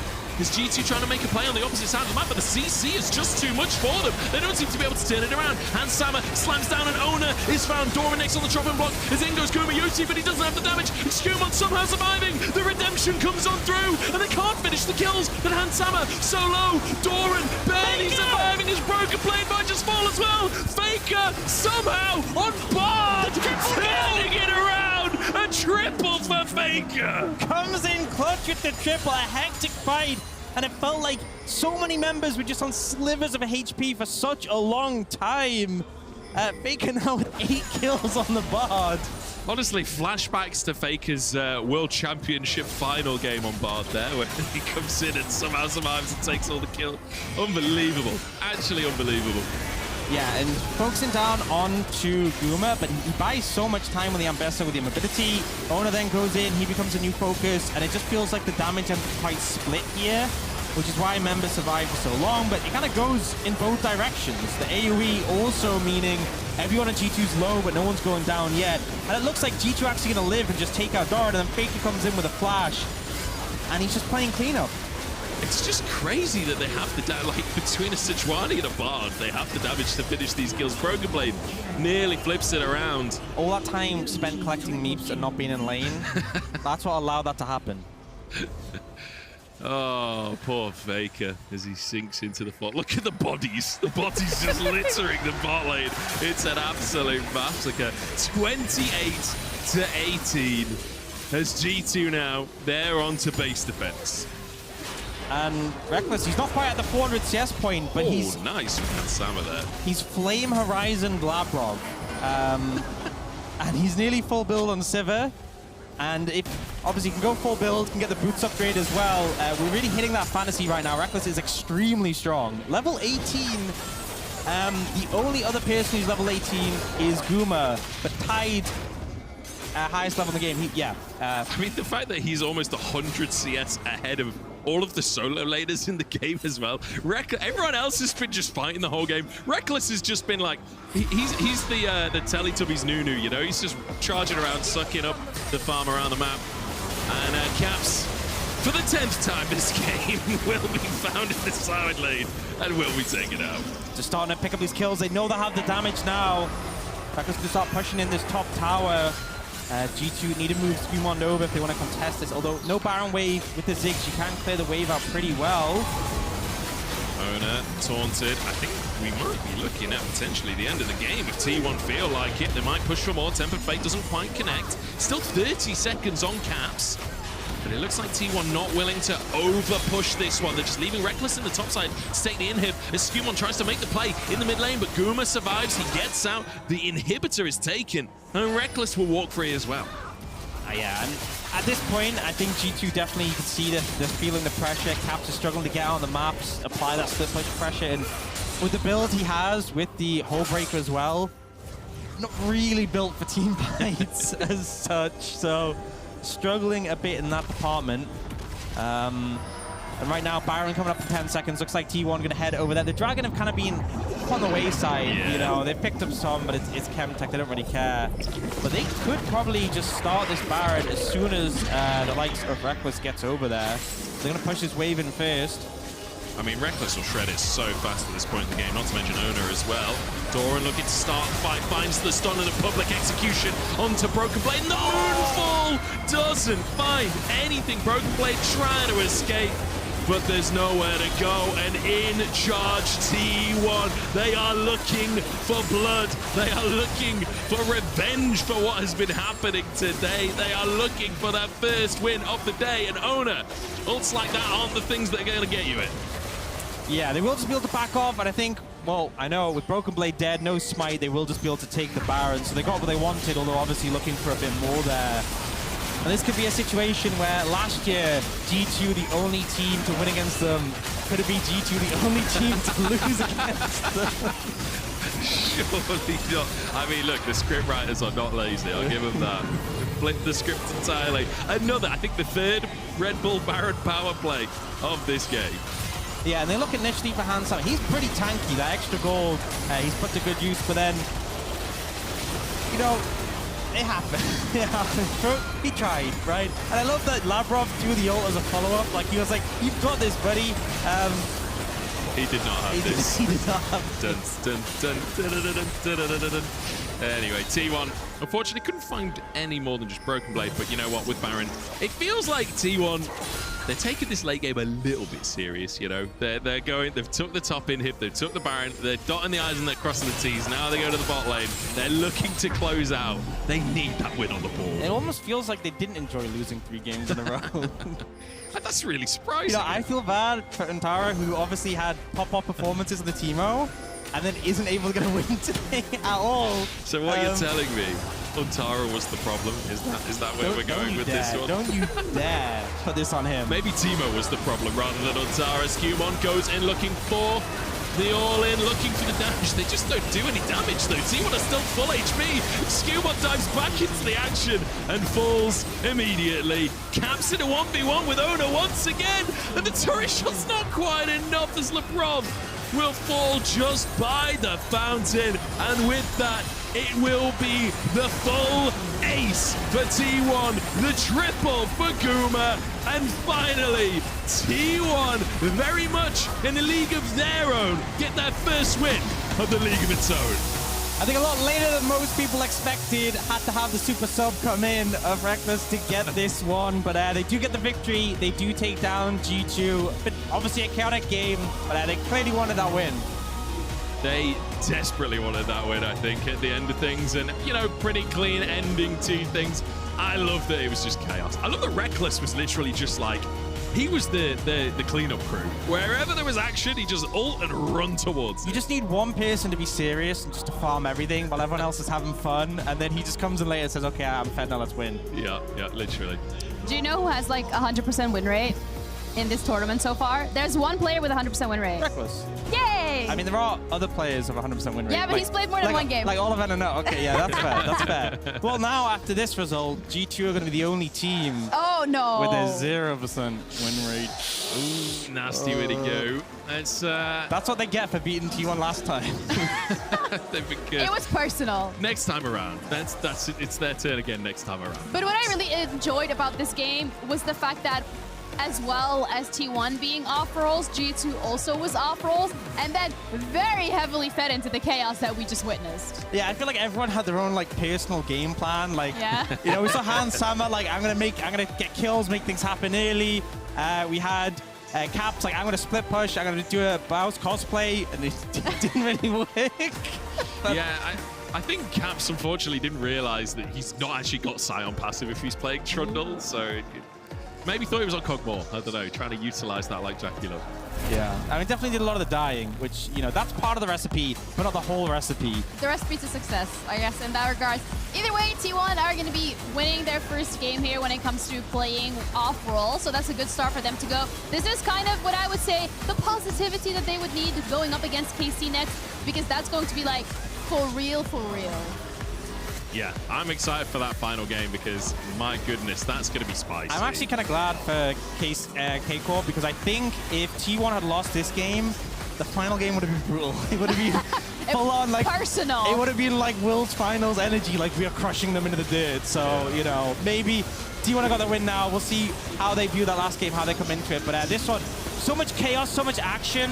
Faker kind of just vibing above it all, comes in, gets a triple kill on Bard, steals kills from his teammates constantly. He's chilling, he's having a good time. It was really fun to watch, even some of the portals maybe not going the way that they were supposed to go. Yeah. That was a highlight for me, honestly. Yes. I wish you'd show him that. Great to see so many grins from Faker today as well. Great to see him smiling on the camera. He's obviously having a good time here. And I mean, it's just fantastic to witness. A very, very silly game as G2 going to step off of the stage now. That will be their final game of the day. Caps making sure he high-fives everybody. Like, that's the kind of person he is. He's diligent. Yes.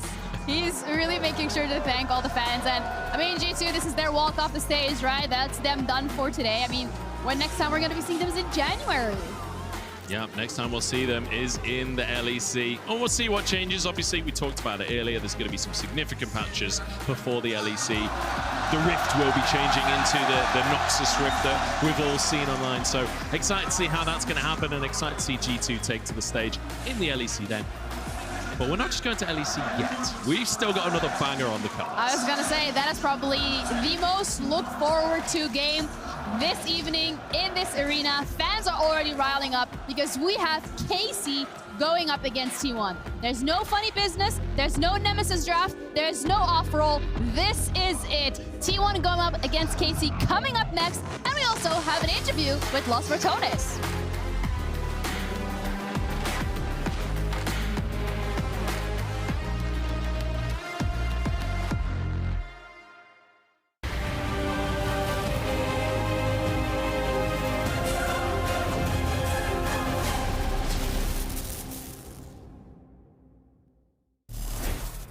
The most unbalanced champion. Right now?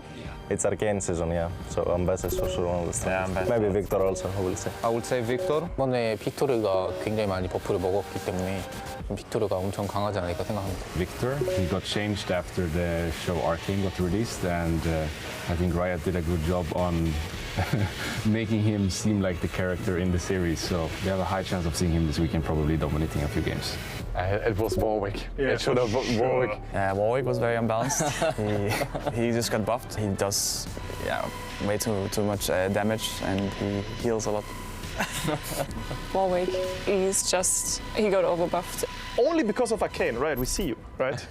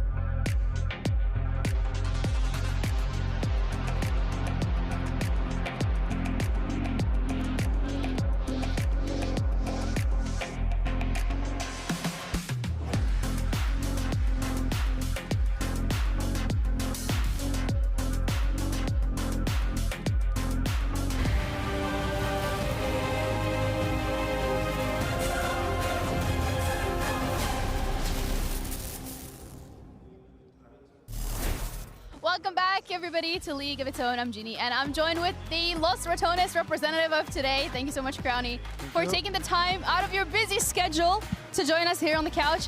Thought we could maybe have a little bit of a discussion about Crowny, about Los Ratones, and winning against T1. Yeah, sure. You ask away. All right, let's start off with winning against T1 because I feel like that's like really fresh in your memory in regards to what just happened. Talk us through. I would like to know your thoughts, but also maybe your emotions. If you want to share those, walking through the crowd, having people like reach out, trying to like high five you. You're sitting there. You're sitting next to Faker almost, you know, going up against them. How does that go? I mean, I was for sure nervous. Like I wanted to do something special, but then when I was walking, I was like, okay, just don't mess it up. So I was just walking, trying to high five everyone. And then when we were like standing across T1, it's like when it kind of clicks. Like, wow, you're playing against the GOAT, you know, like the greatest of all time. And in this massive arena where it's so loud, as you can hear, like, it was amazing, A lot of these fans here were also cheering for you guys today. How does that feel to be a player as part of an organization that has such a strong and kind fan base as well? Oh yeah, it feels amazing. Like, it's kind of rare to have this support. I feel like in esports, it happens in very rare, in a very rare amount of teams. So I'm just so thankful for all the support and all the fans. They've really been amazing. I just can't say anything bad. That's good to hear. Let's talk about your journey as well, leading up to this, because last year, particularly on the LEC, we didn't necessarily see much of you. And now, these last, I would say, month, 2 months maybe, it feels like it's been very busy, very hectic for yourself. How has that been for you? How have you been dealing with that? Yeah, I mean, it's a big change to go from like being benched at home, not doing much, to like playing in an arena of 15,000 people. But it's been amazing. Like, KCORP has been so nice to put all of this through, and all of my teammates and everyone in the team, like management and everyone, and all the fans, of course. It's just been amazing. Like I knew it would, like, I was very down for the project because I knew it can be amazing, but this has just surpassed my expectations like so much. Does it sometimes maybe feel a little bit surreal where you're like, I cannot believe that this is my life? For sure, like to contrast like the past months to this, it just feels like completely different. Like I still can't even believe it's happening, you know? It's amazing.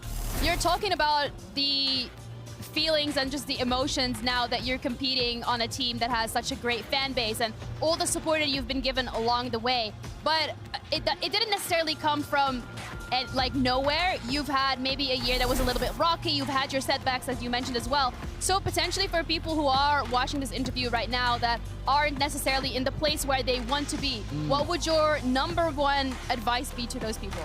Yeah, I mean, I know it sounds like a cliche, but I would say to like really believe in yourself and try to surround yourself with people that believe in you. That's what I would say. And just try to focus, like try to know that, you know, after the rain, there is always the sun. It's like, I know it might seem very bad. I was in the exact same place multiple times in my career, but in the end, it always improved. And just keep believing and working hard, and, you know, keep your head down when the times are bad, and it will improve. That was some very wise words. You're looking now at a very potentially successful 2025. If Crowny had to define his success on this roster, what would that look like? I mean, I would say winning multiple EU Masters. Okay. And then and the league we play in. And the league, any league we play in. That would be my success. I think we all have very high ambitions because we have a lot of players who have been like REKKLE, Nemesis have played like many LEC finals, Worlds finals, semi-final, like so. And obviously Velia Baus are both very skilled. So, and KCORP also has extremely high ambitions for the team. So I think everybody has a common goal of like just winning as much as we can this year. It sounds like you guys have a lot of different personalities and perspectives that are coming together. And I'm really excited for this project, and I know a lot of other people are as well. So once again, thank you so much for taking the time to have a conversation with us. I appreciate it. We're going to be heading over to a break, and we'll be back with Casey going up against T1. Thank you. Bye.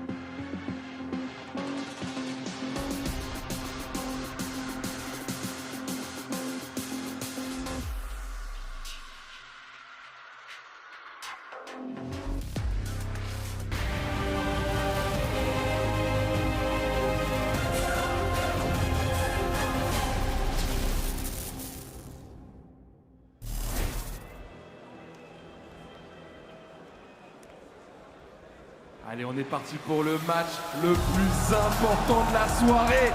Et oui, mesdames et messieurs, T1 a enfin débloqué son compteur de victoire. On le sait que c'était là pour se faire plaisir, mais on sent que c'est devenu important pour eux d'aller chercher la win au bout d'un moment. Vous l'avez vu, il manque une équipe sur scène, c'est normal. Pour eux aussi, c'est leur deuxième entrée, excusez-moi, ils commencent aussi à faire tard. Pour leur deuxième entrée, s'il vous plaît, accueillez comme il se doit la Carmine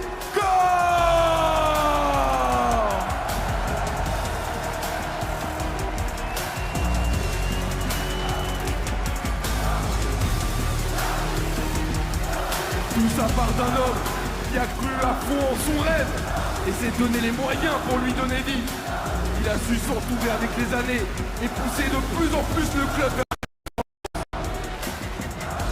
Et aujourd'hui, regardez, ça a pris vie avec une communauté, un public qui fait rayonner la France dans le monde entier. Mesdames et messieurs, pour la dernière fois de la soirée, Carmine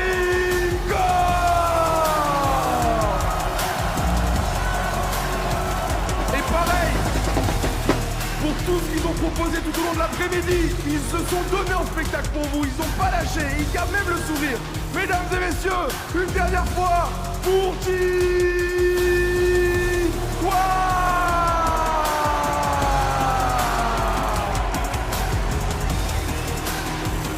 Bon match à tous. Là, c'est sérieux. The last game of the evening and probably the most anticipated one that we have going on today. T1 against Carmine Corp. Both of these rosters on their main roles and no Nemesis Draft. No Nemesis Draft. This is the real deal here. Carmine Corp with their second real match today, obviously playing against G2 earlier on and looking good in that matchup. I'm curious to see how this one goes because T1, they've got REKKLE playing, they've got Doran who's fresh to the roster as well. Yeah, KC looked pretty clean earlier. And we kind of talked about the underdog angle all day. If KC just have a close game, it's a huge dub for them. Yeah. Winning is a whole other story, but this is T1, and yes, obviously a little bit of alterations to the Wilson roster, but still a phenomenal lineup. Yeah, also to really keep in mind here the fact that KC, we've already seen them play one game against G2 earlier today with no changes, no restrictions, and that was an absolute incredible game to see from their end. It was dominant start to finish, and they really put in the work. Question is, can they replicate that? Because that was earlier today.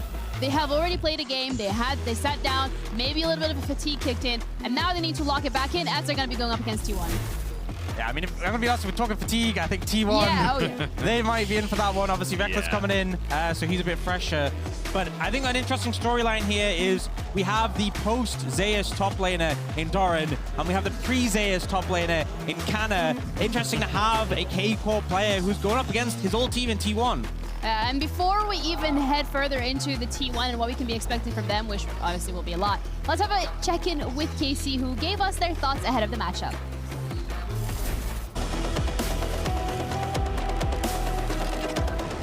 Je pense que le plus impressionnant, c'était leur agressivité en permanence. Même si, en réalité, ils perdaient le 2v2 ou même le 1v1, ils vont juste continuer à juste avancer sur toi et c'est juste un mind game en fait. Et c'était, je pense, le plus impressionnant. Et après, forcément, il y avait le niveau mécanique qui était différent de le match contre NNO. Yeah, definitely. I wanna solo kill Faker. It's been a while since someone did it. So maybe I will just look for an assassin champion. 좀 되게 놀라긴 했었는데 도란 선수도 엄청 잘하는 선수라서 어떤 케미를 보여줄까 또 궁금하기도 하고 또 어떤 퍼포먼스를 또 보여줄 수 있을까 좀 솔직히 많이 기대가 되긴 합니다. Appris pas grand chose dans un match comme ça BO1. Après c'est toujours fun de jouer contre une équipe comme ça, surtout qu'ils venaient de remporter les Worlds juste avant. Donc c'est toujours impressionnant de jouer contre ces joueurs. Et ouais, c'était marrant aussi parce que c'était la dernière avec l'équipe de 2023. C'était juste très plaisant de jouer ce match. I'm very excited. I played the last Red Bull event and that was also like very amazing for me. And this one is gonna be in Paris with a lot of KCORP fans. So for me, it's gonna be a big opportunity to like have a good show match and just play good.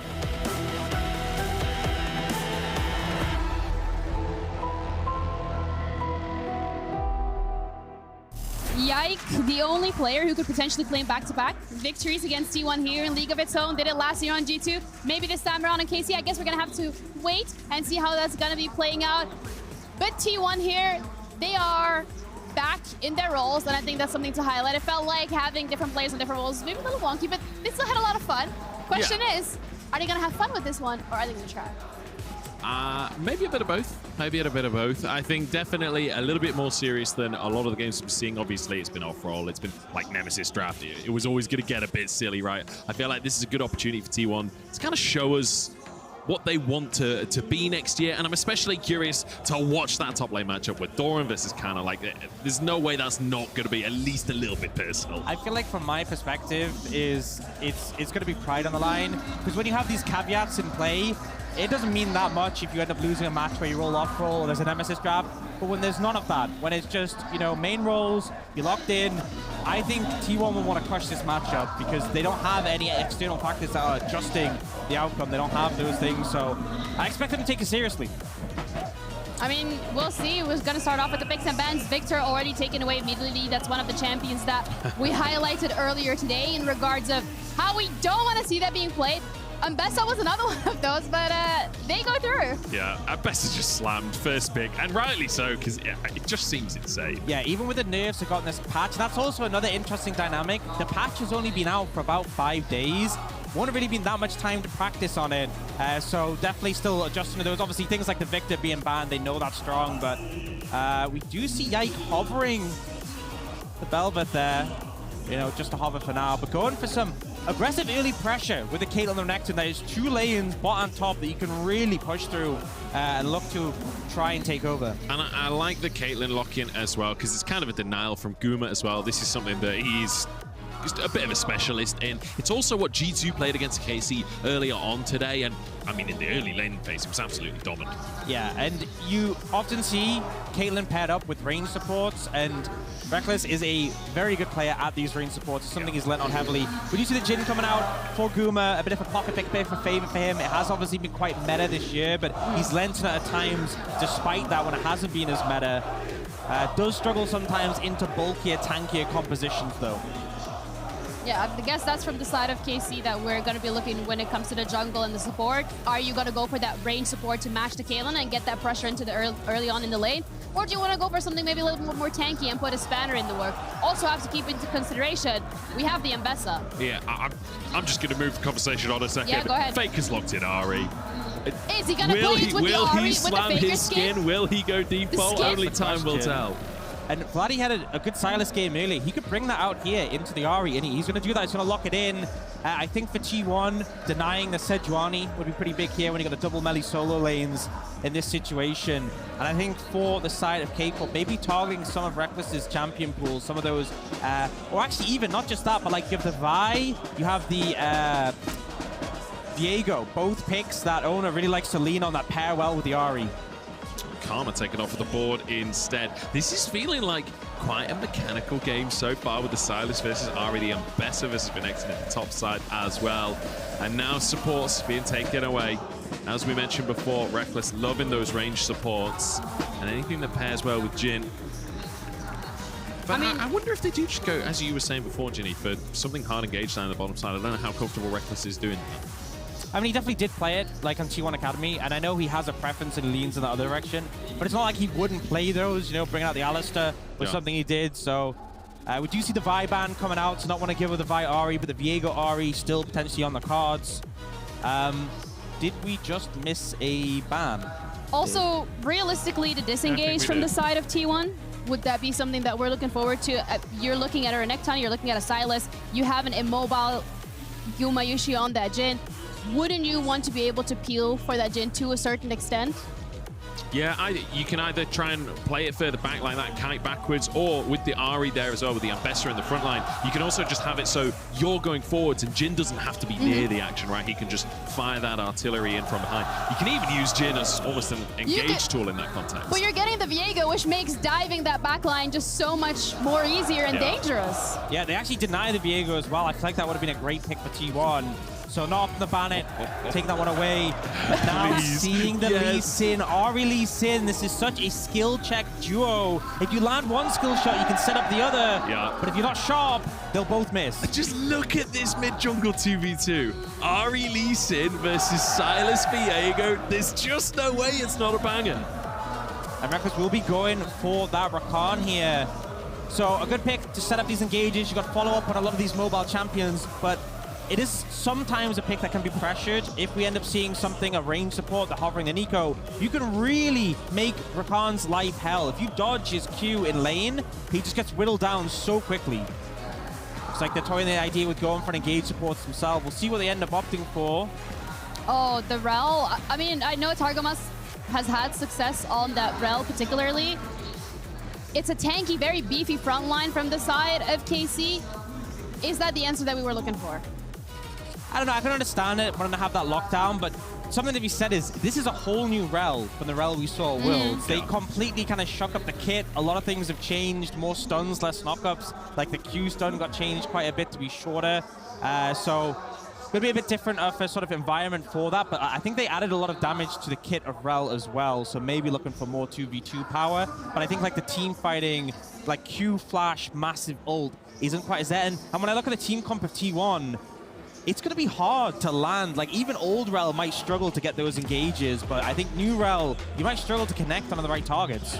I mean, when you look at this T1 composition, it is pure skirmish, pure scrap, a lot of dashes, a lot of mobility, a lot of ability to play really long fights. You can play for picks, but you can also just like dash around and wait for that perfect opportunity. KC, a little bit more committed in the fights with things like the Viego. When you go in, and you kind of need to find that pick and then snowball.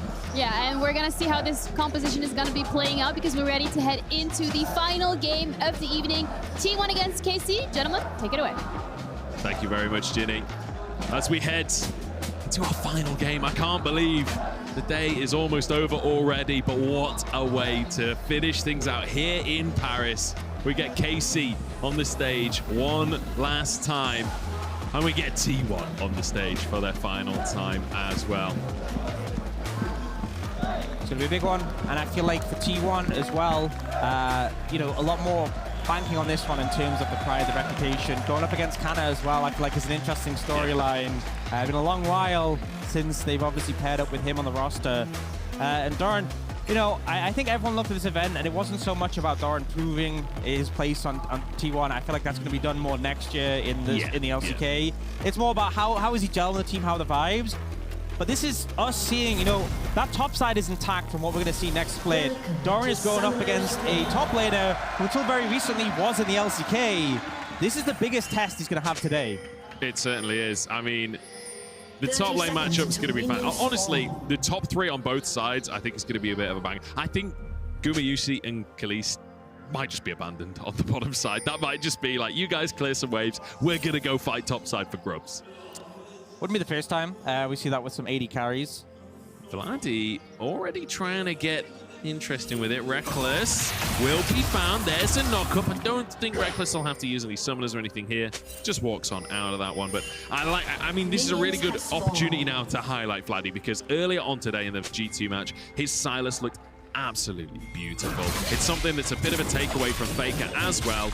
But I'm excited to see him later on in those team fights, see what he can pull off. And he's got such good ult selection. You know, you have the Charm, which, I mean, we saw Faker make that fantastic play in the World Finals with the Charm. Yeah. You have the Ariel, which is a no-brainer, a great one. You can even mix up things like the Lee Sin ult, has a lot of power in it for that CC potential. And yeah, I mean, I expect this lane matchup to be a fist fight, Renekton a staple for any LCK top laner, and something that kind of has obviously put a lot of reps into. I'm going to be honest. Get ready for this matchup, guys, because you're going to be seeing a lot of this matchup over the next 12 months. Guma engaged upon Khalees. Forced to flash already, but Guma low on HP. The headshot not quite in range, so it goes onto Rekkless instead. As Targamas finds that knock-up, gets himself that shield, but Guma with another fourth shot. That's big damage out from the T1 bottom lane. Yeah, some heavy trades there, and I think Targamas was doing a lot of auto damage, the passive damage by... Oh, look at the flash for the knock-up, and the fourth shot, the first blood! It's the last game of the day, and T1 are here to make a statement. Great engage there from Rekkless, landing both of his knockups in that extended skirmish, and you know, I think a lot of players were wondering how it would have looked if Rekkless was to sub in for that T1 roster as well. So wondering if it was going to happen. That 2v2 bot lane, that looked pretty good. I'll say that much. It certainly did. I mean, Kalist and Targamas are struggling a little bit in the very early stages of the lane earlier on today as well. Guma very happy to punish any little mistakes that are made. Such an incredibly powerful laner himself. And Rekkless as well with a really great knock-up there, punishing. And it's a fact he lands. I mean, the initial one is obviously great, but landing the second one as well is obviously what landed the kill. I mean, forces a flash for that one. And then Guma kites away when he's reloading. Targamas is, you get the passive from Ralph, he's doing a lot of damage with the break the mold. But now you're going towards the fourth shot, and Rekkless just finds this great angle with a flash. Noseplist has no sums. And Guma's ready just for that fourth shot follow-up. And the fact that he gets the rel on top of that, it couldn't go better. Absolutely beautiful from Guma and from Rekkless. Rekkless just gets the flash and then immediately follows up and gets the kill. You couldn't ask for more. Oner now in the bottom side. Targamas only level 2. The root lands onto Khalees, and immediately under the tower they go. Can they survive long enough? The fourth shot is there, and already Guma with 2. Targamas is there as Oner. Perhaps getting a little bit too excited on the dive. When you see a play come out mid, they managed to find Faker. Both flashes burned from Yike and Vladdy, and Fakers goes down as well. But you know, we talked about this mid lane, mid jungle matchup. Definitely a bit of a boon with bot lane going rough to see them find something here. Yeah, Yike comes in a vision. Oh, it burns, yeah, beautiful burns to flash. Yike with his stun, and then Vladdy has to follow up. Even flashes the charm at the end as well. Really well played. And you know, that's the thing is, a lot of the teams in this tournament haven't had that many. I mean, the exception is G2, but a lot of them, like typical KCORP member, doesn't get that many opportunities to play against T1. But Yike is the player who has the most experience going up against T1. Well, I mean, I guess other than Kana. But a lot of opportunities in internationals where he's got to play up against them. And they've taken T1 when he was on G2 to some pretty long series. They certainly have. I feel like G2, anytime they're going into those internationals, there's always a little bit of belief there that they could go for a deep run. And, you know, way back when, they had a bit of a reputation for taking out not just T1, but Korean teams in general. We'll see if they can do it again today. And the fact that we'll see if KC can echo that sentiment with Yike on the roster now. Vladdy trying to hold strong as Targamas moves into the mid lane as well. I feel like it's an interesting thing, you know, Yike going from the least experienced member on that team to obviously now, you know, with trial by fire with all these internationals, now a much more experienced player relative to the KC roster he's on now. It's kind of crazy, really, isn't it? It's almost like, you know, power leveling. He's bought the boost in the MMO to get to max level by just like smashing through so many finals. Targamas goes to the engage in the mid lane. Faker burning down. Yike looking to finish the job and gets himself the reset. Oner and Rekkless now desperate to escape, but the knock-up lands, the knock-back lands, and it's a double kill for Targamas. KC take the lead. The skirmishing power there, the setup from Targamas, clearly confident with this new shake-up that happened to Rel, and the follow-up, the layering of the CC, the damage there from Yike and Vladdy is perfect. And bot lane was going great for T1, but mid is falling apart. Rough final game here on the Ari for Faker. Still has that CS lead from the laning phase though, so not too far behind individually. But a really nice play from KC. Targamas, I mean, we talked about Rel being changed, but still finding the engage. Yeah, still goes to the flash Q and gets the follow-up immediately. Faker not able to get out, that lack of flash. And obviously no ult at level 5, really hurting. And Oner and Rekkless just trying to save their mid lane of paper, but now an engage coming in. Oh, Kana in that Dominus should be able to get some sustain with the Q, but it's not quite enough. T1 do find their old teammate Yike now without a hope or a prayer, and Faker will grab that kill. Importantly, Dark Seal in his pocket already, so that's 2 stacks. Getting a couple of stacks in, and you can see Guma top in terms of gold. Him, Oner, and Faker got a fair bit. Yike, the only member G2 in that top 3. But Grub's going to be secured here. At least we'll get a plate on the bot side. And definitely still some scrappiness. I don't think it's too much of a surprise, but T1, you know, obviously losing out on that mid play, but immediately there to answer back on the top side. 4-4. 3 Grubs for T1. Gold is exactly even, almost to the penny there between the two teams. This is what I wanted out of our last game of the day, with proper drafts, proper rolls. And you know, KC, they looked good earlier on against G2. I was curious how they'd look against literally the world champions, with a couple of little roster swaps there. So far, so good. But it's later on in the game that we'll have questions when it comes to 20-minute Barons and the like, how they respond. Oh, Police in trouble potentially. Just going to be the cleanse bin. Dragon secured by KCORP there. But still, you can see, you know, it's the vibes you expect from like a Guma carrier lane, a permanently challenging burning sums, and it feels like Rekkless is just slotting into that. No, he knows how carrier plays. He's performing a very similar role in this match so far, and especially up against the Caitlyn, a pick that you always want to have that lane pressure. To permanently be on the back foot and having your sums burn never feels good. Honestly, Caitlyn's one of those champions that whenever you fall behind at all, a lot of the time it can feel almost impossible to get yourself back into the game. We'll see if Khalees can make that happen for himself as the siege begins on this bottom side. Those 3 Grubs already paying off for T1. As Guma finds a 4th shot as well. Good shield, though, from Targamas to at least weather the storm down there. But, I mean, this 2v2 ain't getting any better. Yeah, it's going pretty rough. You can see just in the inventory as well, the pickaxe double longsword from Guma means, I mean, you got the Berserker Greaves from Khalees, but if you're trading auto for auto, you're already losing out generally against a Jhin, but especially with this extra AD. Hit so much, and now Faker, he's making a move down. We do see Yike in the wings offering some defense, but I mean, T1 don't need a dive here. They can just take another plate and keep the pressure up. They have to do that, but the curtain call says maybe they will be going for the dive. 3 shots in, and there's the 4th, and I was wrong. They're not going to go for the dive, just going for the pressure. They force Yike to show up. They're getting more damage in the KC bot lane. Vladdy moves over to be ready, but they're not actually able to counter a play because the play doesn't happen, and T1 know the pressure is all they need. They don't need to overstep. And you can see the tower just takes another demolish proc there. It's getting rougher and rougher for KC's bot lane. Oh, Khalees just sidestepping that route there. Faker taking a trade from Vladdy. Nice little charm, though. Will immediately flip it back around in Faker's favor and extending it a little bit as well. But Vladdy gets the sustain, gets a bit more damage against the knockup as well. Steals the Spirit Rush away. Needs to wait a second for the cooldowns, but he goes underneath the tower! And Vladdy finds the solo kill. He said he was going to do it, and he finds Jungle, but now Targamas looking. Guma flashes away, 4th shot, not enough onto Targamas as Rekkless finds the charm, but Ona now basically needs to finish off the job on everybody. Targamas gets the shield, and the root comes on through. There's the reset, and Yike finds more. Ace in the hole to finish the job, and it's 3 in the bottom lane for KC. KC winning across the map. The solo kill mid, the 3 kills on the bot side. They're getting everything they want and more. Vladdy, I was going to say he's in trouble. He definitely ain't. He's got out of that one. He has his teleport as well, so he can get back to the mid lane. And suddenly across the board, KC come alive. Vladdy finding the solo kill onto Faker. Beautiful from him. And just a bit disrespectful from Faker, trying to clear out the wave, thin it out, not wanting to burn the ult. And Vladdy's like, I will take you out for this. And then this bot side play. You know, the laning was rough.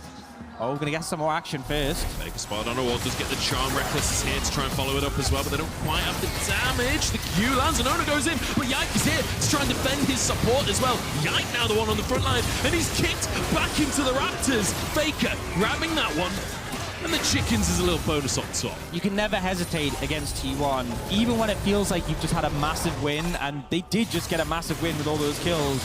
You're going to be challenging to second later, and now Grub's looking to be secured. T1 looking to collect 6 on the back of this. It's like you say as well, you sleep for a second. T1 immediately pounce, and it's such a huge win for them. Khalees on the top side of the play, caught out and just annihilated. That will be 6 Grubs for T1, short of a miracle here for KC. And that is not something you want to go up against with Faker on the Ahri. I mean, side laning is easily a good option for T1. T1 opted not to get that final grub. Don't want to overcommit for it. Happy with 5. Looks like he'll just give it over so Yike can take that one. Resetting, and we can see Dragon up in 45, and it's a Chemtech Dragon, which means it's not a Chemtech Soul, so definitely a higher priority, especially when KC already have one in the bag. So we'll see them reset and open up on the map. Kuma just trying to push the wave in here, and him and REKKLE will move and get some vision up. I just love that it's already so back and forth in this game. We've had so many scraps going in different directions. Targamas, by the way, kind of doing what Faker was doing in the previous game, running around as the support, grabbing all of those kills. Fantastic performance from him on this Rel so far. And we weren't sure about the Rel pick with the nerfs, but I mean, it's looking beautiful. Yeah, it kind of feels like it's still Rel, still functions how the way you'd want to, but it's just very different in the way it performs. The Targamas just seems so comfortable. Yeah. The lane was obviously a bit rough, we saw that, but in terms of his role in skirmishes and fights, he's been on point. Yeah, moving towards this Drake here, towards the bottom side where Kana has the push and actually has used his Dominus. Doran forced out. Yeah, Doran has been having a rough time in lane. He's down like 20 CS and getting pressured out right now by the old T1 top laner. And this is going to allow KC to move on this Dragon. And as I said, no Chemtech Soul means you have a pretty high chance of rolling a good Dragon here. And then it's an Ocean, which is possibly the worst option left available. Not completely useless, but I know KC definitely disappointed with that draw. Yeah, that's a little bit rough for them, unfortunately, but we'll see if they can make it work anyway. Doran obviously not having any TP there, so no contest from T1, but they go play opposite instead, grab some plates on that top side. I would say T1 have been doing a good job of sweeping up these plates around the map. They got 4 in the bottom lane, now 3 in the top lane as well. Yeah, especially when you have those 5 grubs, really easy. Doesn't take much, just a couple of people to really burn them down. Plate's going to fade off in just about 10 seconds, so a nice move to take that last opportunity to pick those up. Herald is going to be up soon, though, and we can see resets coming out from T1, so Casey's setting up over there. Do you know what I just saw on the recall there? REKKLE is playing IG Rakan. He's playing Baolan's skin. The very skin, the skin that was earned destroying him on that stage in Korea back in 2018. It's a nice skin. It's a gorgeous skin, but I respect that. That's humble of him, you know, to use the opponent's skin in that scenario. Yeah, I respect that. Casey saw the resets coming out. Oh, they're looking. Targamas goes in, and Oda, don't know if he'll get away with this one. Does flash over the wall. Ace in the hole. Blocked by REKKLE in the end. Herald was taken, though. Yike grabbing that one for himself. T1 just about getting away without a death. Yeah, now KC kind of routed, though. You see Guma moving up to the wave. I think that with Ona low, they're not really going to be able to make a big push towards that mid lane tower. Ona does have that ultimate available. REKKLE gonna be stunned there, looking for Khalees, kicked over the wall and followed by Ona. Khalees still alive but falls in the final hour, and Guma has been untouched this entire time. Yike gets a reset, but it's not enough for the full shot, or is it? Another reset comes through, and Yike is turning it around. Faker wide on the chart, Targamas underneath the tower, but executed by the Jhin, and now the curtain call. Yike trying to dodge, but Faker slides in for another, and T1 make it happen. Vladdy looking for an angle, has the Lee Sinnoh. Will he be able to get Guma? I don't think so. He has flash available, and with the Jhin movement speed, he can just walk this off. This is a 2v1, and he's got it anyway. The charm is gorgeous. The root is gorgeous. But there's the damage from Vladdy anyway. Can't quite finish the job, and Guma not going to chase more. Kana threatening on the side. You know, the flash from Guma was so he wouldn't get kicked towards the enemy tower. But then he then got kicked into Faker. It suddenly got a little bit dicey, but able to navigate the play. Does end up burning a good amount of summons there, though. It feels like Vladdy's impact in these fights is there, but he's not always present when these skirmishes have kicked off. It's a bit of a shame. I will say, when he is there, though, Vladdy is scary on this Silas. He's been looking really, really good today. This is feeling like a well-practiced team, KCORP. This is feeling like a team that is drilled right now. Yeah, and we see this one, you know, it feels like a bit of a risky one for T1, but Kliss actually fails the net over the wall. And now without the net, without flash, easy to follow up here. And Ona was low before the start of the fight, so Yike looks for the reset onto him, finds it. Guma actually ends up four-shotting Targamas instead of Yike, which I think was a little bit of a mistake, but Faker's there to clean up. And the ult shots are clean. Oh, another knock-up onto Khalees. He's gonna go down in T1. You give him an inch, They will take a mile. Targamas next to go, and it's a double kill for Faker. 10 stacks on the Dark Seal on his signature Ari. This is starting to get scary for KCORP fans. And it feels like it's been a game of burn Khalees summoners and then kill him, and then kill him, and then kill him, and then burn his summons on the back up and just repeat. And they have really targeted him and made the game uncomfortable. This is not how you want your Caitlyn to be. I mean, look at the items. Collector, boots, and a pickaxe. You know, you really hope to get to the mid game and come in that 2-item spike. It's going to be a long time before this Caitlyn is relevant, because on the other side, Guma, he's probably not far away from just having the Infinity Edge. He's 2,000 gold up on Khalees right now. Yeah, and the really brutal thing as well is with this lethality Caitlyn, you kind of want to be able to one-shot the minion waves. But once you fall behind, you can't even clear the waves that efficiently as Caitlyn. It's really, really tough, and especially if KC lose control of these objectives, trying to push into the enemy, it's just not Caitlyn's comfort zone. So Khalees, he's got his work cut out for him here. I think something I can say is that because it's an Ocean Soul and because you have 2 dragons already, not a huge amount of pressure for KCORP to force a fight around this dragon. If they do let it go and they want to wait until they're stronger, that's a fine thing to do.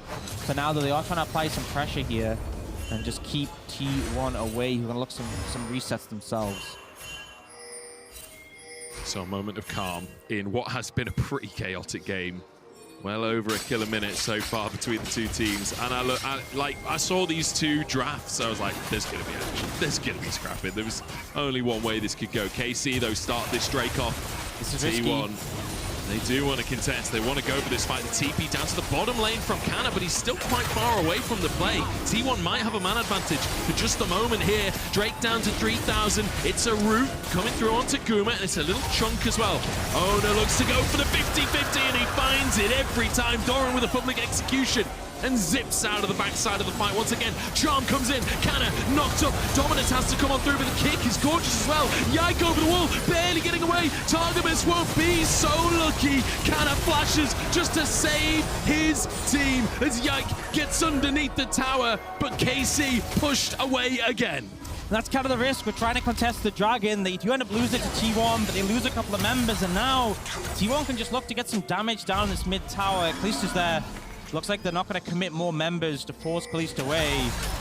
So the tower should survive. Actually, it's going down so fast with the grub. Yeah, it's just going to be gone.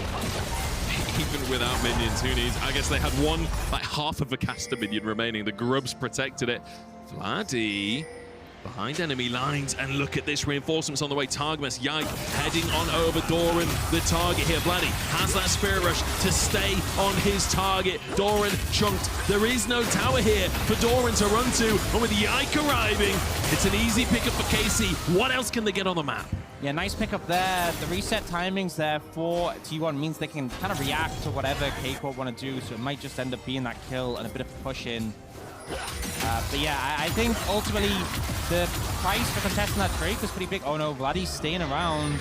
Ona has flash, but doesn't have kick yet. Spirit Rush from Faker.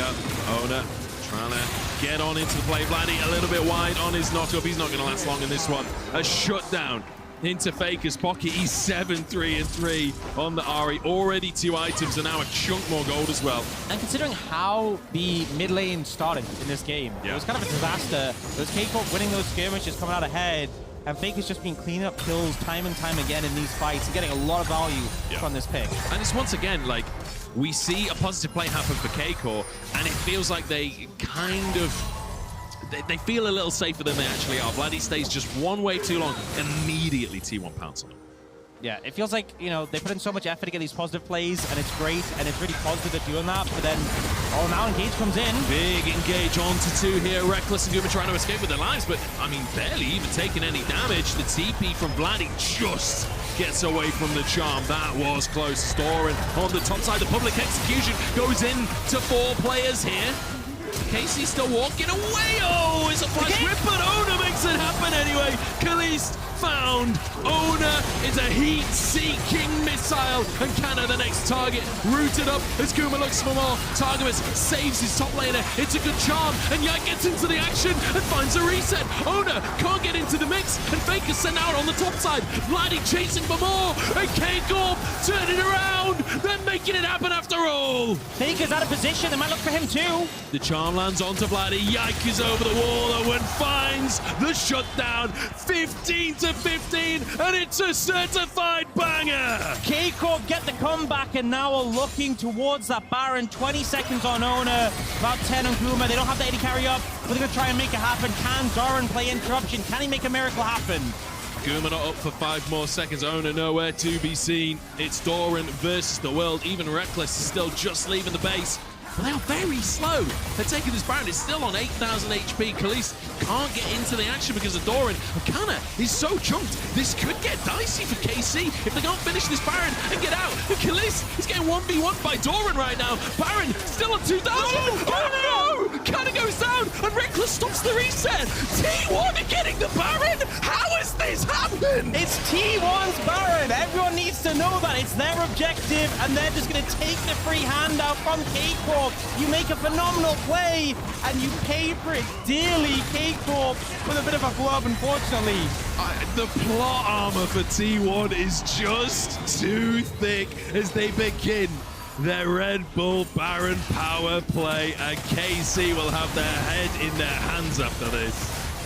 No, and initially the play, they start off with the engage. It's on targets they can't commit too heavily on because of Gloomer's cleanse, the ability of REKKLE. But they started kind of way, and we don't get to see the replay. Hang on, Faker's found. Khalees gets himself a kill, gets himself back on the board. He's half HP. That's another Baron gone. KC might be able to weather the storm now. Yeah, definitely able to slow down that play. We see Doran on the top side, now above Hannah in terms of levels, still down in farm and gold, but that experience from the Baron in the fight going a long way. Tower will go down to the top side. Doran just zips back across the map. Stargamus moves on over. I don't think we're going to get a fight here. T1 just going to accept what they've got from that Baron, go for some resets, go again. Dragon is up on the bottom side of the map as well.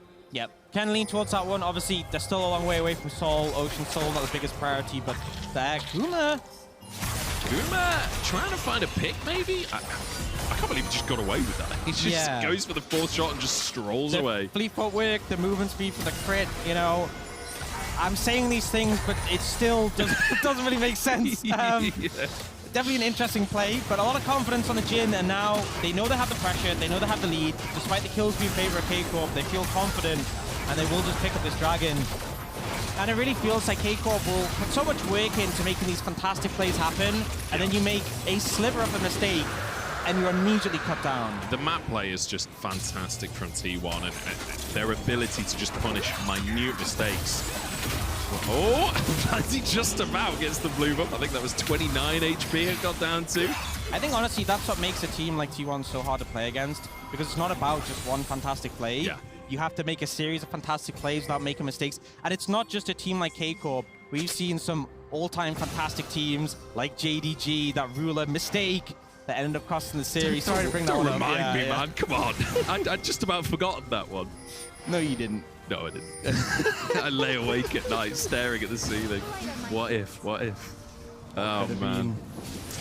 15-16, though. And like you say, these little mistakes have been defining the game for KCORP. At least trying to get some damage down, but I mean, that's Ambessa. He ain't doing anything at this point. He's finally got that Infinity Edge online, but look across the scoreboard. He's a full 2,500 goal behind. That's an entire rapid fire cannon there. T1 soak up this tower. Yeah, they're just smashing through it, and really, Khalees is going to need like an LDR to start cutting through some of the bulkier members of T1, so still a long way from being that relevant. And T1, they're just amping up the pressure. 5 grubs as well. They take this tower so fast. Brutal, absolutely brutal. That is the end of their Red Bull Baron power play, and now a TP from Kana to get to the backline to try and start this fight. Vladdy looks for the charm himself, but he is instead charmed by Faker. T1 turn on a dime and find their fight. Kalist cannot escape, and neither can Yike. Targamas left wanting as Kana, the last man standing. And T1, they may not have had their best day ever, but when they're in their right roles, when they get to draft for themselves, they dominate. They crush, and even though it wasn't the cleanest game, they know how to end it out. We saw Vladdy come in, he grabs the Rakan ult, he's seen the play that Faker did at Worlds. They ain't gonna let that happen to them. Welcome to T1, Doran. A fantastic game across the board from T1. Exciting game as well. KC showed up here, challenging from start to end. But T1 at the end of the day, you just make one or two little mistakes and they will take the game apart. KC have put forward a formidable fight. They really showed us what they are capable of. But of course, it's T1 at the end of the day. And after being on their main roles, well, not being on their main roles for the whole day, they finally get a chance to do so. They show us a little bit of that magic. But I think, honestly, in terms of the day as a whole, KCORP took down G2, and they challenged T1. Yeah. You know, I think you got to be proud of that performance. To beat T1 is such a mammoth ask with them being on their main roles, even with the fact that obviously they don't have carrier. But they gave them a fight, but it's still, they're the world champs for a reason. They certainly are. I mean, just great to see them there standing in front of the crowd, hearing the whole of Paris cheering for them. Fantastic to see. Such a great performance from them. And like you say, such a great performance from KC as well. What a way to introduce the new ones. Absolutely. I think this event in particular, as much as we're talking about how it's for fun and these are show matches, I still feel like in a lot of these games we're seeing glimpses of some incredible plays, some just hands diff at the end of the day, right? You gotta love to see it. No, and I actually kind of want to give credit to REKKLE because people are always talking about, hey, you know, he was on the roster, didn't actually end up playing for T1. He put up a pretty solid Rakan performance in this game, and he is the player who's 3-0 on the day, which no one else can claim. It's true. He's had a fantastic day for himself. That Rakan looks really, really nice as well. I mean, that laning 2v2, obviously fantastic with the flash knock-up to get that first kill onto Khalees. And clearly T1, their strategy coming in was, okay, you've got a rookie superstar AD carry. It's time to ruin his day. Yeah, I mean, you know, you're going to have to deal with those games at the end of the day. Even in the LEC, you're going to have, you know, it's trial by fire, right? Khalees has now kind of got that taste of what it's like when a team really does go after you. And so many players talk about playing against some of the best teams in the world and learning from that, even if you get demolished. KCORP didn't get demolished. Khalees was definitely in a rough spot on the receiving end of some of these plays, but I'm certain he'll just see it as an opportunity to learn from that and apply those teachings into next season. But these fights, there was a lot on display, very hectic, and I think particularly Vladdy on this Silas, second game he's had of it today, really showed what he can do on the pick. Yeah. I think as well, when we're looking at KC, what's really commendable is the fact that they just keep going, and this fight particularly was such a great indicator of that. For a moment, you're thinking, okay, well, it's kind of knife, everything's lost for KC, but they go back in and they make it work, and yes, the ultimate end result is a net negative, but they've still went for it, and that's something that you don't see very often. Yeah, and you can see the power of Vladdy in these fights as well. On the final fight here, where he's trying to make that initial play, as soon as he goes down, feels like KC just can't fight at all. He is such a driving force for this team. But I love the confidence as well, because I think sometimes against a team like T1, teams kind of withdraw. And I know this is an event that has less pressure than like Worlds, but I love that they just try to make these fights happen and limit test. And yes, it backfired, and yes, they lost the game, but it's better than just playing it slow and defensive and not really making these aggressive plays. Especially when you are KCOR, you know, you're the French team, you're here in Paris, there's this many fans that have come out to see you play. You've got to step up and give a good game, and they absolutely have twice today. Phenomenal to see. You got to limit test as well, because at the end of the day, you don't have anything to gain or lose. These are show matches, so this is the perfect environment for you to not only go up against a team that can potentially stomp you in like 15 minutes, but you can also test how far you as a team can push things. And you can see a lot of the players joining them on the stage now. We got GentleMates, we got G2, T1, KC. A big thank you, I want to say, as well to every single one of these players making it to the event, being here, participating. Again, as we highlighted, these are show matches. This is for entertainment. This is for us, the viewers. And I feel like we were really the winners today. Oh yeah, we definitely were. And it's been a long day, so especially T1 who stuck around, played all these matches, big shout out to them. Yeah, fantastic sportsmanship from T1, and for all of our teams as well that have come up, showed a fantastic performance. I don't think we had a single bad game all day long. Phenomenal stuff, and honestly, just a pleasure to have been a part of it. Absolutely. Thank you both of you for joining and being part of this as well. It has been great. Thank you to production for making this possible. It ran pretty smoothly, if I do say so myself. But that's it from us. The end of Red Bull League of its own. We'll see you around.